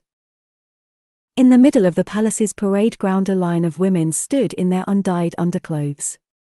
The Duke of Wu's wives and daughters and maids. Xu and the other commanders waited to the side, watching Little Guo parade along the line.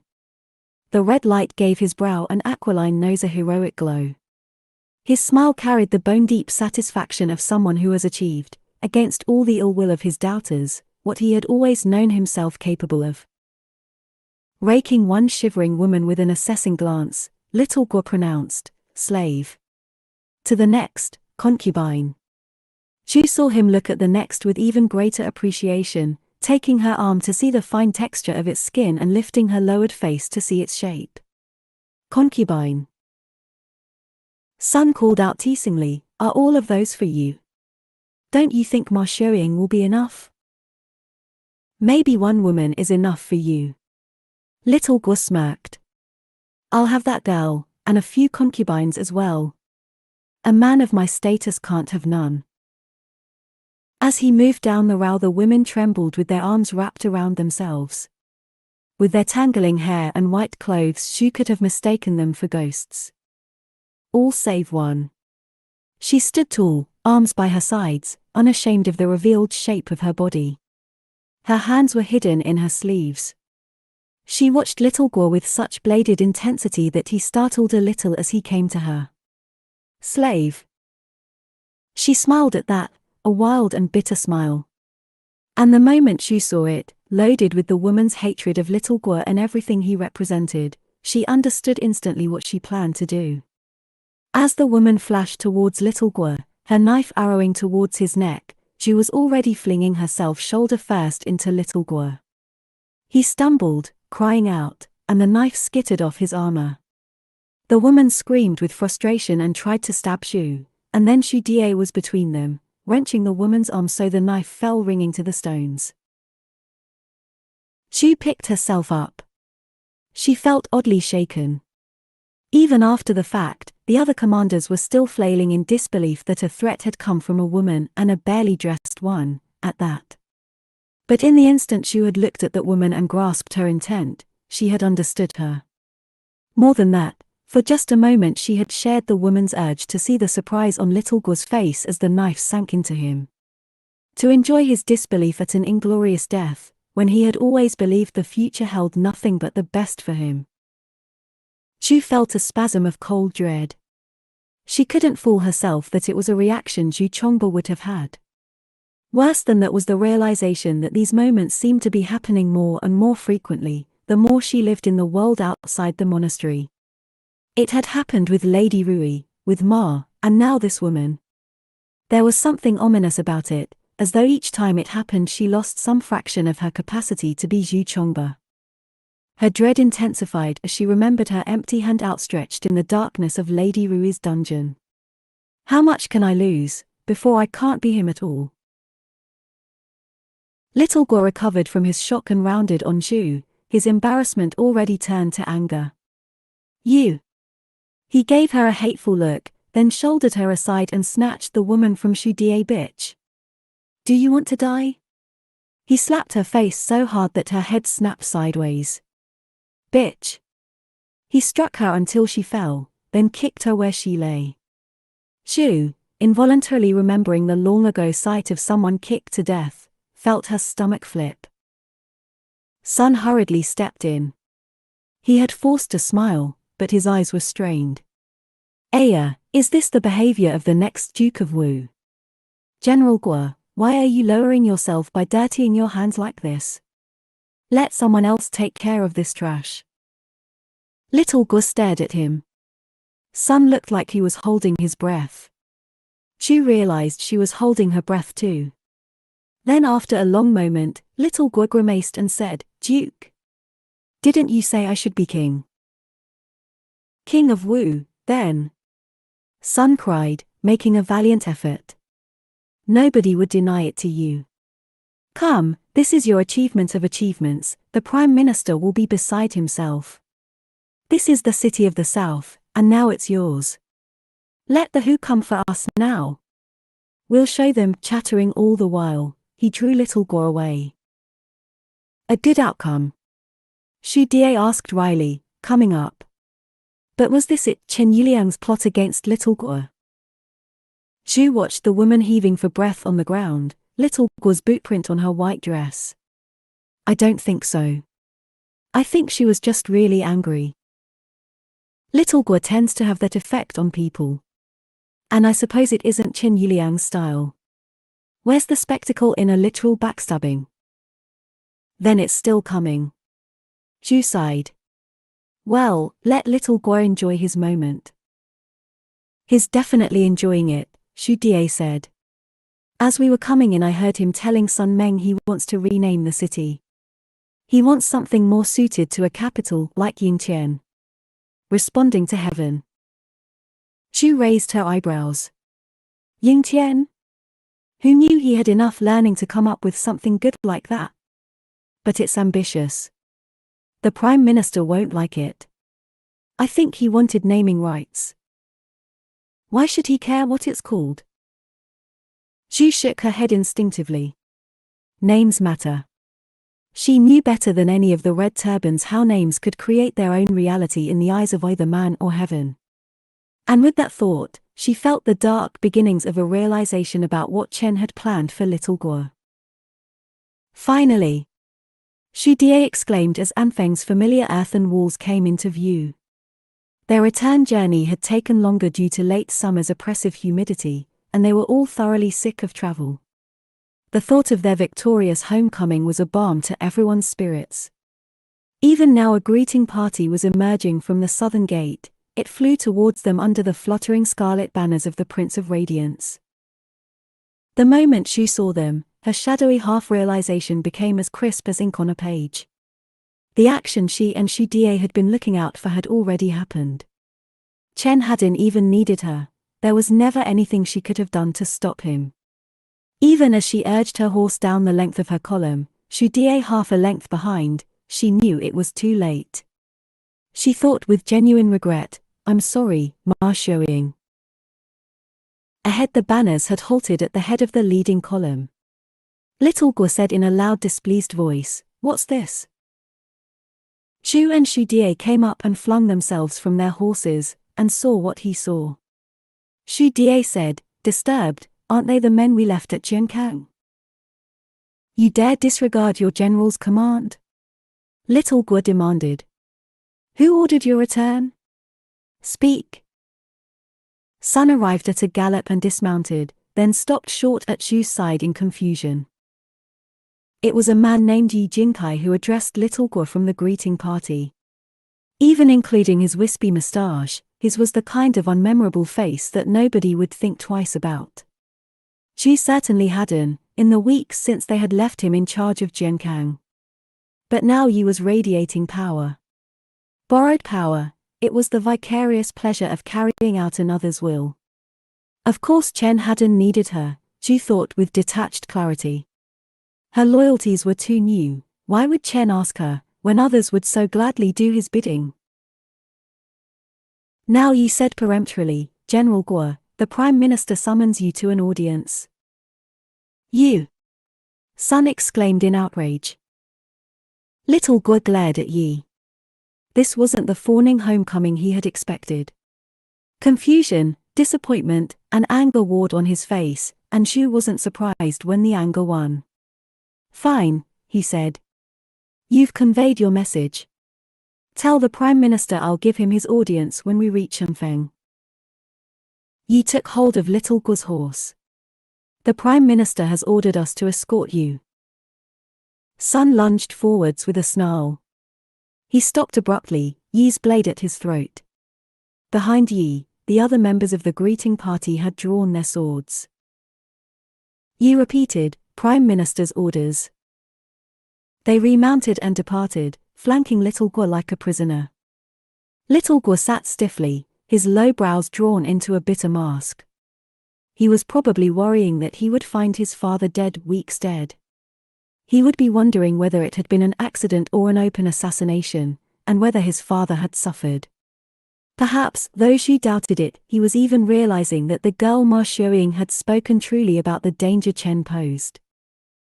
Sun was cursing Yi, that motherfucker. Fuck 18 generations of his ancestors. As Xu watched the party diminishing towards Anfeng, she was reminded of Prefect Fang's last moments in the monastery. But Prefect Fang had known the fate awaiting him. Little Guo thought the danger had already happened, he didn't realize it was yet to come. "Commander Sun," she said, remounting. "Come on. Quickly." Sun gave her a vicious, accusatory look. But he didn't realize, either, what was happening. As Xu saw the future the rest of them had yet to grasp, she felt something unfamiliar. With astonishment she identified it as the feeling of someone else's sorrow, but within her own breast, as though it had come from her own heart. The pain of someone else's suffering. Ma Shuiying, she thought. Anfeng was as empty as an abandoned plague village. It was the middle of the day, so there weren't even any ghosts. Their horses' hooves clattered, the ground had dried as hard as stone during their absence. As they rode, Zhu became aware of a growing energy. More a vibration than a sound, she felt it in her guts as a primal unease. They came into the center of the city and saw the scene before them. High above the silent crowd a stage had been erected as if for a performance. The crimson banners flew. The Prince of Radiance sat on his throne under a parasol edged with silk threads that shimmered in the wind like a fall of blood. The Prime Minister paced in front of him. Beneath the stage, kneeling in the dust, was little Guo. His hair and armor were still neat. Even though Zhu knew better, for a moment even she had the impression he was being honored. The Prime Minister stopped pacing, and the containment of his agitation was even more awful, the quiver of a hornet's nest, or a snake about to strike. He looked down at little Guo and said in a dreadful voice, "Tell me why you took Jiankang, Guo Jiangsu." Little Guo sounded completely bewildered. We all agreed that Jiankang made the most. I'll tell you why. The Prime Minister's voice carried clearly to where Zhu, Xu Die, and Sun sat on their horses. The crowd rippled. Jiankang, the place where kings and emperors sit, isn't it? Oh, how you said that so many times. Guo Jiangsu, I know your intentions. Did you really think you could take that city for yourself, ride back here, and tell me you didn't sit on that throne and call yourself king? No, I. Don't pretend you were ever a loyal subject of the Prince of Radiance, the Prime Minister spat. You always had your own ambitions. You would betray the will of heaven for your own selfish purposes. A large, black-clad figure was standing next to Yi at the foot of the stage. Even from this distance, Zhu could tell Chen was smiling. Of course little Guo had been enough of a fool to announce his desires loudly, and Yi had reported them back to Chen. And who within the red turbans had more experience than Chen in stoking the Prime Minister's paranoia? No, little Guo said, alarmed. His voice was that of someone who was only gradually realizing the seriousness of his situation. That's not what I. You dared take that city and call it Yingtian. You dared ask heaven for the right to rule. When the Prince of Radiance is our ruler, and he alone possesses the mandate of heaven. Leant down over the edge of the stage, the Prime Minister's face was reddened and distorted with fury. Traitor. Oh, I know everything. You planned all along to come back here to kill the both of us, so you could have that throne for yourself. You traitor and usurper. Finally understanding, little Guo cried out in horror, Your Excellency. The Prime Minister hissed, Now you call me that. When you've been sneering and plotting behind our backs all this time. There was a commotion. Right Minister Guo was forcing his way through the crowd. His robes were disarrayed, his doughy face had solidified in shock. He shouted, Your Excellency, stop! This servant begs you. The Prime Minister rounded on him. Ah, the father of the traitor appears. You would do well to remember that under the old rules, a traitor's family was executed to the 9th degree. Is that what you want, Guo Zixing? He stared down at the other old man as though willing him to let him make it a reality. If not, you should be on your knees and giving me thanks for sparing you. Right Minister Guo threw himself towards his son. But he was caught and held. Despite the futility of it, the old man kept struggling. He cried, Your Excellency, I beg for your mercy. Little Guo had apparently believed that his father's arrival might resolve the misunderstanding. Now, obviously panicking, he shouted, Your Excellency, I can keep Jiankang for you. Jiankang can go to the wolves. Who cares about Jiankang? The rightful seat of the Prince of Radiance and our restored Song dynasty is Bianliang. Jiankang is nothing. You were only ever a pretender, Guqiangsu. You only sat on a pretend throne. Right Minister Guo, wrestling himself free with the supernatural strength of a parent seeing his child in danger, threw himself flat into the dirt beneath the Prime Minister. Your Excellency, forgive him. Forgive us. Excellency. Chu could imagine the maniacal glitter in the Prime Minister's eyes as he looked down at the groveling minister. Then he stepped back. In the name of the Prince of Radiance, the traitor and pretender Guqiangsu is sentenced to death. High above on his throne, the Prince of Radiance's graceful smile never faltered. Reflected off the underside of his parasol, his light spilled over the stage and down onto the figures below, until they were drowned in an incarnadine sea. In that moment his child self seemed to have been subsumed entirely. He was inhuman, the emanation of the dark radiance that was the will of heaven. On hearing his sentence, little Guo bolted to his feet and ran. He made it a few steps before he was felled and dragged back to the stage, bleeding from a cut on his brow. "Father," he cried, in fear and incomprehension. But instead of giving reassurance, Right Minister Guo seemed frozen with horror. He stared blankly as the Prime Minister beckoned from the stage and the men came forwards with the horses. They had been waiting there all along. This was always little Guo's fate, Zhu thought. There was never any escape.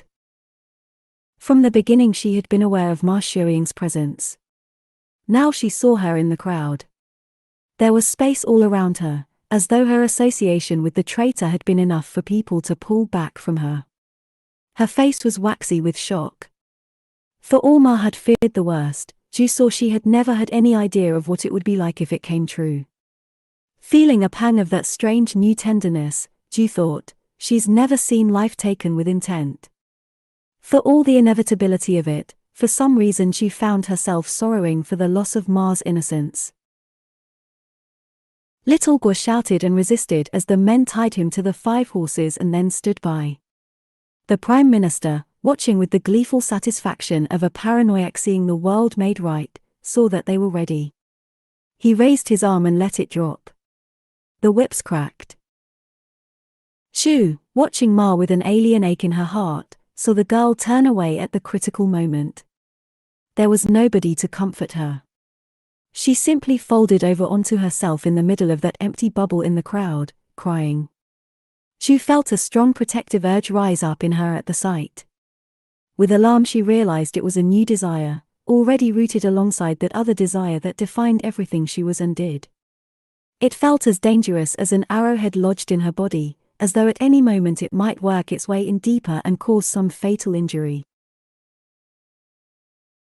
The Prime Minister looked out over the crowd, his thin body vibrating. Left Minister Chen, smiling, ascended the stairs and stepped onto the stage. Bowing deeply to the Prime Minister, he said, "Your Excellency, well done." Ma, bursting into the temple, found Shu sitting on his pallet in his re-roofed annex, reading. On an ordinary day she would have considered it a private moment. He looked introspective and, when she came flying in, startled.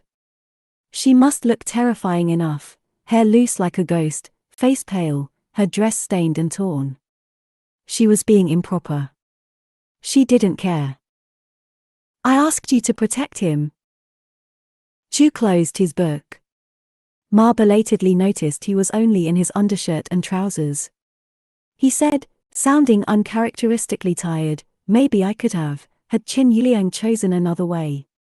The candles next to his pallet made faint popping sounds as dust and tiny insects entered the flames. I suppose he thought it was too risky to take Right Minister Guo on directly. So he used the Prime Minister's paranoia as his weapon. "Didn't you tell little Guo yourself to never say anything against the Prime Minister?" But he called Jiankang his own.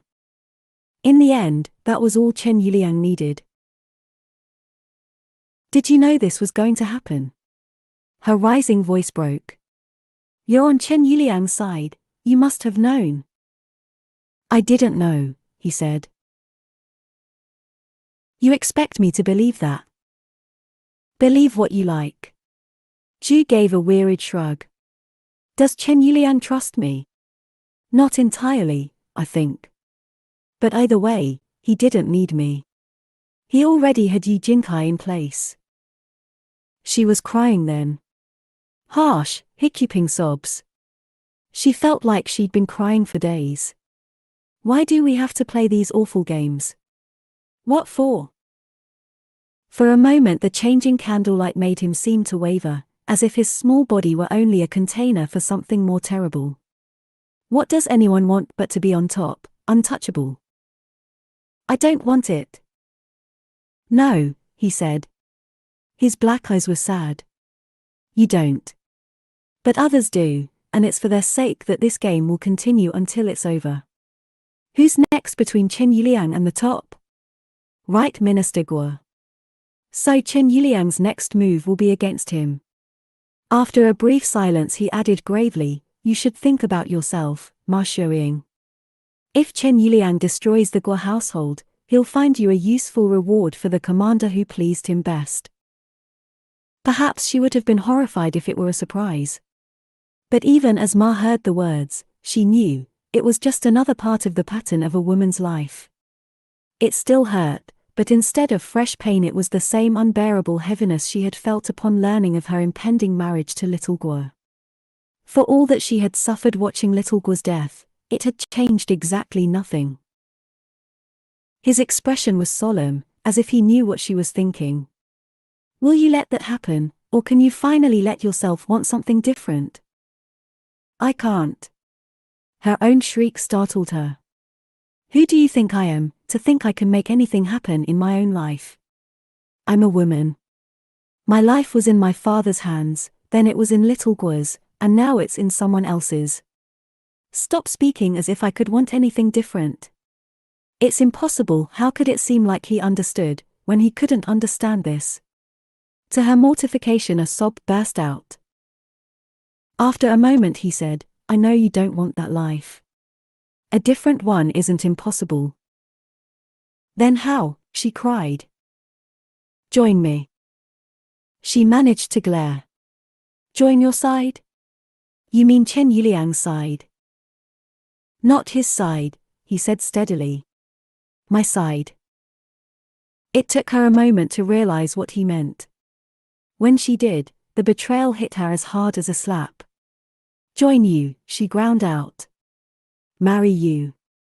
She saw a vision of that awful pattern, as rigid as a coffin, marriage, children, duty. What room was there in it for her own desire? She'd thought she was different, she had wanted to believe it, but he was just the same as the rest. Little Guo's death had simply given him an opportunity to take something he wanted. Sickened, she heard Sun Meng, he looks at you like a man. The cruelty of it took her breath away. She desired, and he had spoken to her as if it was something she could do too, but he had never meant any of it. And oh, at that moment she did want. She wanted to hurt him. He caught her look of fury. But instead of triggering an outburst of the usual masculine rage, to her bewilderment his expression only softened. Yes. Marry me. But not like it would have been with Little Guo.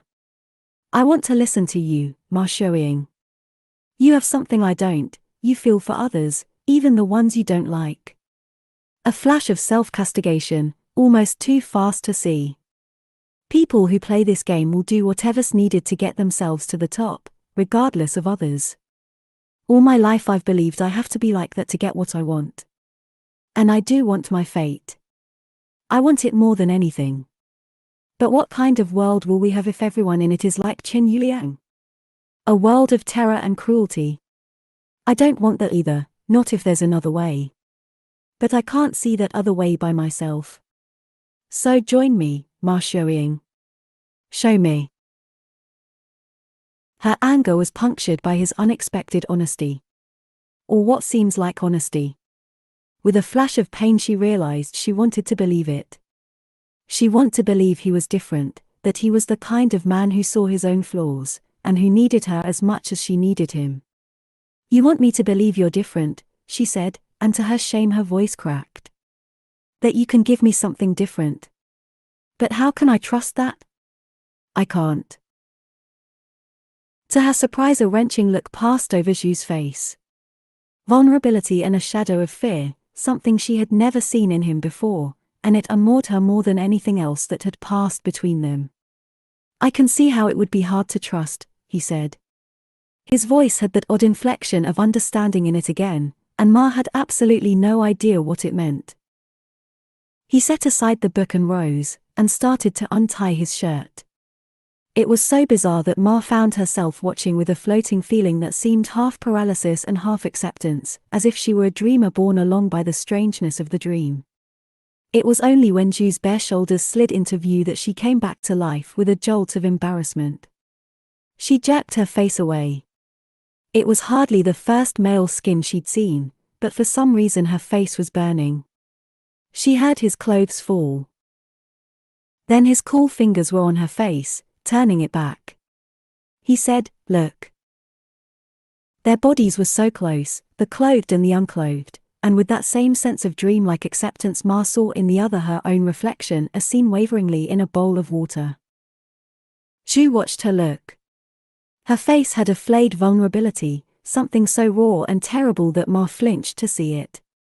It made her think of someone bearing a mortal wound they dared not look at themselves, for fear of the reality of it undoing them in an instant. Zhu spoke calmly, but beneath the surface Ma sensed a shivering horror. "Ma Showing. Do you see something you want?" "I'm a woman," Ma had cried to Zhu in despair. Now, as she looked at the person standing before her in a body like her own, she saw someone who seemed neither male nor female, but another substance entirely, something wholly and powerfully of its own kind. The promise of difference, made real. With a sensation of vertiginous terror, Ma felt the rigid pattern of her future falling away, until all that was left was the blankness of pure possibility. She took Zhu's small, calloused hand and felt its warmth flow into her until the hollow space of her chest blazed with everything she'd never let herself feel. She was yielding to it, being consumed by it, and it was the most beautiful and frightening thing she'd ever felt. She wanted everything Zhu was offering with that promise of difference. Freedom, and desire, and her life to make her own. And if the price of all of that was suffering, why did it matter when she would suffer no matter what she chose? She said, yes. 15. Anyang, summer. Anyang was still and grey on their return from Hishatu. The long corridors lay empty, the courtyards were bare. Walking through those echoing spaces gave Isan the feeling of being the only person left in the world. Even Ouyang lingered too far behind for comfort, a shadow that had somehow become detached. Isan came to his father's residence and stood at the entrance to the courtyard, and saw them there. All the households of his family, his wives and daughters, the officials and servants all arrayed in white, bowing silently in unison. As he walked through them, their ceaseless waves of motion were like 1,000 snow orchids opening and closing. Their mourning clothes sighed. He wanted to scream for them to stop, to leave, that this was not their place and this was not his, that his father was not dead. But he didn't. He couldn't.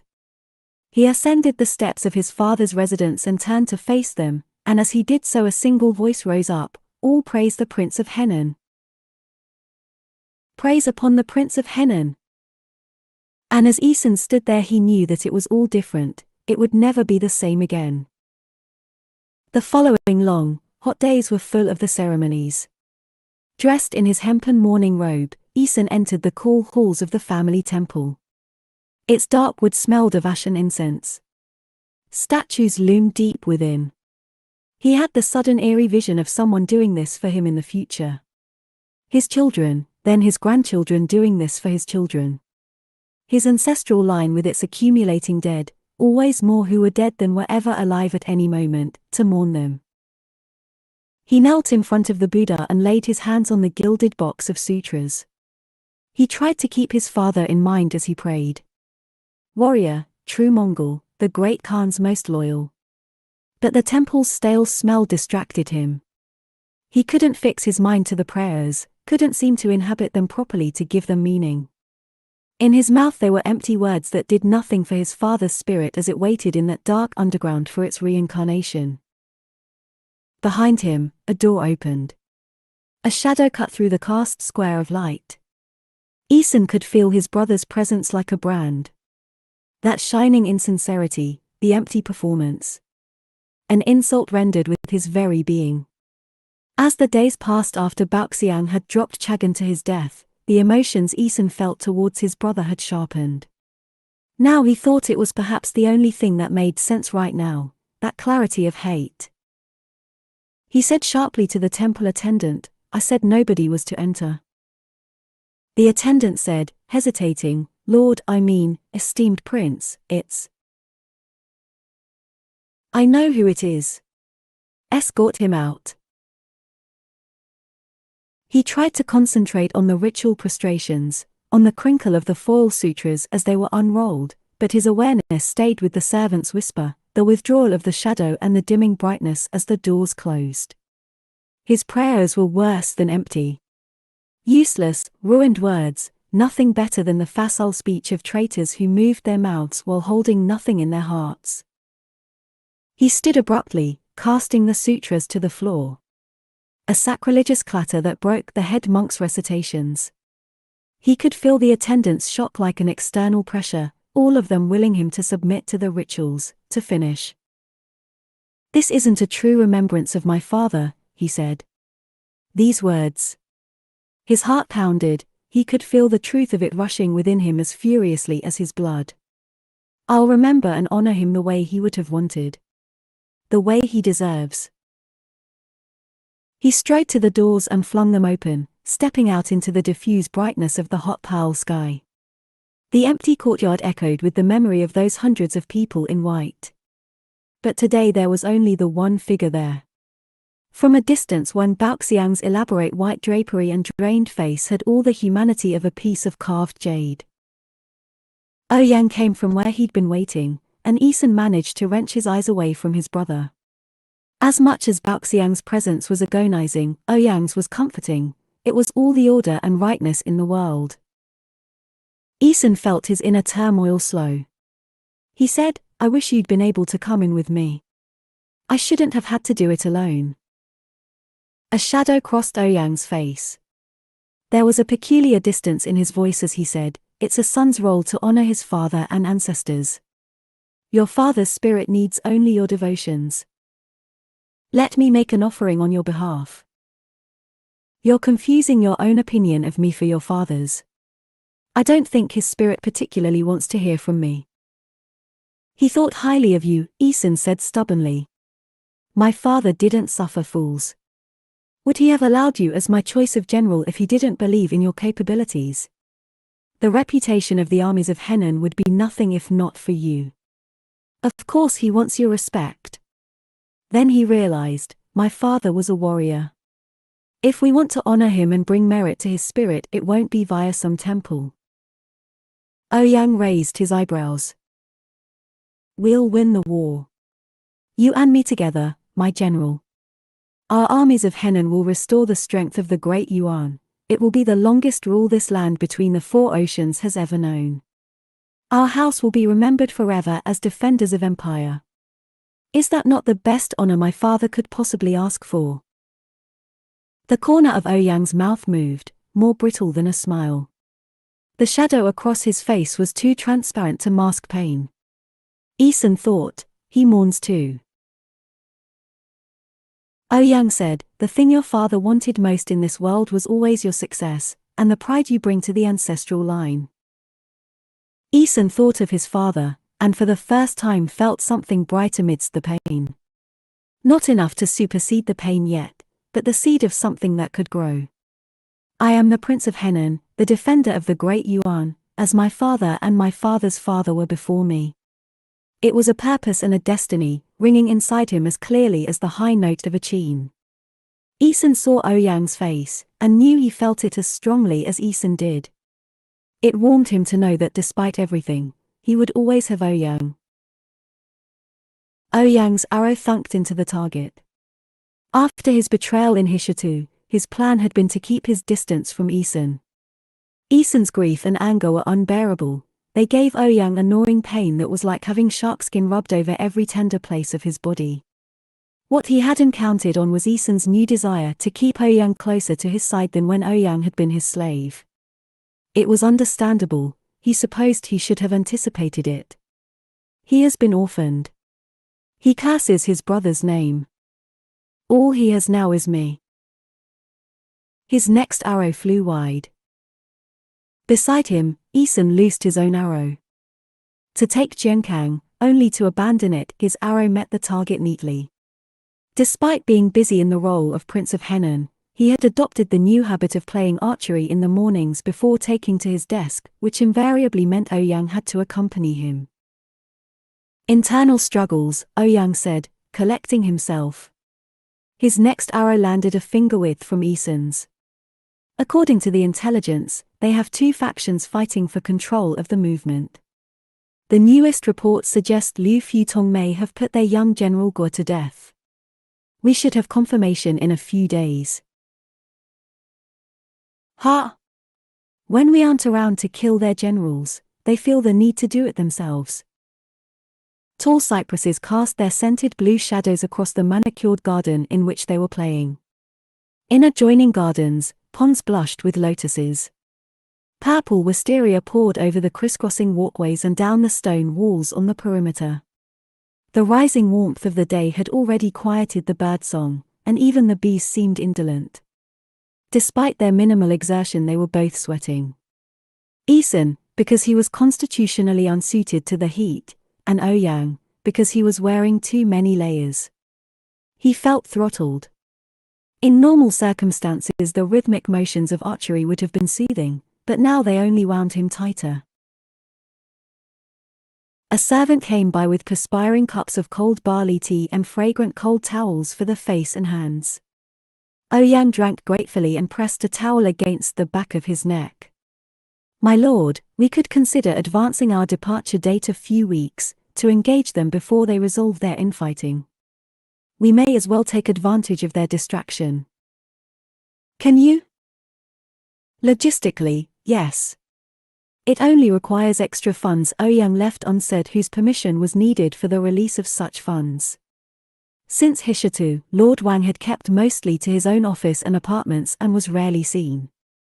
Ouyang had only run into him once in the courtyards, whereupon Lord Wang had given him a penetrating, bitter look that drew him up and pinned him for inspection. The thought of that look gave him a pang of disquiet. Isun's lips thinned. "Start your arrangements. I'll make sure you get the funds. Do you have any idea where the rebels will strike next?" Ouyang felt a stab. Never had he experienced so many different kinds of pain, the one layered over the other. Even as the pain of his first betrayal hadn't healed, he already felt the painful anticipation of the next. Oh, he knew well enough where the rebels would go next. Having eschewed the strategic target of Jiankang, they would be looking for a symbolic victory. And if their goal was to cast doubt upon the Great Yuan's right to rule, they would aim to retake an ancient capital located in the center of Henan, in the very heart of the empire. They would want the last throne of the last great dynasty that ruled before the barbarians came. Any Nanren would know. And for all that the Mongols had made him theirs, Ouyang was a Nanren. He thought, Bianliang. Out loud, he said, "No, my lord." "No matter," Isun said. "Wherever they pick, I hardly think we're in danger of losing." He raised his bow again and drew. Although this time, no river crossings. It felt like a lifetime ago that the rebel monk had called a tower of water down upon them and drowned 10,000 of Ouyang's men. That had been the start of it all. He had been shamed and forced to kneel, he had looked his fate in the eye, he had betrayed and killed. And now there was nothing left for him but pain. He felt a surge of hatred towards the monk. Perhaps his fate was fixed, but it was that cursed monk who had made it happen now, who had set it all in motion. Without him, how much longer might Ouyang have had with Isun? He was stabbed by a yearning of such intensity that his breath ran out of him. The easy pleasure of companionship on campaign, the pure sweetness of fighting side by side, it all belonged to the past, when Ouyang had still deserved Eason's trust. As if reading his mind, Eason said in frustration, "I don't know how I'm going to bear it, having to stay here. Just because I'm the prince now, and I don't have an heir yet." His arrow thunked into the center of the target. Ouyang was ordinarily the better of them at stationary archery, but since hitherto a new aggressiveness had entered Eason's bearing. On the range and practice field, at least, it impressed. "If anything were to happen to you," Ouyang said. "I know," Eason said, bitter. "The bloodline would end with me. Ah, how I curse those women of mine. Can they not at least perform their one use?" They walked over to retrieve their arrows. Eason's were buried so deeply that he had to use his knife to cut them free. He said harshly, "Win for me, Ouyang. For my father." Ouyang watched him stab at the wood. Dark emotions sat unnaturally on Eason's classically smooth features. The sight made Ouyang feel that he had broken something beautiful and perfect. Chagan's death had been unavoidable, it had been written into the fate of the world from the moment Chagan had killed Ouyang's family. In that respect, killing Chagan hadn't been a sin. But breaking Eason felt like one. Eason sat at his father's desk, hating it. As per tradition, after his assumption of the title, he and his wives and their households had all moved into Chagan's residence. Perhaps someone else would have enjoyed the closeness of memory, but Eason found memories invariably unpleasant. They waylaid him unexpectedly, like slaps to the face. The only consolation was that he had been able to force his own residence upon Ouyang. Ouyang's insistence on living in isolation, beneath his station, had always mystified Eason and caused him some resentment. It seemed unfair that the person closest to his heart should persist in choosing loneliness and in so doing make Eason feel it too. But there was always something untouchable about Ouyang. He was always moving away, even as Eason wanted to hold him closer. The door opened, and a CMU official came in ahead of a servant bearing a stack of papers. Officials all looked much the same to Eason, but the man's unsettling ice-pale eyes were distinctive. His mood soured instantly. It was his brother's secretary. The CMU came forwards boldly and made his reverence. Indicating the pile of papers, he said, "This unworthy official begs to trouble the esteemed Prince of Henan for his seal upon the following." Eason clamped down on his irritation and took his father's seal out of its Polonia box. The stamping face bled cinnabar ink. The sight of it filled Eason with despair. He couldn't countenance a lifetime of sitting down, stamping documents. He took the topmost paper, then paused. It was entirely in native characters. In a growing fury he snatched the pile from the servant and saw the same was true for all of them. Eason had always been proud of his capabilities. But unlike his brother, or even his father, he had no literacy in anything but Mongolian. It had never mattered before. Now his inadequacy sent a hot burst of shame through him. Turning on the CMU, he said sharply, "Why do you write in this useless language?" His brother's secretary dared raise an eyebrow. "Esteemed Prince, your father." Behind the impertinence Eason saw his brother's supercilious face, and he felt a flash of pure rage. "You dare speak back," he snapped. "Get down." The man hesitated, then sank down and placed his head on the floor. The bright sleeves and skirts of his dress splashed around him on the dark floorboards. He was wearing purple, and for a stunned moment all Eason could see was his father, after the fall. His brother's secretary murmured, not entirely repentantly, "This unworthy servant begs the prince's forgiveness." Eason crumpled the paper in his fist. Can a mere official be so bold just because he has my dog of a brother behind him? Do you take me for his puppet, that I would sign anything he hands me even if I can't read it? This is the Great Yuan. We are the Great Yuan, And our language is Mongolian. Change it. Esteemed prince, there are not enough. His brother's secretary broke off into a satisfying yelp as Eason came around his desk in a rage, and kicked him. Ah, prince. Mercy. Eason shouted, tell my brother. Tell him I don't care if he has to replace you and every one of his cursed minions to find ones that can work in Mongolian. Tell him. He let the crumpled documents drop on him. His brother's secretary flinched, gathered his skirts, and scuttled away. Eason stood there, breathing fast. Baoxiang would make a fool of me in my own household. The thought was inescapable. He felt himself revolving around it, each time winding tighter the mechanism of rage and hate. Since returning to Anyang, he had done his best to pretend to himself that his brother no longer existed. He had hoped that erasing Wang Baoxiang from his thoughts would somehow erase the pain of betrayal and loss. But, Eason thought viciously, that hadn't worked. He snapped at the nearest servant, summon Lord Wang. It was more than an hour before Baoxiang was announced. His fine-boned mangy features seemed more prominent, and there were shadows under his eyes. Under his familiar brittle smirk there was something as pale and secretive as a mushroom. He stood in his usual place in front of their father's desk. Eason, seated in their father's position behind it, felt unpleasantly disoriented. He said harshly, "You made me wait." "My most humble apologies, esteemed prince. I hear my secretary caused you offense." Baoxiang was wearing a plain-looking gown of driftwood grey, but when he bowed the silver threads in it caught the lamplight and sparkled like the hidden veins in a rock. "I take responsibility for the matter. I will have him beaten 20 times with the light bamboo." It was all a performance, it was all surface. In a flash of anger, Eason saw his brother wasn't sorry at all. And the other matter, of the language?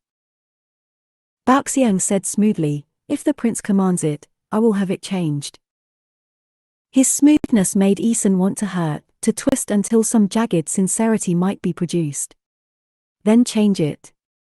And another matter, Lord Wang. You may be aware that I recently commanded General Ouyang to advance his departure dates for the next campaign to the south. I understand this will require additional funds from your office. I would have you provide them at your earliest convenience." Baoxiang's cat eyes narrowed. "The timing is not ideal. You speak as though I were making a request. I have a number of large projects underway that will be impacted if funds are withdrawn at this critical moment." "What large projects?" Eason said scornfully. "More roads. Ditch digging." He felt a surly thrill of pleasure at the thought of crushing what his brother cared about. Returning pain for pain. Which is more important, a road or this war? I don't care where you take it from, just make the funds available. Baoxiang sneered. "Are you really so keen to undo all my efforts and run this estate into the ground for a single effort against the rebels?" Behind him on the wall, the Horstel death banners fluttered, one each for their great-grandfather, grandfather, and Chagan. "Have you ever thought about what will happen if you don't win, brother? Will you go in shame to the court to tell them you have not the resources to continue your defense of the great Yuan? The only reason they care about us is our ability to maintain an army. Will you throw away that ability for a chance of glory?" "A chance?" Eason said incredulously. "You can't think we'd lose." "Oh, and last season you didn't lose 10,000 men? It could happen again, Eason. Or are you fool enough to believe the future will match your dream of it, with no consideration of the reality of the situation?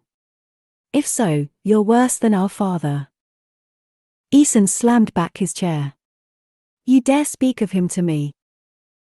"Why?" said Baoxiang, advancing. His voice rose. "Why can't I speak of our father? Do tell, is it something you think I did?" The words flew out of Eason. "You know what you did." "Do I?" Baoxiang's face remained a cold mask of disdain, but his chest rose and fell rapidly. "Why don't you clear it up between the two of us, and say exactly what you think." He leaned over the desk and demanded, "Say it." "Why should I say it?" Eason shouted. His heart thumped as hard as if he were riding into battle. A cold sweat had sprung out all over his body. "Isn't it upon you to beg for forgiveness?" Baoxiang laughed. It could have been a snarl. "Forgiveness? Would you ever forgive me? Should I kneel and take your punishment willingly, and beg and grovel for more, just to hear you spurn me? Why should I? Just admit." "I don't admit anything. I don't need to. You've already made up your mind." Baoxiang grabbed the desk and held on as if it were a slipping deck at sea. His pale fingers whitened further with the pressure. His narrow eyes blazed with such intensity that Eason felt it like a physical blow. "You can't reason with fools who refuse to see reason. Our father was a fool, and you're an even bigger fool than he was, Eason. No matter what I say, no matter what I do, both of you would think the worst of me. You slander me with ill thoughts I've never had, and no, not even when he had me on my knees, and was cursing my very existence. You think I murdered him." Pressure rose in Eason. He felt his entire being throbbing with it. "Shut your mouth." "And do what? Vanish? Be silent forever? Oh, you'd love to be rid of me, wouldn't you, so you never have to see my face again? What a pity our father decided on a formal adoption, and only the great Khan himself can strip a noble of his titles." His voice rose mockingly. "So what are you going to do about me, brother?" Eason slammed his hands against the desk with such ferocity that it dealt a blow to Baoxiang and sent him stumbling. He straightened and glared at Eason with a pure fury that matched Eason's own. That look, raw with the sincerity that Eason had sought, split them with the finality of a falling axe blade. Eason heard ugliness in his voice. It was his father's voice. "He was right about you. You're worthless. Worse than that, a curse. Rue the day this house took you in. Even if I have not the authority of the great Khan, then at least my ancestors should witness the truth of my words in disowning your name. Get out." Two bright spots stood on Baoxiang's colorless cheeks. His body trembled inside his stiff robes, his fists were clenched.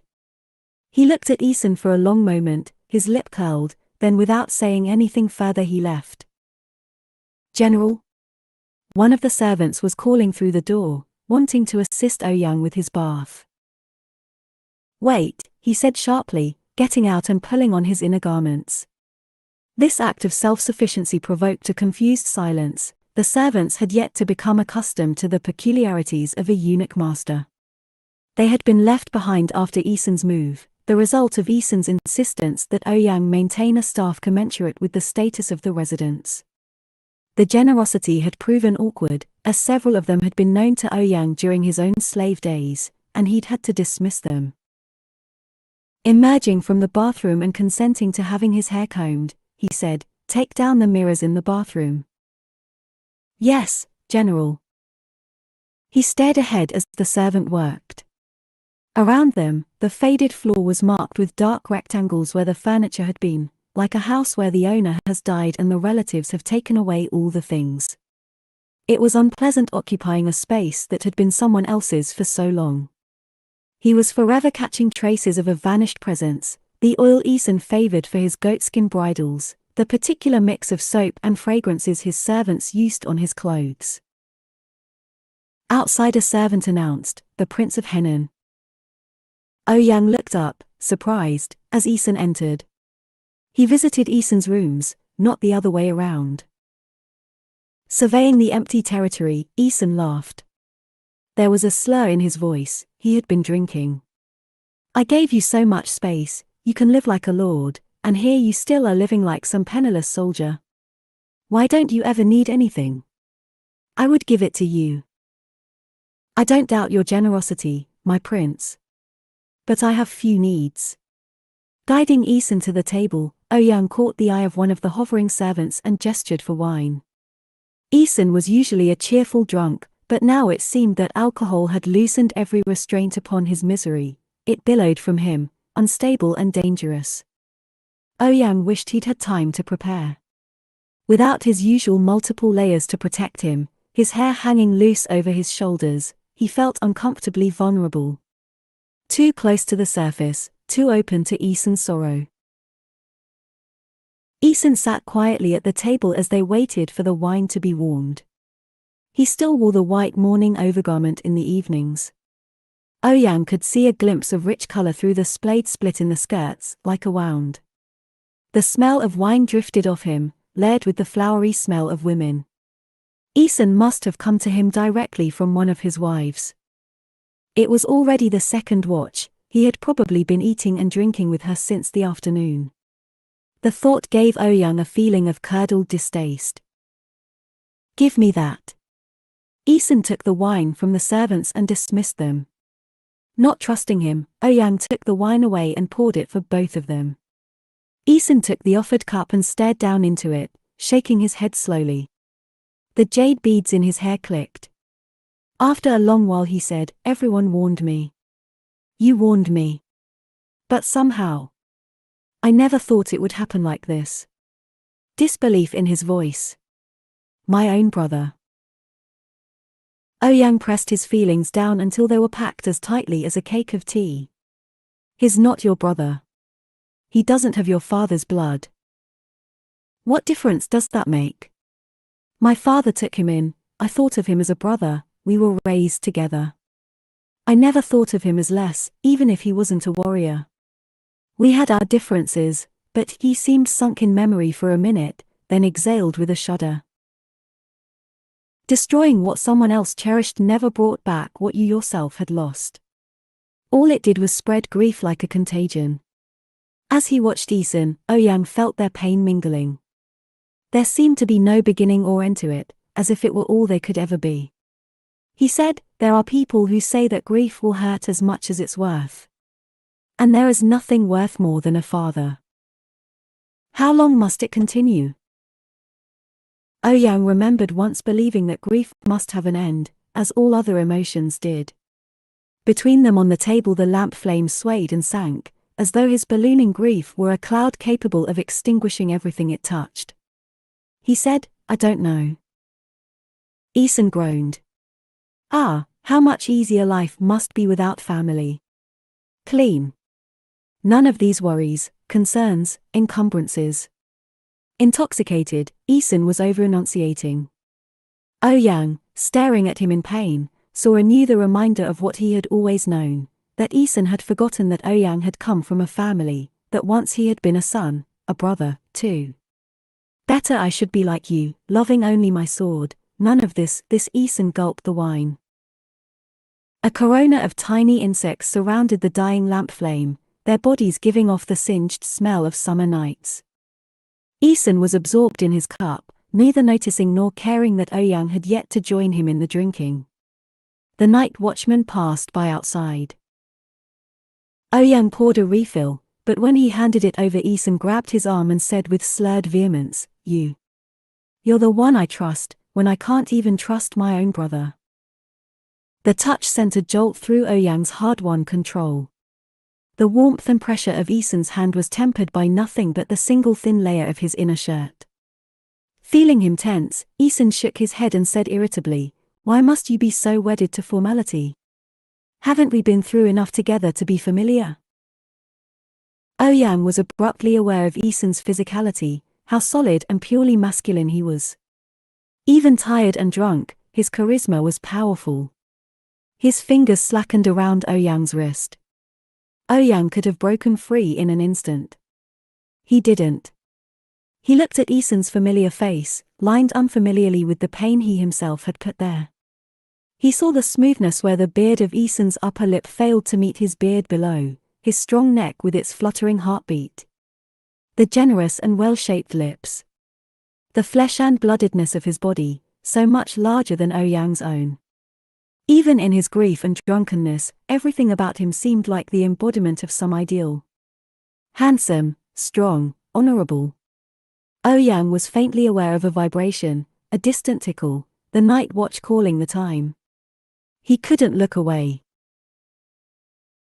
Eason said fiercely, drunkenly, Baoxiang would never put himself on the line for me, or anyone else. But you'd do anything for me, wouldn't you? Inside, Ouyang recoiled from the image, Eason's mastery, and his own debasement. As if he were nothing more than a dog panting at Eason's feet for approval and affection. Not a man, but a thing.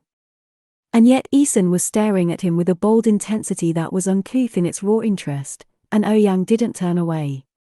Without altering his gaze, Eason slowly reached up and brushed the hair back from Ouyang's face. He felt the strange, slow drag of calloused fingertips from brow to cheek. He didn't lean into it, just let it happen. Eason's hand on his arm, the other hovering next to him in an uncompleted embrace. The air between them seemed to have thickened into a pressure that kept him where he was. The closeness of Eason's body disturbed a willingness within him that he found deeply unsettling. He knew his face was as blank as always, but distantly he was aware that his breathing had shallowed, his pulse racing as though in exertion or fear. Eason's voice took on a note Ouyang had never heard before, low and roughened with potential, as he said, "You really are as beautiful as a woman." Later, Ouyang thought Eason wouldn't even have noticed, the moment his stillness of anticipation flicked into the stillness of shame, as quickly as capping a candle. His blood ran cold, his body burned. It was the feeling of a blade slid gently into his heart. He pulled away. Eason stayed leaning forwards for a moment, then slowly leaned back and raised his cup again. Ouyang poured himself a cup with shaking hands and downed it. His compressed emotions had exploded into a swarm of stinging hornets. He had betrayed Eason, but now Eason betrayed him. It was incomprehensible how, despite everything they had been through together, Eason could still think Ouyang might be flattered by that comparison. How could he be so completely ignorant of the shame that was the core of Ouyang's being? Burning with an emotion that seemed to contain the agonies of both love and hate, Ouyang thought furiously, he chooses not to know. Across from him, Eason's gaze was already blurred. It was as though nothing had happened. Ouyang realized bitterly that for Eason, perhaps it hadn't. He owned everything he laid his eyes on, and that included Ouyang. He had merely reached for something beautiful, confusing it for another of his precious things, and when the object of this mild desire slipped away he didn't even remember it had been in his grasp at all. "So you did it," Shao remarked, meaning Chagan. They were sitting in Ouyang's private apartments. Ouyang saw Shao taking in the way the few tables and chairs hung moored in the empty space like boats in a lake. There was something about Shao that always seemed grasping and dishonorable. Ouyang hated that it was Shao who knew his private concerns, and used them towards his own low ends. "Yes," Ouyang said bitterly. "Had you doubted I would?" Shao shrugged as if to convey that his doubts were his own business. "The Prince of Henan has ordered us to advance our departure," Ouyang said. The scramble of inked paper on the table between them held the accounting of their army, the men and equipment and gargantuan resources required to get them where they needed to go. "Now that the funds have been released, let us coordinate the logistics swiftly." "What of Alton's replacement?" "We have to make a decision about that battalion. Jurgagan, a young Mongol from the family of Eason's third wife, is expecting the position." In Ouyang's opinion there was no functional difference between Jurgagan and Alton. They and all their peers were entitled young men who had never had a disappointment in their lives. "Give it to Zhao Man." They spoke quietly, since window paper did little to keep voices contained. It did however keep the heat in, and the closed windows made the room stuffy. Shao fanned himself with a round paper fan that seemed to have been borrowed from a woman. A pair of mandarin ducks, boasting of love and marriage, winked at Ouyang from the back. Ouyang supposed even Shao must have a wife. He had never asked. "You don't think the prince will resist having another Nanren in command?" "Leave the prince to me," Ouyang said. He felt a dull rushing pressure, that unstoppable current bearing him towards his ending. Xiao arched his eyebrows in a way that made Ouyang's blood boil, but he said only, "And where will the rebels be heading this season?" "Don't you know?" Ouyang said. "Guess." Xiao gave him a dark, inscrutable look. "Bianliang." "Exactly." Ouyang returned a humorless smile. "The question is, will you tell the Mongols that?" Ouyang said harshly, "You know what I want." "Ah, the fate nobody else would want." Cruelty surfaced in Xiao's voice. The gusts from his fan felt like a series of unwanted touches that Ouyang was rapidly beginning to find intolerable. "I hope you're strong enough for it." Ouyang entertained a brief fantasy of seizing the fan and crushing it. "Your concern for my suffering is touching. But if our fates are fixed, then my strength is irrelevant. Blame heaven, blame my ancestors, blame myself in my past lives. I have no escaping it." Unwilling to bear himself further to Xiao of all people, he said abruptly, "Prepare the armament orders, and tell the logistics and communication commanders to come see me." Xiao tucked the fan into his belt, rose and saluted. There was something crawlingly unpleasant about his expression. It lingered between amusement and contempt. "Yes, General." Ouyang had no choice but to let it pass. They needed each other, and even if he had to endure slights along the way, when they reached their goal, none of it would matter again. 16. Anfeng, 8th month. Neither Ma nor anyone else in Anfeng dared mourn little Guo by wearing white. The only thing to remember him by was the ancestral tablet that Zhu had put up in the temple at Ma's request, and even that was hidden behind the names of all the other deceased. Little Guo's men had been given over to the newly appointed Commander Yi. Sun Meng was the only commander left on Right Minister Guo's side, and Ma hadn't seen either of them in public since Little Guo's death. It was obvious Chen was just waiting to make his final move to destroy the Guo faction, and the only people to survive would be those unequivocally on Chen's side. Then there would be no one to rein Chen in but a paranoid and malleable prime minister. And unlike Prime Minister Liu, Chen's interest in defeating the Yuan wouldn't be for the sake of the Nanren people who had placed their faith in the Red Turbans and the Prince of Radiance, but for creating his own world of terror and cruelty. The thought should have filled Ma with dread. Most of the time it did. But that evening, as she came down the temple steps in her red wedding dress and veil, she found her worries washed away by a new lightness. She'd spent her whole life anticipating marriage as a duty, never dreaming for a moment that it could be an escape. But someone impossible had given her something that shouldn't exist. Her veil tinged the world red, and for once the color reminded her of good fortune instead of blood. Through her veil she marveled at the small red-gowned figure leading her down the steps by the scarf tied between them. She had no idea what her future held, only that in this life, it could be different. She reached the throng of well-wishers at the bottom of the steps, then suddenly came to a halt and bowed. Ma, struggling to make out details through the veil, came up beside her and stopped just as abruptly.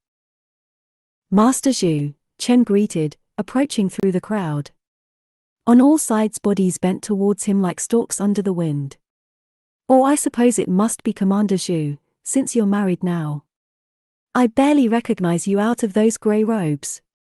Congratulations." Smiling, he handed his gift to Zhu. "And I see your bride is the beautiful Ma Shuiying." Even with her veil as protection, Ma shrank from the piercing regard of his tiger eyes. He said to her politely, "I'd wondered if it would be Commander Sun's turn to have hot tea poured on him, since he's a good-looking young man. But I knew you were a smart girl. Good choice." He turned back to Zhu. "The Prime Minister sends his congratulations. He thinks well of you, Commander Zhu.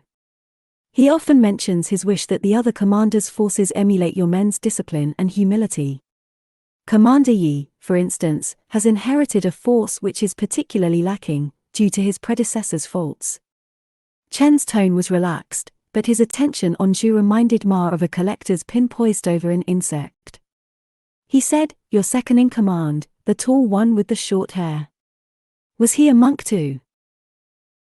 If she was as concerned as Ma, she hid it well. Minister, second commander. She was also an ordained monk of Wuhuang Monastery.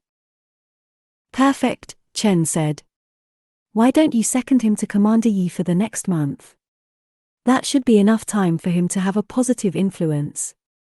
Teach a few sutras and the virtues of humility. What do you think?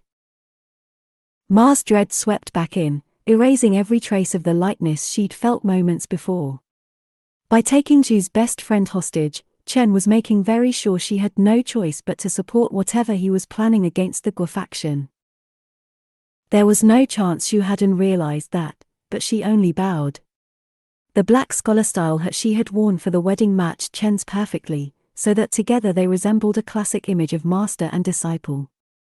This unworthy commander is honored to oblige. If the minister is so generous as to allow it, this servant will send him around after the wedding banquet this evening. Chen smiled, the vertical creases in his cheeks deepening until they looked like knife cuts. Of course.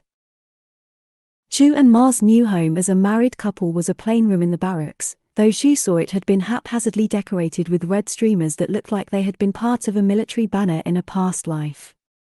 Daylight flickered through the gaps in the rough wooden walls, giving the place the secret feel of a children's hiding spot in a bamboo forest. Ma took off her veil. Her dangling hairpin decorations chimed softly against each other as she sat next to Zhu on the bed. Zhu noticed she positioned herself further than a woman might sit from another woman, but closer than she would to a man. As if instead of being like Zhu Chongba, Zhu belonged in the same category as the eunuch general, neither one thing nor the other. The thought sent a shudder of uneasiness through her. She had known that exposing her secret to Ma had increased, by some unknown amount, her risk of being recognized as the wrong owner of that great fate. It was the unknown part that worried her most. A risk is only a risk, she reminded herself. If it had been a certainty, she would never have done it. She tried not to think about that ominous feeling of momentum that had troubled her after Jiankang. Risks can be managed. She forced herself out of that line of thinking and into a cheerful demeanor. Well, thanks to Chen Yuliang, this isn't quite the romantic mood I'd always dreamed of for my wedding. Ma hit her on the arm. The stiff white makeup didn't suit her. Zhu missed her barefaced liveliness. What are you talking about? Monks don't dream about their weddings. You're right, Zhu said, mock thoughtfully. Look at Xu Da. I'm sure it's never even occurred to him to wait for marriage, he goes right ahead and does it. A wedge of unpowdered skin along Ma's hairline went scarlet. Yuan he? It took Zhu a moment to realize what she was asking. Buddha preserve us. She felt a moment of true horror. With women. Not with me. I didn't mean the business of rain and clouds, Ma said crossly, although of course she had. But he must know. Well, I never told him, Zhu said, ignoring the taboo feeling of saying it out loud. But he knows more about me than anyone. He's my brother. At the flash of guilt in Ma's eyes, she added, it's not because of you that Chen Yuliang is taking him hostage. You might have come from the Guo household, but Chen Yuliang won't think that's enough to tip my loyalties over. He's just taking precautions. He's a smart man, and he doesn't want any surprises when it comes to the crunch. Ma's face was very still under her makeup. Loyalties. You would have helped him anyway. Zhu remembered Ma's attachment to Sunday. She said gently, I know how you feel, Ma Shuiying. I don't like Chen Yuliang any more than you do. But the cold, pragmatic side of her saw the strength of his position. Groups of men tramped by outside, their shadows falling through the gaps in the wall and onto the swept dirt floor. From next door came burbling sounds, and the intense porky odor of boiling offal. Ma suddenly said, low and desperate, don't do it. Don't help him. Pledge your allegiance to Right Minister Guo and Sun Meng, get them to act before you have to give up Xu Da. Ma's hope was like seeing the world through the iridescent wing of an insect, a glowing, soft-edged version of itself in which the arc of history could still trend towards kindness and decency. Ma always felt so much, and with such a foolish, beautiful intensity, that witnessing her emotions made Zhu's own internal landscape seem as barren as a cracked lake bed. Regretfully, Zhu shook her head. Think. Even if I had time, how many men do I have? Nowhere near enough. Sun Meng might have more than either of the other commanders individually, but against them together. Tears welled up in Ma's eyes. No doubt she was remembering little Guo's death, and imagining the same for Sun Meng. But then she startled Zhu by saying savagely, "No, you think. If you take Qin Yuliang's side and help him put down Right Minister Guo and his supporters, you'll be setting your own men against other red turbans. Do you think your force will come through the same, after that? It's one thing to kill a Yuan soldier, but it's something different to kill another rebel. Have you thought about that?" Her tears didn't fall. Zhu paused. Chen's eventual victory over the Guos was so obvious that she hadn't ever felt like she was choosing his side, but was just taking the only available path. And because it was the only path, she had always thought of its unpleasant repercussions as something she would have to manage as well as possible when the time came. It had never occurred to her that they might be unmanageable. She frowned.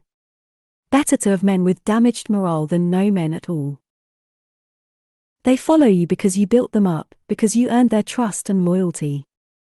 But force them to turn on their own, and you'll lose all that. They'll see you for what you are. Not their leader, but someone who's using them.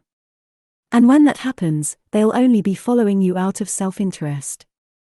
Then how long do you think it will be before Qin Yuliang takes them away?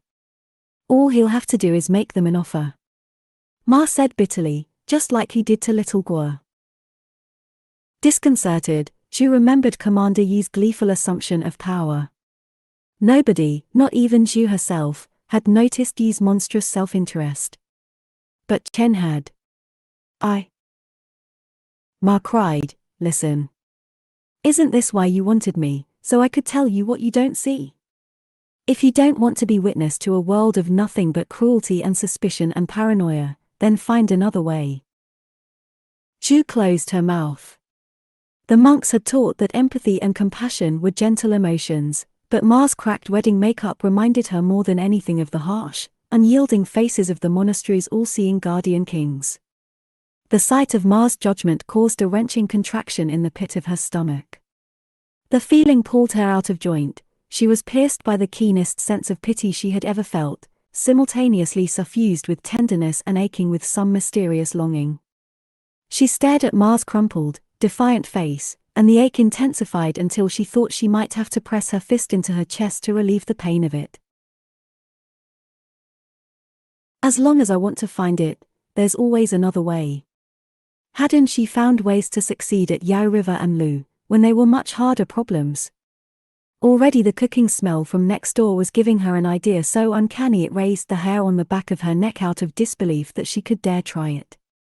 But at the same time it felt right. Since she had become Zhu Chongba, there had been an aspect of the world that only she could see, and for that same length of time, she had thought it nothing more than an oddity. Realizing now that it was knowledge she could use was as pleasing as picking up a leaf and discovering that it was perfectly symmetrical. It felt like fate. She shuffled along the lumpy bed and pressed her red-robed knee gently against Ma's. "I can't help Sun Meng directly. What I can do is stay out of it in a way that won't raise Qin Yuliang's suspicions. But even then, you have to know that Sun Meng still has next to no chance of success." Ma gave her a fierce look that barely had any gratitude in it, as though she had merely bullied Zhu into an act of basic decency that had nothing to do with Ma's personal desires. At least he'll have some chance. Zhu's insides twisted at the thought that Ma was going to be disappointed by what she considered decent. She said in warning, "It might give a better outcome, but Yingzi, there are no kind solutions to cruel situations." A cold, wet draft blew into the temple, bringing with it incongruous laughter. Despite the rain, Zhu's men were already gathering in anticipation of the wedding banquet. Inside, Ju knelt in the red glow from the massive columnar candles. The burning wicks had tunneled deep within the candles, so their flames projected dancing shapes on the insides of their red wax shells, like the sun viewed through closed eyelids. At Ju's request, the cooks had already brought the pots and baskets of wedding food into the temple, ostensibly to keep them out of the rain until the festivities started. Ju had since moved a careful selection of dishes to the front of the temple and left them uncovered before a field of unlit incense sticks. Now she took one incense stick and lit it from a candle, then pressed it to the other sticks one by one. When they were alight, Ju blew them out so their smoldering tips sent up thin streamers of smoke. Then she backed away and waited. It was the memory of someone who no longer existed. Ju remembered standing in her family's sprung-open wooden house, her father's dried blood under her feet, looking at the 2 melon seeds on the ancestral shrine. The last food left in the world. She remembered how desperately she had wondered if what the villagers said was true, that if you ate the ghost offerings, you would sicken and die. In the end she hadn't eaten, but only from fear. She hadn't known, then, what it looked like to see the hungry ghosts come for their food. But the person she was now, Ju Chongba, knew. She thought of the countless times she had passed the offerings in the monastery, piles of fruit, bowls of cooked grain, and seen ghosts bent over, feeding. The monks had always thrown that food out afterwards. They might not have known about ghosts in quite the same ways you knew, but they knew. There was a murmur that could have been nothing but a gust of wind in the rain. Then the streams of incense smoke all bent to the side, and the hidden candle flames leaned over inside their columns until the wax glowed hot and sweated red droplets. An icy breeze flowed in the open door, and with it came the ghosts. A stream of the unremembered, their chalk-white faces fixed towards the front. Their unbound hair and tattered clothes hung still despite their motion. Even as accustomed to ghosts as she was, Ju shuddered. She wondered what it must be like for the eunuch general to live his entire life in their company. Perhaps he'd never even felt the world unmediated by their chill. The ghosts lowered their heads over the offerings like feasting animals. Their rising murmur resembled distant bees. As she watched them, she had the sense of what had become ordinary regaining its magical strangeness. Her heart thrilled. She could see the spirit world. She could see the hidden reality, the part of the world that made sense of all the other parts, and it was something only she could do. She was using the spirit world, as others did the physical world, to serve her desire. She glowed with the realization that the strange fact about herself was a power that made her stronger, better, more capable of achieving what she wanted. Warm with satisfaction, she barely noticed the discomfort in her knees. It would normally take hours of kneeling before pain forced her to get up and move. But perhaps this time she twitched without realizing it. Or perhaps she simply breathed. The ghosts snapped around, faster than any human could have. Their murmur shut off so suddenly that she reeled at the silence. Their inhuman faces turned to her, they looked at her, and the touch of their terrible black eyes exploded her delight and satisfaction with a shock that felt like being grabbed around the throat by ice-cold hands. Horrified, Ju remembered the ominous momentum that had started in Lu. The feeling that some mysterious pressure was building with every divergence she made from Ju Chongba's path, and it would only keep growing until something happened to release it. To return the world to the way it's supposed to be. All of a sudden she was trembling uncontrollably where she knelt. The ghosts, their eyes still on her, began murmuring again. At first Ju thought it was only their normal unintelligible ghost murmur, then she realized they were speaking. She recoiled and clapped her hands over her ears, but flesh was no barrier to the sound issuing from those dead throats. "Who are you?" The ghosts' voices rose, sharpened. Ju had become ice, and the terrible sound of their accusation was the gong note that would shatter her into pieces. The ghosts knew she wasn't the person she was supposed to be, who the world thought she was. Her belief that she was Ju Chongba had always been her armor, but those words peeled her open.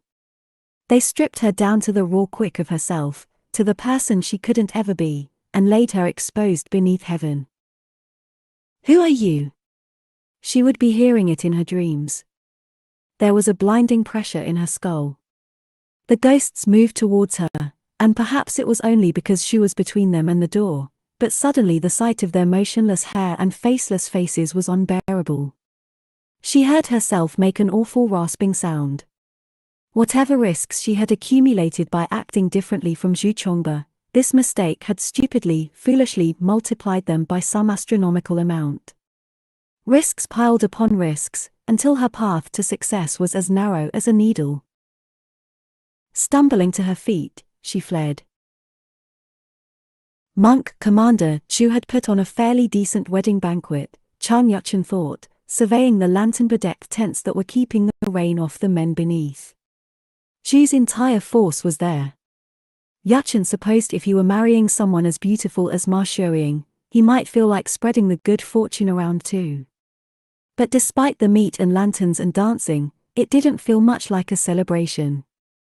Word had spread that Second Commander Zhu was being sent away as a hostage, which was the most recent in a series of signs that something deeply unfortunate was about to happen. Anfeng felt as dangerous as a steamer with the lid sealed shut. Fortunately, in addition to the food, Zhu had provided an endless supply of wine to soothe their nerves. Yuchen and the others drank themselves insensible under the gently watchful gazes of Zhu and Ma Shuoying from the dais above them, and all the while the rain sheeted endlessly off the awnings and drew curtains across the moon. The next day everyone was hungover and surly. Without Second Commander Zhu their routines were all awry, and for some reason Zhu hadn't appointed anyone to replace him. Even the next day Zhu left them to their own devices. Normally they would have welcomed the holiday, but their hangovers were strangely persistent. They sat around nursing their headaches and complaining about the rain, which was well on its way to turning Anfeng back into a mud pit. A few men developed a short cough, which Yuchen presumed was simply the cold having gotten into them. His first indication that something was wrong was when he woke in the middle of the night to an unpleasant twisting in his stomach. Stepping on his roommates in his haste, he made it outside just in time to vomit. But instead of feeling better, he was overcome by the violent urge to take a shit. Afterwards, gasping, he felt as limp as an overcooked noodle. As he wobbled back into the barracks, he nearly collided with someone else running out to the latrine. A permeating smell of sickness rose up from the room. He felt like he should be more concerned about this turn of events, but it took every last bit of his strength to find his palate again. He collapsed onto it and passed out. When he came to, someone was squatting next to his head with a ladle of water. Zhu.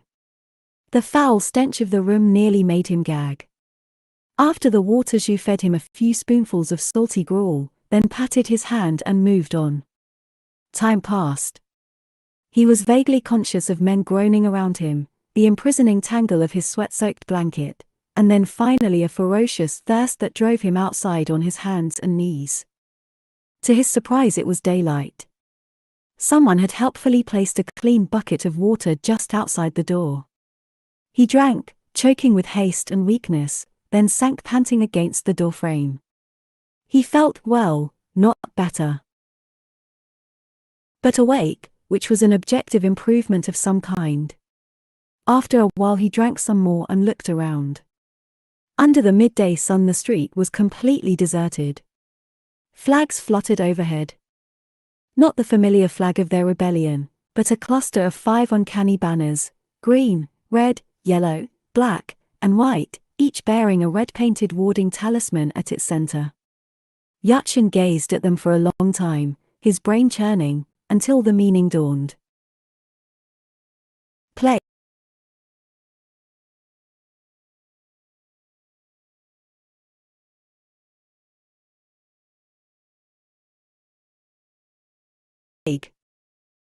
Yuchen turned out to be one of the first stricken, and the first to recover. He didn't know whether it was because he was younger and fitter than average, or whether his ancestors had finally decided to look out for him. Having started in a fairly contained way, the mysterious plague caught fire. It tore through Zhu's force, felling everyone in its path.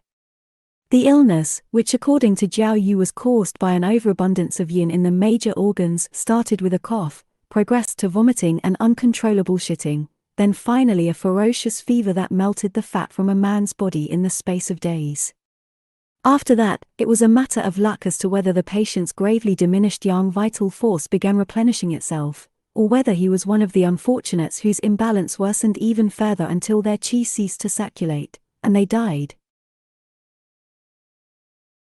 Commander Yi, fearing a spread of the plague to his own men, sent Second Commander Shu back in a panic. The Prime Minister ordered Shu's entire temple quarter quarantined.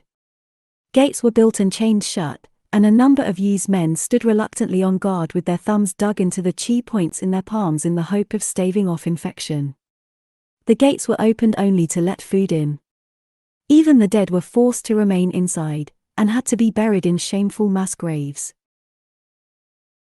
Perhaps 1 in 10 men, including Commander Zhu, were fortunate enough to never get sick at all.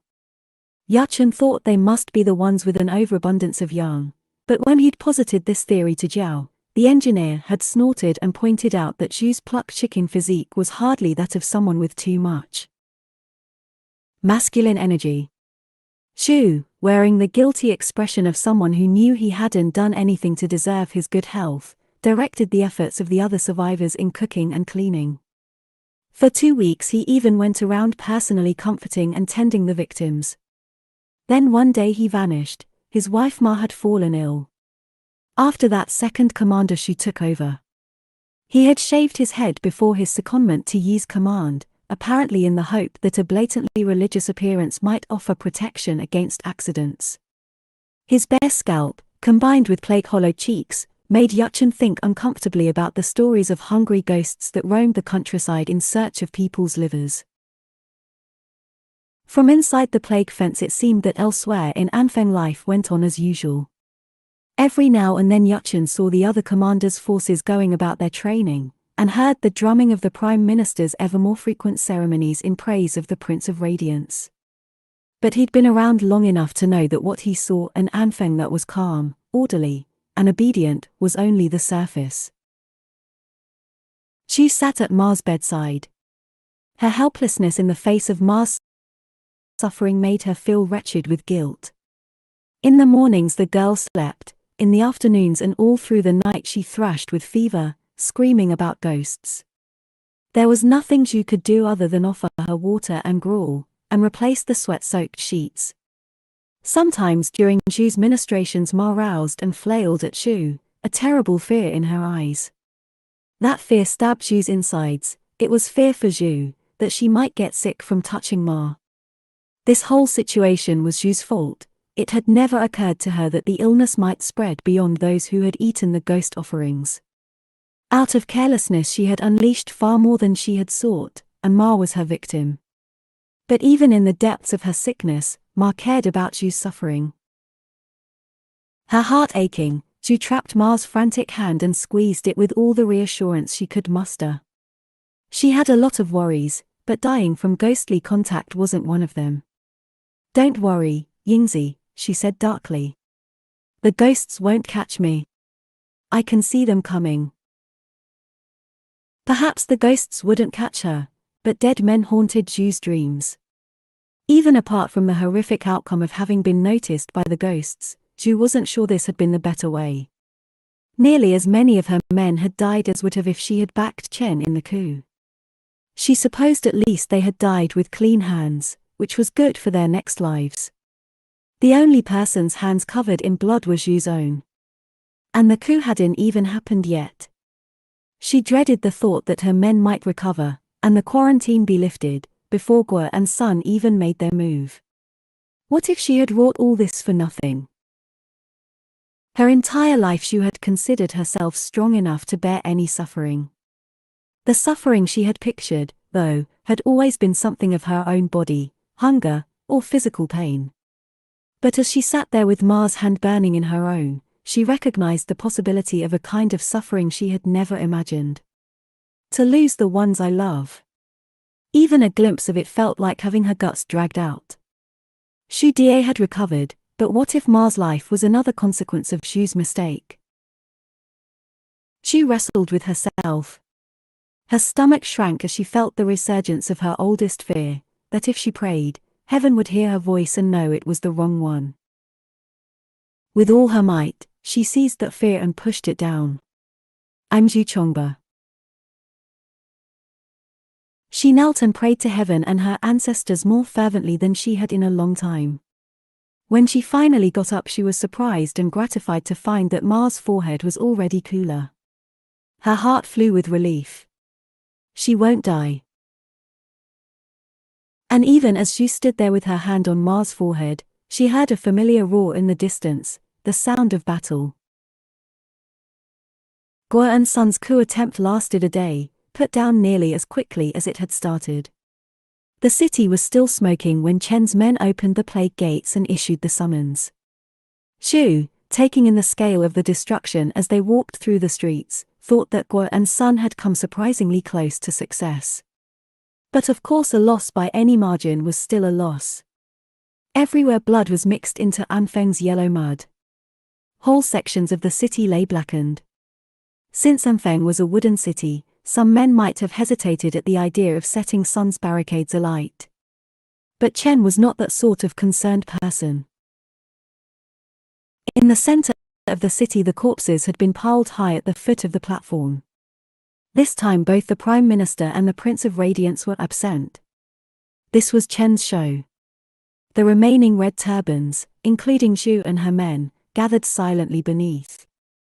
Xu noticed that although Yi's force was there, Yi himself was nowhere to be seen. Presumably someone had killed him. She hoped little Guo's spirit appreciated the gesture. After a sufficient amount of time for contemplation of the corpses, Chen's men brought out the surviving leaders of the uprising. Xu saw Sun, Right Minister Guo, and 3 of Sun's captains. They had been dressed in white, with the blood already showing through. Sun was missing an eye and his pretty face was almost unrecognizable. He glared mutely down at them, his blood-blackened lips pressed together. Xu had the disturbing impression that Chen had done something to his tongue to prevent any last-minute speeches. The captains were the first ones killed. As far as executions went, it was quite humane, surprising, considering Chen's involvement. The man in question watched from the stage with the eye of a connoisseur of cruelty. The crowd was silent. With the mountain of bodies staring them in the face, not even Commander Wu's men could muster up any enthusiasm for the process. Sun stood stoically throughout, a man looking his fate in the eye, knowing that his only hope lay in his next life being a good one. His own death, when it came, was as quick as one might hope in such a situation. Still, Xu was glad that Ma had been spared the sight. As it turned out, there was no need for anyone to recalibrate their opinions of Chen's mercy. He had merely been saving his dramatics for Right Minister Guo. In front of the watching red turbans, old Guo was skinned alive. Chen had clearly found some kind of inspiration in the many years he had watched and waited for his colleague's downfall. That death took a very long time. Chen, who apparently believed actions spoke louder than words, left the stage as soon as it was done. Passing Xu, he paused. Greetings to the left minister, Xu said, subdued, and made her reverence at a 90-degree angle. She clamped down on the nausea that was threatening the contents of her stomach. For all she'd known Right Minister Guo's fate, it was another thing to witness the manner in which it had occurred. She had the miserable thought that she had underestimated Chen's cruelty. Commander Xu. Taking in the sight of her pale and vomiting men, Chen gave her an ambiguous smile. I was sorry to hear of the recent deaths among your number. Truly unfortunate. Xu forced herself to focus on Chen rather than the smells and sounds around her. This unworthy servant gratefully accepts the minister's condolences. I mentioned before how impressed the Prime Minister and I are with the quality and dedication of your men. Behind him, the pile of corpses stared unblinking at the back of his head.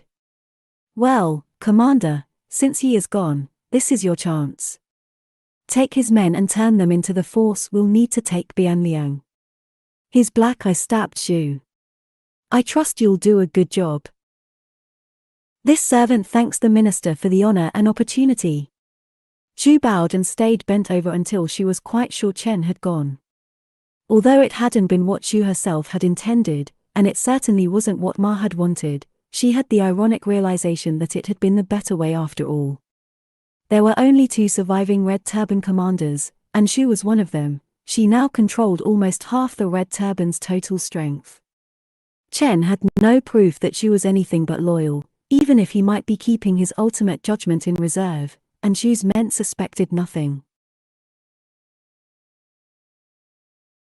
But as Zhu stood in front of that blooded stage with Right Minister Guo's screams still ringing in her ears, she shuddered at the memory of those inhuman voices.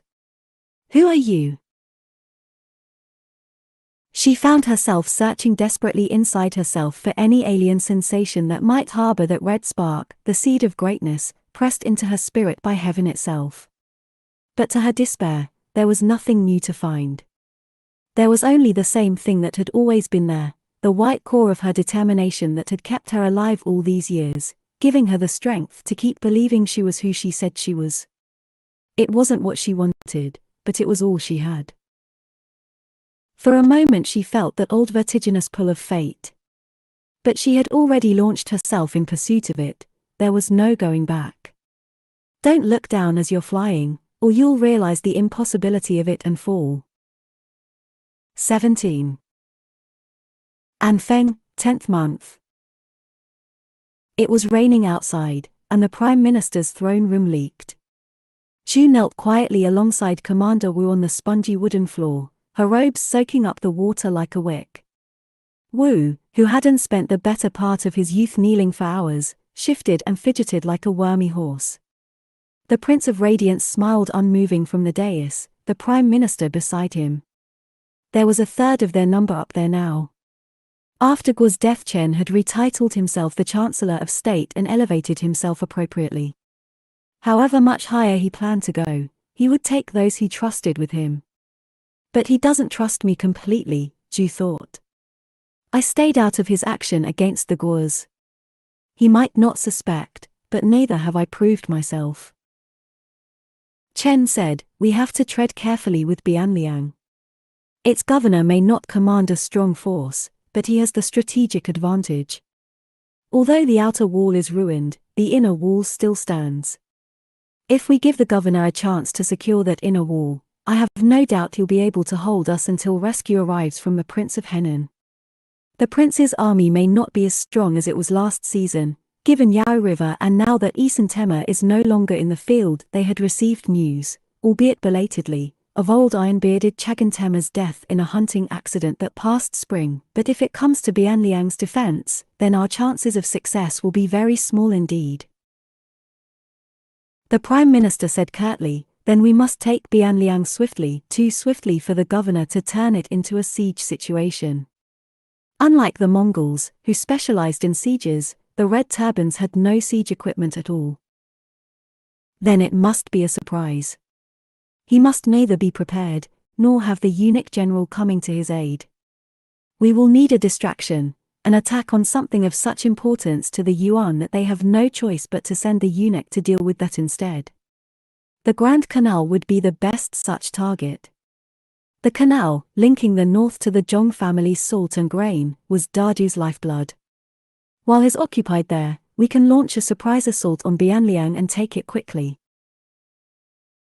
Hearing this, Zhu tensed. She felt Wu do likewise. Although a decoy mission could be done safely, that safety depended on perfect timing. A Red Turban decoy force would have to engage the eunuch general at the Grand Canal until Bianliang summoned him to its defense, although ideally the speed of the assault would mean it would fall even before he got there.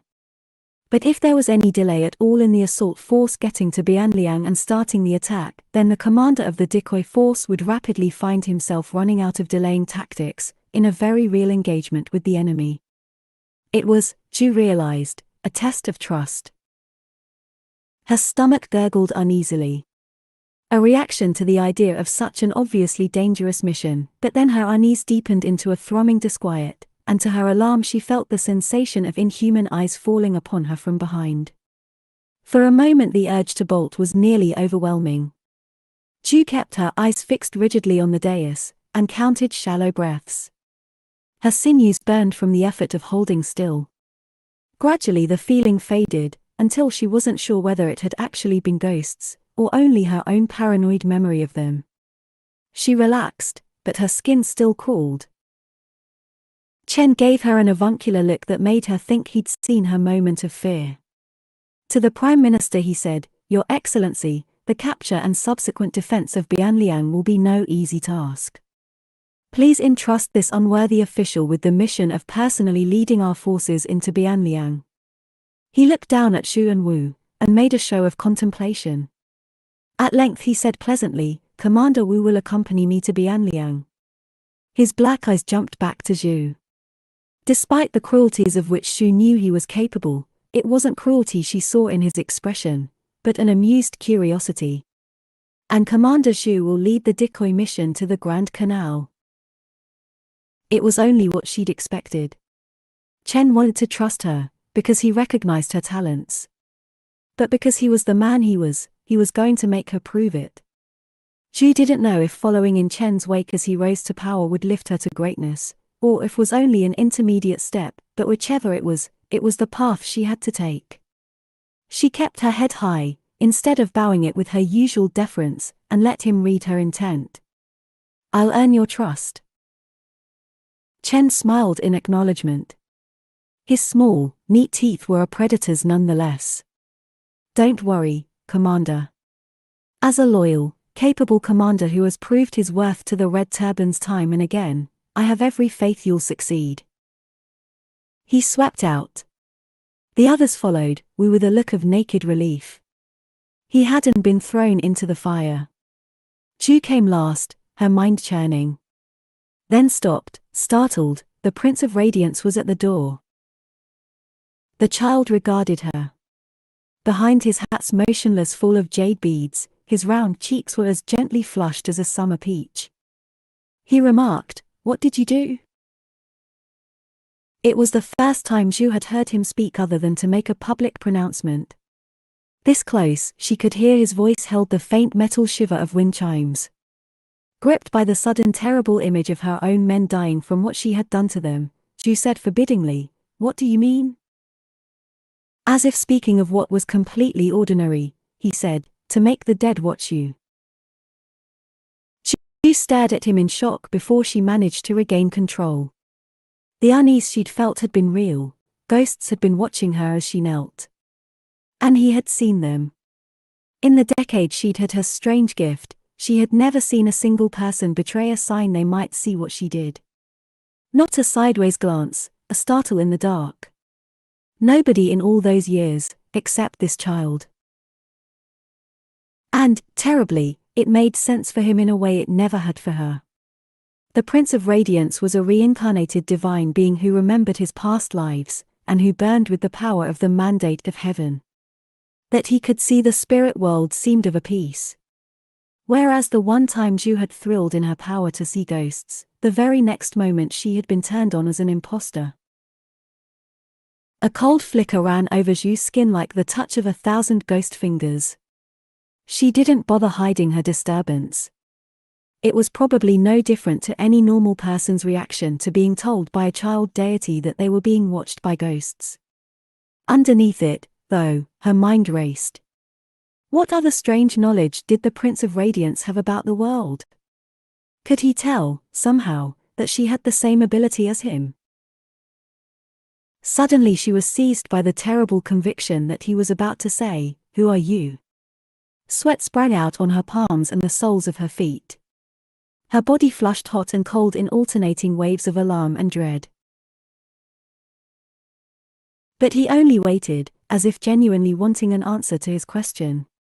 At length 2 of the Prime Minister's assistants appeared in the doorway and, while bowing with every impression of great respect, somehow managed to convey a chiding attitude. The Prince of Radiance smiled gently at Xu, and left. What? Even in the single candle illumination of their barracks room, Ju could make out Ma's heartsick look. You're going on a mission where the only thing keeping you alive will be Chen Yuliang? A decoy mission is probably safer than being part of the Bianliang assault force, so long as he doesn't deliberately hang me out to dry, Ju said, feeling acutely aware of the irony of the situation. I'm almost positive he won't. He knows I'll be useful to have around in the future, as long as he can trust me. In Ma's face Ju saw the anguished memory of little Guo and Sun Meng, and all those others whose lives had fallen into Chen's hands. What if something happens to change his mind when he's halfway to Bianliang? Ma said. You wouldn't even know if he decided to delay a day or two. That's all it would take to wipe your force out. It's too risky. You can't. Ju sighed. And do what? Run away? Where would that leave me? Our movement derives its support from the Prince of Radiance. The people believe in him as our true leader, the one who will bring the new era. Without him, without the people, I could perhaps win bits and pieces of the South by force, but I'd never be anything more than a warlord. Why can't that be enough? Ma cried. What else do you want that's worth risking your life for? Her perfect willow-leaf eyes were wide with fear on Ju's behalf, and Ju suddenly felt a pang of such overwhelming tenderness that it felt like pain. She took Ma's hand and interlaced their fingers. For a moment she saw the two of them as heaven might, two briefly embodied human spirits, brushing together for a moment during the long dark journey of their life and death and life again. Once you asked me what I wanted. Remember how I said I wanted my fate? I want my fate because I know it. I feel it out there, and all I have to do is reach it. I'm going to be great. And not a minor greatness, but the kind of greatness that people remember for 100 generations. The kind that's underwritten by heaven itself.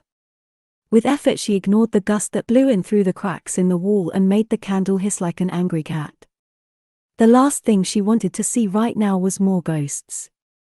I've wanted and struggled and suffered for that fate my whole life. I'm not going to stop now. Ma stared at her, her face still. You're not putting your faith in Chen. You're going to face the eunuch general and trust in fate to keep you alive.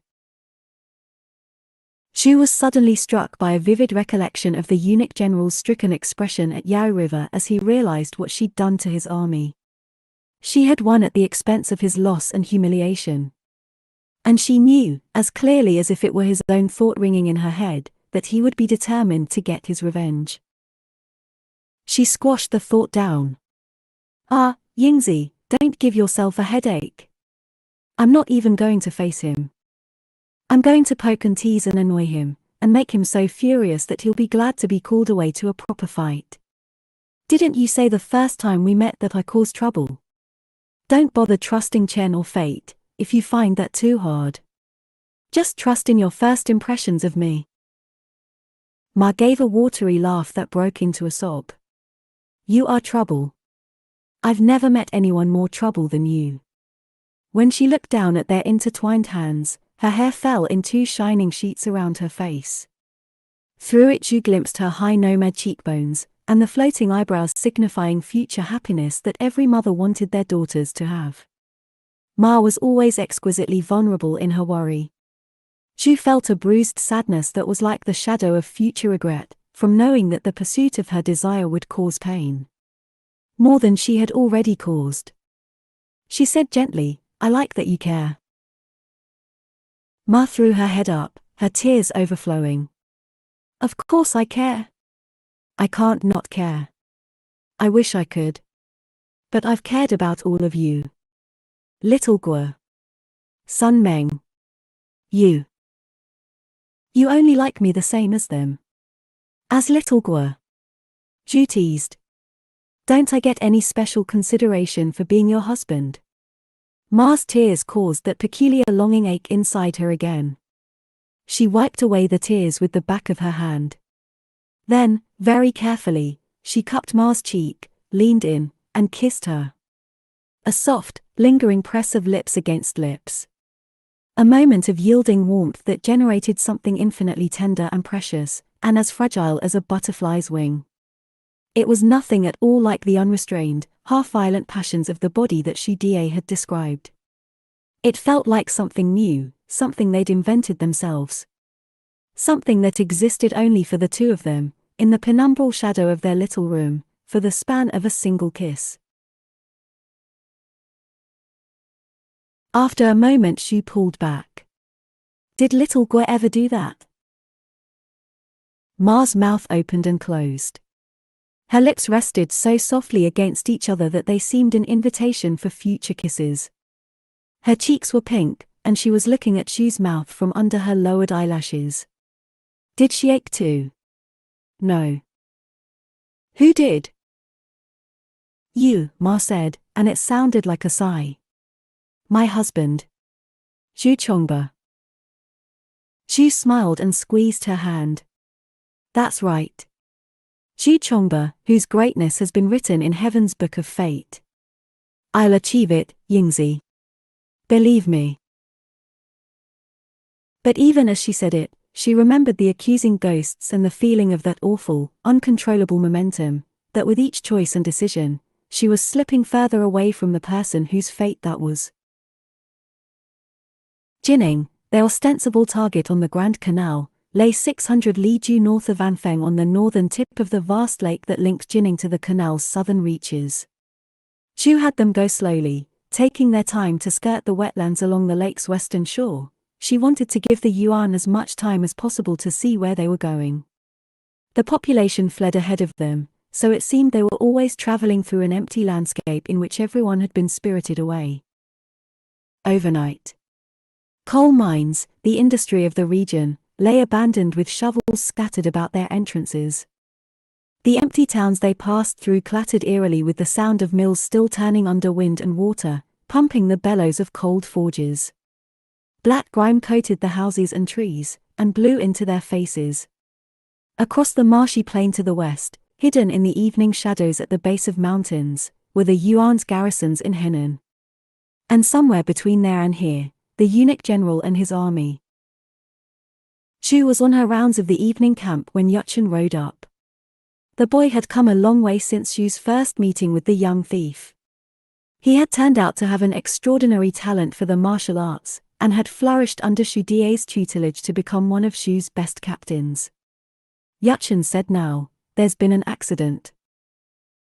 Contrary to Zhu's expectations, it actually was an accident, rather than the result of some argument about the kinds of things men usually argued about. The victim was in his tent being treated by the engineer Jiao Yu, who had picked up some medical knowledge through all his book learning. It was an ugly sight, even for someone familiar with battlefield injuries. The man's face, raw pink with a shiny crust, resembled the chopped pork used to make tiger's mouth meatballs. When Jiao was done, they stepped out of the tent. What happened? Zhu asked. Jiao wiped the blood off his hands and started walking. It's interesting. Come see. They went a short way outside the camp, carefully avoiding one of the large sinkholes that peppered the region. When they came to a rocky outcropping, Zhu saw it, a flame burning inside a small cave, out of a crack in the bare rock. That water-brained idiot wanted to see what would happen if he put out the flame and relit it, Jiao said dully. It exploded. See how those rocks fell from the blast. He's lucky to be alive. He'll lose the eye, though. How does it work? Zhu wanted to know. I don't suppose you've ever been inside a coal mine. You wouldn't like it. They're hot and dusty and wet, and the air is noxious. Take a torch below, the whole place goes up. So it's the coal dust that explodes. The project she had given Jiao to develop more reliable hand cannons had given her an interest in things that exploded. No Nanren force was ever going to rival the Mongols with bows, but she liked the idea of a weapon that someone as untalented as an ex-monk could pick up and use. No. It's not dust coming out of those rocks, but noxious air. If you let it fill an enclosed space, like a mine, or even have enough of it that you can smell it, it'll explode if you light it, like fire powder. But if it leaks out like water from a bucket, it's more like burning coal. It just makes a little flame like this. It didn't seem useful, but Zhu filed it away. As they walked back to camp, she said, I know you've worked hard on the hand cannons. Are you ready to make a test of it against the eunuch general? Or do you need more time? Jiao gave her a long look. Zhu had always had the impression that Jiao didn't really trust her. She remembered how he'd left Commander Sun's force to join her own. He was one of those people who made sure to hitch their fortunes to the one they thought would win. Someone who was perfectly loyal until the day he wasn't. He did choose correctly between me and Sun Meng, Zhu thought, not entirely comfortably. She supposed it was a vote of confidence that he was still with her. In the end, all he said was, you'll have your artillery unit. We'll be ready. If we wait too long before starting the engagement, he'll suspect we're just a lull, Xu Die said. But the quicker we begin, the longer we'll have to last until he gets Bianliang's message to withdraw. They were in the house Xu had chosen as their command post in a small town a dozen li east of Jining. When Zhu had climbed onto the roof earlier, she had been surprised and more than a little disconcerted to see Jining surrounded by the white fungal sprawl of the eunuch general's army. There had been nothing there the day before. The vibrating connection between her and that distant opponent churned her stomach like nerves. She said slowly, feeling her way along that connection, we won't be starting the engagement. Xu Die raised his eyebrows. He'll come here? His last encounter with the red turbans humiliated him. There's no way he's not still angry. He won't want to stand still and wait for us to come to him, just so he can play defense. The truth of it rang inside her like the sound of a fingernail flicked against a blade. Oh well, Xu Die said cheerfully. That reduces our options, but we can manage. Like all the other towns in the area, the one they occupied was unfortified. There weren't even enough trees in the area for them to put up a temporary palisade. We'll hold here for as long as we can, then retreat and lead him on a merry chase. There was a map on the table between them.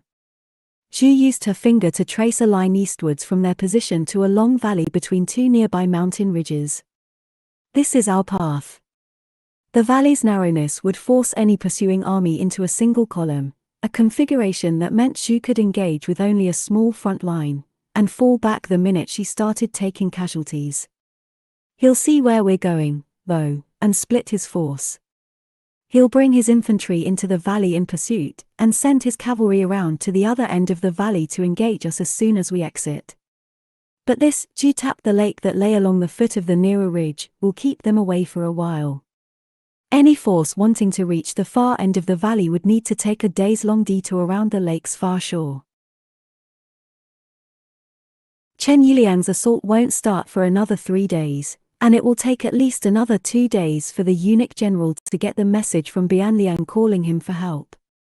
So if he starts the engagement tomorrow, we have to keep him busy for another 4. That's doable. We can hold here for at least a day, 2 if we're lucky, and then we'll retreat to the valley. He'll get the message and withdraw before his cavalry ever makes it around the other side, so we don't need to worry about them. Zhu stared down at the map. All logic told her to trust Chen, but she couldn't shake a deep uneasiness. Speaking of the eunuch general, she said, he doesn't know this is pretend. He's going to give it everything he's got. He'll want to make us suffer. Let him, said Xu Die, and his familiar grin filled Zhu with an intense fondness. Under the downward slope of his eyebrows, his right eyelid creased a little more than the left. His hair, in the awkward stage between shaved and long enough to tie up, gave him a disreputable look. I'm not afraid of a bit of suffering. Haven't 10,000 years of past lives brought us to your side to support you? Trust that I'm strong enough, that we're all strong enough. His faith warmed her, even as she felt a stab of future pain. This was the price of her desire, to ask those she loved for their suffering, again and again, so she could get what she wanted. And at the same time she knew she wouldn't stop. She couldn't stop. If for a moment she stopped trying to reach that great fate. Gathering herself, she said, "Thank you." Shudier smiled, as if he knew everything that had gone through her head. Perhaps he did. He came around the table and clapped her on the shoulder. "Come on, let's get some rest. If he's as beautiful as you say, I feel like I should get my beauty sleep so he can be distracted by the breathtakingly good looks of our side, too." "There they go," Shao said as he came up beside Ouyang, his horse casually trampling the fingers of a red turban corpse lying in the middle of the street. Ouyang's army had departed Jining at first light, and the subsequent battle against the rebels, if you could even call it a battle, had barely lasted 2 hours. Oh, the first time Ouyang had seen a dozen of his men drop simultaneously under a barrage of hand cannon fire, he'd been surprised. But when you had the numerical advantage, and most of those were conscripts, what did you care? You just sent in more men, then more after that, and eventually the rebels failed to reload in time or ran out of ammunition, and then they were done. To the east, the rebels were fleeing towards the hills with a speed and coordination that suggested their retreat was pre-planned. Which of course it was.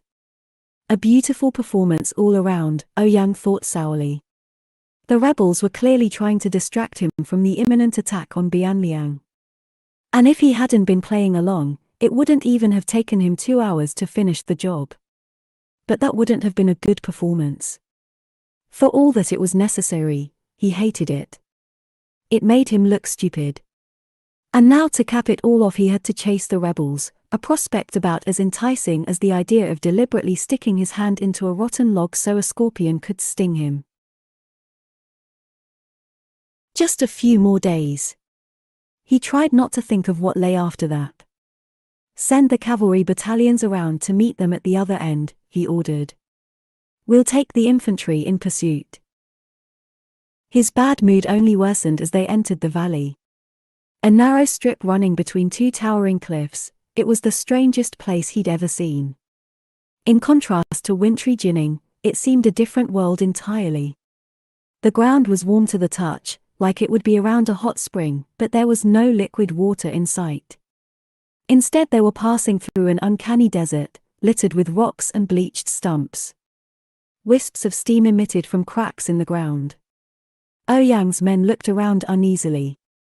The steamy air muffled the sounds of their passage, even the crack of the sub-commander's whips on the conscripts had lost its edge. Night was even stranger. The landscape was alive with hundreds of points of dull, pulsing red light, like embers under slow bellows. Men who went to investigate reported that the light was coming through cracks in the rock of the valley floor, as if the earth itself were on fire. They all slept badly, the valley cracking and groaning around them. In the morning a layer of hot fog slowed their progress even further. The heat was rapidly growing intolerable, and the water they found tasted so foul that it was hardly any relief. Shao rode over, looking as miserable in his armor as a steamed lobster. "Where are they? Are they hoping to bother us to death?" For the last hour Ouyang had had the sense that the rebels were lingering just out of sight ahead. Trying to ignore his ferocious headache, he said shortly, "I suppose they're planning an ambush." "With those hand cannons again?" Shao scoffed. "And do what? Take out one layer of our front line? They'd better try harder than that if they don't want it to be over in a day." Ouyang didn't want it to be over in a day, either. It was too soon. He frowned and pressed his thumb between his eyebrows, which did nothing to relieve his headache. The smell didn't help. They were passing through a depression, the shape of which seemed to have trapped the air, and the place had a marshy reek as strong as last winter's mustard greens. There was a warning shout.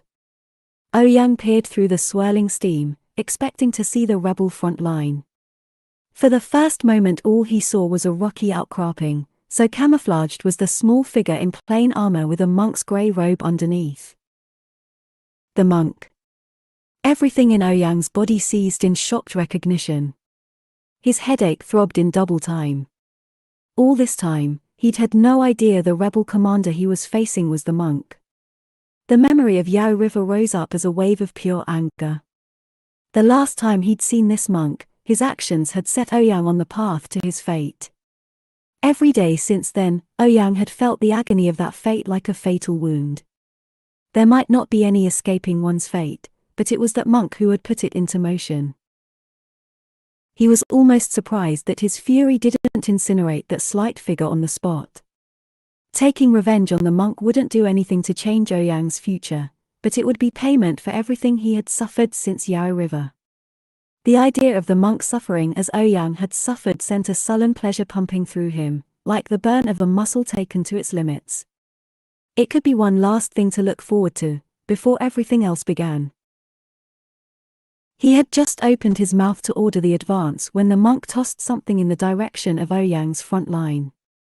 It hit the ground with a muffled clunk. In the moment of puzzled silence that followed, Ouyang heard it rolling downhill towards them. Then the world exploded. The explosion smacked Ouyang from his horse. Bodies and burning rocks crashed down around him. His ears rang so loudly that he could only tell men were screaming by their gaping mouths. Covered in ash, their bodies twisted unnaturally, they looked like demons stumbling through the smoke. Coughing, Ouyang staggered in the direction of his front line. Which wasn't there. There was only a vast burning pit, as deep as a 10-story pagoda. And all around it, in a blackened starburst of horror, was a wreckage the likes of which Ouyang had never seen in all his many years of war. Human and animal bodies had been torn apart and mixed back together. The ground was strewn with charred bones, pieces of armor, tangled swords, and helmets peeled apart like metal flowers.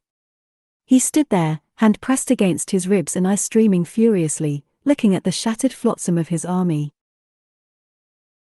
Someone limped up. It was Xiao. Xiao would probably survive the apocalypse like a cockroach, Ouyang thought uncharitably. He thought he should probably be thankful. What the fuck just happened? Xiao said, and for once Ouyang didn't care about his tone, the fact that he spoke Hana, or that he addressed Ouyang as one soldier speaks to another. That wasn't just a hand bomb. The air was on fire. It doesn't matter, Ouyang said. His voice sounded muffled, like it was coming to him through the bones of his skull rather than his ears. The anger he had been feeling towards the monk only a moment ago had taken on a perfect clarity. He recognized it as pure, murderous intent. He hoped the monk could feel his ill will, even at a distance, and be tormented by it for every moment until Ouyang came for him. Account for the dead, send the injured to the back, and continue. To absolutely no one's surprise, the rebels were waiting for them on the other side of the burning pit. Ouyang led the push himself. The hand cannons spat their shrapnel, taking down a wave of men, but then they were upon the rebels in earnest. The monk's apocalypse might have caused Ouyang some losses, but he was a Yuan general. He knew how much it took for an army to lose its muscle memory of being a behemoth. His men, 10 abreast with him at their center, flung themselves forwards as though they were still part of a 1,000-man front line. And then it was all the chaos of hand-to-hand. Men stumbled and swung wildly, the fallen right and screamed, horses broke their legs in holes. Blood and red headscarves lent their bright color to the monochromatic landscape. They fought until night fell. The next day when they awoke, the rebels had already melted backwards. Ouyang advanced until he found them, losing another layer of his front line in the process, and did it all again. Day by day, he was pushing the rebels towards their inevitable end, the plain beyond the outlet of the valley where, extremely soon, Ouyang's cavalry would be ready and waiting to crush them when they emerged from the protection of the valley's jagged terrain. For all that Ouyang knew that the pursuit was still nothing more than a glorified time-wasting exercise on his part, he found a genuine, savage delight in the rebels' mounting desperation as time went on. Their suffering was an appetite-whetting prelude for the far greater suffering he was about to enact upon their dog whelp of a leader. The thought of this revenge, unlike the other, filled him with an uncomplicated, viciously pleasurable anticipation. I don't have to end you, he thought to the monk, but oh, I will. Something's not right, Xu Die said. He should have gotten the message about Bianliang by now. Why hasn't he withdrawn?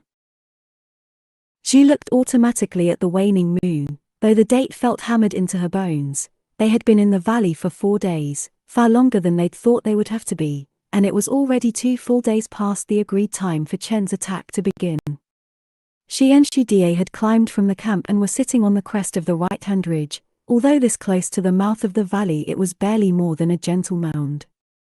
In front of them lay the darkened plain. Slightly to their right was a cluster of light, like a new constellation, the campfires of the eunuch general's cavalry battalions. By tomorrow those battalions would be directly ahead, waiting to meet them. It has to be Chen Yuliang, Xu Die went on. Even in the space of days his face had thinned from the stress of their mounting losses. Don't you think he wanted us to die all along? Despite her convictions, Xu had started to wonder the same. She felt sick with tiredness.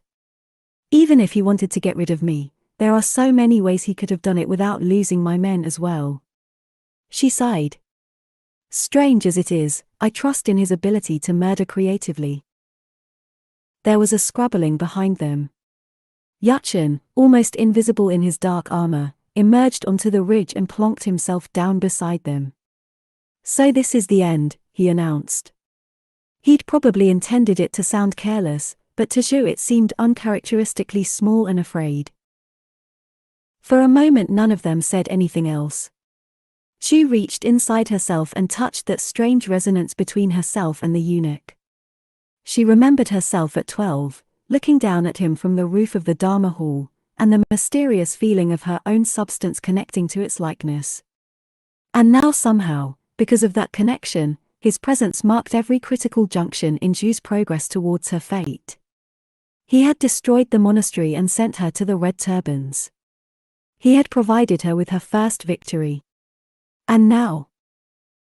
In her mind's eye she saw his beautiful face that she had only ever seen from a distance. And all at once she knew what she had to do in order to keep moving towards her fate. Not the end, she said. Not yet. There's one last thing we need to do. Xu Die and Yachin swiveled their heads towards her from opposite directions. Xu Die said, no. I don't think he ever received the message. That's why he hasn't withdrawn. He doesn't even know Bianliang needs his help.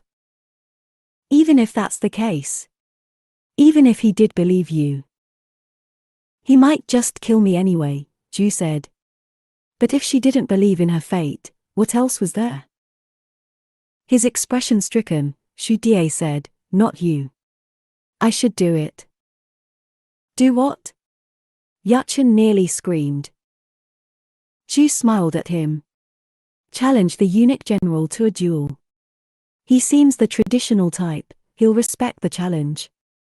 That will at least give me the chance to speak to him face to face. I'll tell him what's happening in Bianliang. Then he can believe me or not. After a long pause Yachin said, it should be me. If it's a duel then I'm the best man you have. That eunuch is better with a sword than both of you, and so am I. You know it. His loyalty was warming. Trust that we're strong enough. She said gently, I know it. 10,000 Manchang.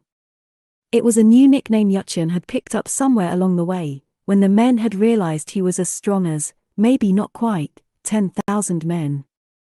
She patted Yachin's shoulder. If winning was the point, I would definitely ask you. She spoke to Xu Die, too. But it's not about the duel. It's about convincing him. So it has to be me. A wounded sound escaped Xu Die. Xu reached out and took him by the back of the neck, that vulnerable part above the collar of his armor, and shook him gently.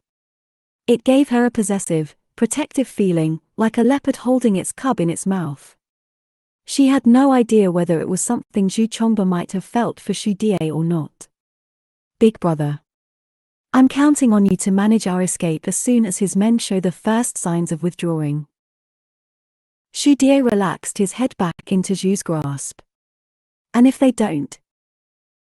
There was no point fueling fear and doubt by thinking about what wouldn't happen.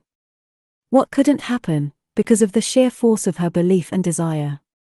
Instead, she sat up as tall as she could and slung her arms around both their shoulders, and together they sat watching the moon set over the endlessly burning campfires of the Yuan. The armies assembled on the plain at dawn. Heaven looked down on them from a pale winter sky that seemed as brittle as a skin of ice.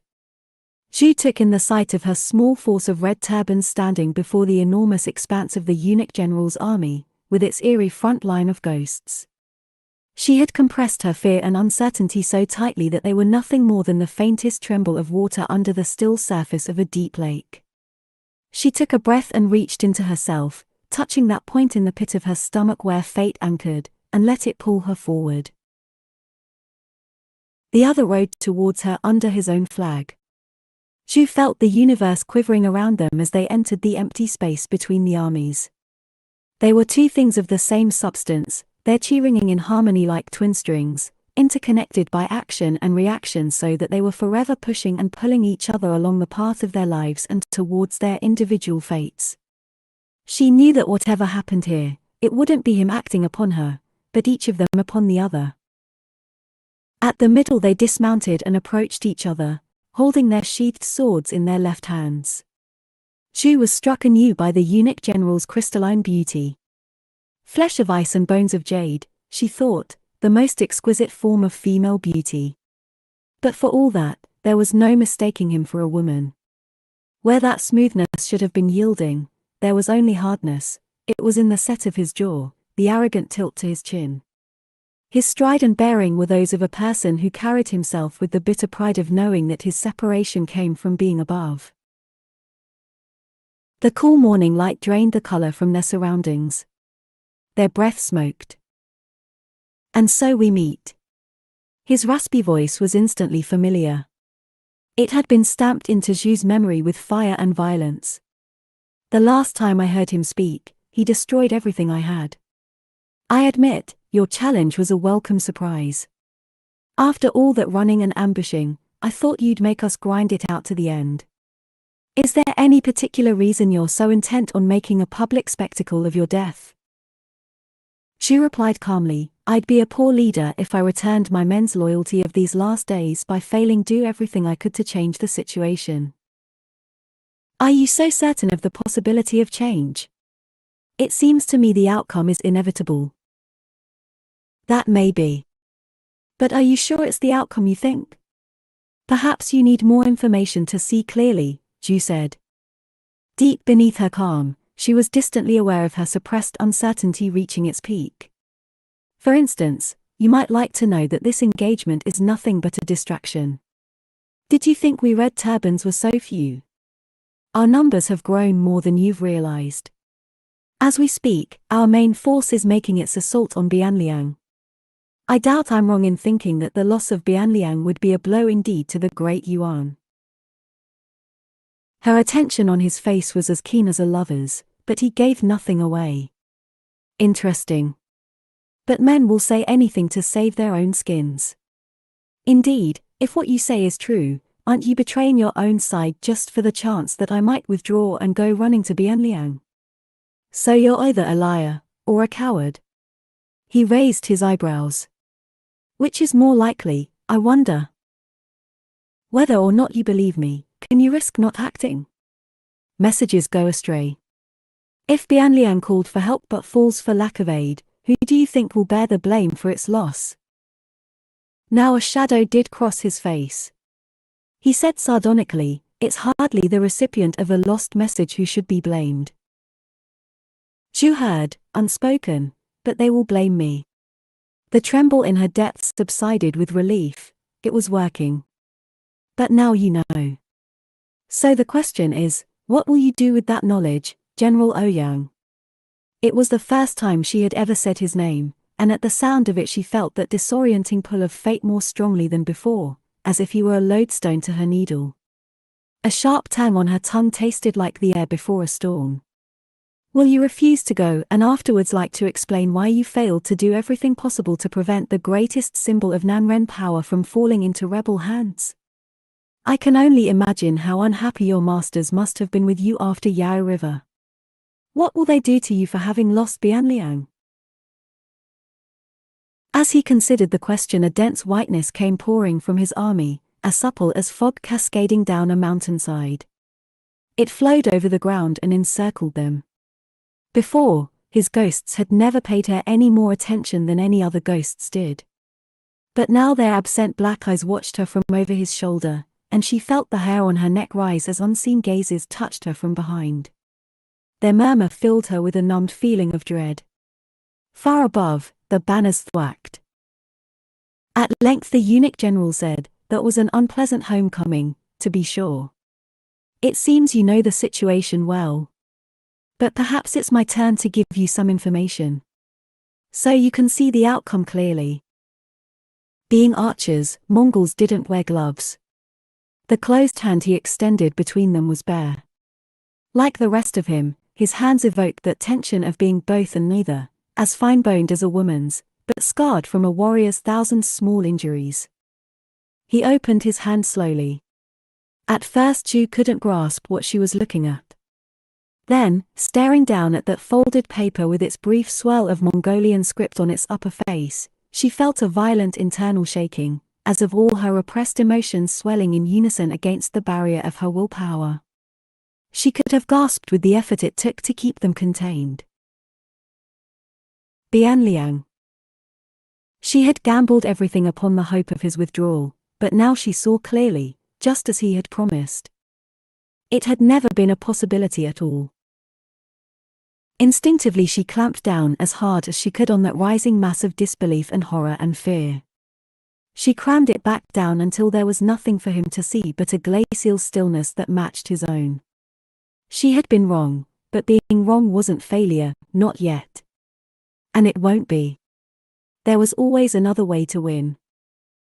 He watched her with vindictive pleasure, as if he could sense how hard she was working to stay in control. "My thanks for your concern, but I know about Bianliang. This message from its governor came yesterday. It is indeed a frantic plea for help." He knew and he chose not to go. She hadn't even considered that as a possibility.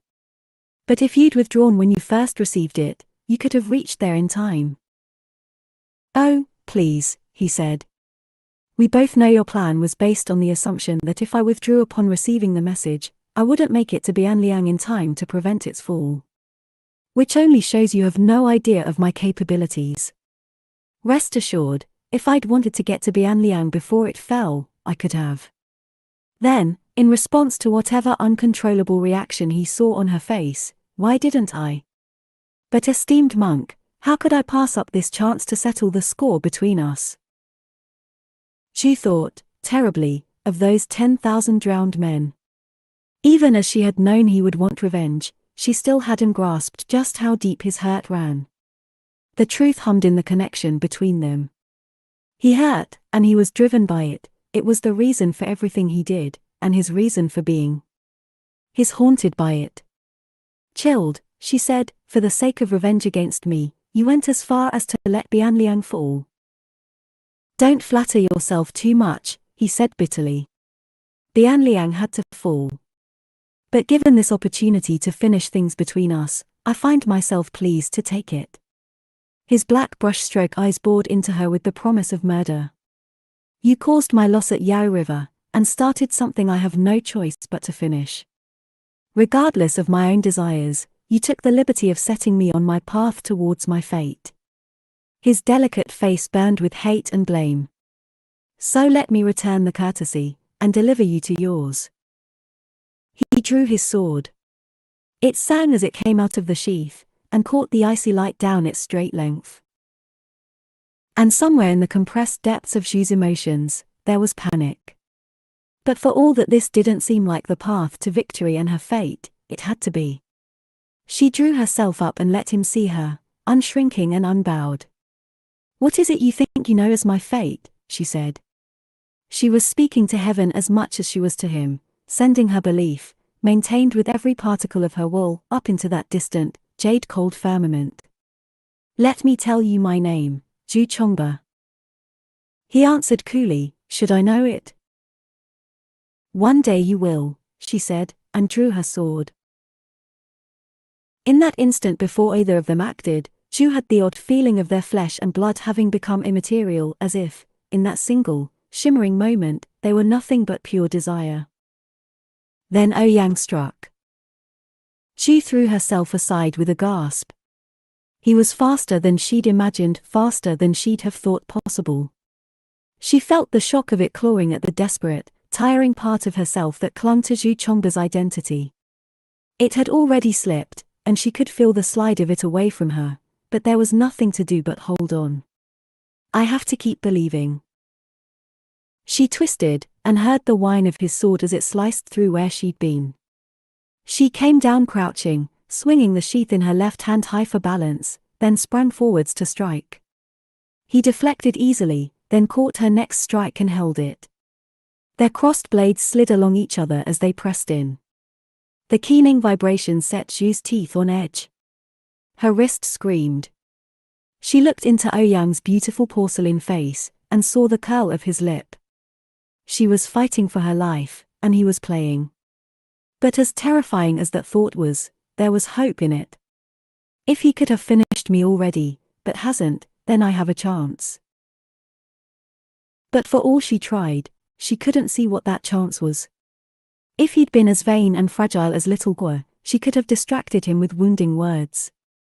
But how could you hurt someone who was nothing but pain? She flung him away, panting. It took all her strength. "You're a Nanren, aren't you?" she called, straining against rising desperation. "How can you fight for the Hu, knowing that every action you take against your own people is making your ancestors cry in the Yellow Springs?